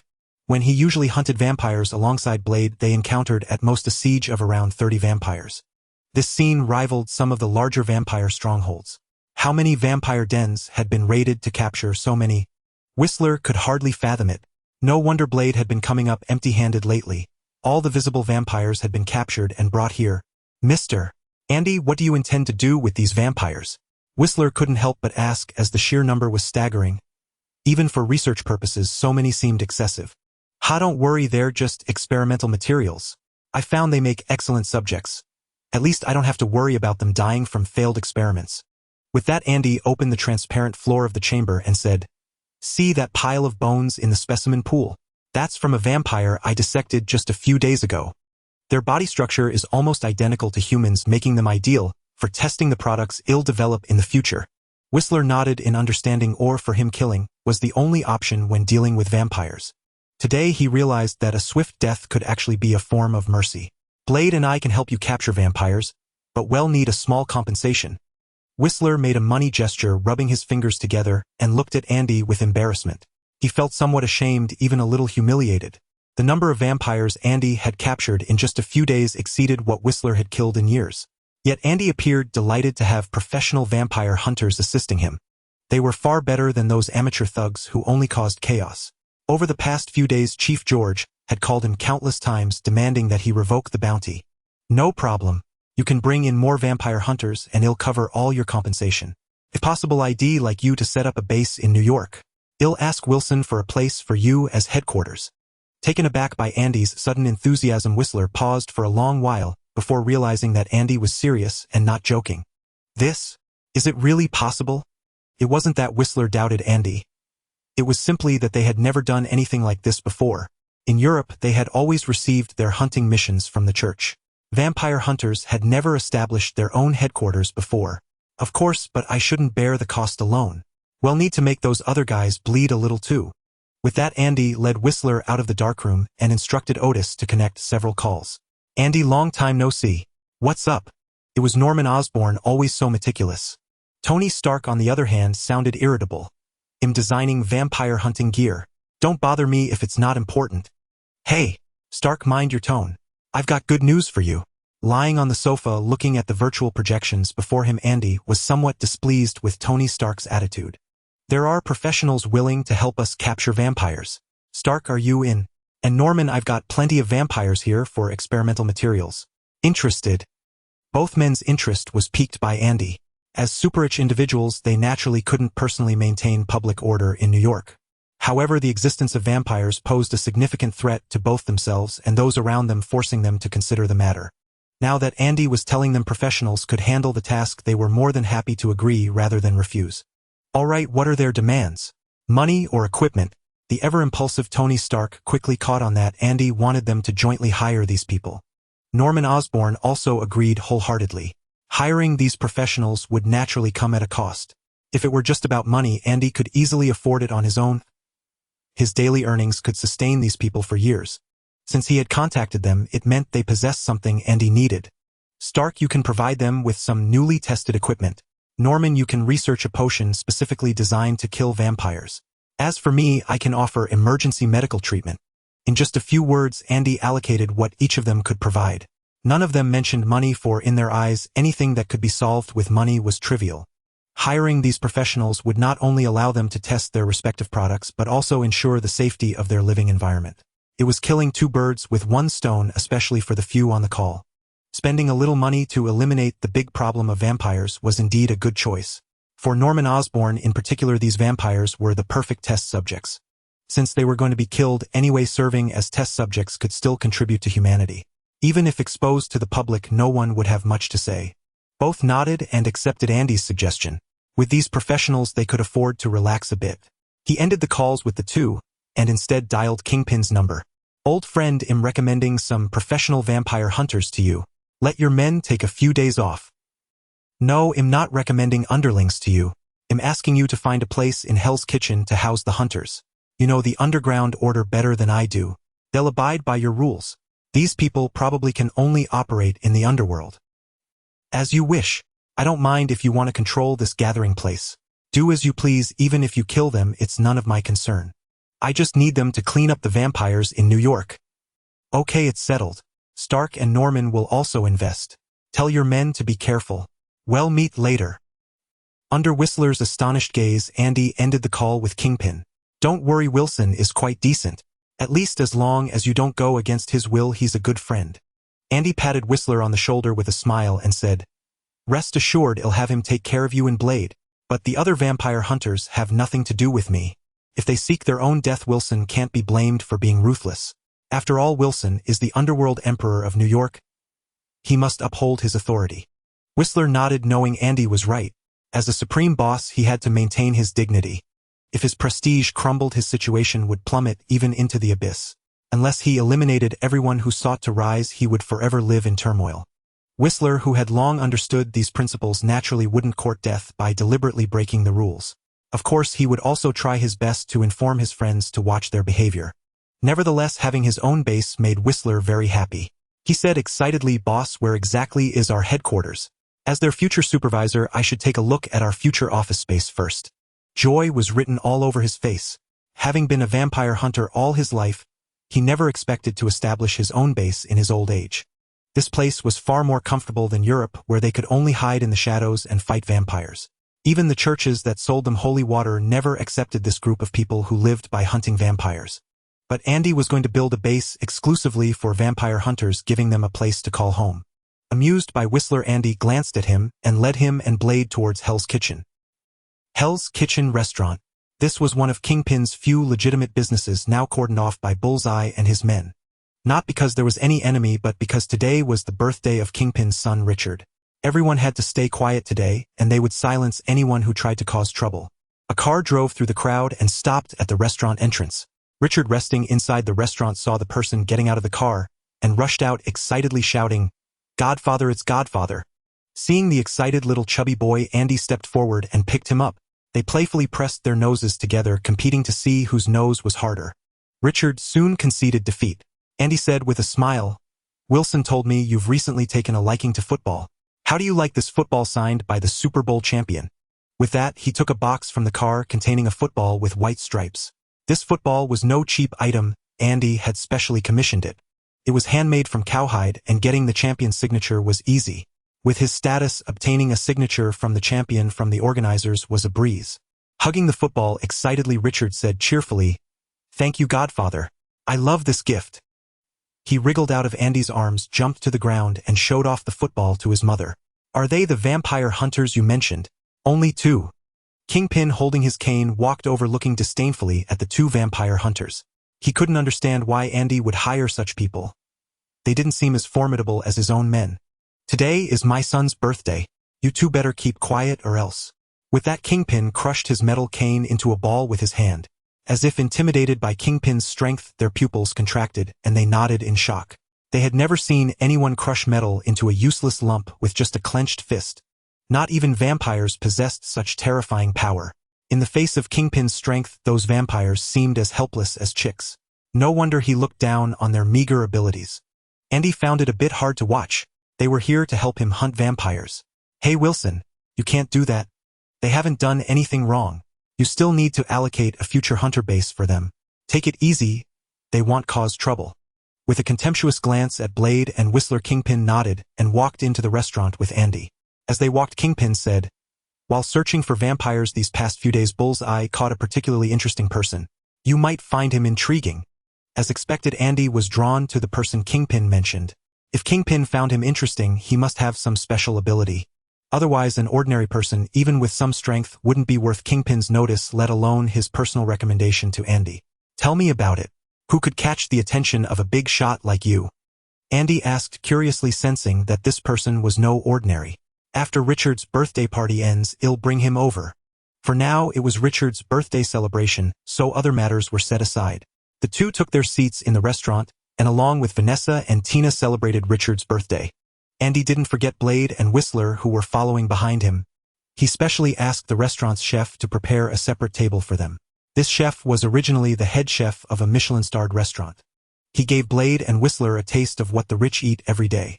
Both of them ate until their stomachs were round, enjoying food they had only ever seen but couldn't afford before. They felt they had to eat plenty to make the trip worthwhile. In the past, life had been too hard. The rewards from each mission were mostly spent on upgrading and maintaining their equipment. After the meal, Richard followed Vanessa back home, while Tina bid farewell to Andy and returned to Orokin Technology. Only the four of them and the restaurant's chef remained in the dining area. "Come on, take me to see this person you mentioned. I'm curious to see who left such a lasting impression on you." With that, Andy rose to leave the restaurant, but Kingpin remained seated. Instead, he pulled a controller from his pocket and pressed a button aimed at the restaurant's television. On the screen appeared a man entirely purple. His skin, hair, and even his clothes were all that hue.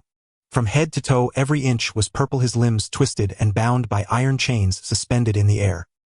His face was swollen and bruised, bearing the marks of severe beatings. "This guy's dangerous. He seems capable of controlling others' minds. Even Bullseye had a tough time capturing him." Kingpin said, a flicker of wariness in his eyes as he watched the screen. The man's abilities were eerie. Many of Kingpin's men were instantly controlled just by getting close.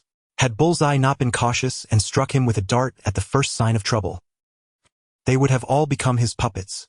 Bullseye managed to beat him into a coma and capture him. Unlike Kingpin, Andy remained composed.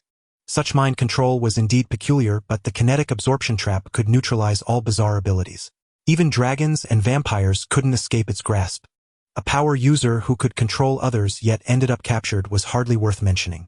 Still, Andy identified a flaw in his ability. It only worked on those nearby, indicating it wasn't purely mental. The remaining possibilities were touch-based or scent-based control. The limitation was significant. His strength depended entirely on the caliber of those he could dominate. If he could control the Hulk, then his power would be noteworthy. But if it only worked on ordinary people, it was utterly unremarkable. Andy could already craft similar devices. Manipulating others via brainwaves was child's play for him. His ability is nothing special. Just seems a bit odd.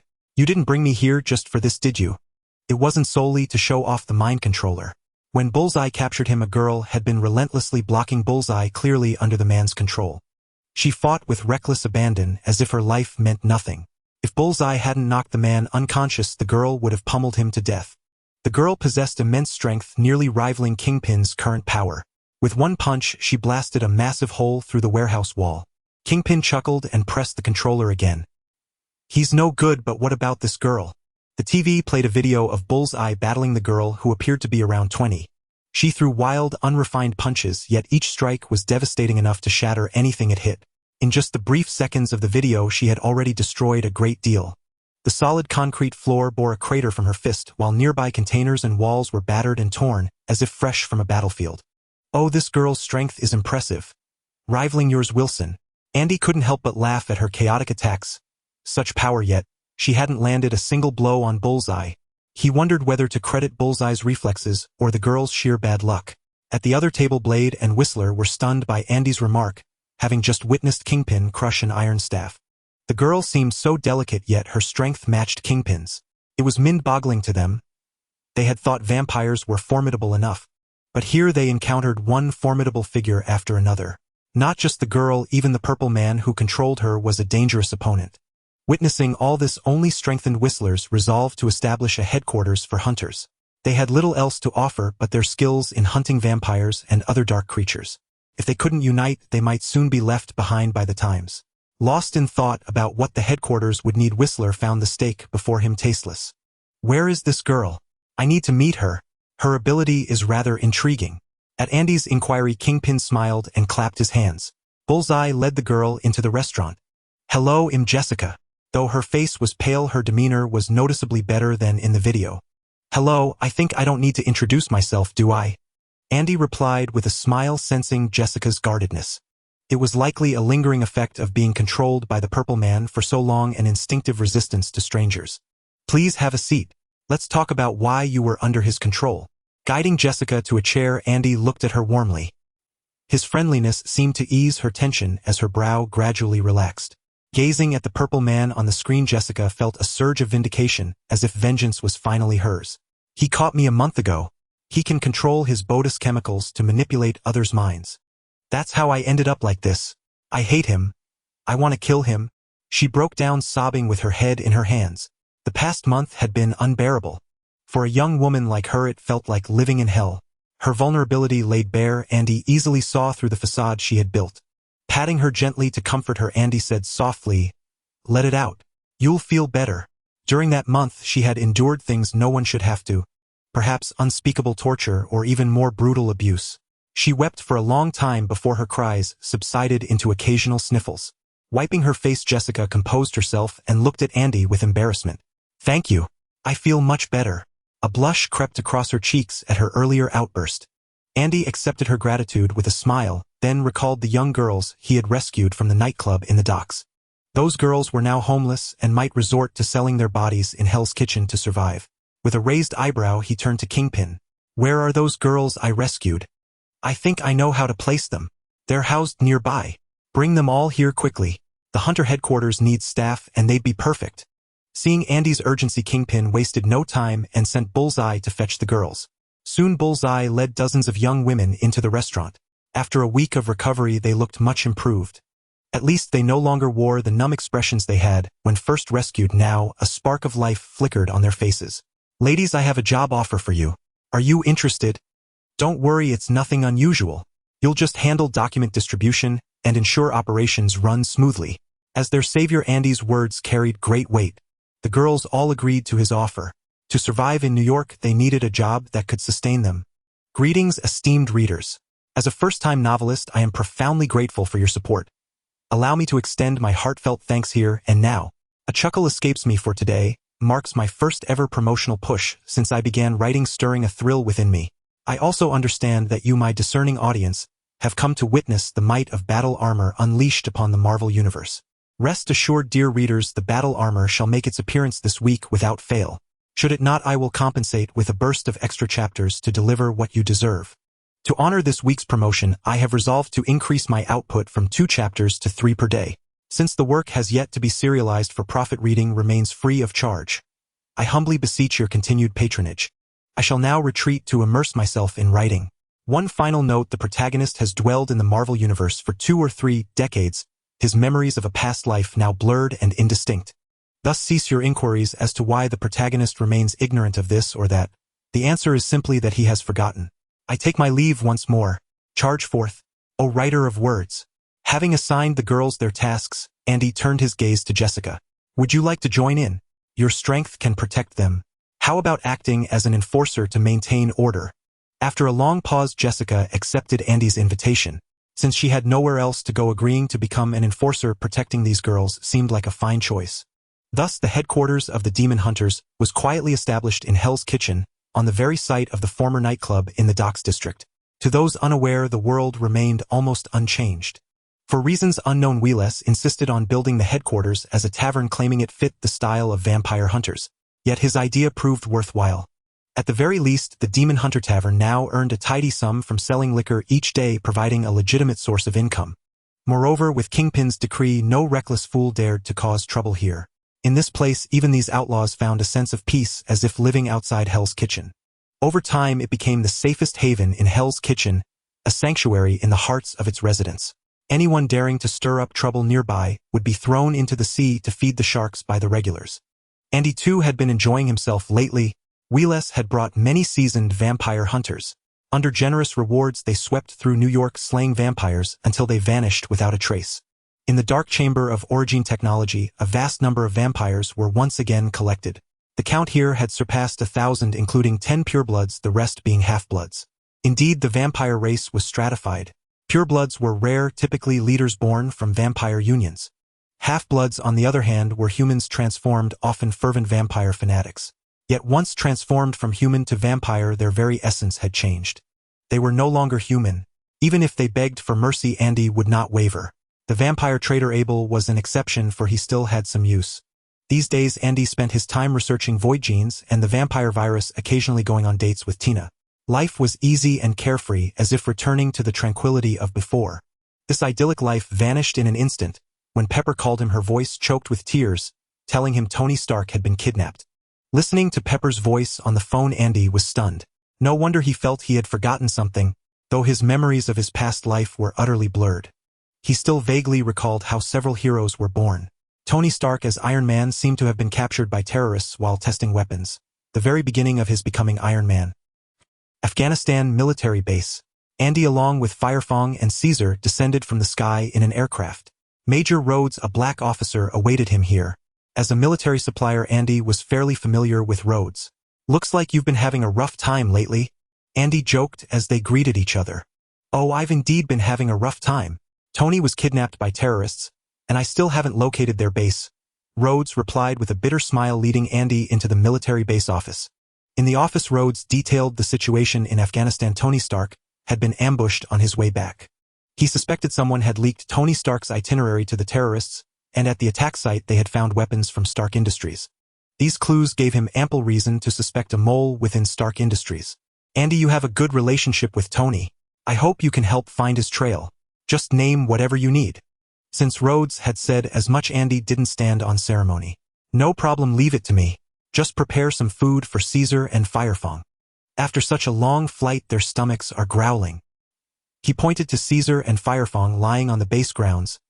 The two creatures looked lethargic from prolonged hunger. Anything else you need? I can prepare it all at once. Rhodes glanced at the two behemoths, nodded, and then thought, should I prepare some weapons for you? You know Tony is in the hands of terrorists. That's no safe place. Andy chuckled and waved him off. No need. I brought gear on the plane. Just make sure these two are well fed. Unfazed by the refusal, Rhodes smiled back and commanded the soldier at the office door, soldier, escort Mr. Andy to rest and prepare some food for those two animals. Andy seemingly brushed off, felt no resentment. He understood these soldiers were all the same. They were true military men worthy of respect with their nation's interests above all else. It was precisely for this reason that such men could be terrifyingly cold-blooded, for the order they upheld could not be tainted by emotion. Everything they did was to protect their country, a matter beyond right or wrong.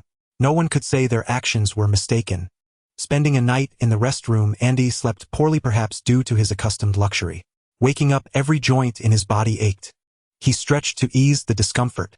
After breakfast, he bid farewell to Rhodes, donned his Praetorian armor, mounted Firefang, and left the military base. Caesar raced through the Gobi Desert, below his keratinized nose twitching, incessantly searching for Tony Stark's scent. Yet, in this vast desert, Caesar's range was far too limited. Searching tirelessly from dawn to dusk, he found only a few places where Tony Stark's scent lingered. These were spots where Tony Stark had stayed for extended periods, but the scent was already faint to the point of being imperceptible. Only Caesar, with his tracking specialty, could have located them. In the midst of the long search, Caesar suddenly charged in one direction, digging frantically into the sandy ground. Caesar found something. Andy dismounted from Firefang and asked Caesar. Though the area showed no signs of activity, Andy trusted Caesar's tracking ability. And Caesar did not disappoint. Under his relentless digging, a layer of blackened sand was unearthed. This was Stark's blood-clotted and seemingly some time old. Picking up the sand clumped with blood, Andy stroked Caesar and said, "Good boy, can you find Stark's location?" Caesar let out a soft whine, turned and bolted in a direction. There were many human scents here, some mingled with Tony Stark's odor. Now Caesar had more options, not just tracking Tony Stark's single trail. Seeing Caesar's action, Andy immediately understood his intent. He climbed back onto Firefang's saddle and followed Caesar from the sky. Finding a kidnapped man in the vast desert was like searching for a needle in a haystack, but finding a group of active terrorists vastly increased the odds, especially since these terrorists had been in contact with Tony Stark. In the dungeon of a terrorist base, Tony Stark was busy working with a car battery. Embedded in his chest was an electromagnet, one end of which was connected to the battery. The dungeon was dimly lit, with only a furnace flickering with flames. In the glow of the fire, Stark's face was revealed. He looked utterly haggard, and indeed he was truly desperate now, for his very life depended on that magnet. The man assisting him tried to console him. "Mr. Stark, I'm sorry, I can't help remove those shrapnel pieces. I'm just a physicist, this is the best solution I could come up with." In his despair, Stark dropped his tools, clutching his head in anguish, and said, "Thanks for saving my life, buddy." Then he glanced at the electromagnet on his chest and the battery on the workbench. "It's just that your method is really, well, very fitting for a physicist." Though Tony Stark's tone was less than pleasant, Insen knew it wasn't directed at him. He smiled and said, "Take it easy. Haven't you already designed a new battery? Soon you'll say goodbye to this car battery." With that, he handed Stark a glass of water. They had been working continuously for over a dozen hours and now needed a rest. Taking the glass from Ensign, Stark stared blankly at the crucible in the furnace where something was being smelted. "Ensign, do you know Orokin technology? Before I came here, I was hunting vampires with their boss. I never imagined I'd end up captured by terrorists." Stark gave a helpless chuckle. "That microreactor on the blueprint. Some parts are his work. We're on pretty good terms, actually." Ensign, sitting beside him, nodded. "Mr. Andy is indeed a good man. Perhaps he might have a solution for the metal fragments in your chest." As they spoke, the material in the furnace finished smelting. Ensign carefully used tongs to grip the crucible and poured the molten metal into a mold on the workbench. The molten metal was salvaged from over a dozen missiles Stark had dismantled. Spilling it would mean all efforts were in vain. The metal slowly cooled in the mold, and once fully set, Stark opened it. With tweezers, he gently lifted the object from the mold. A palladium metal ring. Under Stark's operation, the ring was placed into the previously fabricated microreactor. As Stark activated the reactor, it emitted a faint blue glow. This was Stark's unique cold fusion technology. Now that he had replaced the microreactor, he could finally bid farewell to that cumbersome battery. "Give me a hand, Ensign. I trust you." Handing the microreactor to Ensign, Stark turned and lay down on the bed, waiting for the replacement. Gazing at the microreactor placed in his hands, Ensign couldn't help but marvel. The man before him, Tony Stark, who relied on an electromagnet to stay alive, was indeed the world-renowned supergenius. Even in this crude base with limited tools and materials, he had managed to create a product of such high technological sophistication. After examining the microreactor for a moment, Ensign began his task. They needed this reactor to escape from here, and now was the beginning of their plan. The terrorists operated over a wide area. Caesar had searched for days before pinpointing the location of their base. Following Caesar's lead, Andy circled overhead on Firefang. Below what looked like a pile of rubble was the terrorist base where Stark was held captive. Unsure of Stark's condition, Andy refrained from rash action and chose to infiltrate the base invisibly. For some reason, there weren't many terrorists in the base. After exploring for a while, Andy had only seen about a dozen people. Just as Andy thought he might be lost, he suddenly heard gunfire from deep within the base. This was terrorist territory. Gunfire meant trouble. Perhaps Stark was in trouble. Unable to spare time for a slow search, Andy activated all his Praetorian suit systems, allowing him to move through the base's corridors at incredible speed. Faster, even faster. Andy pushed his speed to the limit with the Broughton rifle in hand. To rescue Stark, Andy had specifically swapped the Broughton's amplitude crystal for an electric damage type with a large area of effect Stormbringer. Finally, rounding a corner in a corridor, Andy saw J.A.R.V.I.S, who had been shot down by terrorists. Recognizing the face, Andy immediately pulled the trigger on the Broughton. The electric round struck a terrorist, unleashing a terrifying surge of current. Not only did it pierce through him, but it also spread to several nearby terrorists. Andy fired a few more shots at the remaining terrorists, finishing them off. After confirming no enemies nearby, he opened his faceplate and approached Ensign. Lying on the ground, Ensign smiled in relief upon seeing Andy. "Mr. Stark is inside. I might not make it. Go find Mr. Stark." Smiling at Dr. Ensign, Andy retrieved a healing orb from his belt. "Rest a moment. I'll get the bullet out. Don't worry, you'll be fine." With that, Andy took a pair of tweezers from his storage device.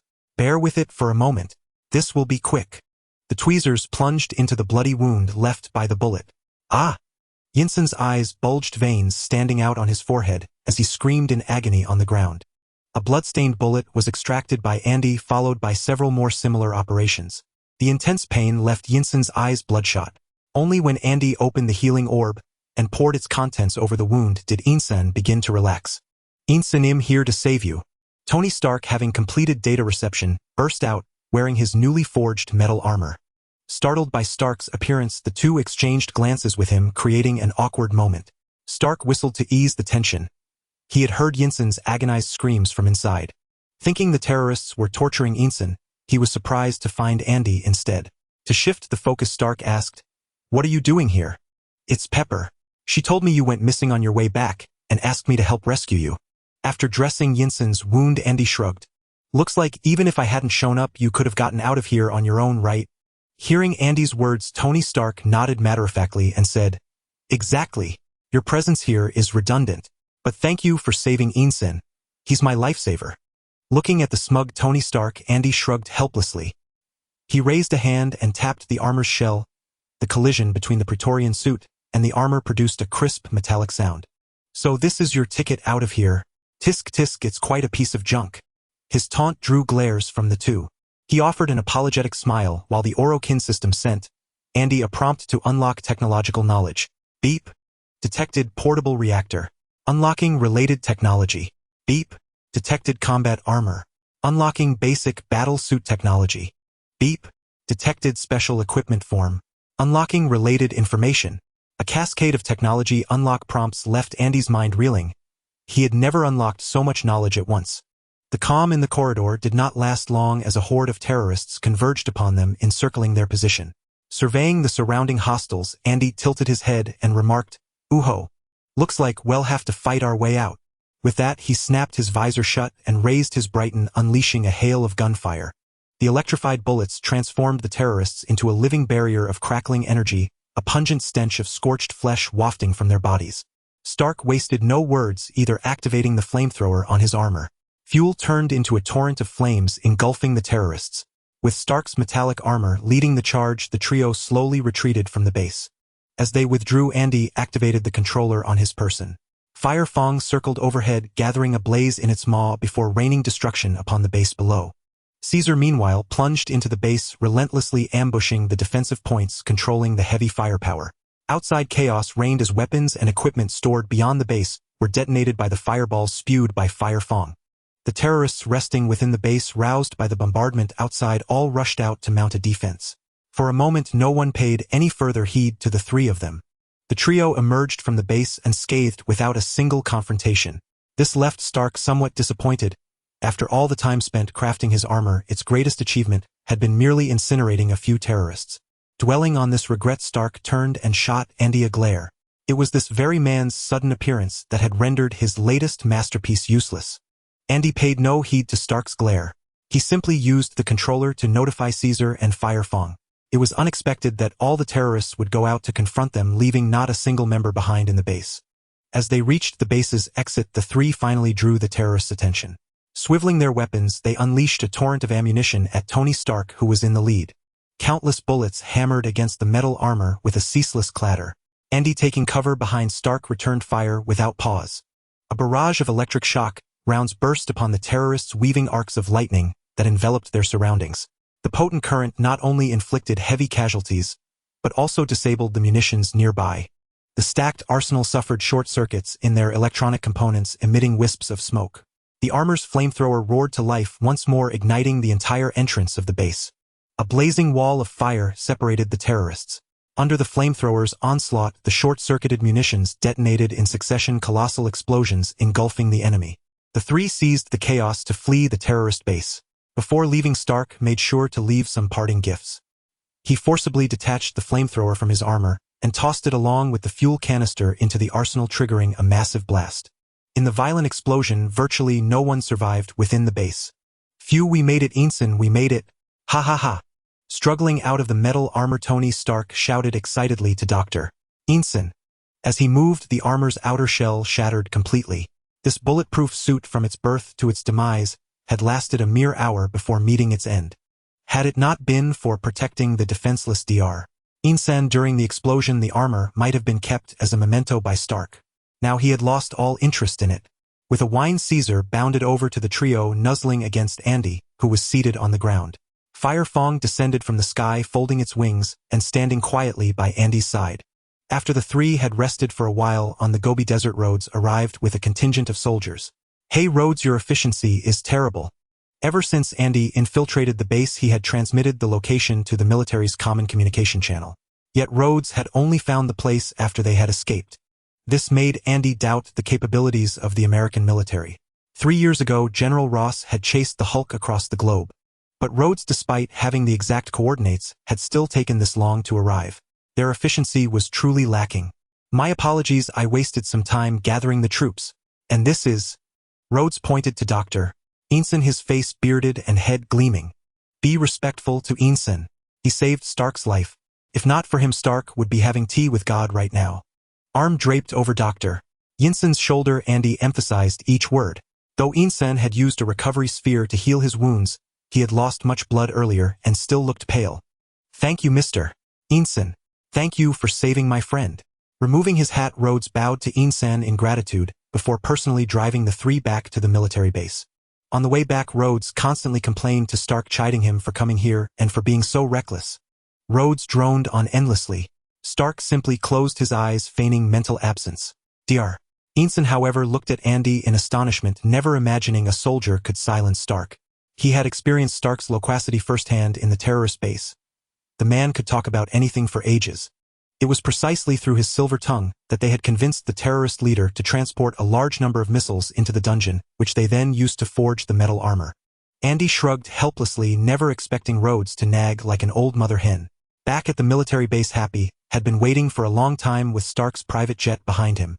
Seeing Tony Stark step out of the car, Happy rushed forward and embraced him, saying, "Boss, I thought you weren't coming back. Are you cursing me? I'm definitely cutting your pay, definitely." Stark had reverted to his usual self, smiling broadly as he hugged Happy, issuing threats playfully. They seem to have a really good relationship. Is this why Stark keeps making headlines with models every year? To cover this up, watching Stark and Happy embrace, Ensign suddenly blurted out. The scene froze instantly, with Stark and Happy stiffening, unable to move. Seeing the upward curl of Ensign's lips, Andy realized he was pranking them. Andy burst out laughing, clutching his stomach. "Ha ha ha. Ensign. Well done." He gave Ensign a thumbs up, never expecting the seemingly straight-laced man to come out with such a remark. "Why weren't you this humorous at science conferences before?" Ensign replied with a smile. "I want to live anew to be a witty and charming person." Stark glared at Ensign, annoyed. "So you pick me as your joke? You're finished, Ensign. You've offended the world-renowned Mr. Stark and I will take my revenge most severely. Even if you beg for mercy, I won't let you off even if you are my savior." He drew a thumb across his throat in a gesture of death. Then they all burst into laughter again. The terror brought by the terrorists had finally passed. Aboard Stark's private jet, Stark and Ensign, who had just escaped from the terrorists, were fast asleep. The constant tension in the base had left them utterly exhausted. Andy, meanwhile, was lounging on the sofa, savoring a glass of fine whiskey from Stark's private collection. "Mr. Andy, thank you for your help." Happy bowed to Andy in gratitude. The news of Tony Stark's kidnapping had been swirling for days. With Tony Stark about to reappear in public, Stark Industries stock, instead of plummeting, might even see a surge. Not only would Stark Industries stock avoid a crash, but it might also experience an upward trend. Seeing Happy expressing his endless thanks, Andy smiled and said, "Stark and I are friends. Rescuing him was only right. You don't need to thank me." The return to New York would take some time, so Andy decided to rest for a while. He hadn't rested well during the days spent searching for Stark. Waking up, the plane had already entered New York's airspace. Sufficient rest revitalized Stark and Ensign, who chatted over coffee. Stark said with some gravity, "I've been thinking. I'm going to shut down the weapons design and manufacturing division. It's your company, Stark. I have no say in it." Raising an eyebrow at Stark, Andy wasn't surprised. But Ensign found it unbelievable. The weapons division is Stark Industries' main revenue source. If you shut it down, how will you make money? Shrugging nonchalantly, Stark said, "I have plenty of other patents. Maybe new energy isn't a bad choice." Seeing he couldn't persuade Stark, Ensign gave up. "By the way, Ensign, what will you do after this?" "Return to your hometown to teach," Stark mentioned, casually remembering what Ensign had told him about his life before being captured. Hearing Stark's words, Dr. Ensign stared blankly at the coffee in his hands, murmuring, "Yeah, where should I go? My family is gone. Where do I belong?" After a moment, Stark still received no answer from Dr. Ensign. He looked at Dr. Ensign, noticing his grim expression. Stark asked with concern, "What's wrong, Ensign?" Waving a hand in front of Ensign's face, the dazed man finally snapped back to reality. Looking at Andy and Stark, he said, "I have nowhere to go. My family all died at the hands of terrorists. Maybe you're right.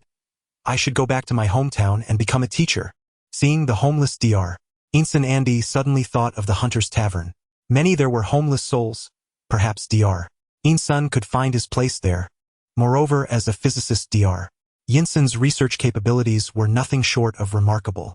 After all, he had helped Stark build the metal armor. At the Hunter's Tavern, Ensign could use his skills to upgrade the equipment of vampire hunters. With this in mind, Andy spoke up. "If you have nowhere to go, you can come to the Hunter's Tavern first. It was founded by Stark, Norman, and me." Pausing, he continued, "It's a bit special, but rest assured we'll set up a lab for you there. I think you'll like it." Stark chimed in, thinking it was a good idea.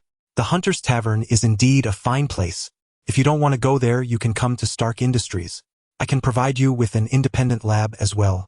Your talents should be put to use, not wasted on teaching. Dr. Ensign smiled at the two, recognizing that these super geniuses genuinely wanted to help him. He gave a warm, affable smile and said, "I think I'll pass on Stark Industries. I doubt I could handle your sharp tongue. But you two had better keep your word and prepare a large independent lab for me at the Hunter's Tavern." Then, with a hint of confusion, he asked, "Why did you build a tavern and call it the Hunter's Tavern? The name is quite peculiar." Andy and Stark exchanged a glance, a mysterious smile playing on their lips. "Do you know about vampires? You know, those creatures that live on blood, fear sunlight, and are weak to silver?" A bit bewildered, Dr. Ensign nodded dumbly. Vampires? Of course he knew about them. Europe was full of fairy tales about vampires. But what did that have to do with the Hunter's Tavern? Puzzled, he asked, "Are you two enthusiasts of vampire fairy tales? So you built a Hunter's Tavern to fulfill your hero fantasies?" Annoyed by the question, Andy rubbed his temples and explained, "Vampires aren't fairy tales. They're real. The Hunter's Tavern is a base for vampire hunters. If you don't believe me, you can check out Andy's lab. He's got quite a few vampires locked up there," Stark interjected. Seeing that they didn't seem to be lying, Dr. Ensign still found it hard to accept. "These vampires came from Europe. How come you act like you've never heard of them?" Stark looked at Ensign with a strange expression. As the birthplace of vampire lore, how could Ensign, a European, be unaware of their existence? Irritated by Stark's stare, Ensign explained, "I left my homeland a long time ago. I've spent more time in America than in Europe."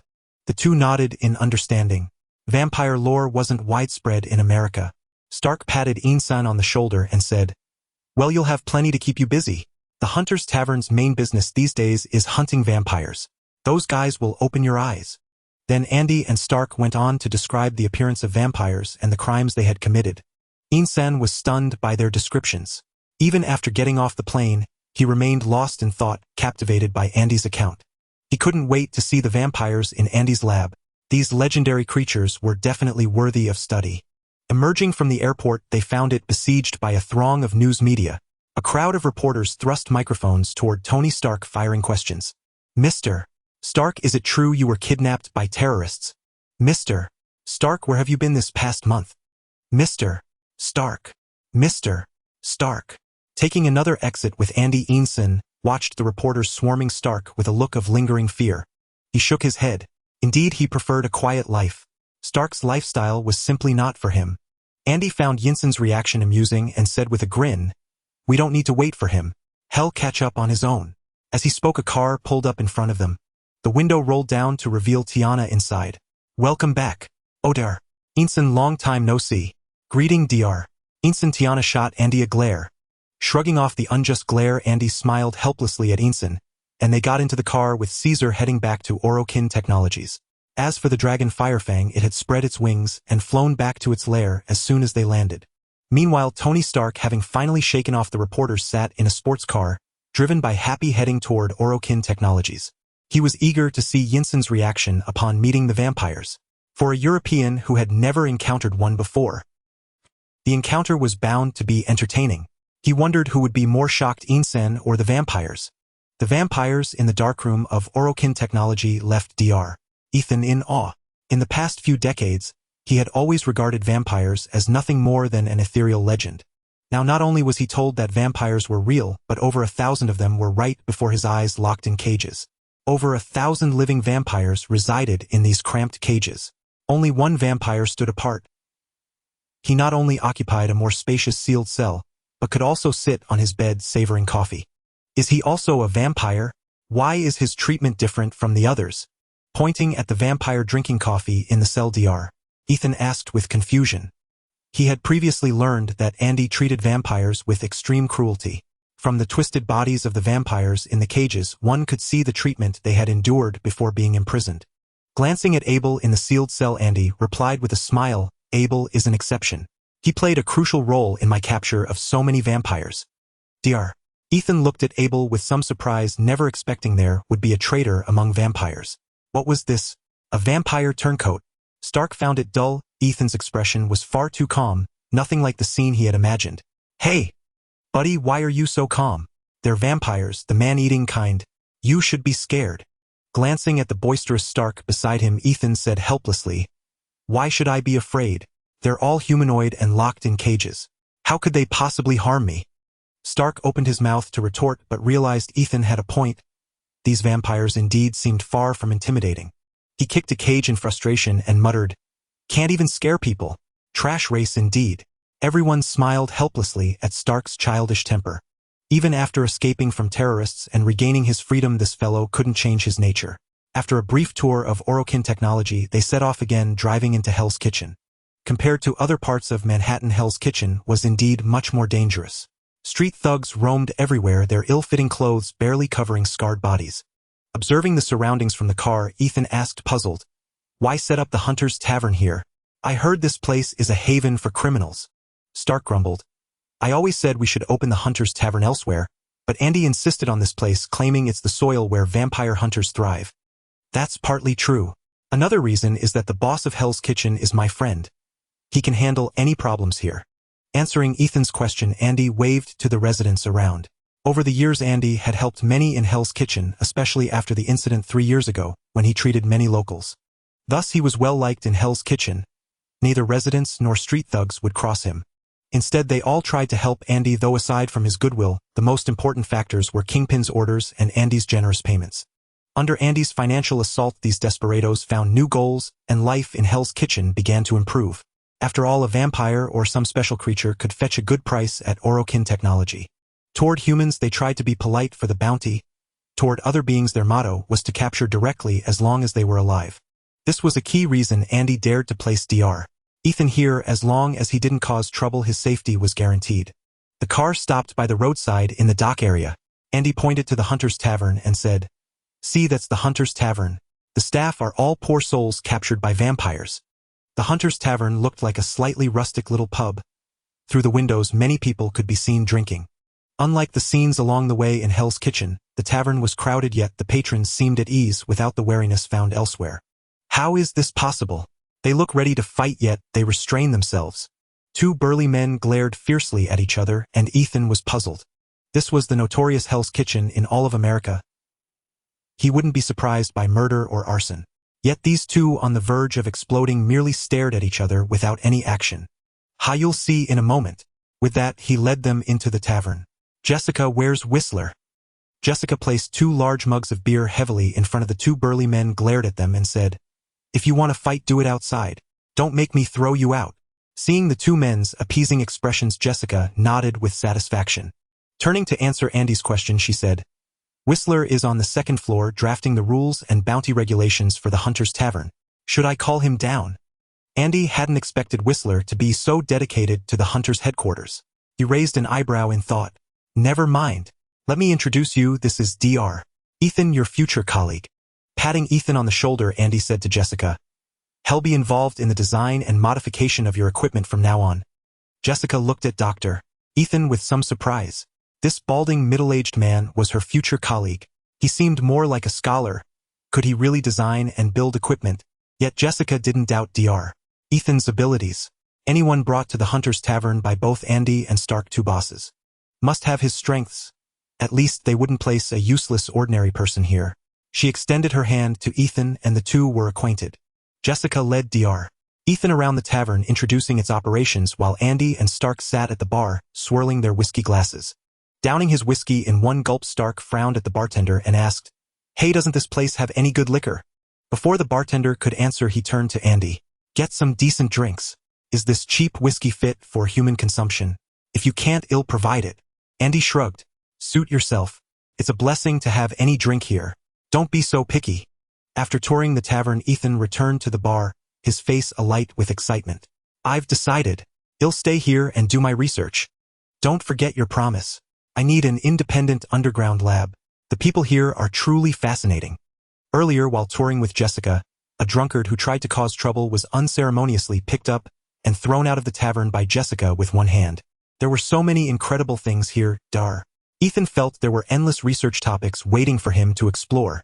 Whether it was Jessica's formidable strength or the vampire hunter's tools, all were worthy of study. He was delighted to be here with so many research directions. He would never feel lonely again. After bidding farewell to Ethan, Andy and Stark each returned to their respective companies. Due to the kidnapping incident, Stark needed to stabilize the situation at his company. Meanwhile, Andy was headed back to Orokin Technologies to check the latest unlocked technological knowledge, which included the scientific advancements he had been eagerly anticipating. This was the ultimate achievement created by the Orokin Empire, the armor that would bring about its downfall. Back in the laboratory, he began to assimilate the new knowledge. The first new technological knowledge unlocked from the micro-reactor in Stark's chest was the core energy of Orokin. Orokin batteries, along with 2 special energy devices created using Orokin batteries, Orokin catalysts and Orokin reactors. The unlocking of these core energy technologies meant that Andy would no longer worry about the capacity limits and energy of the equipment he would manufacture in the future. The second technology was unlocked from the metal armor, and this new technology filled Andy with great anticipation. For this time, what was unlocked was true battle armor, not the Guardian gear he currently wore. Please prepare to receive the basic knowledge of battle armor and the technology of armor manufacturing. After the prompt from the Orokin system, a vast amount of knowledge was immediately transmitted into Andy's brain. Countless theoretical knowledge filled Andy's mind as he lay dizzily on the sofa. He felt as if he had taken a heavy blow to the face, his brain swelling uncomfortably. After lying on the sofa for quite some time, the Orokin system finally completed the knowledge transmission, and Andy's mind gradually calmed down and stopped swelling. With his eyes closed, lying on the sofa, Andy began to browse through the knowledge of armor manufacturing. After a while, he discovered that although he had unlocked the knowledge of armor manufacturing, he had not unlocked all the types of armor, but only 3 basic armors. They included the prototype of all armors, the Combat Master Excalibur, who wields swords, the Super Warrior Volt, who can create and control lightning, and the magnetic warrior mag, who manipulates the surrounding magnetic field to toy with enemies. Moreover, the unlocked armor knowledge did not consist of just a single version of armor. It seemed that during the experimental armors, the Orokin Empire had various designs for armors. Starting from ordinary armored suits, there were also half-biological and pure biological armors. Not being very clear about the differences among these, Andy browsed through them all for comparison. The result was obvious. Andy had only one choice, which was to manufacture armored suits. The reason he did not choose the other two types of armor was that half-biological armor required a connection to be usable. As for Andy, he had not even researched the void gene yet. Without even having void energy, how could he establish a connection? Of course, if he could unlock a living connector with a connection system, he would be able to control the half-biological armor through it. As for pure biological armor, it required using an entire person as the material to manufacture the armor on the human body. That would be a process of enduring inhuman pain, even though the armor produced that way would be more powerful. However, that person would disappear from this world, forever becoming a living armor. After looking at the manufacturing technology of armored suits for a while, Andy had a rough understanding of the basic manufacturing methods. He then proceeded to receive the third newly unlocked knowledge. This time, the unlocked knowledge was the complete technical knowledge of the J.A.R.V.I.S series, encompassing everything from clones to spaceships. Andy struggled to endure the dizziness in his head as he glanced at the information inside before succumbing to sleep. When Andy woke up, it was already the next morning. He glanced at his phone and saw a greeting from Tina. "I didn't want to disturb you since I saw you resting in the lab. Good night." Andy had to admit that his habit of working continuously in the lab, even resting there, had made Tina accustomed to it. Smiling, Andy replied to Tina and reflected on the J.A.R.V.I.S technological knowledge he had received yesterday. The technology of the J.A.R.V.I.S was extremely crude, hardly sophisticated. Yet despite such crude technology, the J.A.R.V.I.S as a clone race was still a powerful force under the Orokin Empire. Although their technology was crude, they could adapt to any harsh environment. Additionally, the genetic defects intentionally left during their manufacturing made them extremely loyal, obeying only their masters. Coupled with their rough appearance, their weapons and equipment were actually sturdy and powerful. Andy couldn't think of any significant shortcomings of the J.A.R.V.I.S. This cost-effective, complete technology made Andy very satisfied. After organizing the information in his mind, Andy began to prepare for armor manufacturing. The scope of knowledge covered by basic armor knowledge and armor manufacturing knowledge was too vast, and even Andy couldn't learn it all at once. Therefore, he couldn't research new types of armor himself for the time being, but he could still manufacture the 3 basic armors that had already been unlocked. After much consideration, Andy finally set a goal. He decided to first manufacture the prototype armor Excalibur, which was the foundation for the Orokin Empire to create other armors. He hoped that after manufacturing Excalibur, he would gain a deeper understanding of the entire technical process of armor. Under Andy's operation, the manufacturing chamber in the laboratory began to activate. A large amount of basic materials entered the manufacturing chamber at the outlet. The basic materials were transformed into specialized materials for the armor piling up in the laboratory. "Sir, what are you about to manufacture? They do not seem to resemble any of your previous patented inventions." The voice of Odysseus suddenly echoed, questioning Andy's actions. His intelligence had been rapidly increasing lately. Even his emotional module had undergone some changes, as he had spoken with a hint of confusion in his voice just now. He was no longer as cold as before, just a soulless robot. "It's nothing. I am manufacturing the future of Orokin. Go help me debug the control module. I will need it soon." Excitement overflowed from Andy as he operated the manufacturing chamber. He couldn't wait to wear the armor. He wanted to test the combat abilities of Excalibur and see just how powerful it was. "All right, I am currently debugging the control module. Would you like a cup of coffee, sir?"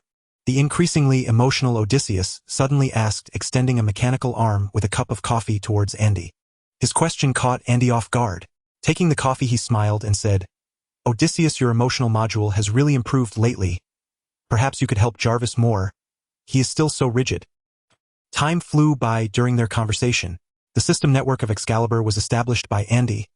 Only the control module debugged by Odysseus was missing to complete the entire system's manufacturing.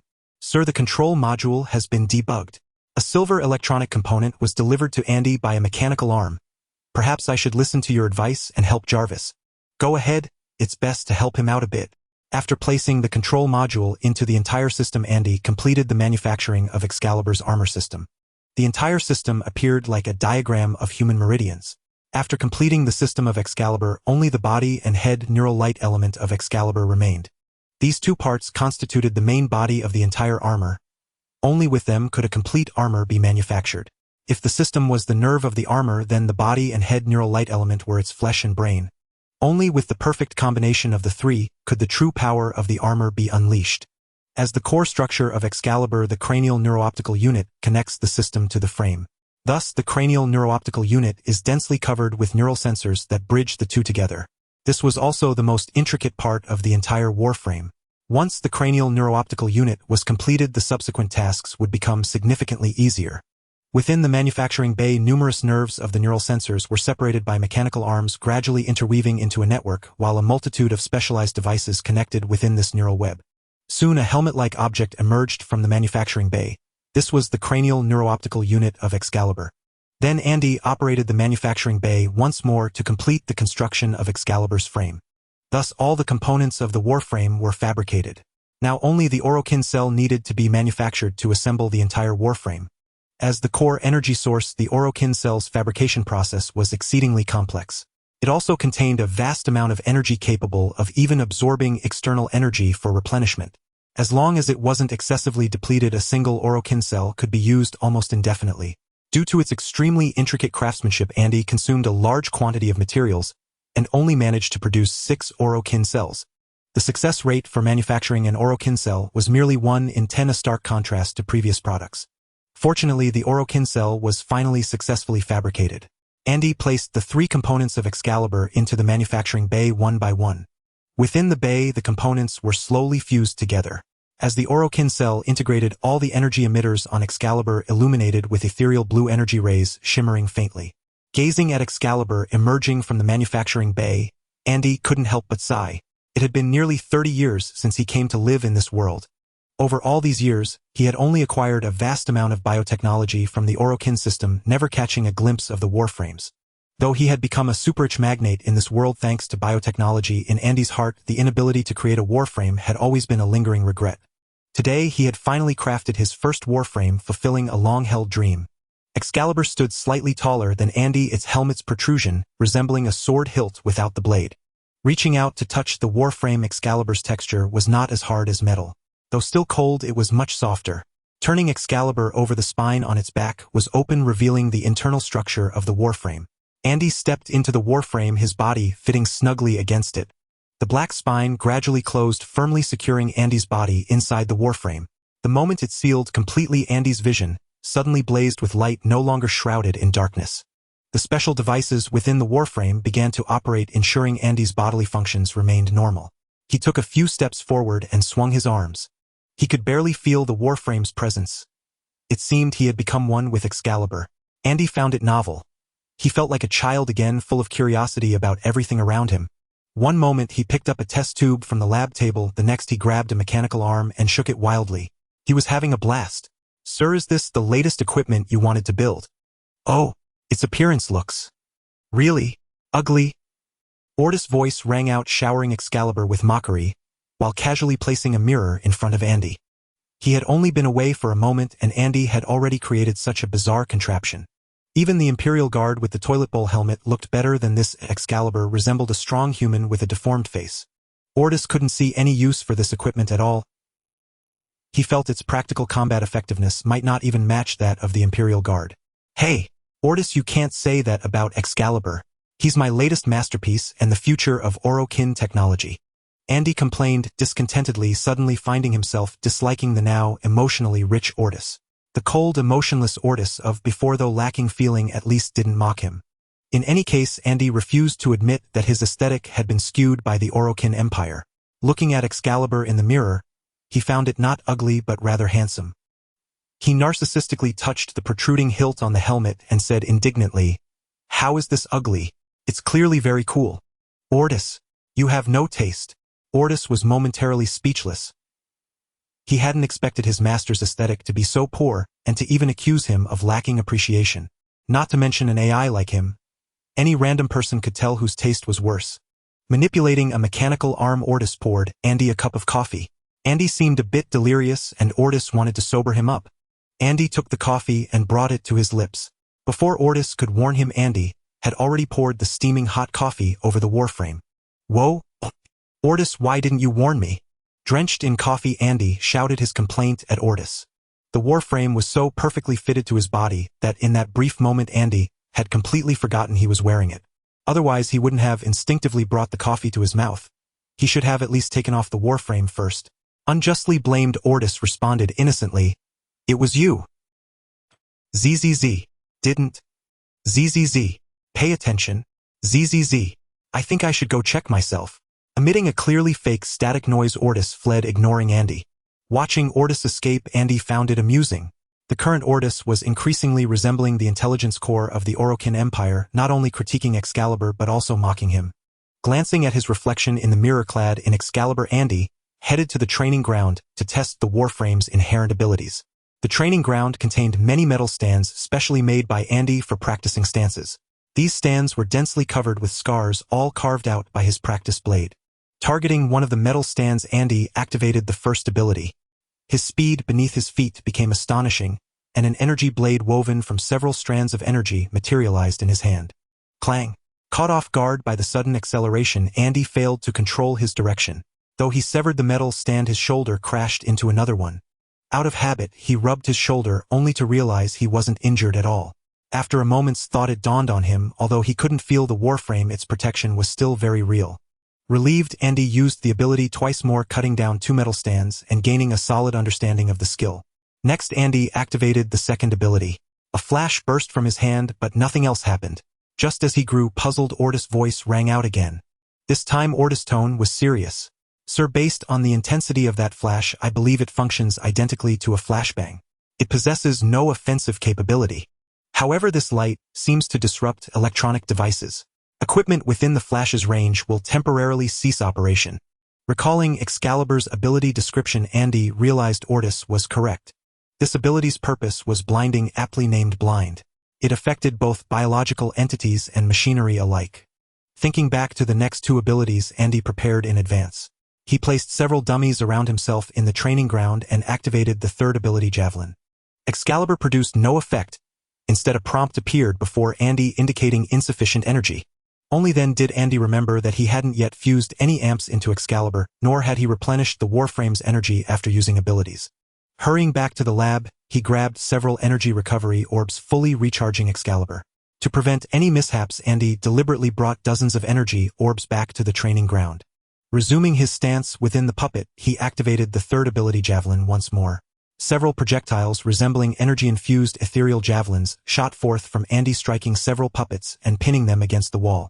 "CL, this ability is truly remarkable," Andy remarked, gazing at the puppets quivering against the wall. However, the energy consumption of this ability was substantial, depleting half of his reserves in a single use. Resigned to replenishing his energy, he resolved to immediately craft the resonance crystals after testing the final ability. Standing on the nearly 100-meter training track, Andy clasped his hands together. Blue energy flickered incessantly in Andy's hands as his right hand suddenly pulled outward. In his hand materialized an energy blade. This was the ultimate ability of Excalibur, Exalted Blade, and his unique special equipment. The Exalted Blade housed a resonance crystal, though it could not be removed. This crystal was fully fused with Excalibur's Exalted Blade, perpetually active as long as the blade existed. The Exalted Blade drained energy at an alarming rate, consuming 1/10 of the Warframe's reserves in mere seconds. Without a moment's hesitation, Andy swung the blade at a metal support. The Exalted Blade, composed entirely of energy, effortlessly cleaved through the metal support. As it swung, it also released a 2-meter-wide energy wave resembling a sword aura. The energy wave sliced through every metal support in its path, before dissipating into the air after traveling over 30 meters. Ortis was astonished by Excalibur's ability to emit a sword aura-like energy wave, surpassing all known human technology. "Whoa, he looks quite dangerous. You'll have to advise Miss Tina to stay away from this one," Ortis exclaimed in surprise. "Haha, don't worry, Ortis. As long as no one forcibly controls it, the armored Excalibur won't move on its own." Deactivating the Exalted Blade, Andy laughed heartily, patting his chest. Excalibur's capabilities were formidable. The Exalted Blade alone could make one a powerhouse in this world. With Excalibur as a testament, Andy grew even more eager for the other Warframes. He could already envision the immense power of Volt and Mag. One commanded lightning, the other controlled magnetism. These 2 Warframes would truly reign supreme in a city. Returning to the laboratory with a joyful heart, his ability testing complete, the next step was to manufacture the resonance crystals for the Warframe. Exiting Excalibur, the overwhelming power receded from Andy. Clenching his fist, he felt the absence of that immense strength. This was his true original power. Shaking off the disappointment of diminished power after disengaging the Warframe, Andy activated the Resonance Crystal Fabricator to begin crafting the Warframes crystals.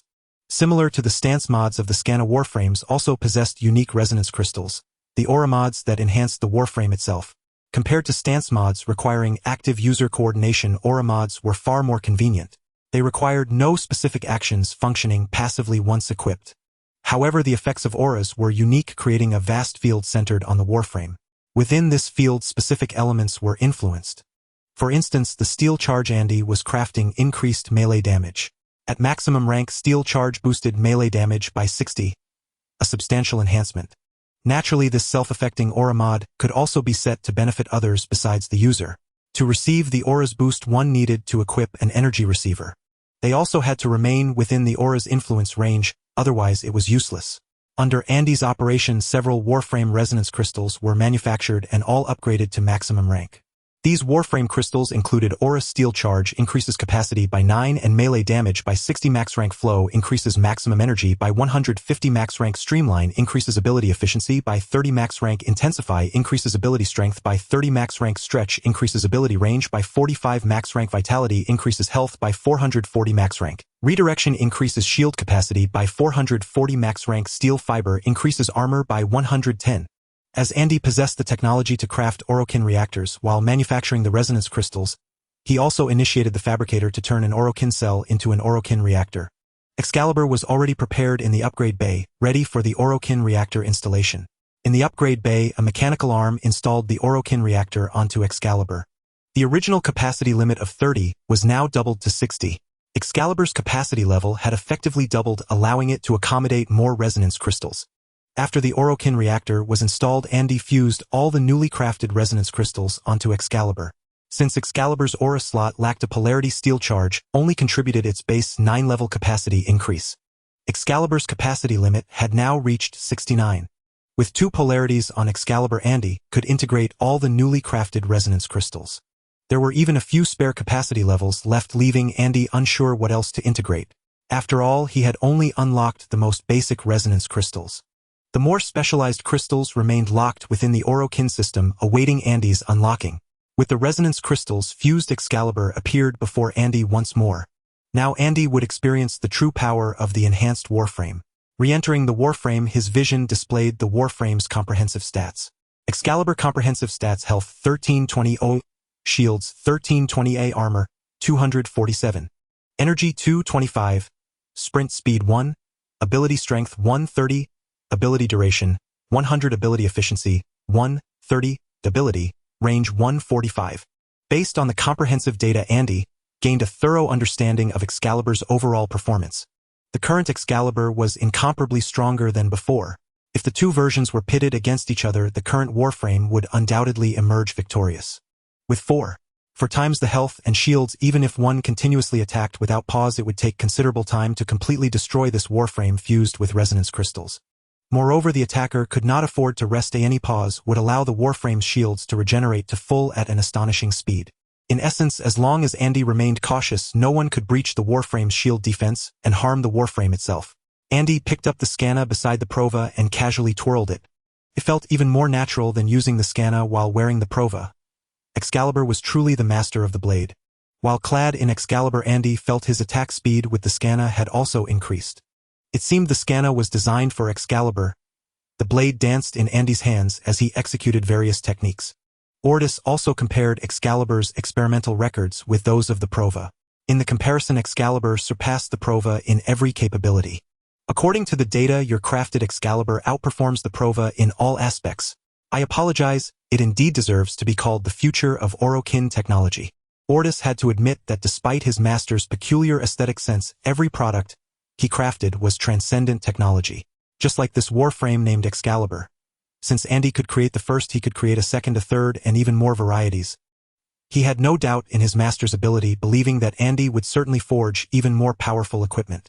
After experiencing the Excalibur now integrated with an amplitude crystal for a while, Andy stepped out of the Warframe. The Warframe's performance was excellent and its overall combat capability was formidable.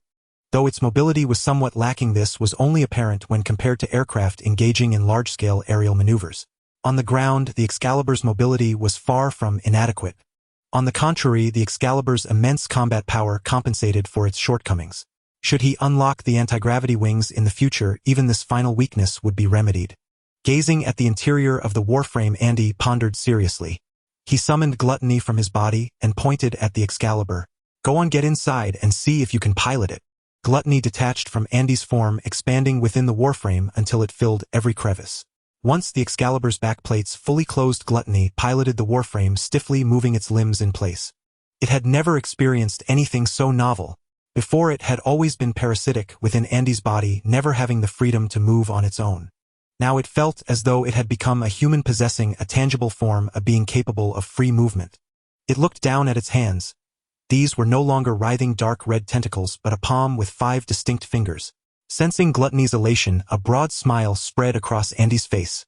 "It seems you really like the Excalibur.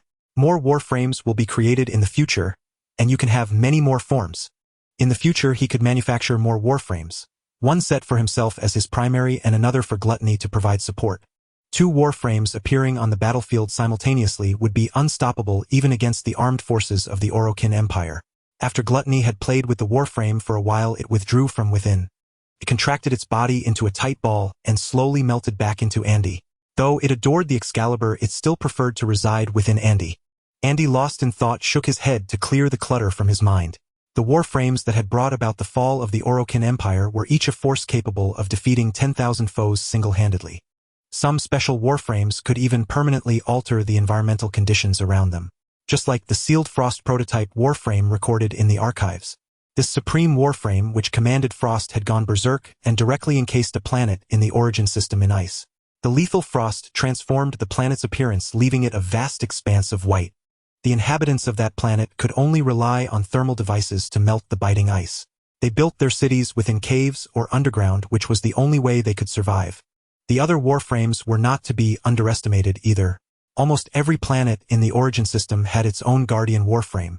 The existence of these Warframes had managed to hold back the enemy that the Orokin Empire itself had created. The sentients were blocked outside the origin system. Even after the Warframes overthrew the Orokin Empire, the sentients still failed to breach the origin system. Throughout the entire origin system, only on the moon and the plains of Earth were small numbers of sentients active. Moreover, these sentients had been purged before all Tenno withdrew and entered the dream.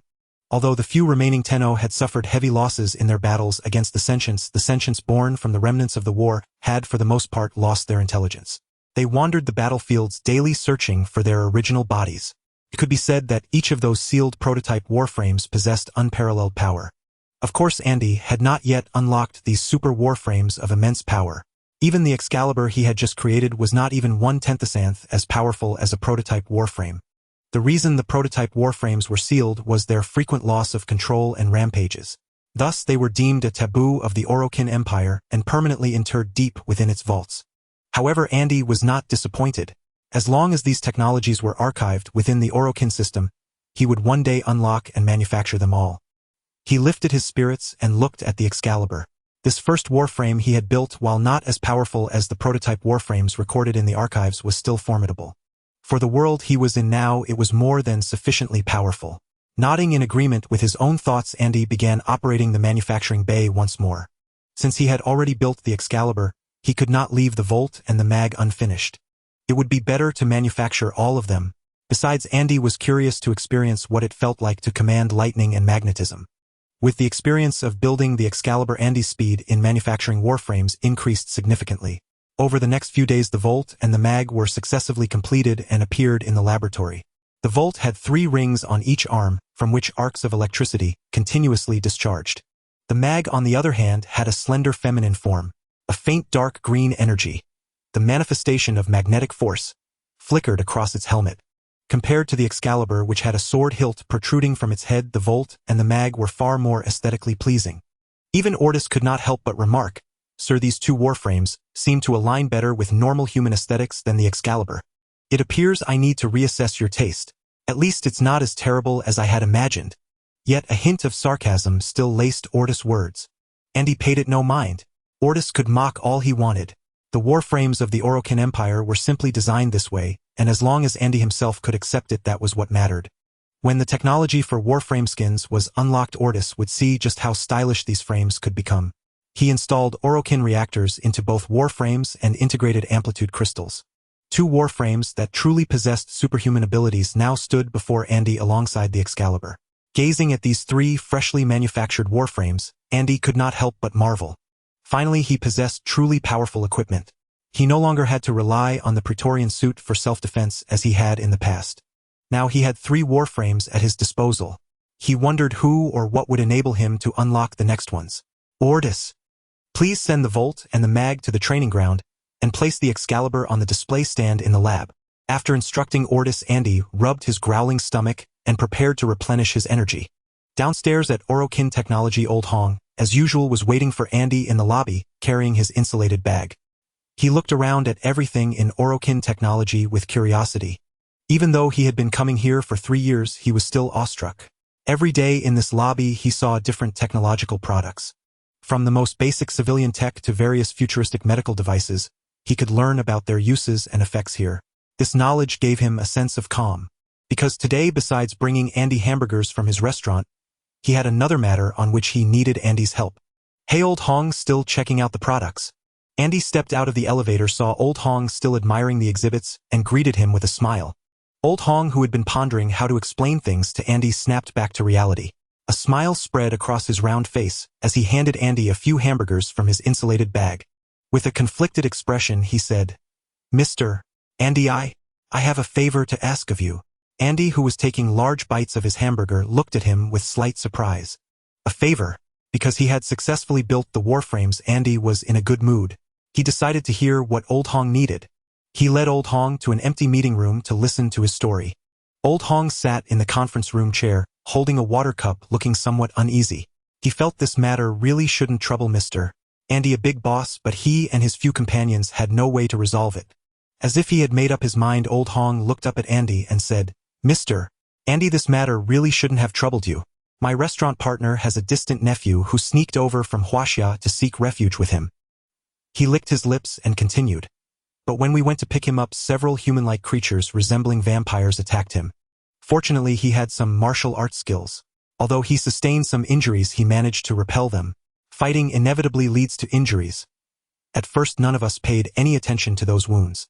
Who would have thought that in recent days the boy suddenly lost all strength and collapsed onto the bed?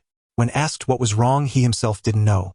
We suspect the wounds left by those individuals became infected. We took him to see a doctor, but all the doctors said his body was perfectly normal. With no other options, we had to seek your help. You are the owner of Orolock Technologies. Surely you have a way to solve his problem." After speaking, Old Hong picked up his water cup and drained it in one gulp. He needed to calm himself. In just a few days, the boy had transformed from a robust young man into a bedridden patient. He feared the boy might suddenly die in bed, having traveled thousands of miles from Huaxia to seek refuge with his uncle. If he were to die so easily in this place, it would truly be a death without peace. Hearing about the vampire attack, Andy furrowed his brow in thought. Ever since the Hunter's Tavern was established, bounties on vampires had been posted there.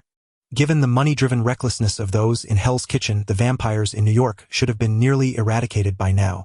How could there still be vampires attacking humans, and in a group no less?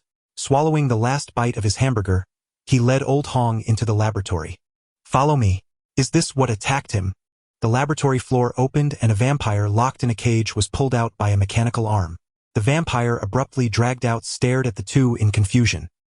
He had been sleeping soundly in the dark chamber when Andy suddenly selected him. "Spare me, I don't want to die." The vampire pleaded, begging Andy to spare his life. Previously captured vampires had all been used by Andy for experiments, dying without a trace. He didn't want to die here.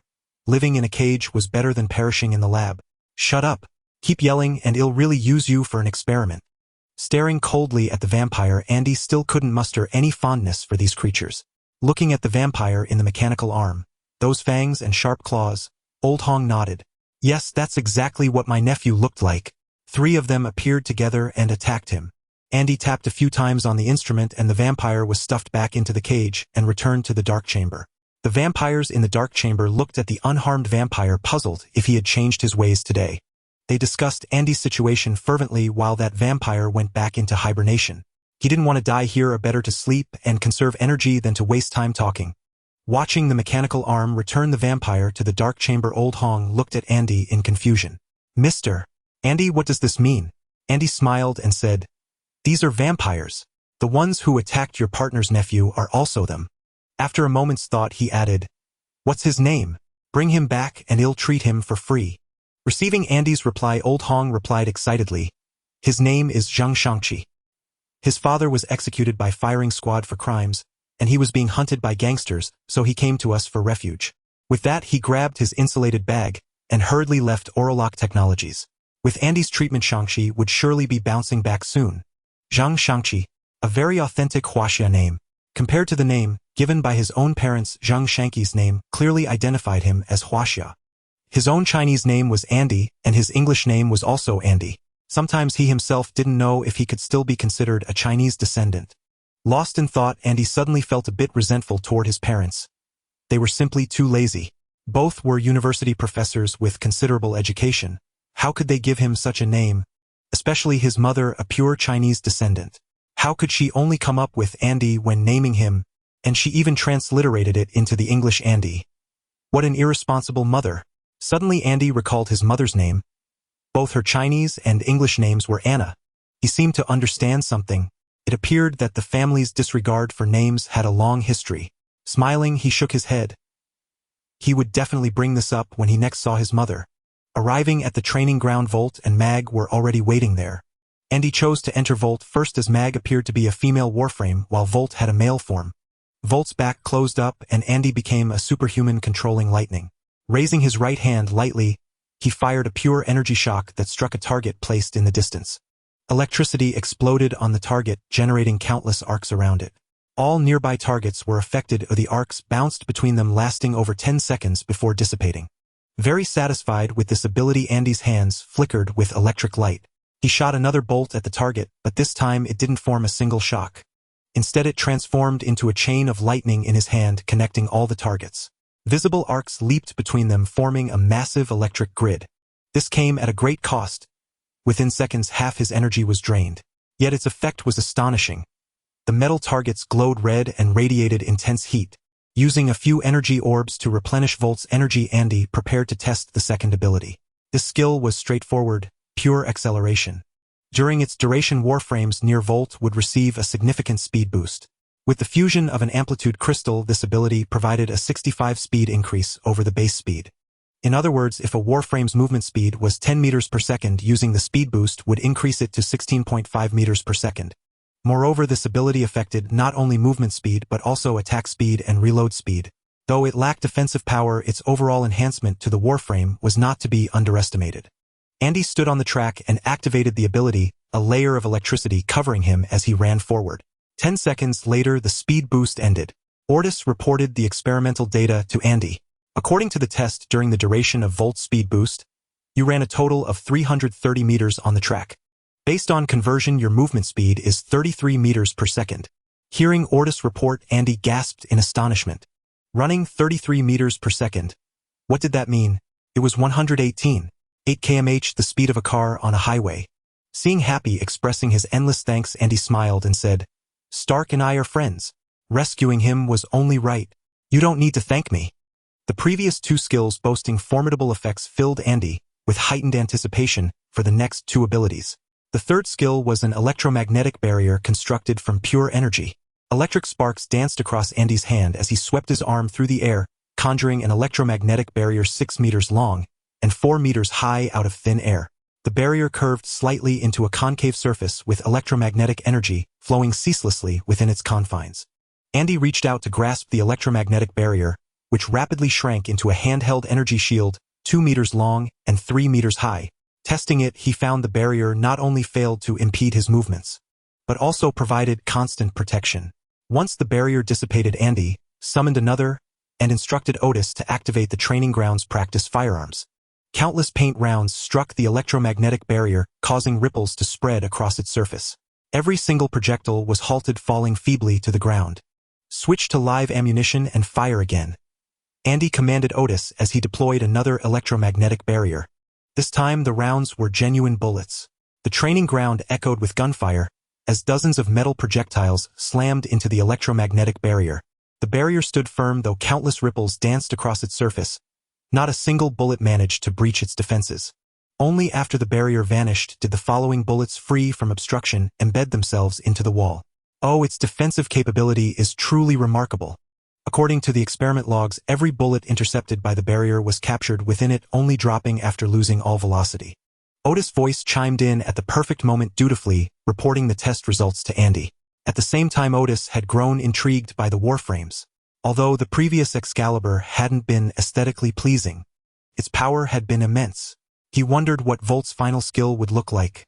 Walking to the center of the training ground, Andy picked up a training rifle loaded with paint rounds. Electric light flashed in his hand as Andy released another electromagnetic barrier.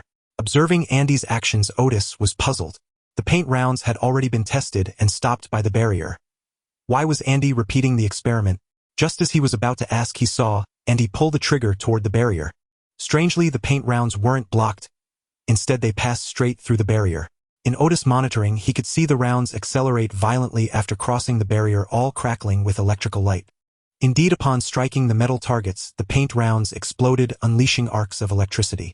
It was then that Otis realized the electromagnetic barrier could not only block incoming ranged attacks, but also imbue his own ammunition with electrical damage and significantly boost the projectile's speed. No wonder the master hadn't tested the last skill. The effects of this third ability were simply magnificent. A perfect fusion of offense and defense, truly flawless, albeit with a somewhat short duration. After finishing the final test of the barrier's capabilities, Andy used an energy restoration orb to replenish his reserves. Well, Volt's energy consumption is also an issue, Otis silently grumbled as he watched Andy recharge. Then he spoke aloud.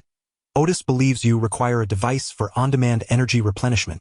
Andy paused slightly in his recharging, realizing that Warframe energy was indeed a problem. In future battles, Warframes would need their skills constantly. They couldn't afford to pause after every single ability used to recharge. That would be far too time-consuming. He nodded in agreement. Then note it down for me and remind me when I'm free. Once fully recharged, Andy stood in the training ground, body slightly bent with arms crossed. The rings on his arms crackled with countless arcs of electricity.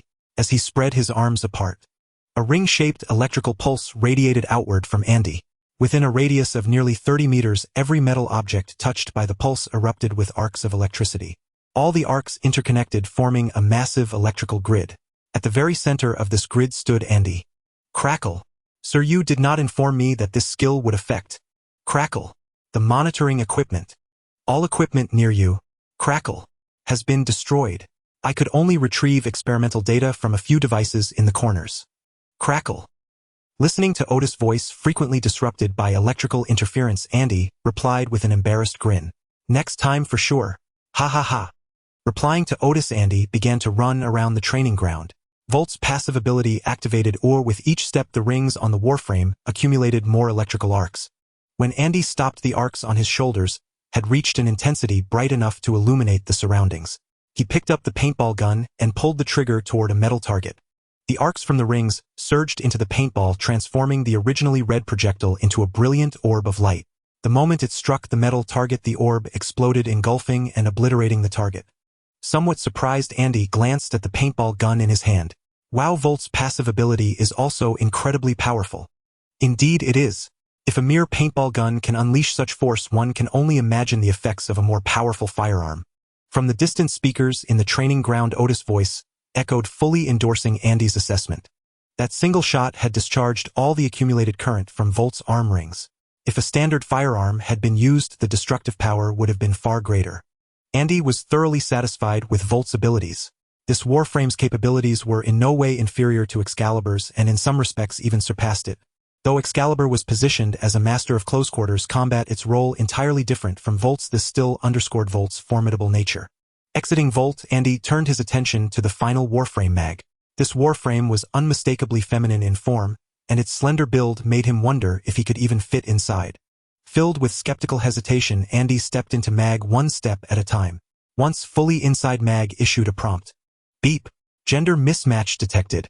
Warframe activation failed. Please exit voluntarily. Hearing mag's prompt, Andy had no choice but to withdraw. As expected, the armored Warframes had restrictions based on the user's gender. Males could only use male Warframes while females were limited to female ones. Suddenly a wild thought struck Andy. The records mentioned 2 special Warframes. One was Equinox, a Warframe capable of shifting forms. Its day form was a male shape in black attire, while its night form was a female shape in white. Who would operate such a Warframe? And then there was Zaku, an even more bizarre Warframe that could temporarily detach from its physical body, leaving only an energy skeleton for mobility. Who would pilot that Warframe? After all, no one would willingly abandon their own flesh just to control a suit of armor. He pondered the question deeply but failed to arrive at any logical conclusion. Forcing these strange notions from his mind, he decided the answers would naturally reveal themselves once he actually built these Warframes. Turning his attention back to Mag, since he couldn't pilot it himself, what about Gluttony? As a symbiote without gender, perhaps it could control Mag. Sensing Andy's thoughts, Gluttony materialized in Andy's hand. Go and test Mag's skills for me. Rolling its form, Gluttony swelled within the armor, filling every inch of its interior. Mag was instantly activated, its energy lights flickering continuously. Once the back panel fully sealed, Gluttony, controlling Mag, turned its gaze toward Andy, ready to receive commands. Good, now use the first ability. Mag extended its palm toward the undamaged metal targets, but after a long wait it failed to release the skill. According to data, Gluttony can only control Mag, not utilize its abilities. Ordis' voice chimed in at the perfect moment, clearing Andy's confusion. Lowering his head in thought for a moment, Andy spoke. Ordis, can you interface with the armor for auxiliary control?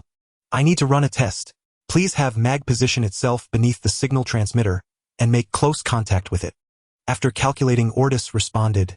He needed direct contact with Mag to confirm whether he could provide auxiliary control. He knew Ordis was right. The armor was far too unfamiliar to him. He had never formally interacted with these suits, only recording data during Andy's tests. Nodding, Andy ordered Gluttony to have Mag make contact with the signal transmitter. The instant Mag touched it, Ordis connected to Mag's system. Gazing at Mag's intricate data, Ordis felt immense joy. This was his first time perceiving the world like a human. So beautiful in human eyes. Within Mag, he could even sense Gluttony's presence. Gluttony, can you feel me? Ordis thought silently. Suddenly a wave of delight surged back. Gluttony was greeting him. Delighted, Ordis continued his silent communication. Let's stay connected now. Prepare to use the first ability.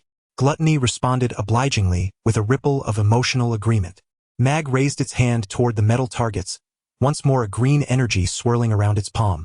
Several metal targets floated up from the ground and drifted toward Mag. Clang! All the metal targets crashed down beside Mag. Ordis stared at the green energy in Mag's hand. Was this how the master felt when piloting the armor? This sensation was truly exhilarating. The power to control magnetism was extraordinarily formidable. Clapping his hands repeatedly, Andy smiled and said, Looks good, Ordis. Tell me how it feels. The feeling of donning the armor was utterly captivating, the immense power leaving the user awestruck. This feeling is wonderful. I love it. Can we continue? Please open the firearms. Ordis replied excitedly, already eager to test the next abilities. Of course, go ahead. Nodding, Andy gestured with a welcoming hand, while activating all the training firearms. A torrent of bullets flew toward Mag, yet it stood motionless. Green magnetic energy swirled around her hand once more. With a casual wave, she cast the energy onto the ground. The magnetic energy formed a massive field on the floor, sweeping up every bullet in its grasp. Not a single round escaped its pull.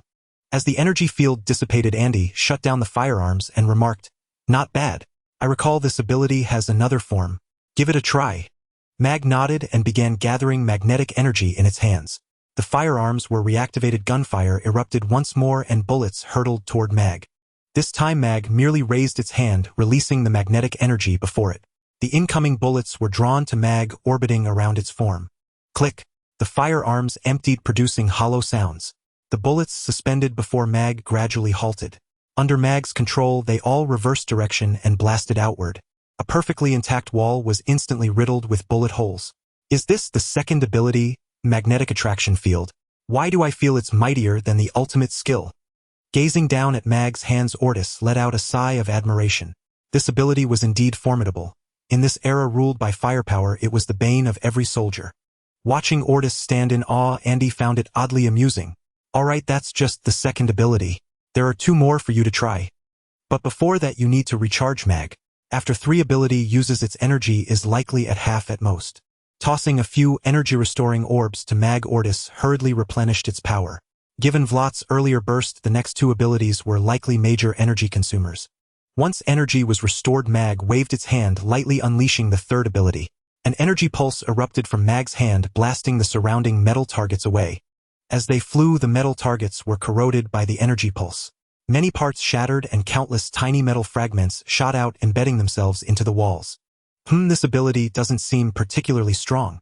Eyeing the launch targets, Ortis criticized the third skill. But Andy disagreed, correcting him with conviction. This ability is her lifesaver. It's called Shield Polarization. What you just saw was its offensive effect. Its true purpose is to instantly restore the armor's energy shields. Controlling Mag to face Andy, Ortis was puzzled by this skill. Andy continued explaining, in battle, the armor's shields deplete quickly. Then you have two options: either tank the damage and keep attacking, or dodge until the shields recover. Mag's third ability allows you to repel enemies mid-combat while restoring the depleted shields. Hearing this, Ortis suddenly understood. Under Andy's explanation, he finally grasped the skill. Simply put, it instantly replenished the armor's lost energy shields. And the energy pulse that caused considerable damage was merely a side effect of shield restoration. Now, understanding the core function, Ortis positioned Mag back in place. Next, he would unleash Mag's ultimate ability, Crush. Ortis commanded Mag to stand in the training ground, arms raised high. Green energy ripples radiated outward from her form, causing countless debris on the ground to float into the air as the magnetic energy swept through. Mag clenched its hands into fists, as if dragging a heavy weight downward with force. All the floating debris twisted into spheres, slamming violently onto the ground. The debris that crashed down retained magnetism, attracting one another and clustering together. This ability is absolutely incredible. I can feel that after being eroded by magnetic energy, all this debris is magnetized. Everything is under Mag's control. Staring at the clustered debris spheres on the ground, Ortis said excitedly to Andy. Over these days, he had not only witnessed the birth of 3 armors but also piloted one for testing. Now Ortis found himself increasingly enamored with these armors. In the future, Andy would surely craft more, and one of them would be authorized for his use. As an artificial intelligence, Ortis had not only gained emotions, but now possessed a dream. He hoped that one day Andy would personally design a suit for him. One that could make him feel human. I can feel that after being eroded by magnetic energy, all this debris is magnetized. Everything is under Mag's control. First, I clearly understand that the gender of the futa is female, so there is no need to worry that I might actually write about a hermaphroditic battle armor. Furthermore, in Andy's battle armor archives, there are only skill descriptions and historical images of the armors with no records indicating the gender of each armor. Thus, Andy distinguishes them based on gender characteristics visible in the images, such as the armor's physique and chest. The experiments with the battle armor skills have all concluded. Although I did not experience the effects of Mag's skills, I still gained insight into her abilities under the control of Beelzebub and Odysseus. She does not possess the unmatched melee prowess of Excalibur, nor can she unleash wide-ranging electrical destruction like Volt. However, Mag, who commands magnetic energy, is nearly invincible in modern society. Anything can be magnetized by her magnetic energy, and no magnetized object can escape her control.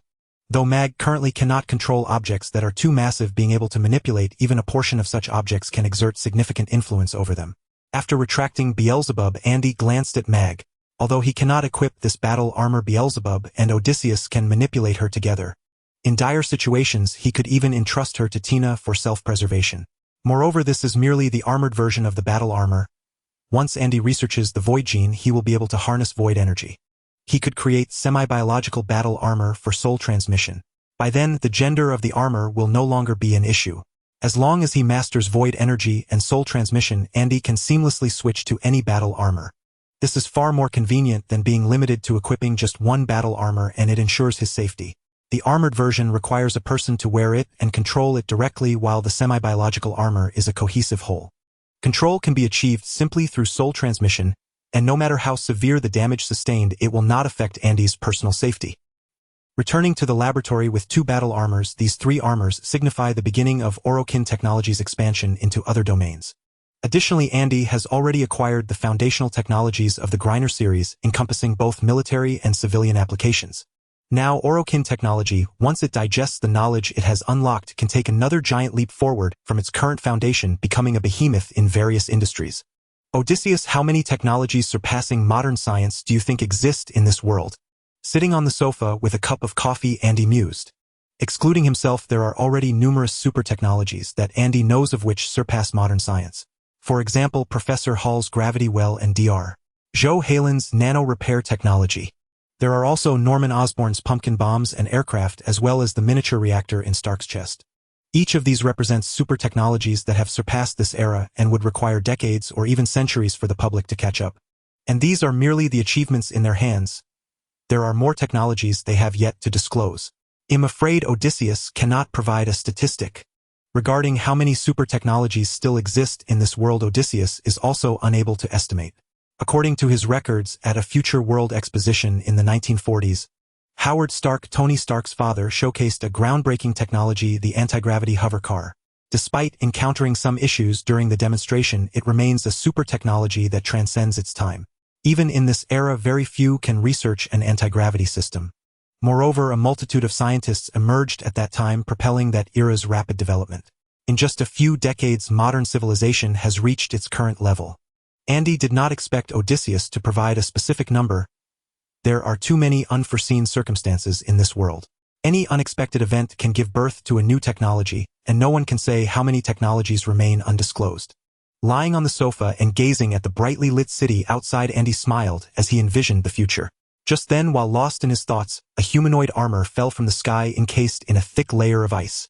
This was a new type of armor created by Stark based on the already shattered metal armor from Afghanistan. However, he seemed to have forgotten about the freezing issue at high altitudes. Jarvis, did you hear that? The metal armor system froze, causing Jarvis to remain silent in response to Stark's question. I need to quickly deal with this ice layer. Saying this, Stark struggled to operate the safety devices on his armor, manually opening part of the structure, shattering the ice shell. As the ice shell shattered, the temperature inside the metal armor rapidly increased and the system began to recover. The thrusters under his feet and in his hands erupted with tremendous thrust, propelling Stark, who was still falling from the sky. Stark soared freely in the air, once more, perhaps due to frequently riding Andy's dragon. Wearing the metal armor, he felt no discomfort in the air. Instead, he resembled a fish returning to the sea, gliding freely through the sky. J.A.R.V.I.S, you said Odysseus came over to cause trouble a few days ago. Let's go find him now. He controlled the metal armor and headed towards Orokin technology, eager to show Andy what true armor really is. He had long wanted to critique Andy's guard armament, but since he had not created armor himself, he lacked sufficient reason to do so. Now, with this armor, he could demonstrate to Andy what true technology is. It's not merely a metal shell with a toilet lid for a head that can be claimed as combat armor. The thrusters unleashed their full power, propelling Stark to unprecedented speeds. Boom! On the spacious balcony outside the laboratory, the metal armor shut off its thrusters in midair. Caught off guard, Stark lost thrust and fell heavily onto the balcony.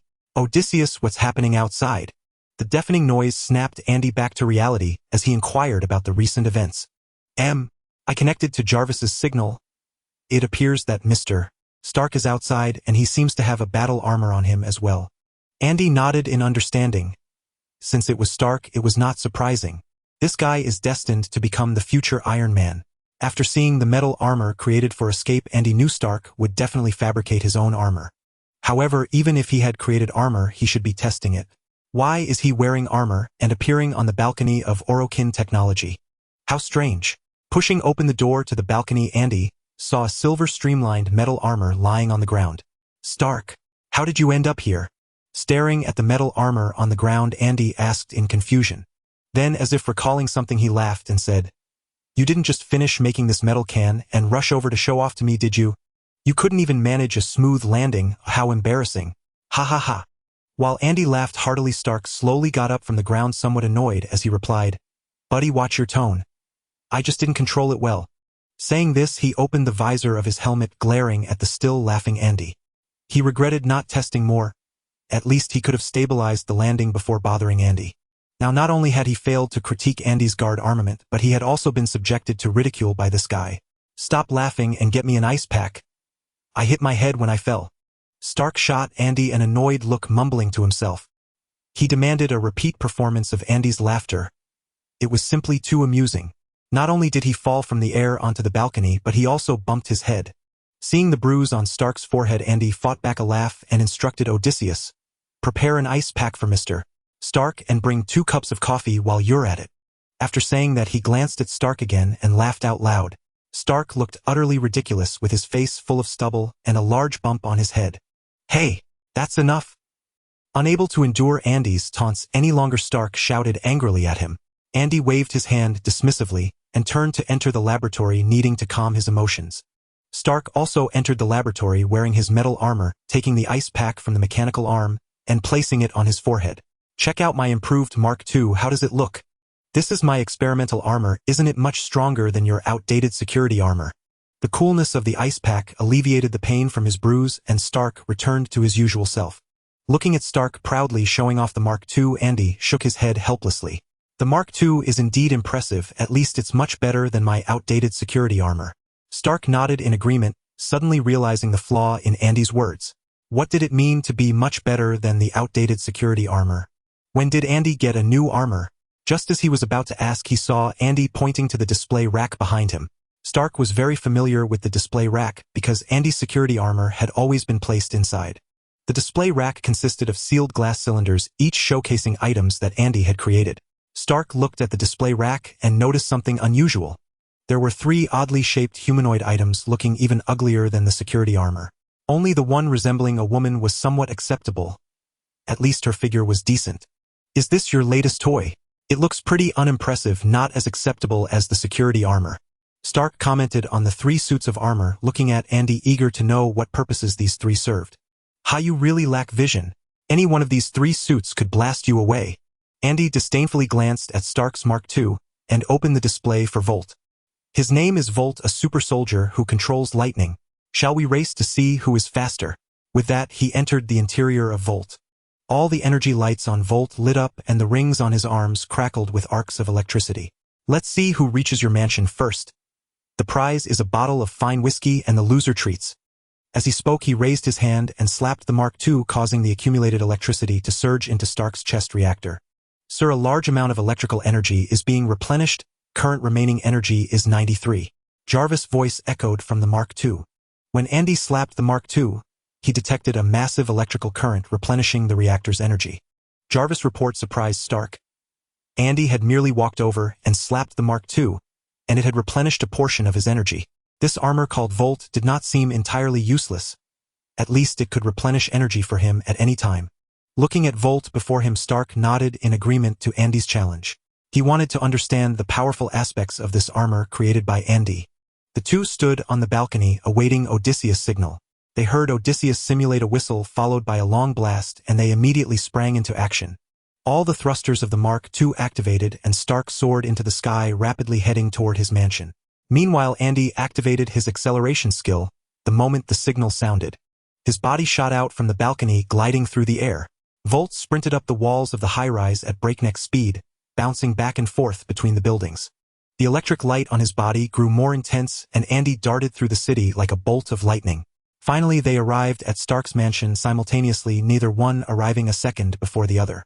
Exiting their respective armors, the two exchanged a smile. This time they had called it a tie. Tossing a glass to Andy, Stark opened a bottle of whiskey and said, "Your Volt is indeed impressive, but trust me, I already have new inspiration. I can soon create the Mark III, and your Volt is about to become my underling." Pouring a glass for Andy, Stark continued, "Why does Volt emit electric light? Moreover, when you slapped the Mark II, a large amount of electrical energy was transmitted from Volt, replenishing part of the energy for the microreactor on my chest." While sitting on the sofa and swirling his whiskey, Andy chuckled and said, "That's Volt's passive ability. He can continuously accumulate electrical energy while moving. The accumulated electrical energy is released during attacks. I mentioned he is a super soldier who controls lightning." Unfortunately, Stark's focus was not on Andy's explanation. He only noticed that this ability required an attack to release. So Andy had been slapping the Mark II so hard as a form of attack. Glaring at Andy, Stark said angrily, "You rascal actually attacked me. No wonder I almost lost my balance when you slapped the Mark II." Looking at Stark, who resembled a child, Andy shrugged helplessly. This guy had been boasting about his armor but ended up being mocked by him for a long time. Now that he wanted to save face, Andy decided to let it go and not pay him any mind. After complaining for a long time, Stark grew bored and turned his interest back to Volt. "So tell me, besides accumulating electrical energy, what other abilities does it have?" He knew Andy couldn't have made an armor that could only accumulate electrical energy. Otherwise, he wouldn't have called Volt a super soldier who controls lightning. Volt doesn't have many abilities, but they are all quite good. The competition we had was using one called acceleration. As you can see, our speeds are comparable. Taking a sip from his whiskey glass, Andy continued. As for the other abilities, they all involve releasing electrical energy for attacks and defenses, with their differences lying in energy consumption. Listening to Andy's explanation, Stark nodded. The capabilities of this armor were indeed outstanding, but they did not come from nowhere. Rather, they required the consumption of their own energy to unleash, which was not too different from his Mark II. The Mark II also needed energy from its chest-mounted microreactor, or it would be impossible for it to fly. After chatting about the armor design for a while, the two engaged in a heated argument in the mansion. Stark criticized Andy's poor aesthetic sense, claiming all his products looked strange. Andy retorted that Stark's armor design did not consider safety issues and could not provide protection for the user in emergencies. They argued fiercely, neither willing to back down. In the midst of their bickering, they suddenly burst into laughter, even as they continued to critique each other's armors. However, they both knew that the technology contained within each other's armors was among the most advanced in the world. Even a hint of either could stir up considerable waves in the world. The two raised their glasses in a toast, celebrating the armors they had each created. They both possessed their own manufactured armors, and in the future they could compete with each other, testing the combat capabilities of their respective suits. Regardless of the final outcome, they would both gain more inspiration to make their armors even stronger. After finishing the whiskey in his glass, Stark's mood suddenly turned somber. He lowered his head, staring at the ground. In the terrorist base, I saw many weapons manufactured by Stark Industries. That's why I want to shut down the weapons research and manufacturing division. But I've realized my kidnapping wasn't simple. Someone betrayed my itinerary, selling Stark Industries arms to the terrorists. It was also they who leaked my whereabouts to the terrorists. Though I have a suspect in mind, I don't know who it really is. Indeed, few knew his itinerary. Yet these were all high-ranking executives of Stark Industries with no reason to betray him to terrorists. Stark Industries was the largest arms company in all of America, supplying 70 of the military's weapons. Among these military weapons, all the most profitable ones were designed by him personally. There was no reason for anyone in the company to betray his whereabouts. They would gain nothing from it.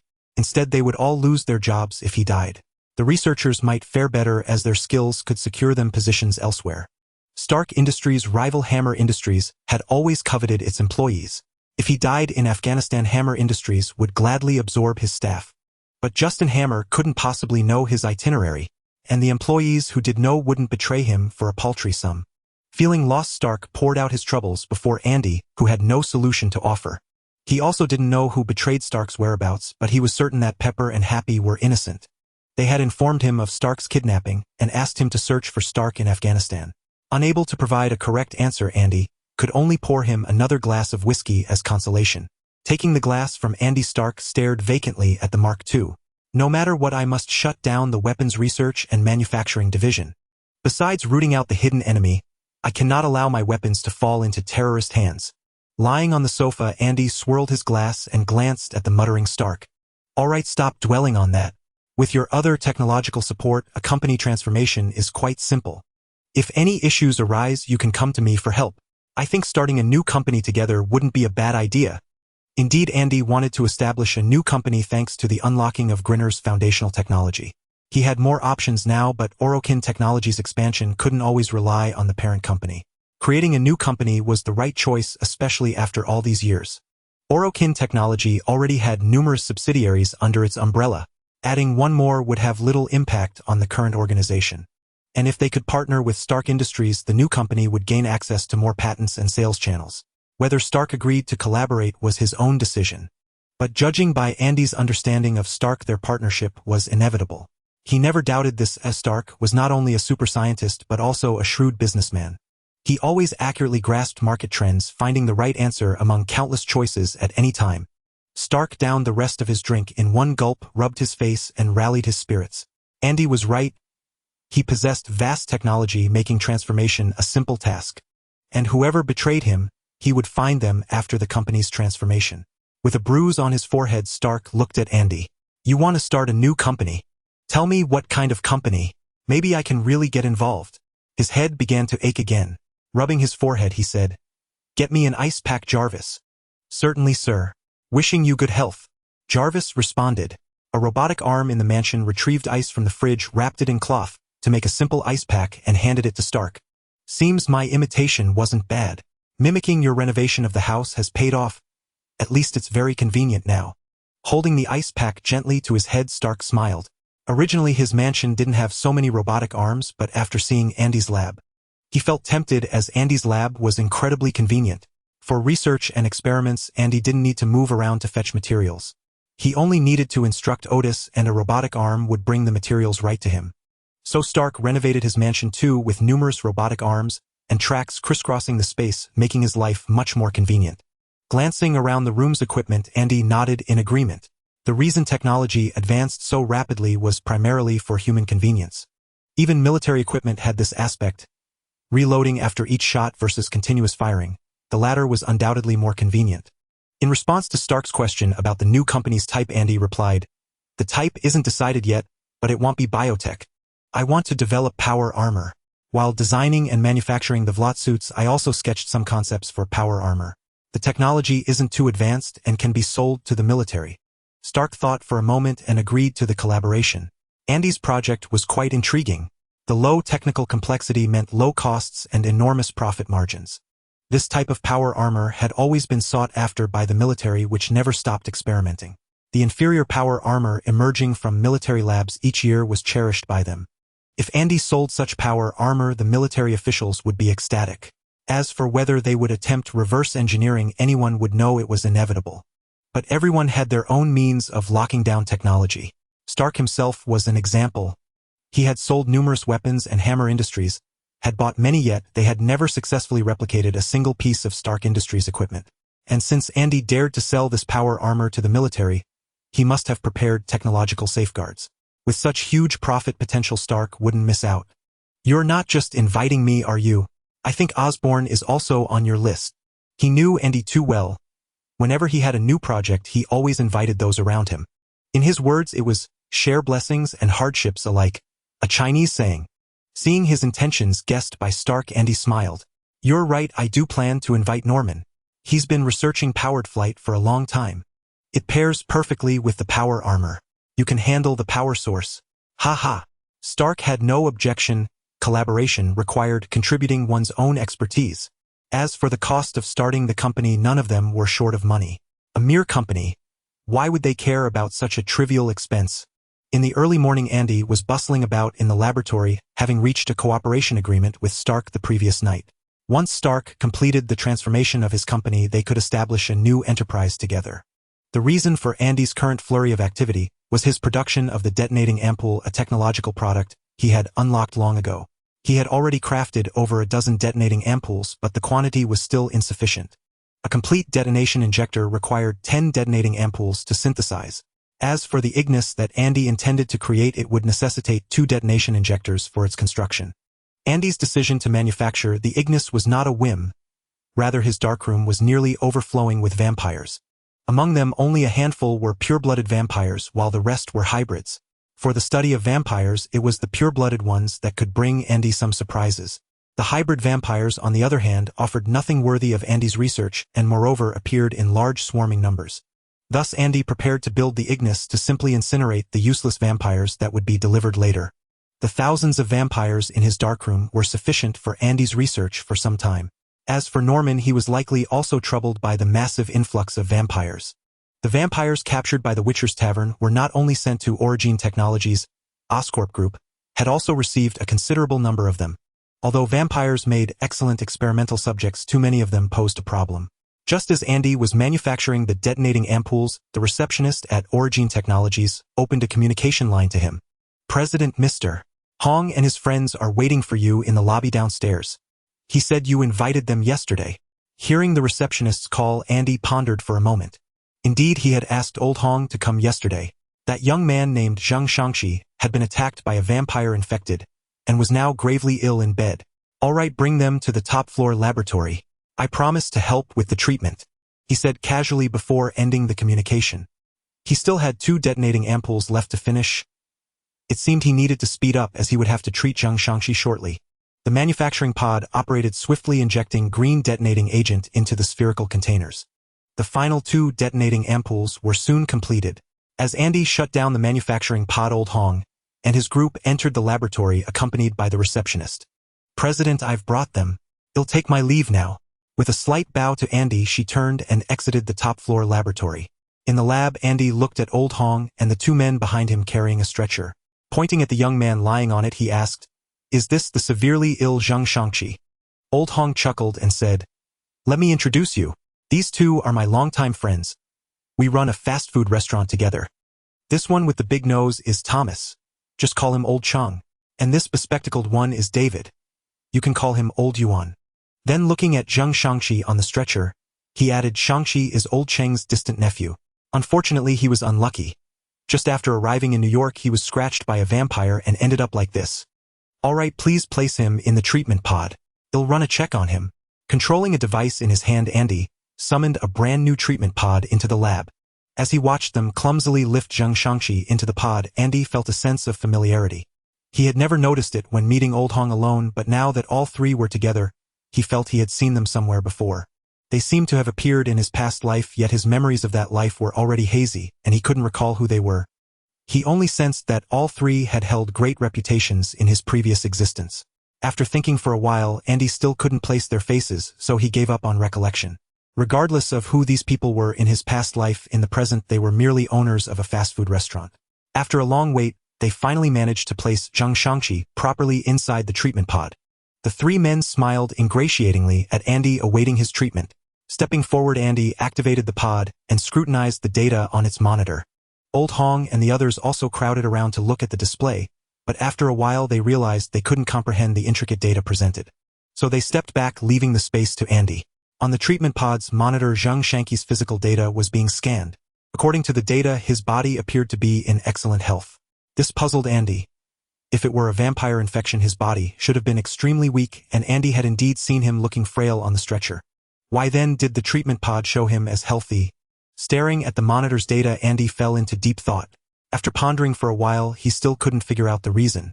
Perplexed, he suddenly recalled Old Hong mentioning that Zheng Shangqi had fought off vampires. To resist and repel a vampire attack must mean he had his own secrets.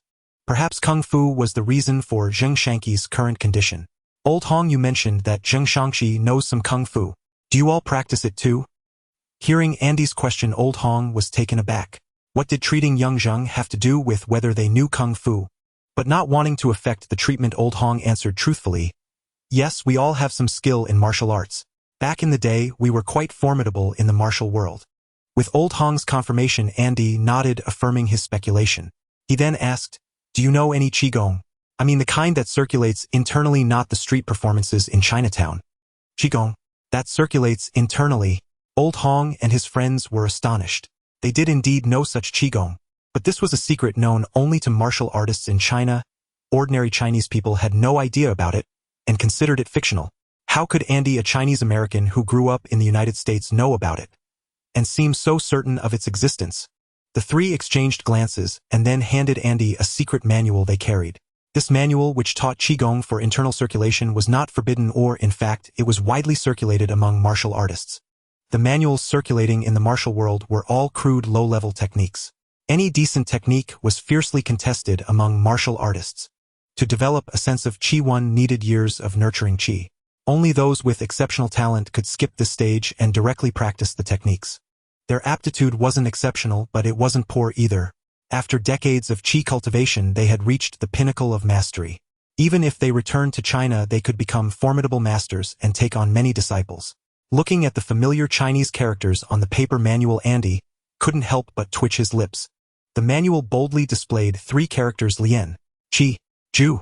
Simple, straightforward, and easy to understand, it directly told practitioners the purpose of this technique. Flipping through the Qi cultivation art, Andy saw various diagrams of human meridians and acupoints with only a few obscure incantations written on the pages. It seemed that without a foundation in traditional Chinese knowledge, even obtaining such a manual would render it nothing more than a useless miscellaneous book.